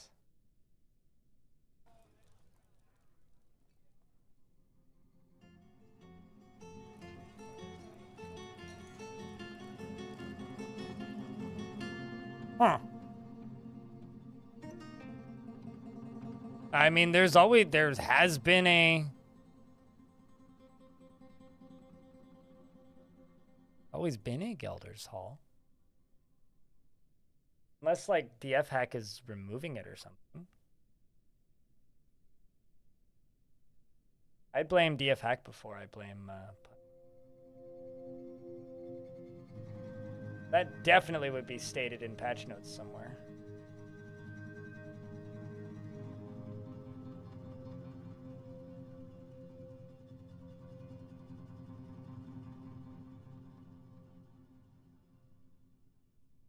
Could be one, though. I've made them.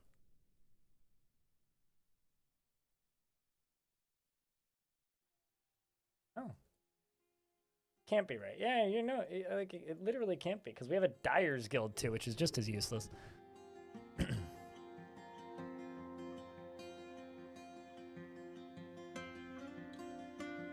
I mean, it's not stopping me from just making a tavern and calling it that.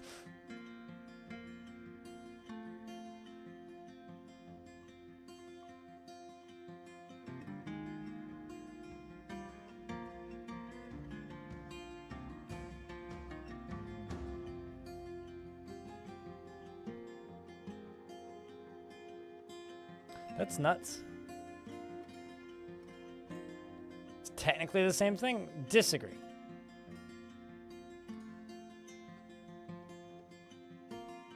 Like, we still have a friggin' Dyer's option. Like, that's kind of nutty.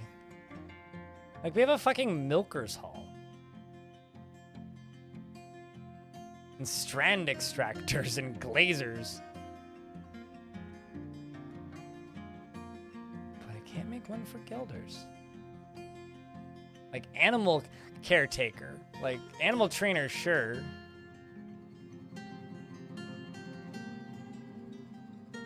What's with all the puns? Because you're in my chat. That's what's with all the puns. Well, that's disappointing. What the fuck? All right. Well,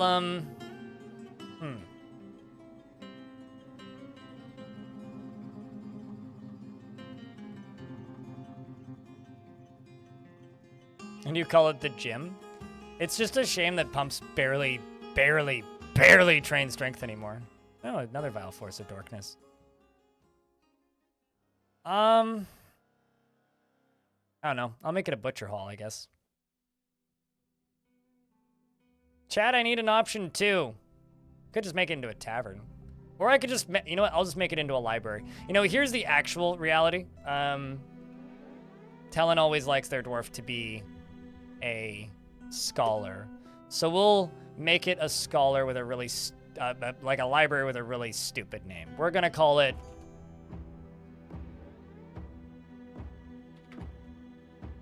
Cutnut, the Palace of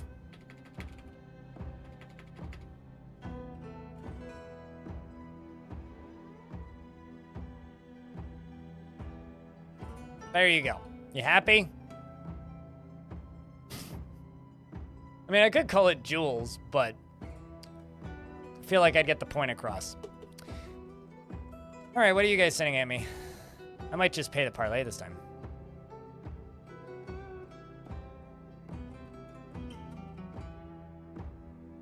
That or just lock the door, to be honest. Oh, you guys are boring. Whoa, what? Whoa, what? Oh, It's just a giant Wolverine here, who's now enraged at all enemies. Just an angry giant Wolverine.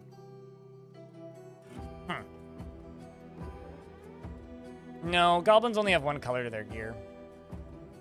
It's mostly copper. They're trying to kill the giant Wolverine very ineffectively. It's the barricaded ghoul this time. I think. I'm just gonna let their parlay sit for a little bit. I want to show you guys something kind of funny.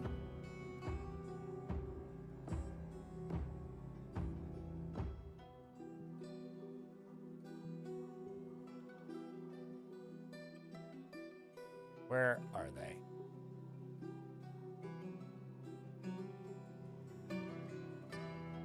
Okay, so they are all hanging out right here, right?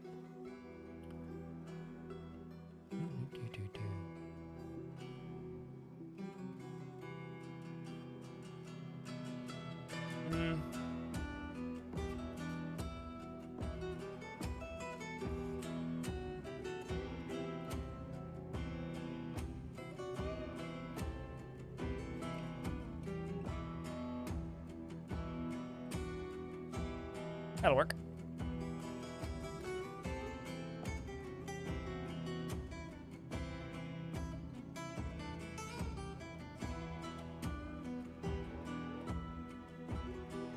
so I need to go right here.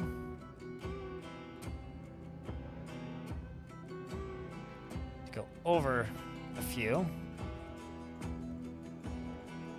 And down here. Over to there.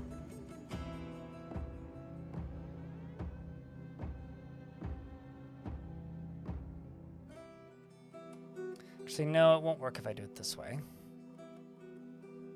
But what will work is if I do it this way. Yes. So what I need to do is I need to get this rolling. Which I can do by going up to here.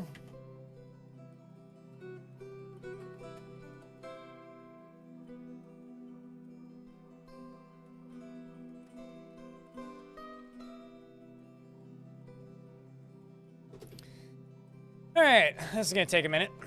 What are we doing? Oh, nothing. Just scheming. It won't take too long to set up either. Okay. I need another lever. This is the manager's office, by the way. It's just full of levers. It's like Grand Central Station as far as I'm concerned. You're a huge fan of having skilled dyers? Oh. So are most suicide cults.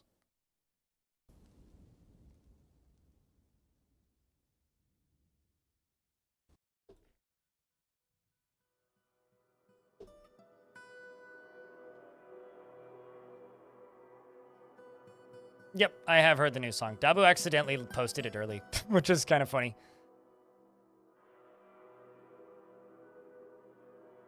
Since I'm messing around with physics and doing fun stuff with water, might as well show you guys some fun stuff with lava.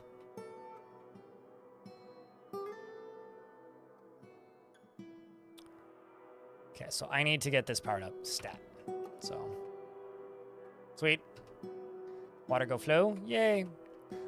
Since water go flow, I'm gonna go up to here. Stable foundation, jump to your lever, pull this. Oopsies, pull it. Like now. Okay, the next thing I need to do is I need to go down here and we need to relieve all pressure from this sucker.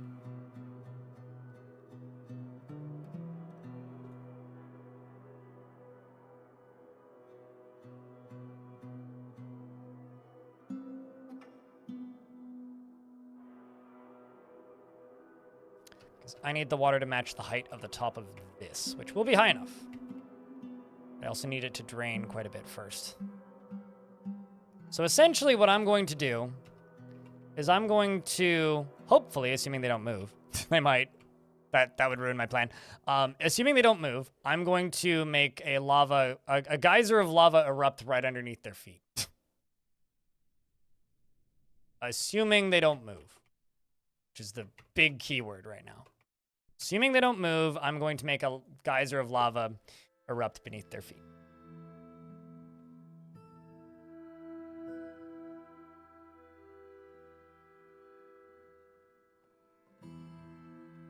Also, jumping over to the YouTube chat, you had a plan? I'm glad you had a plan. Good night, Bastet. Also, hi, ice hockey player. Chat, I've been reading chat horribly for the last hour because things have been kind of popping. So I just want to say hi. How's your evening? Thanks for hanging out today. It's good to have all of you. Like, seriously. Let's do a drawbridge. Went up this way.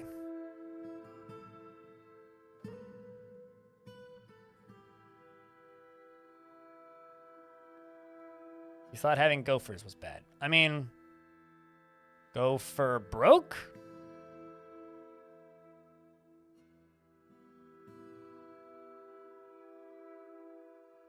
You're learning a new API?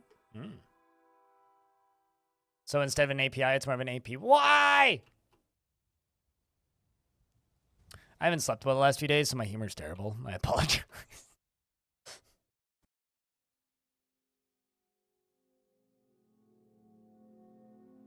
Well, they're kind of slowly moving this way, so I'm going to panic and assume that they're going to keep moving this way, and instead I'm going to go whoomp, whoomp, and actually just put that there. I prefer bridges out of old paranoia more than anything. Because bridges can't get blocked by things. A large item like a boulder can block a floodgate. Nothing can block a bridge.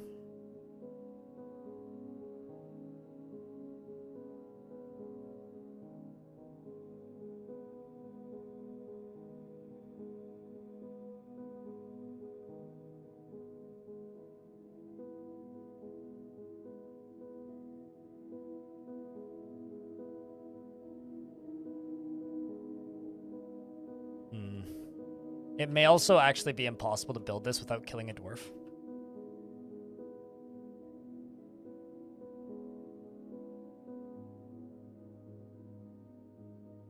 Just a heads up.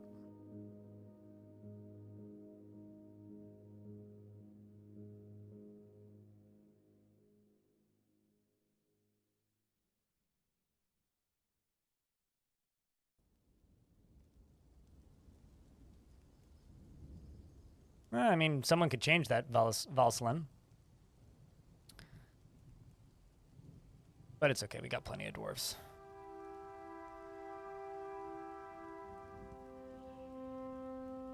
So essentially, almost done digging. A few more spots. Gonna dig through this. Oh, actually, there's a chance I could do this safely.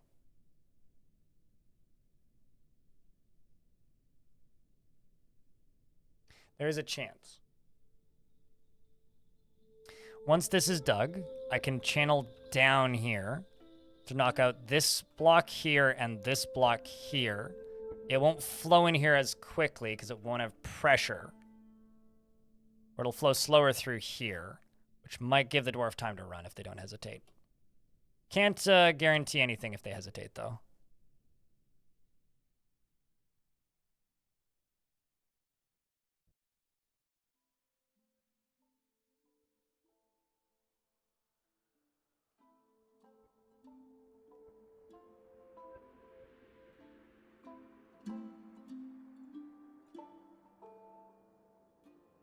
Maybe.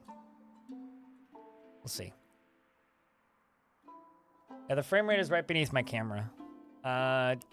Nope, nobody's digging right now? Okay, well, there it goes. Let's see, who's our volunteer? It's Rovod, the miner. She's gonna go do the mine of her life. Any for the sacrifice? So, do you want it named after you, Raikalu, or am I giving it to somebody else? What are we doing? Also, hi. It's good to see you, by the way. Thanks for swinging by today. Which direction?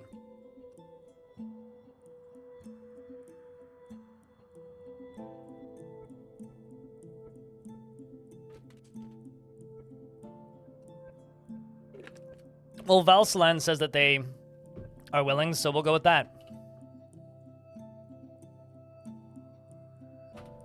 Valsalan, welcome to the fort. She is gripped by crippling shyness, has a strong tendency towards privacy, is often sad and dejected, and takes no pleasure in her talents and appearance. This is getting sad. Often feels lustful and doesn't handle stress well. Generally acts with a narrow focus on the current activity. Is quite. Also, I need to be not stupid because I might actually fuck the whole fort if I don't do this intelligently. She doesn't mind wearing something special now and again and does not go out of her way to help others. Needs alcohol to get through the working day and likes working outdoors and only grumbles mildly at crap weather. Doesn't really care about anything anymore. Dreams of mastering a skill and the skill dream was realized and personally views decorum as a high ideal. Is simply offended by those who fail to maintain it. Values nature, artwork, and values cunning and doesn't see cooperation as valuable. She has no family and no friends. Backs up and makes it. Oh, there we go. So, it's probably just going to start bubbling up, if I had to bet.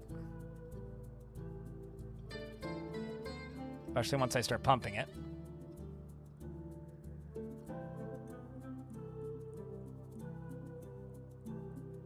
Okay. Said probably. Doesn't appear to be, so I need to put pressure on the top of it. That's what I need to do. Quite literally, as far as I can tell, the last thing I need to do is go all the way up to here. This is built, okay. Get that dug. This needs to be connected. Actually, hold on. This needs to be connected to a lever first. So let's jump down to that lever I just constructed, which is not connected to anything. Perfect.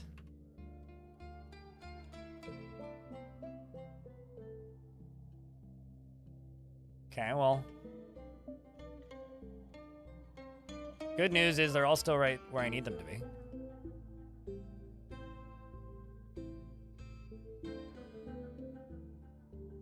More or less.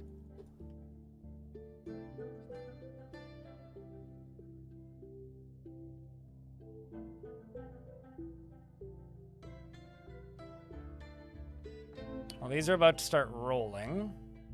I need these to be generating enough power for this whole thing to be powered. I mean, it's going. Wish it was going quicker. Got a dwarf who's risen and is haunting the fort. I'm just gonna queue up some slabs.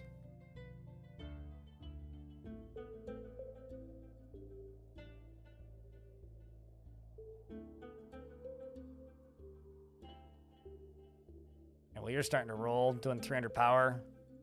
Need to be doing 700.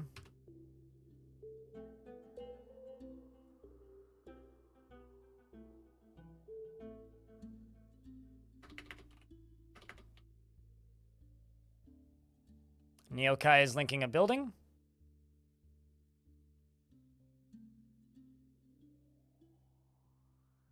In the end, we are doomed anyway. Yeah. Also, just to make sure that this sucker works.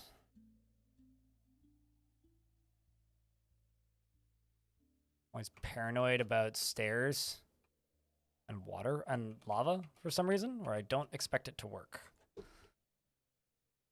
One reason or another.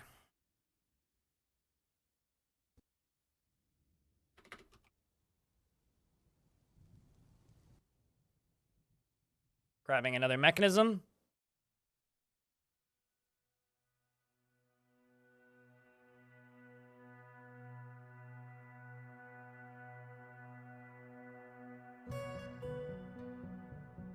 I mean, I've had many dwarves who live great lives and then die naturally, quietly. Like, mostly players who impart a lot of headcanon on dwarves. All right, so we're now connected to this. This can now be channeled up, which is the last majorly risky thing that needs to be done here. Outside of, like, boulders getting removed. Okay.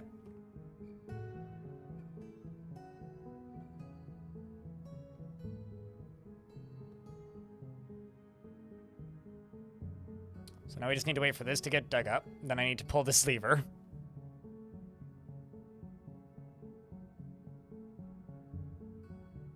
I think everybody is bad at Dwarf Fortress to a degree. But that is part of the beauty of... Uh-oh. That's bad. I wasn't really planning to do that, so let's just put a wall piece there out of whatever. Or actually, maybe we'll just build a floor piece here, because that's kind of sketchy.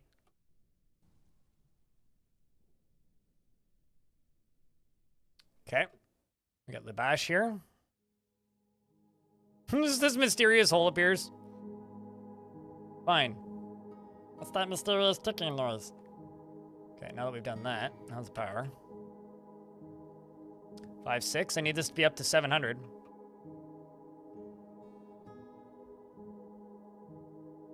Actually, 1200, because it's 700 plus 700 plus what? 282.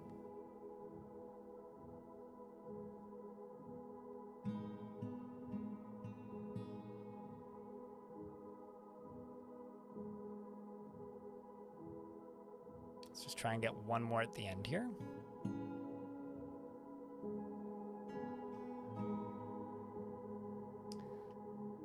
What's going on? I'm trying to power my pumps back up.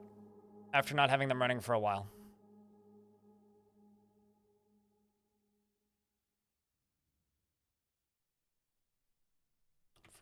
For a very important job. The most important job. Okay, well that's plugged. That's good. Let's wait for you to get out of here and then I'll lock the door.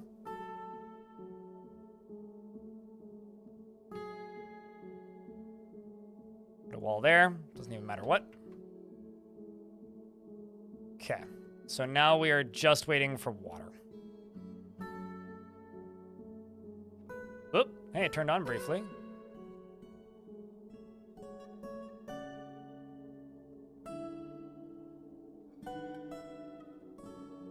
So it only needs 995 power, which is pretty good.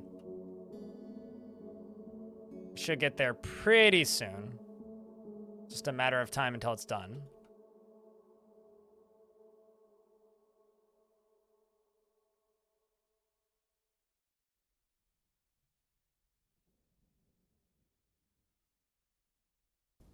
So I'm just gonna lock this back up.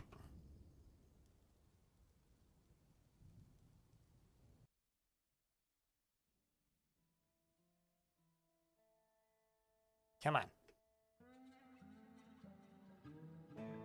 I wonder, actually, can I help?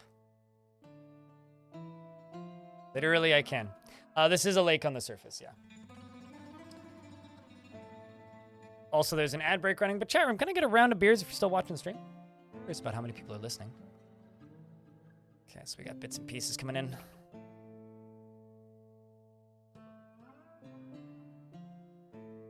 Come on, dwarves. Get to it.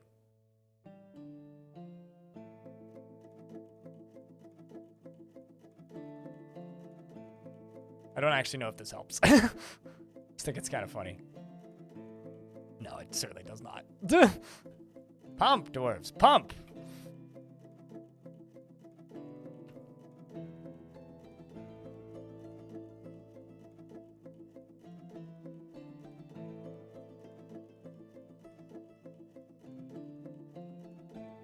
Oh, wow, it did. It actually removed the required power for those pumps. That's very funny.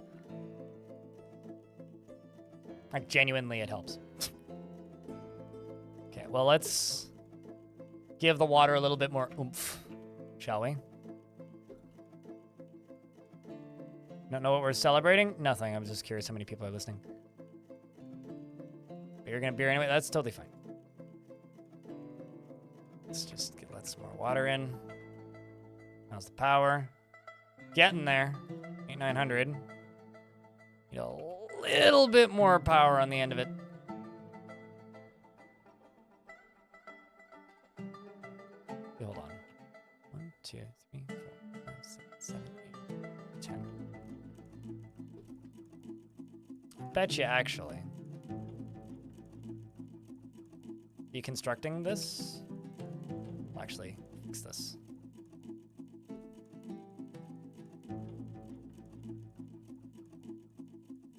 Still good.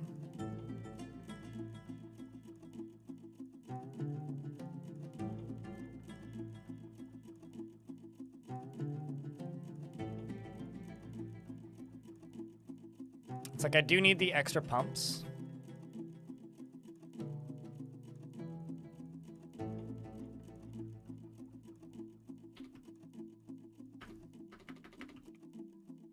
Destroy building, there you are.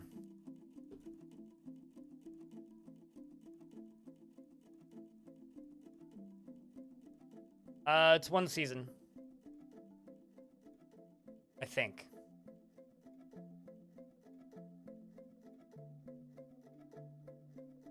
And they generally stay in the same spot unless they get attacked.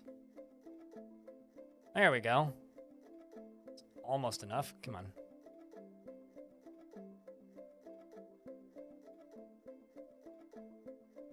So 4 and up is enough to power it. It's just not quite deep enough is the problem.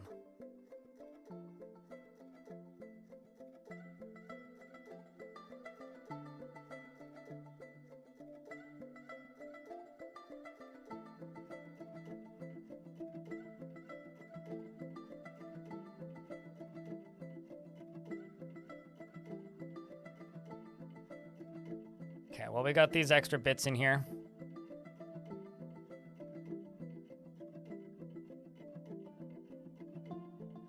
Come on.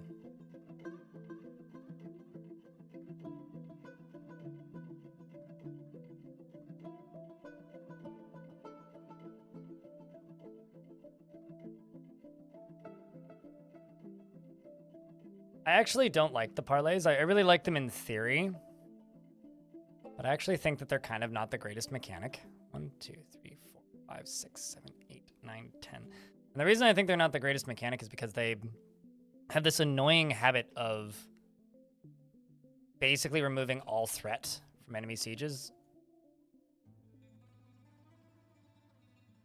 So it's like, oh, suddenly, like, oh, sieges don't matter. Basically.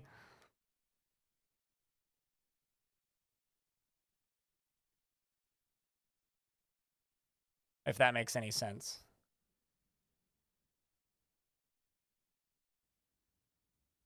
Well, they're running now, so let's see if it's working. Hey, it totally is. So what this does is this actually fills up this entire hallway, and it tries to match with the height of the pumps, right? So it's working. So now I have this drawbridge here. So in order to break this siege, it's actually pretty trivial. I pull this lever. And now we wait. Can I get some lava in the chat room?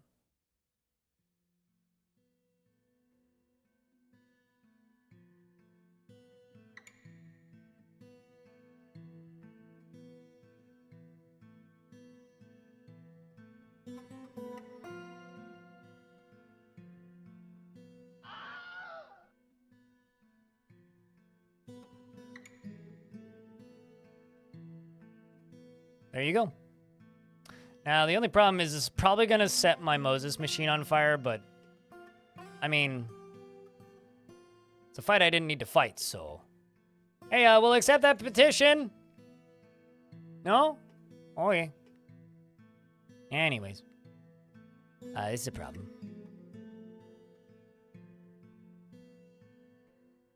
I mean, I did that underneath them while they were standing there, so.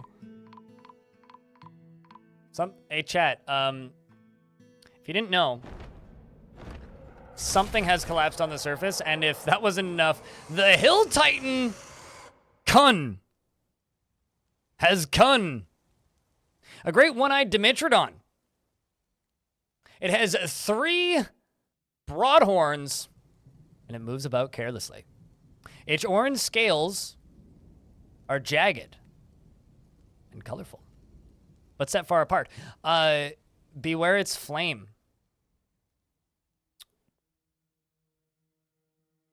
Well, all right. Well, I'm gonna lock the door.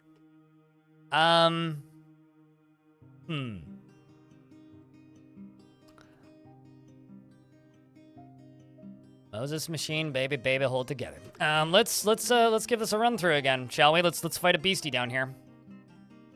This fort's really popping now. I mean, it might actually just go catch itself on fire. It may actually just go do that.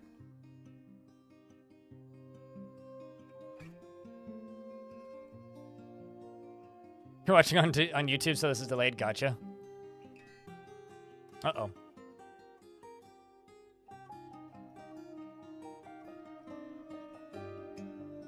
Oh. It's killing an iguana? Well, I mean, that's kind of rude. Right, so we're doing this now. We're doing this. Bring out your dead. Actually, hold on. Nope. Gotta tell the squatties to get the stuff first. Everybody go station here first, please. Everybody station. Something's collapsed on the surface, I think.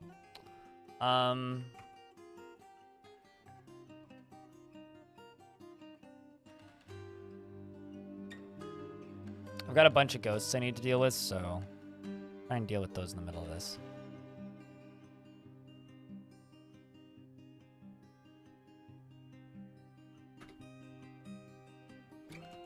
What other ghosts do I have? Just the one? Okay. Sure, there's more, but that's the one that I got right now. How bad are ghosts? They range from just scarring your dwarves for life every time they see them to making them literally die in fear. So it depends on the ghost.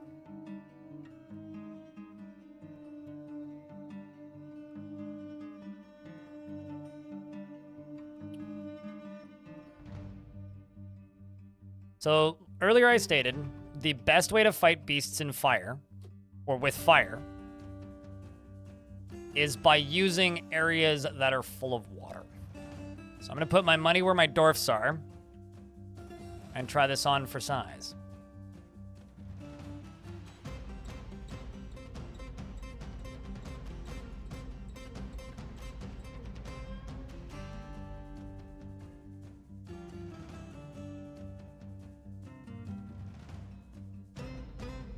We're just waiting for the doors to open. What are you doing? Cleaning? Yeah. Odd time to be cleaning.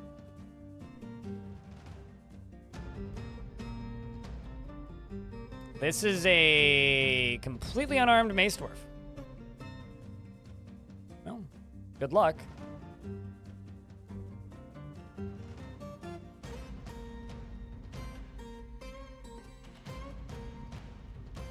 So now the real good question is, where's the beastie?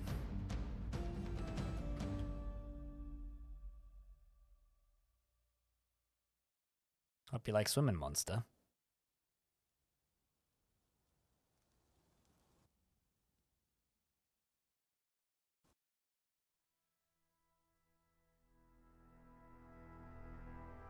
Where are you going?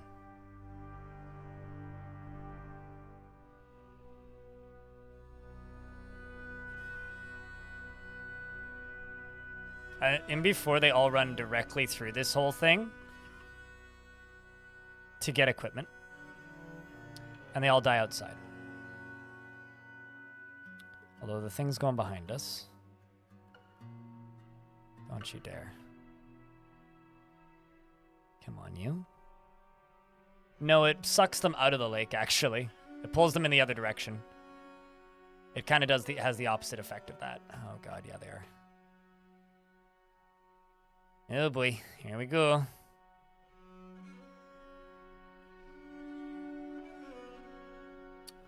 Well, this is going to be a massacre.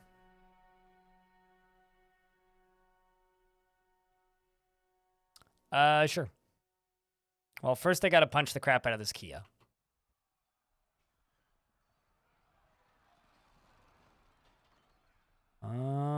Beastie. In here, I'll do it right now. There you go. Critter's right there. It's the Dimitrodon. A bunch of really upset dwarves right there. Not that I blame them.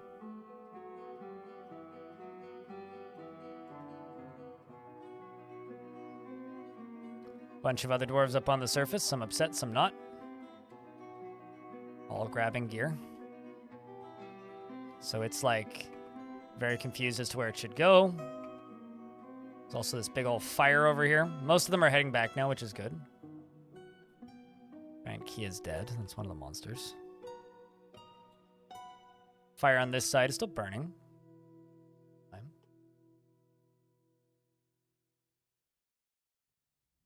Yes, non-fortress creatures can drown. Well, some can't. This thing can't, as an example.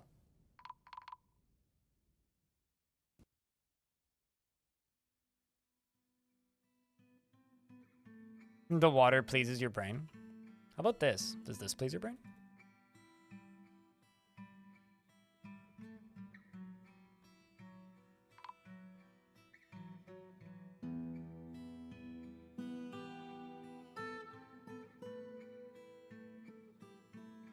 Because I gotta say, this pleases my brain more.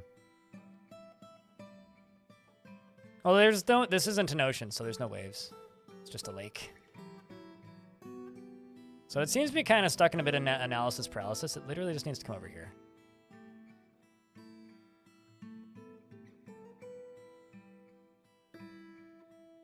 do like the way the fires look. That being said, I do quite like the way the fires look. Dwarves, why are we still going up here?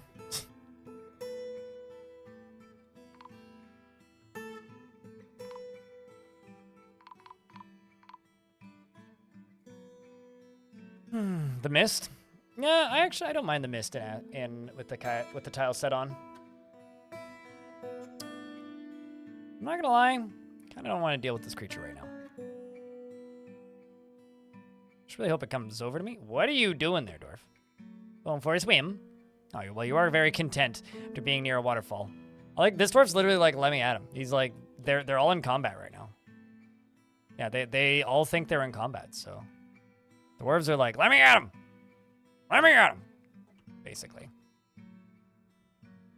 I kind of want to lock the dwarves in here. I'm waiting for these guys. Them to all be in here.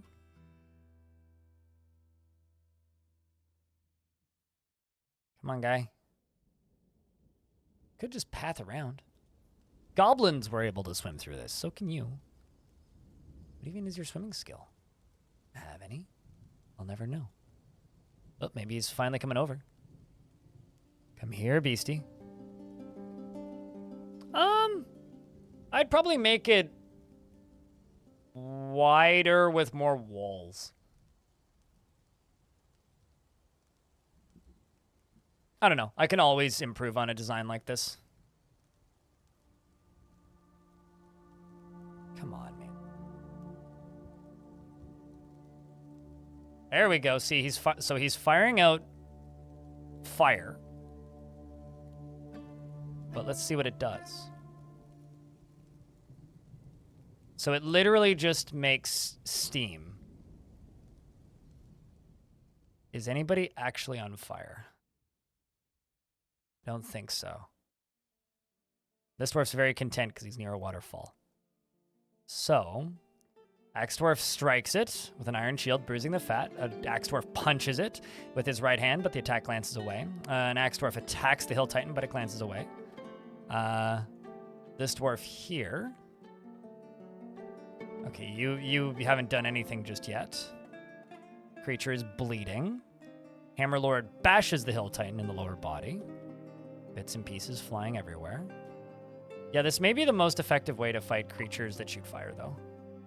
Yeah, that's fine. It's just stuff collapsing. Axelord hacks the Hill Titan with a bronze battle axe. And the creature's still bleeding very heavily. Oh, wow. The first spine stabs it in the right front leg, fracturing the bone. So they're breaking bones now. Feels hopeless. It's very, very heavily injured. Heavy bleeding, wounded, can't breathe. Yeah. It's a cleanup crew, that.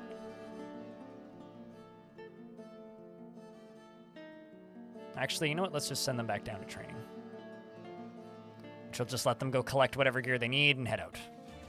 Shout out to this dwarf who decided to pick up a scimitar. You, Canord.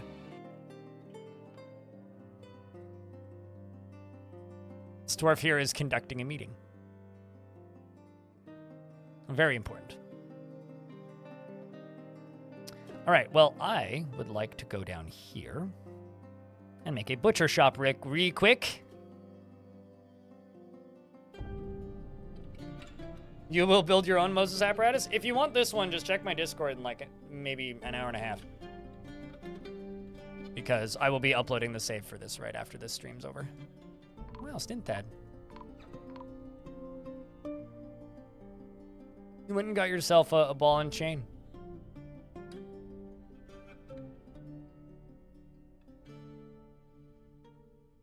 I will say this whole system will probably lag extremely badly on most people's computers.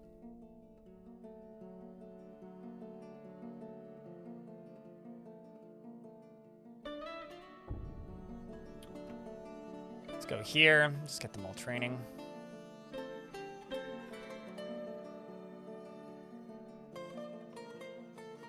Okay, you're taking a nap. Okay, so what I'm going to do, I'm going to add this to the burrow.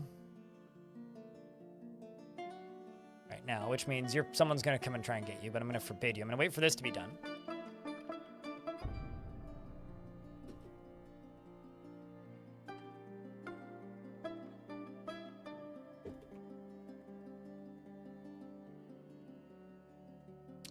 It's 2 dwarves taking naps. Look at this nap, dwarf. Content, napping near a waterfall. Upset, slept in the mud. I wonder if these two things are connected in any way. Burning the forests down.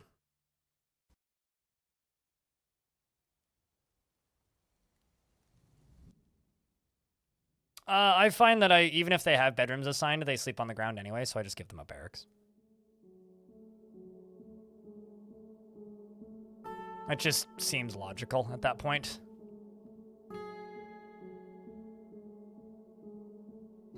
The only time I see them sleeping in their bedrooms is when they are... The only time I see them sleeping in their bedrooms is when their bedrooms are literally right next to... Like, what's the word? The only time I see them sleeping in their bedroom is when they are not on duty or training. But I mean, you can set it to sleep at need. It's like if they desperately need to sleep, they will, but...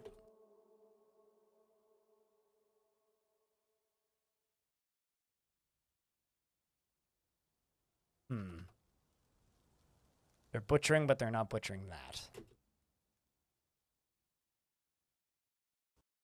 God damn it.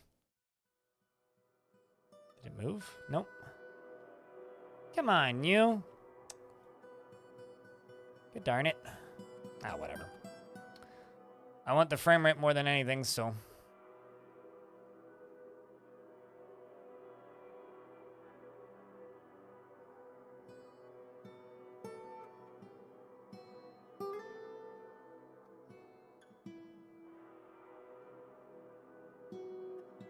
Let's just keep the dwarves in here.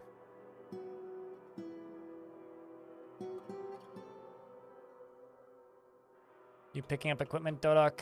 Naturally.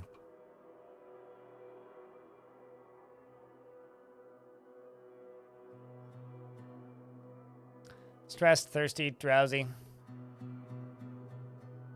Well, let's help with that thirst.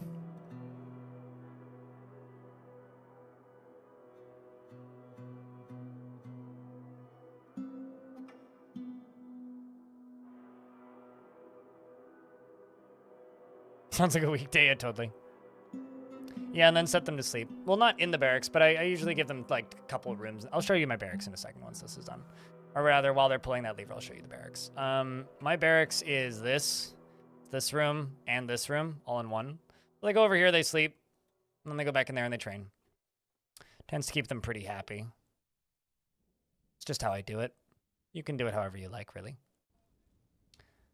All right, maybe you can get back in, maybe you can't.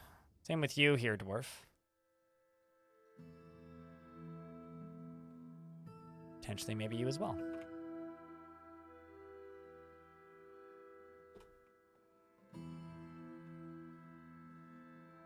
And you walk out here. Well, you want to go there, you do. You guys are going to be swimming.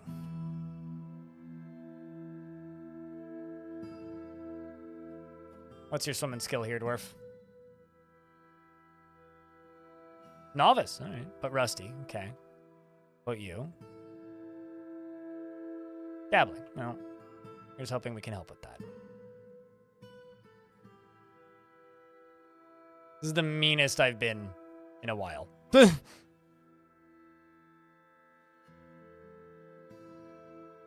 Bro's out here. Moses is out here.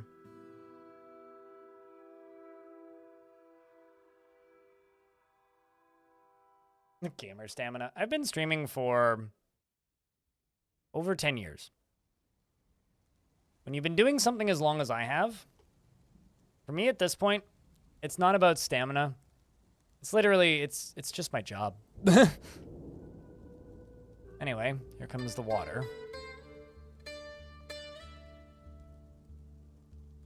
Crow is pushing it to the edge of the map as quickly as possible. On Crow. You can make it. I drank water without a well. That's very annoying. Well, at least you're not thirsty anymore. It's the Moses machine. Don't worry about it.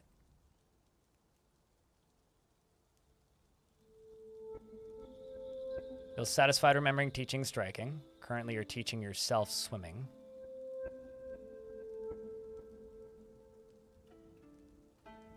On dwarf.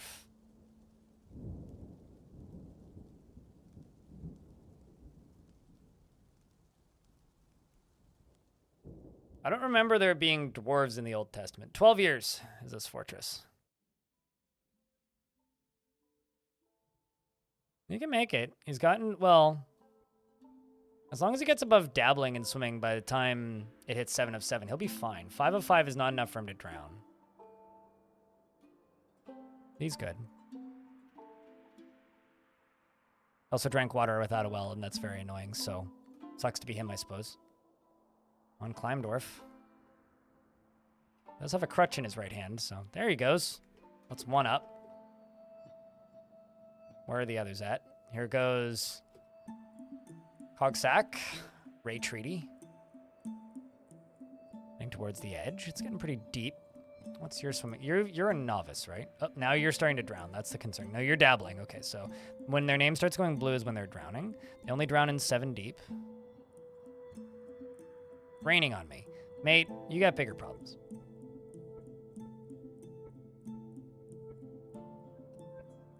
Come on, dude. You got this. The edge. Perfect. Here's the last one.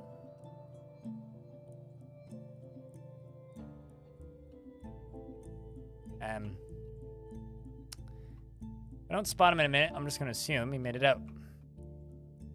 I don't see any dead dwarves. I mean, the other one was a novice swimmer, so... I'm just going to... Oh, there he is. Yeah. Oh, no, that's Crow. It was you, Adil.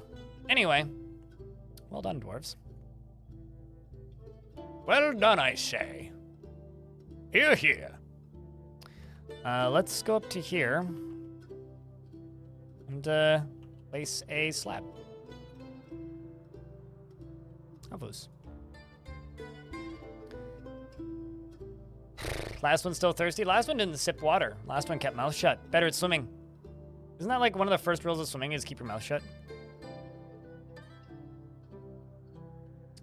All right, so I did make these beautiful Cinnabar bookcases for our glorious new addition to our libraries complex.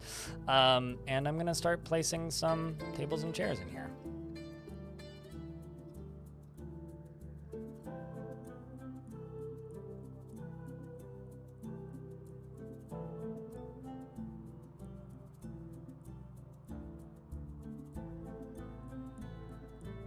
Also known as the Nut House.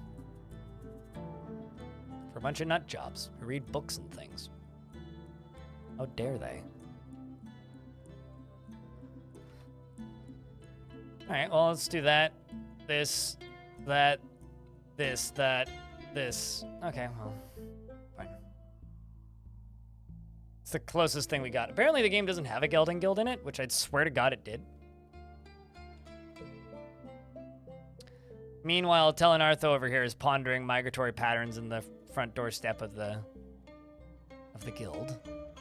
Let's just add a couple more dwarves who I think would make good guild members. Somebody else is having a rough day. Oh, never mind. Avos died, or was put to rest finally. Okay, well maybe we'll get another migrant wave. Maybe. Fingers crossed here. And then this one down here is going to be a dining hall, which is going to be connected to this. So the dining hall is going to go here, and it's going to be connected to Cutnut, the Palace of Balls. That is what it is called. And we're going to smooth all this.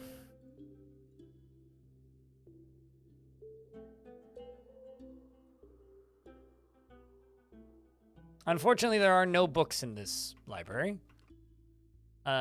Because there is still this library, which has 26, which is the Turquoise Sanctuary. And you know what? I think it's time to retire the Turquoise Sanctuary and move those books to a better place.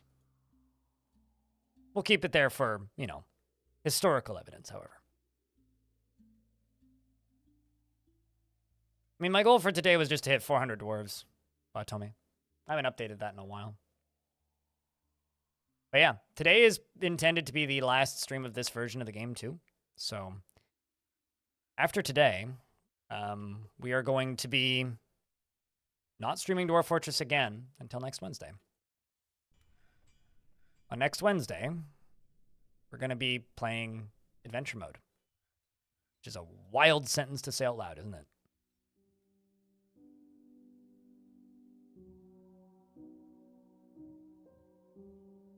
Like an absolutely wild sentence to say out loud.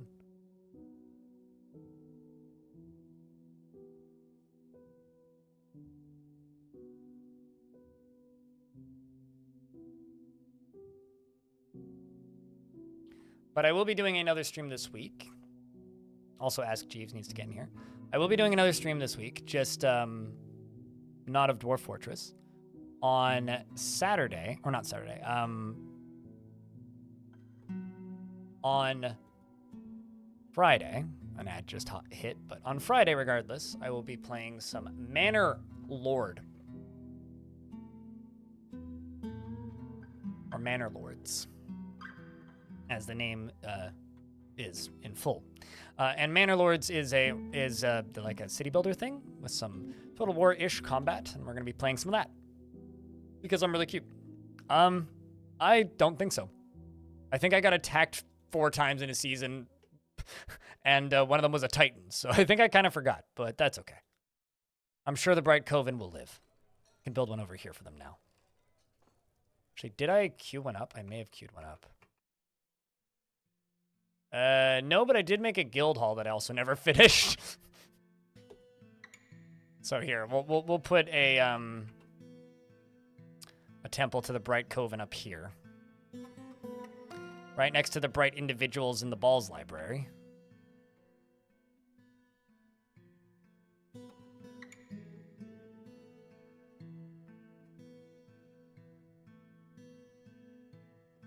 Reading a meditation on the mountain halls. How many books are in here? 34, not bad. 34 books, including copies. I mean, I've been stealing books for a bit, and they've just been kind of ending up everywhere. But yeah, so Friday I will be doing a stream of Manor Lord, which is a game that I'm lucky enough to have early access to. It comes out on the 26th, so I basically wouldn't be able to play it if I waited until the 26th. So instead, I'm going to play it now. Or not now, but on Friday. I'm taking tomorrow off to get caught up on editing work, because I need to do a lot of editing work. I guess I need to edit the highlights from today's stream, plus then I still need to finish the Future of the Fortress video, which I don't think I'll get done tonight because there's a lot of editing that still needs. Tarn made a really long. Whenever Tarn makes a Future of the Fortress and it's like more than one post, I am concerned. And it's very long. There's a lot of very long questions with very long answers. So I'll get it done. It'll be done soon. It'll be done before Friday. It'll probably come out at some point on Thursday if I had to bet. And then after that, I will be taking Tuesday off to just prep for adventure mode. Like, hopefully that's understandable. I know, like, I had somebody say, but like, you just took 4 days off. It's like, I stream almost 40 hours a week most weeks, and then do an additional 10 to 15 in stream time, so, or in off-stream time, easy. So, this fortress, yes, this will probably be the last time playing this fortress. I'm going to retire it, basically, tonight. But before I retire it, I will make a hard save so that you guys can have it. You know, the only thing that I truly hate about what I do, Brosifer, is that my production quality still kind of sucks, in my opinion. Like, I look at the videos I upload, and then I look at videos that people with, like, dedicated editors do, and I'm just like, my God. I put in so much work, and, like, the output just sucks in comparison to what some people are capable of outputting. But, is what it is.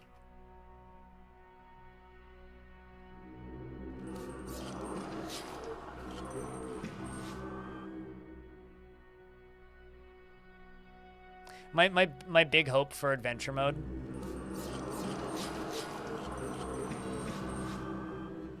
right now is that I get... What are they fighting with? Each other, maybe? I mean, it is working, yes. It's a lot of work, though.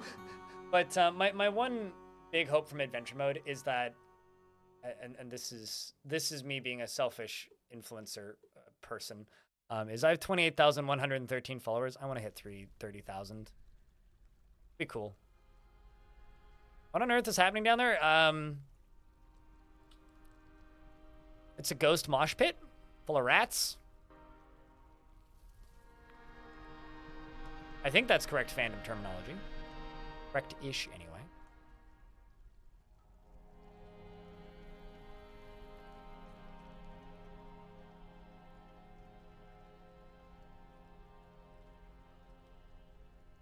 The best way to explain adventure mode in simple terms, Unbound Rare, is adventure mode is a mode of Dwarf Fortress where you get to play as... Ghost is a metal band, sort of, not really. Very light metal band.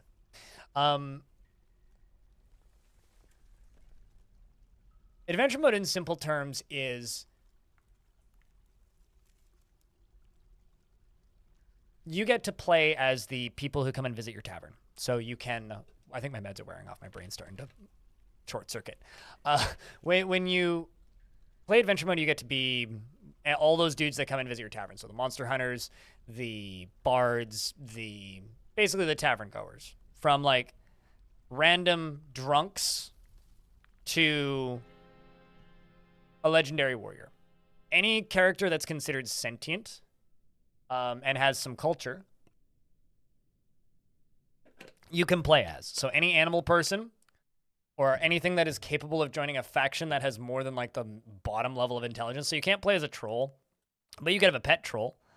And I need to get rid of this rat mosh pit. So I need to real quick fire some lava over there. But what I need to do this, well, actually this is pretty convenient right now that it's all drained. Let's go hit here, hit this. Go here. Make that. Sweet. Perfect number left. Let's jump up to where this is.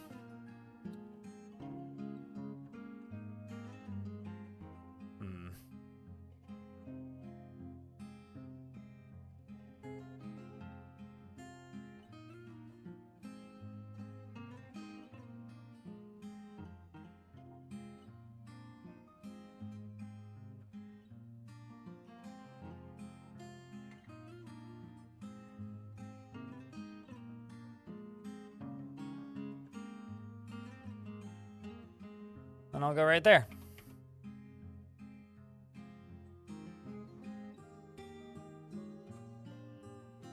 My favorite memory of adventure mode. I was playing a elvish explorer who was exploring a great canyon on their pet moth.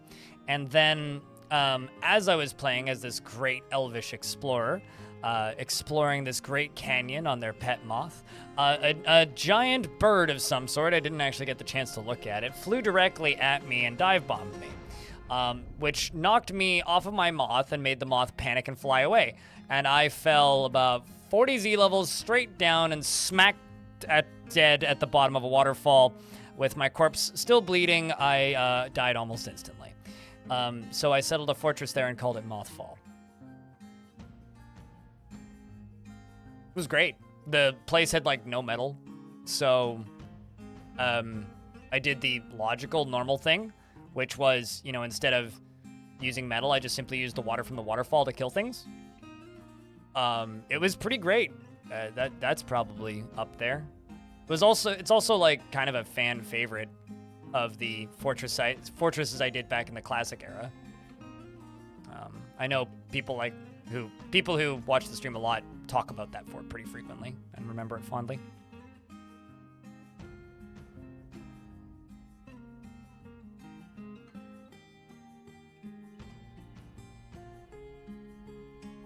Oh yeah, no, the corpse is still there.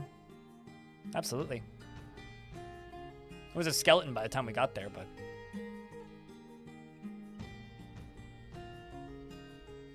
Or rather, by the time I got it out of there. No, I didn't put it on. I can't remember what I did with the corpse.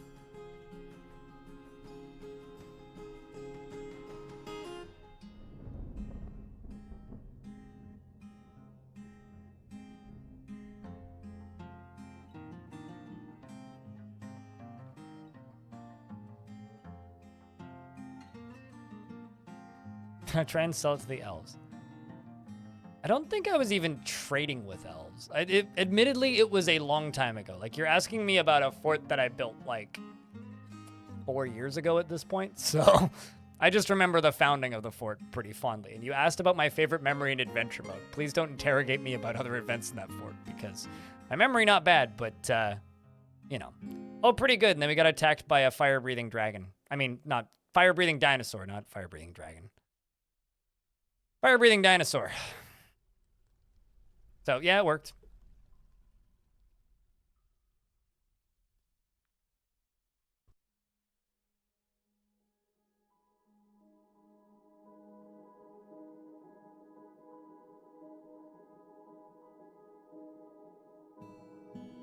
I mean, its body's right there.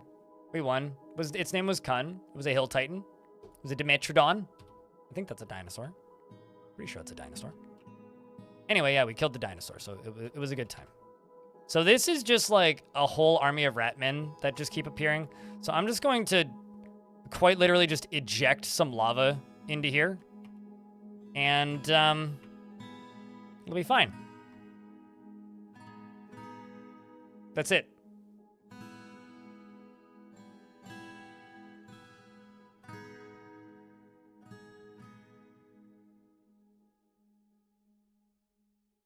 Okay, where's the one that I just built? Not that one. This one? Yes.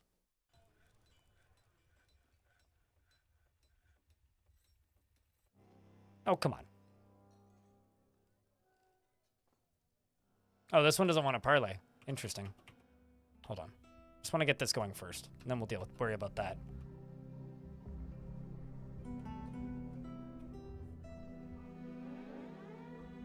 Oh. It's just a baby force of darkness. Okay, that's fine. Can't deal. Get 'em, boys! Lay back! It's okay, that won't take him too long. It's a lot of levers, don't worry about it. Honestly, one of the best features that was added with this version of the game is the whole, if you click on levers, you can click on a second button, and it'll just be like, this is what this lever is connected to. Great feature, I fucking love it.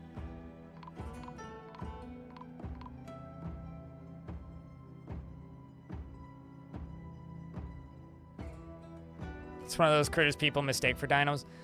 Okay, well, creature that's long extinct, whatever. Get him, boys.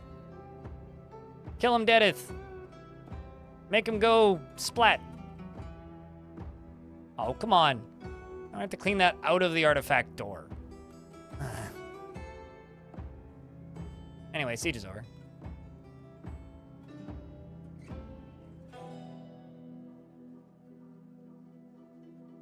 I think I just lost a dwarf too.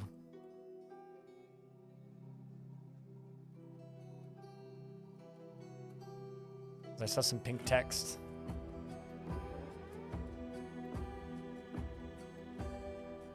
Oh well, fine.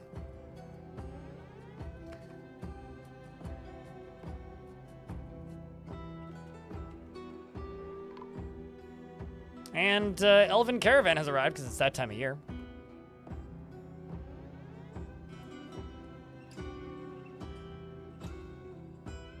Who died? I missed it, to be honest with you. Already had cleared the thing, but I saw the purple text as I clicked it. I'm more concerned with other things I'm up to right now, but I can try and figure it out.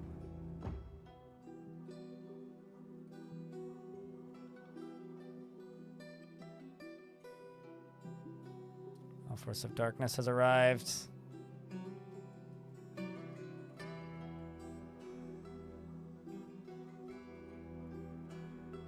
Okay, never mind. Nobody died. It was just the Vile Force of Darkness purple text that made me panic.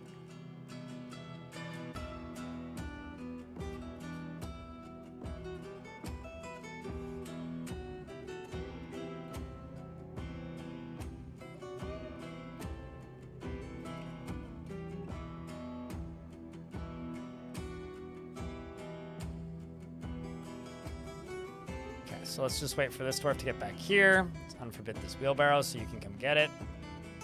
Or don't. You're getting that connected. Good. Okay, fine. Don't come get this then. Also, don't come get these shoes. Speaking of things you're going to come get, how are we doing for... Oh, wow. We actually finished all of that clothing. That's absurd. Oh, no. We're still working on yarn trousers. Not quite there. Let's just do some silk trousers. I've got too many dwarves. Silk trousers.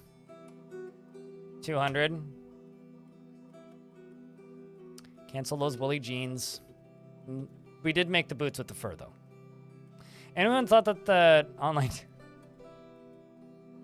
Anyone thought that the day that people stop asking that will be the best day of my life?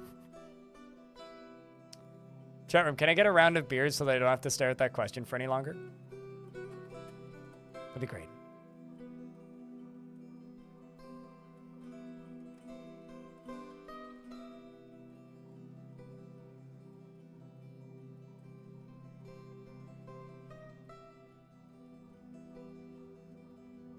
I love how there is enough of these poor, haggard creatures that they are actively hurting themselves on top of one another. I received a text message I need to take a peek at real quick. Okay.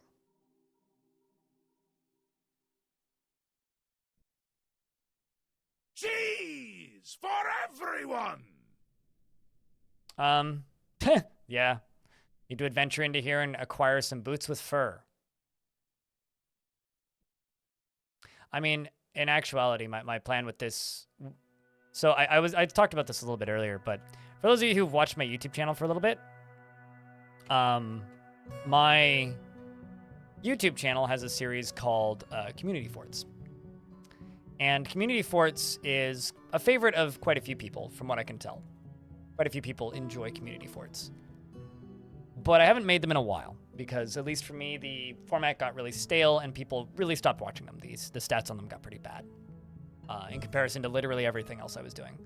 But I'm going to bring it back when adventure mode hits, except instead of just doing like camera, like fly-throughs of people's forts, what I'm going to do is I am going to, well, explore them in adventure mode, which means instead of people being encouraged to just send me brand new, super fancy, wonderful, amazing, perfect, A+ best forts, there will be an incentive for people to send me shit forts that are falling apart. And I think that's fun. Or dead forts. I think that's way more interesting. I think in some cases I'll still do the overview at some point. I'm not entirely sure how I'm going to do it. But, yeah.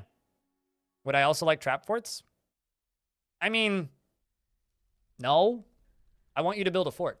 If you want to give me a goal, I'm down for that. But generally, build a fort. If you're building a fort specifically for me, I don't really want it. Let's just test out the concept of me exploring a fortress that you built. And if it dies, and the traps are natural, I'm down for that. You know? Like if I only have one way in, and the fort's been dead for a while, and fuck knows what's in there, and there's traps on the way in, that's fine. But if you're just trying to, like, make it take forever for me to record an episode, yeah, no, I'm not particularly interested in that. It's not about difficulty, it's about exploration, right?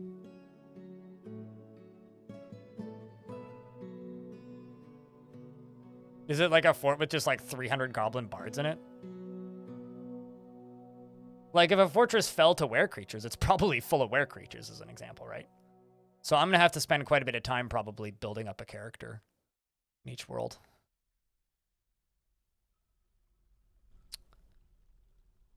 Let's put these rats out of their misery. They're tantruming down there actively. That's kind of amazing. These poor things. Only 30? Rookie numbers.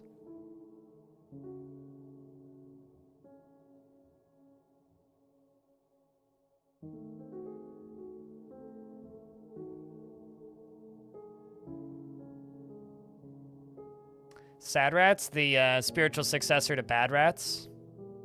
Remember when Bad Rats was the worst game on Steam? How naive we were.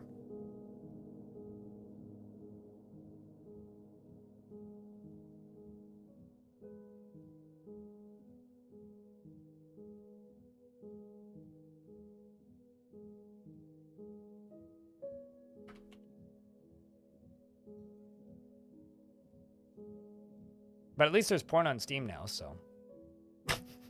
There's so many bad games on Steam now. Gifting Bad Rats is like a faux pas. Yeah, no, totally. Also, you can reject gifts now. Gifting Bad Rats was only funny when you couldn't reject gifts and you couldn't make your profile private. So it's just like, what does this person own? Bad Rats. What's in this person's inventory? 35 copies of Bad Rats. How much is Bad Rats? 10 cents? Gifts 30 copies of Bad Rats to everybody you know. Like, there was a point where you couldn't reject gifts, and that's why it was funny.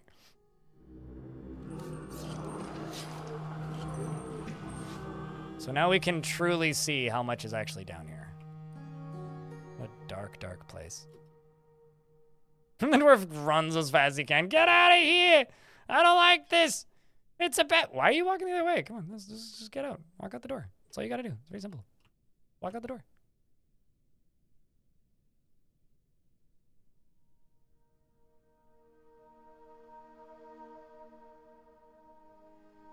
So now this dwarf walks out the door. What's funny is there's probably people in this chat room right now who don't even know what Bad Rats is. Okay, so now that's running. That requires 33 power. We've got plenty. Pull the lever, dwarf.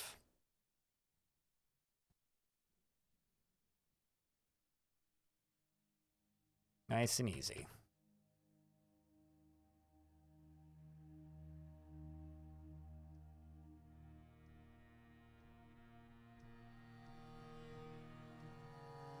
Oh, that went so fast I couldn't even keep up with it. Anyway, it's just going to collide with this. We're just going to let it sit for a second. Once this locks, there it goes. Now, I'm going to give it a few more seconds. Well, chat, I would say that this fort has been a whole lot of fun. Rosifer, thank you for the 10-pack of gift subs. You're extremely kind, dude. It means a whole lot, man. Chatroom, can I get a big round of beers for Brosifer checking out that 10-pack of gifts? Move a few turns at a time until that clicks. And here we go.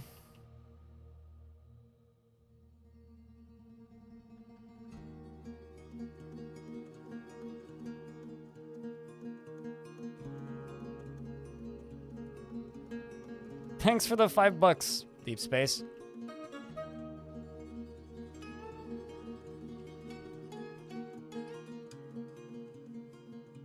It's one tick at a time.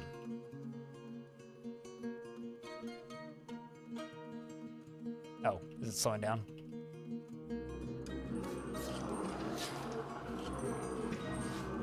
Wonder where that's coming from. Oh, Well, them I could burn, but pretty easily. Just unpause. And there they go. Rest in peace, you poor rats. I'm actually really curious about how many of them are actually burning right now. A chunk of them. It's a good old cleaning session.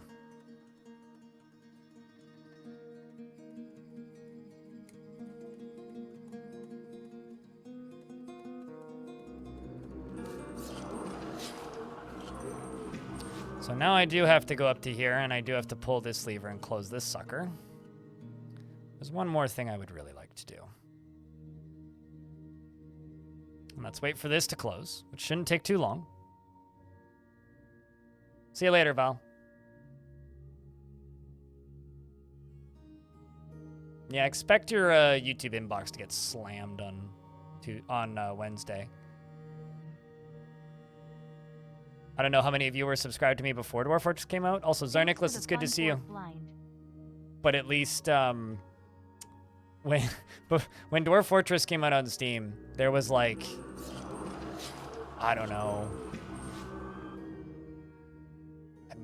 at the very least like 25 or so videos released that first day. It was something like that. So I was very worried people were going to be mad at me that I was releasing too many. Not Tuesday, Wednesday. I'll be editing on Tuesday. There goes that. There's one way to clean up the trash bin.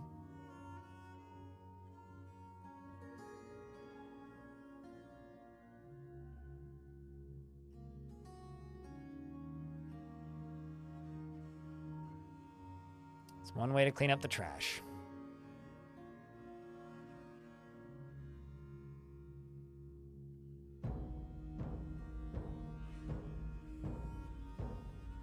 Well, I've lost it. There it is. That'll do it. How on earth am I still going? It's not even that late, though.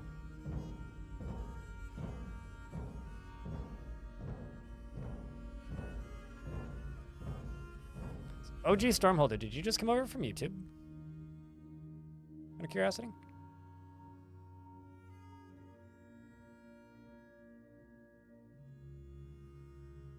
You did? Okay, well that explains it.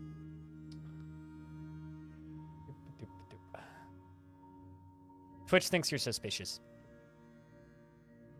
Yeah, no, I do prefer Twitch.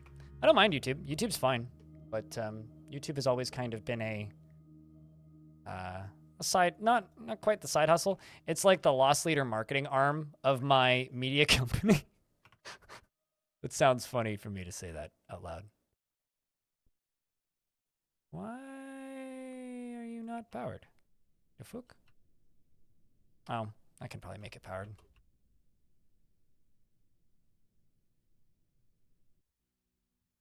I really don't like this change that I made to this thing. It kind of sucks.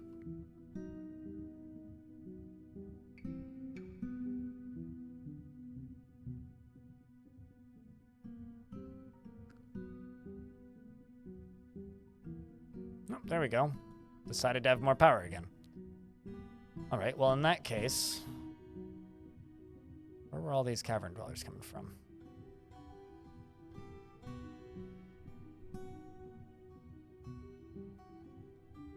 Where's my nearest output to this?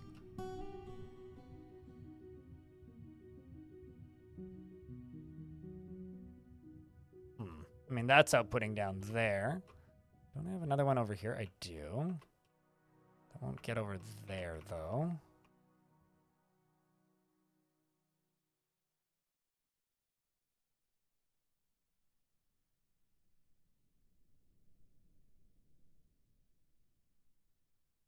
Well,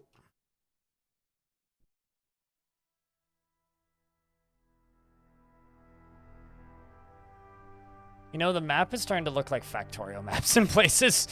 It's starting to fuck with my brain a little bit. Where does this one end up? Down here? Yeah, that'll work. You pumping currently? It's powered? Not actively. Ay, ay, ay, ay, ay. Factory must grow. You mean the fortress, I think? I think you mean the fortress, sure.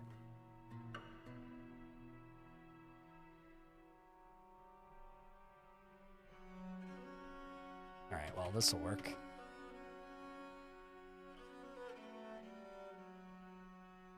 Pull this one. Fire off one final lava shot.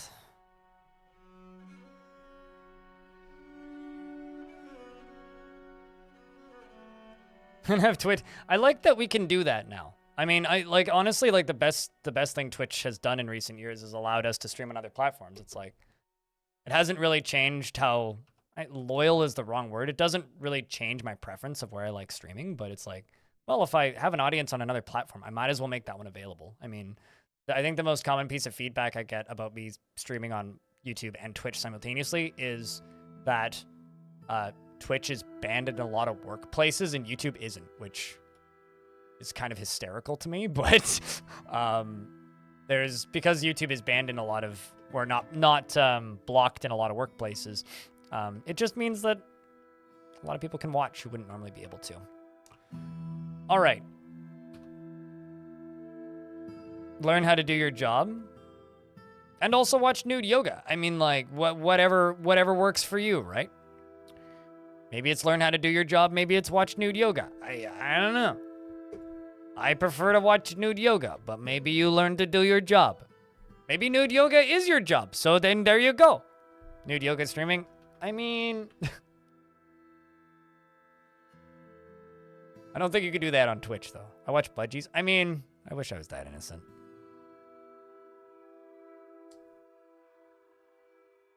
I have watched a lot of videos on gardening recently, though.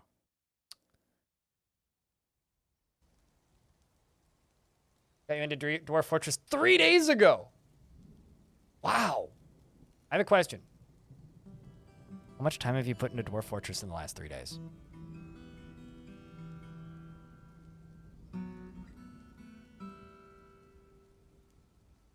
That's from YouTube chat, by the way. You watch Blind Tuesday and Thursday because Twitch is blocked on specific work computer. Really? What's up, Sun Bloomin'?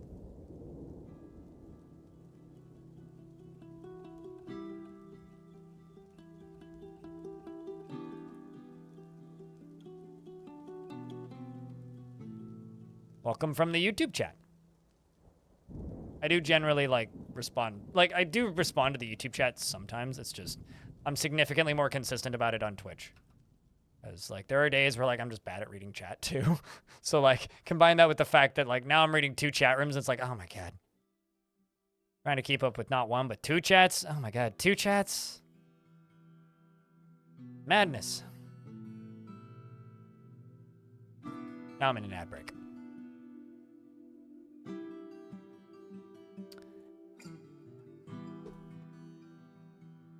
So honestly, this is the highest population fortress I've ever built.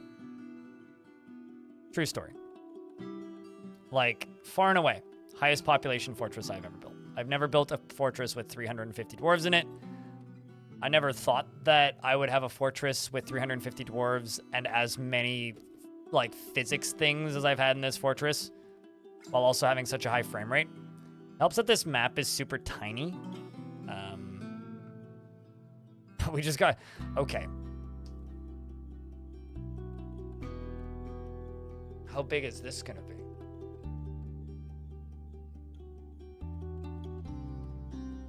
No, it's very shallow. It's only, it only goes down to, I think it's -8 or something. It's like 50 layers tall.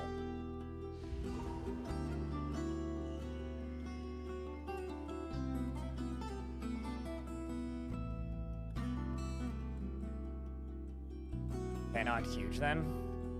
Stopped. REM is a great band, mate. All right, okay, this right here is going to be the last temple that they demanded, so I'm gonna try and get her done.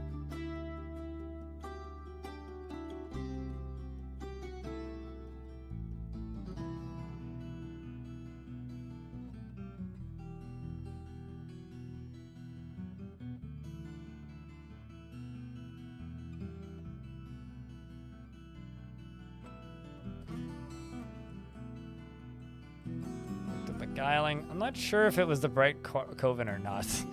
Sect of Grieving. I always love it when there's a god of theft. It's like, all right, who's worshiping the god of theft?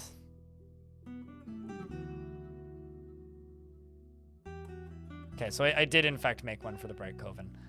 Instead, I'm going to remove this setup and I'm going to go temple. Find a god. Ah, sure, why don't we make one for the god of death right next to the balls? Be great. Everybody loves the god of death. It's everybody's favorite god. Right? Right? Right? You guys are cool, right, chat? Well, this. Steals its worshippers from other religions? So it's Mormonism?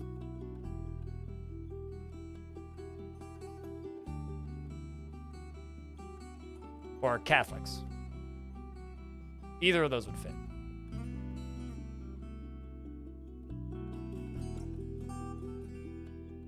Although Catholics don't really steal. They just like show up and beat you up until you believe in it. They just are like the naggiest people in history.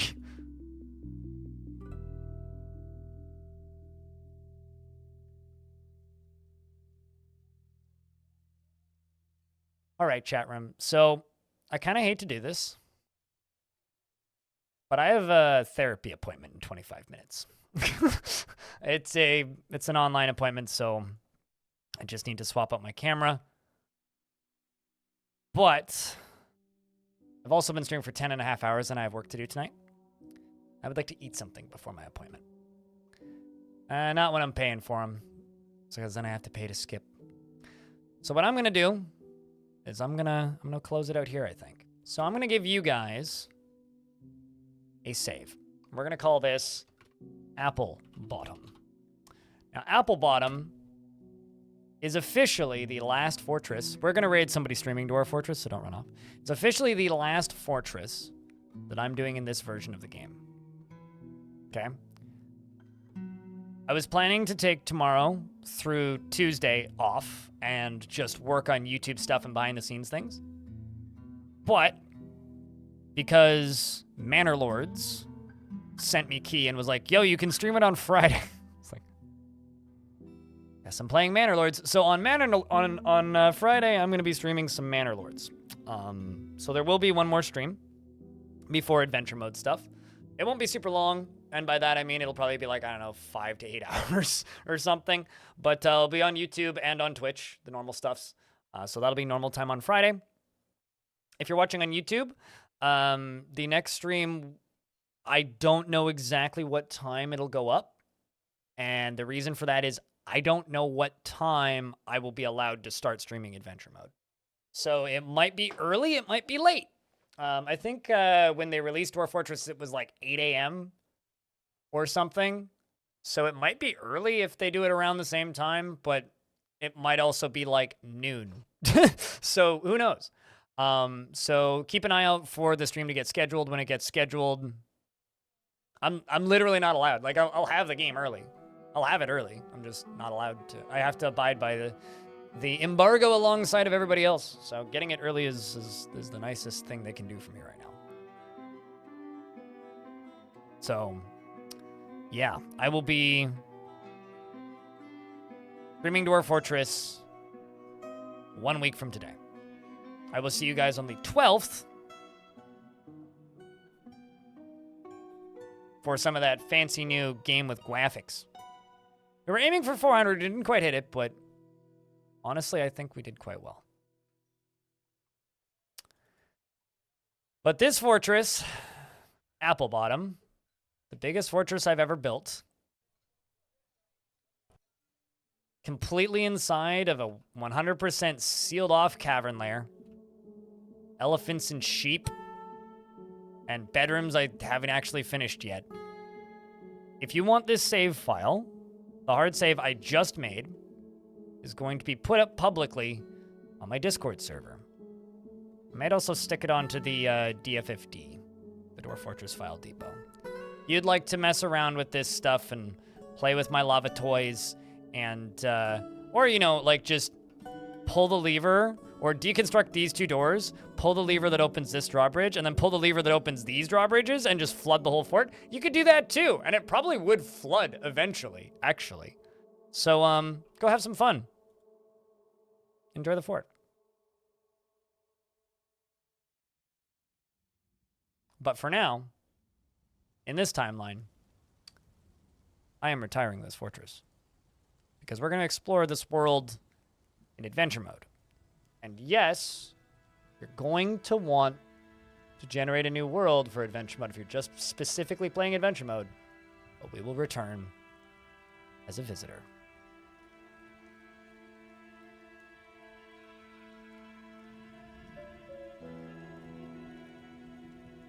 Directly at your monitor. If you want to throw money at me, at the end of the day, you could gift subs on Twitch, which costs you money, but I get 70%. You could cheer bits on Twitch. 1 bit equals 1 penny. You pay the cost up front. Donating directly via PayPal by clicking the donate or the tips button or whatever is the most direct and effective, or you could go become a patron. Personally, because I'm on the OG contract for Patreon, because I've had an account for so long, I get, it's like 99% of the money on Patreon. So if you want to go that route, you could do that, or do whatever. ALMAO, alien. Doesn't really matter to me. Manic Eraser, thanks for the $1. And something else that I'll say while this is saving, before I shut the YouTube stream down. Once Adventure Mode is out on the 17th, and this is why I'm taking extra days off, is because I'm going to stream on the 18th, the 19th. I won't be streaming on the 20th because I'm very busy that day. It's 420, okay? I've got a bunch of volunteering I got to do in the morning, and then in the afternoon, I'm going to a concert. So I will be busy on the 20th, but I will be streaming on the 21st before doing my dad's birthday stuff. Then I will be streaming on the 22nd, 23rd, 24th, 25th, 26th, 27th. And assuming numbers don't go down, I will just kind of stream until I am too tired to keep streaming.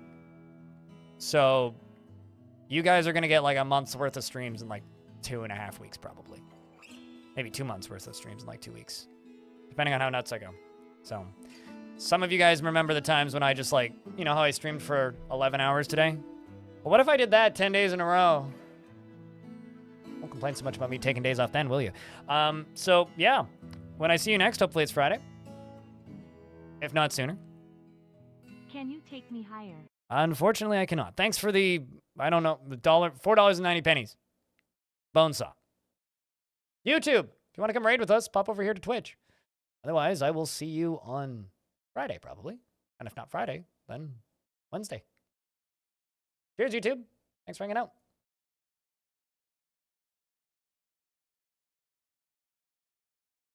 Hey, we got the YouTube stream up to 51 likes. That's kind of nutty. Sweet.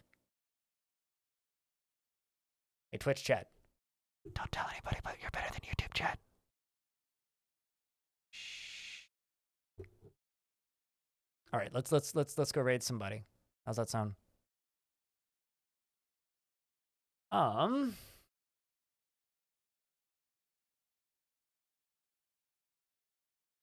Chat, I have a question. ASCII? Guy with beard or robot?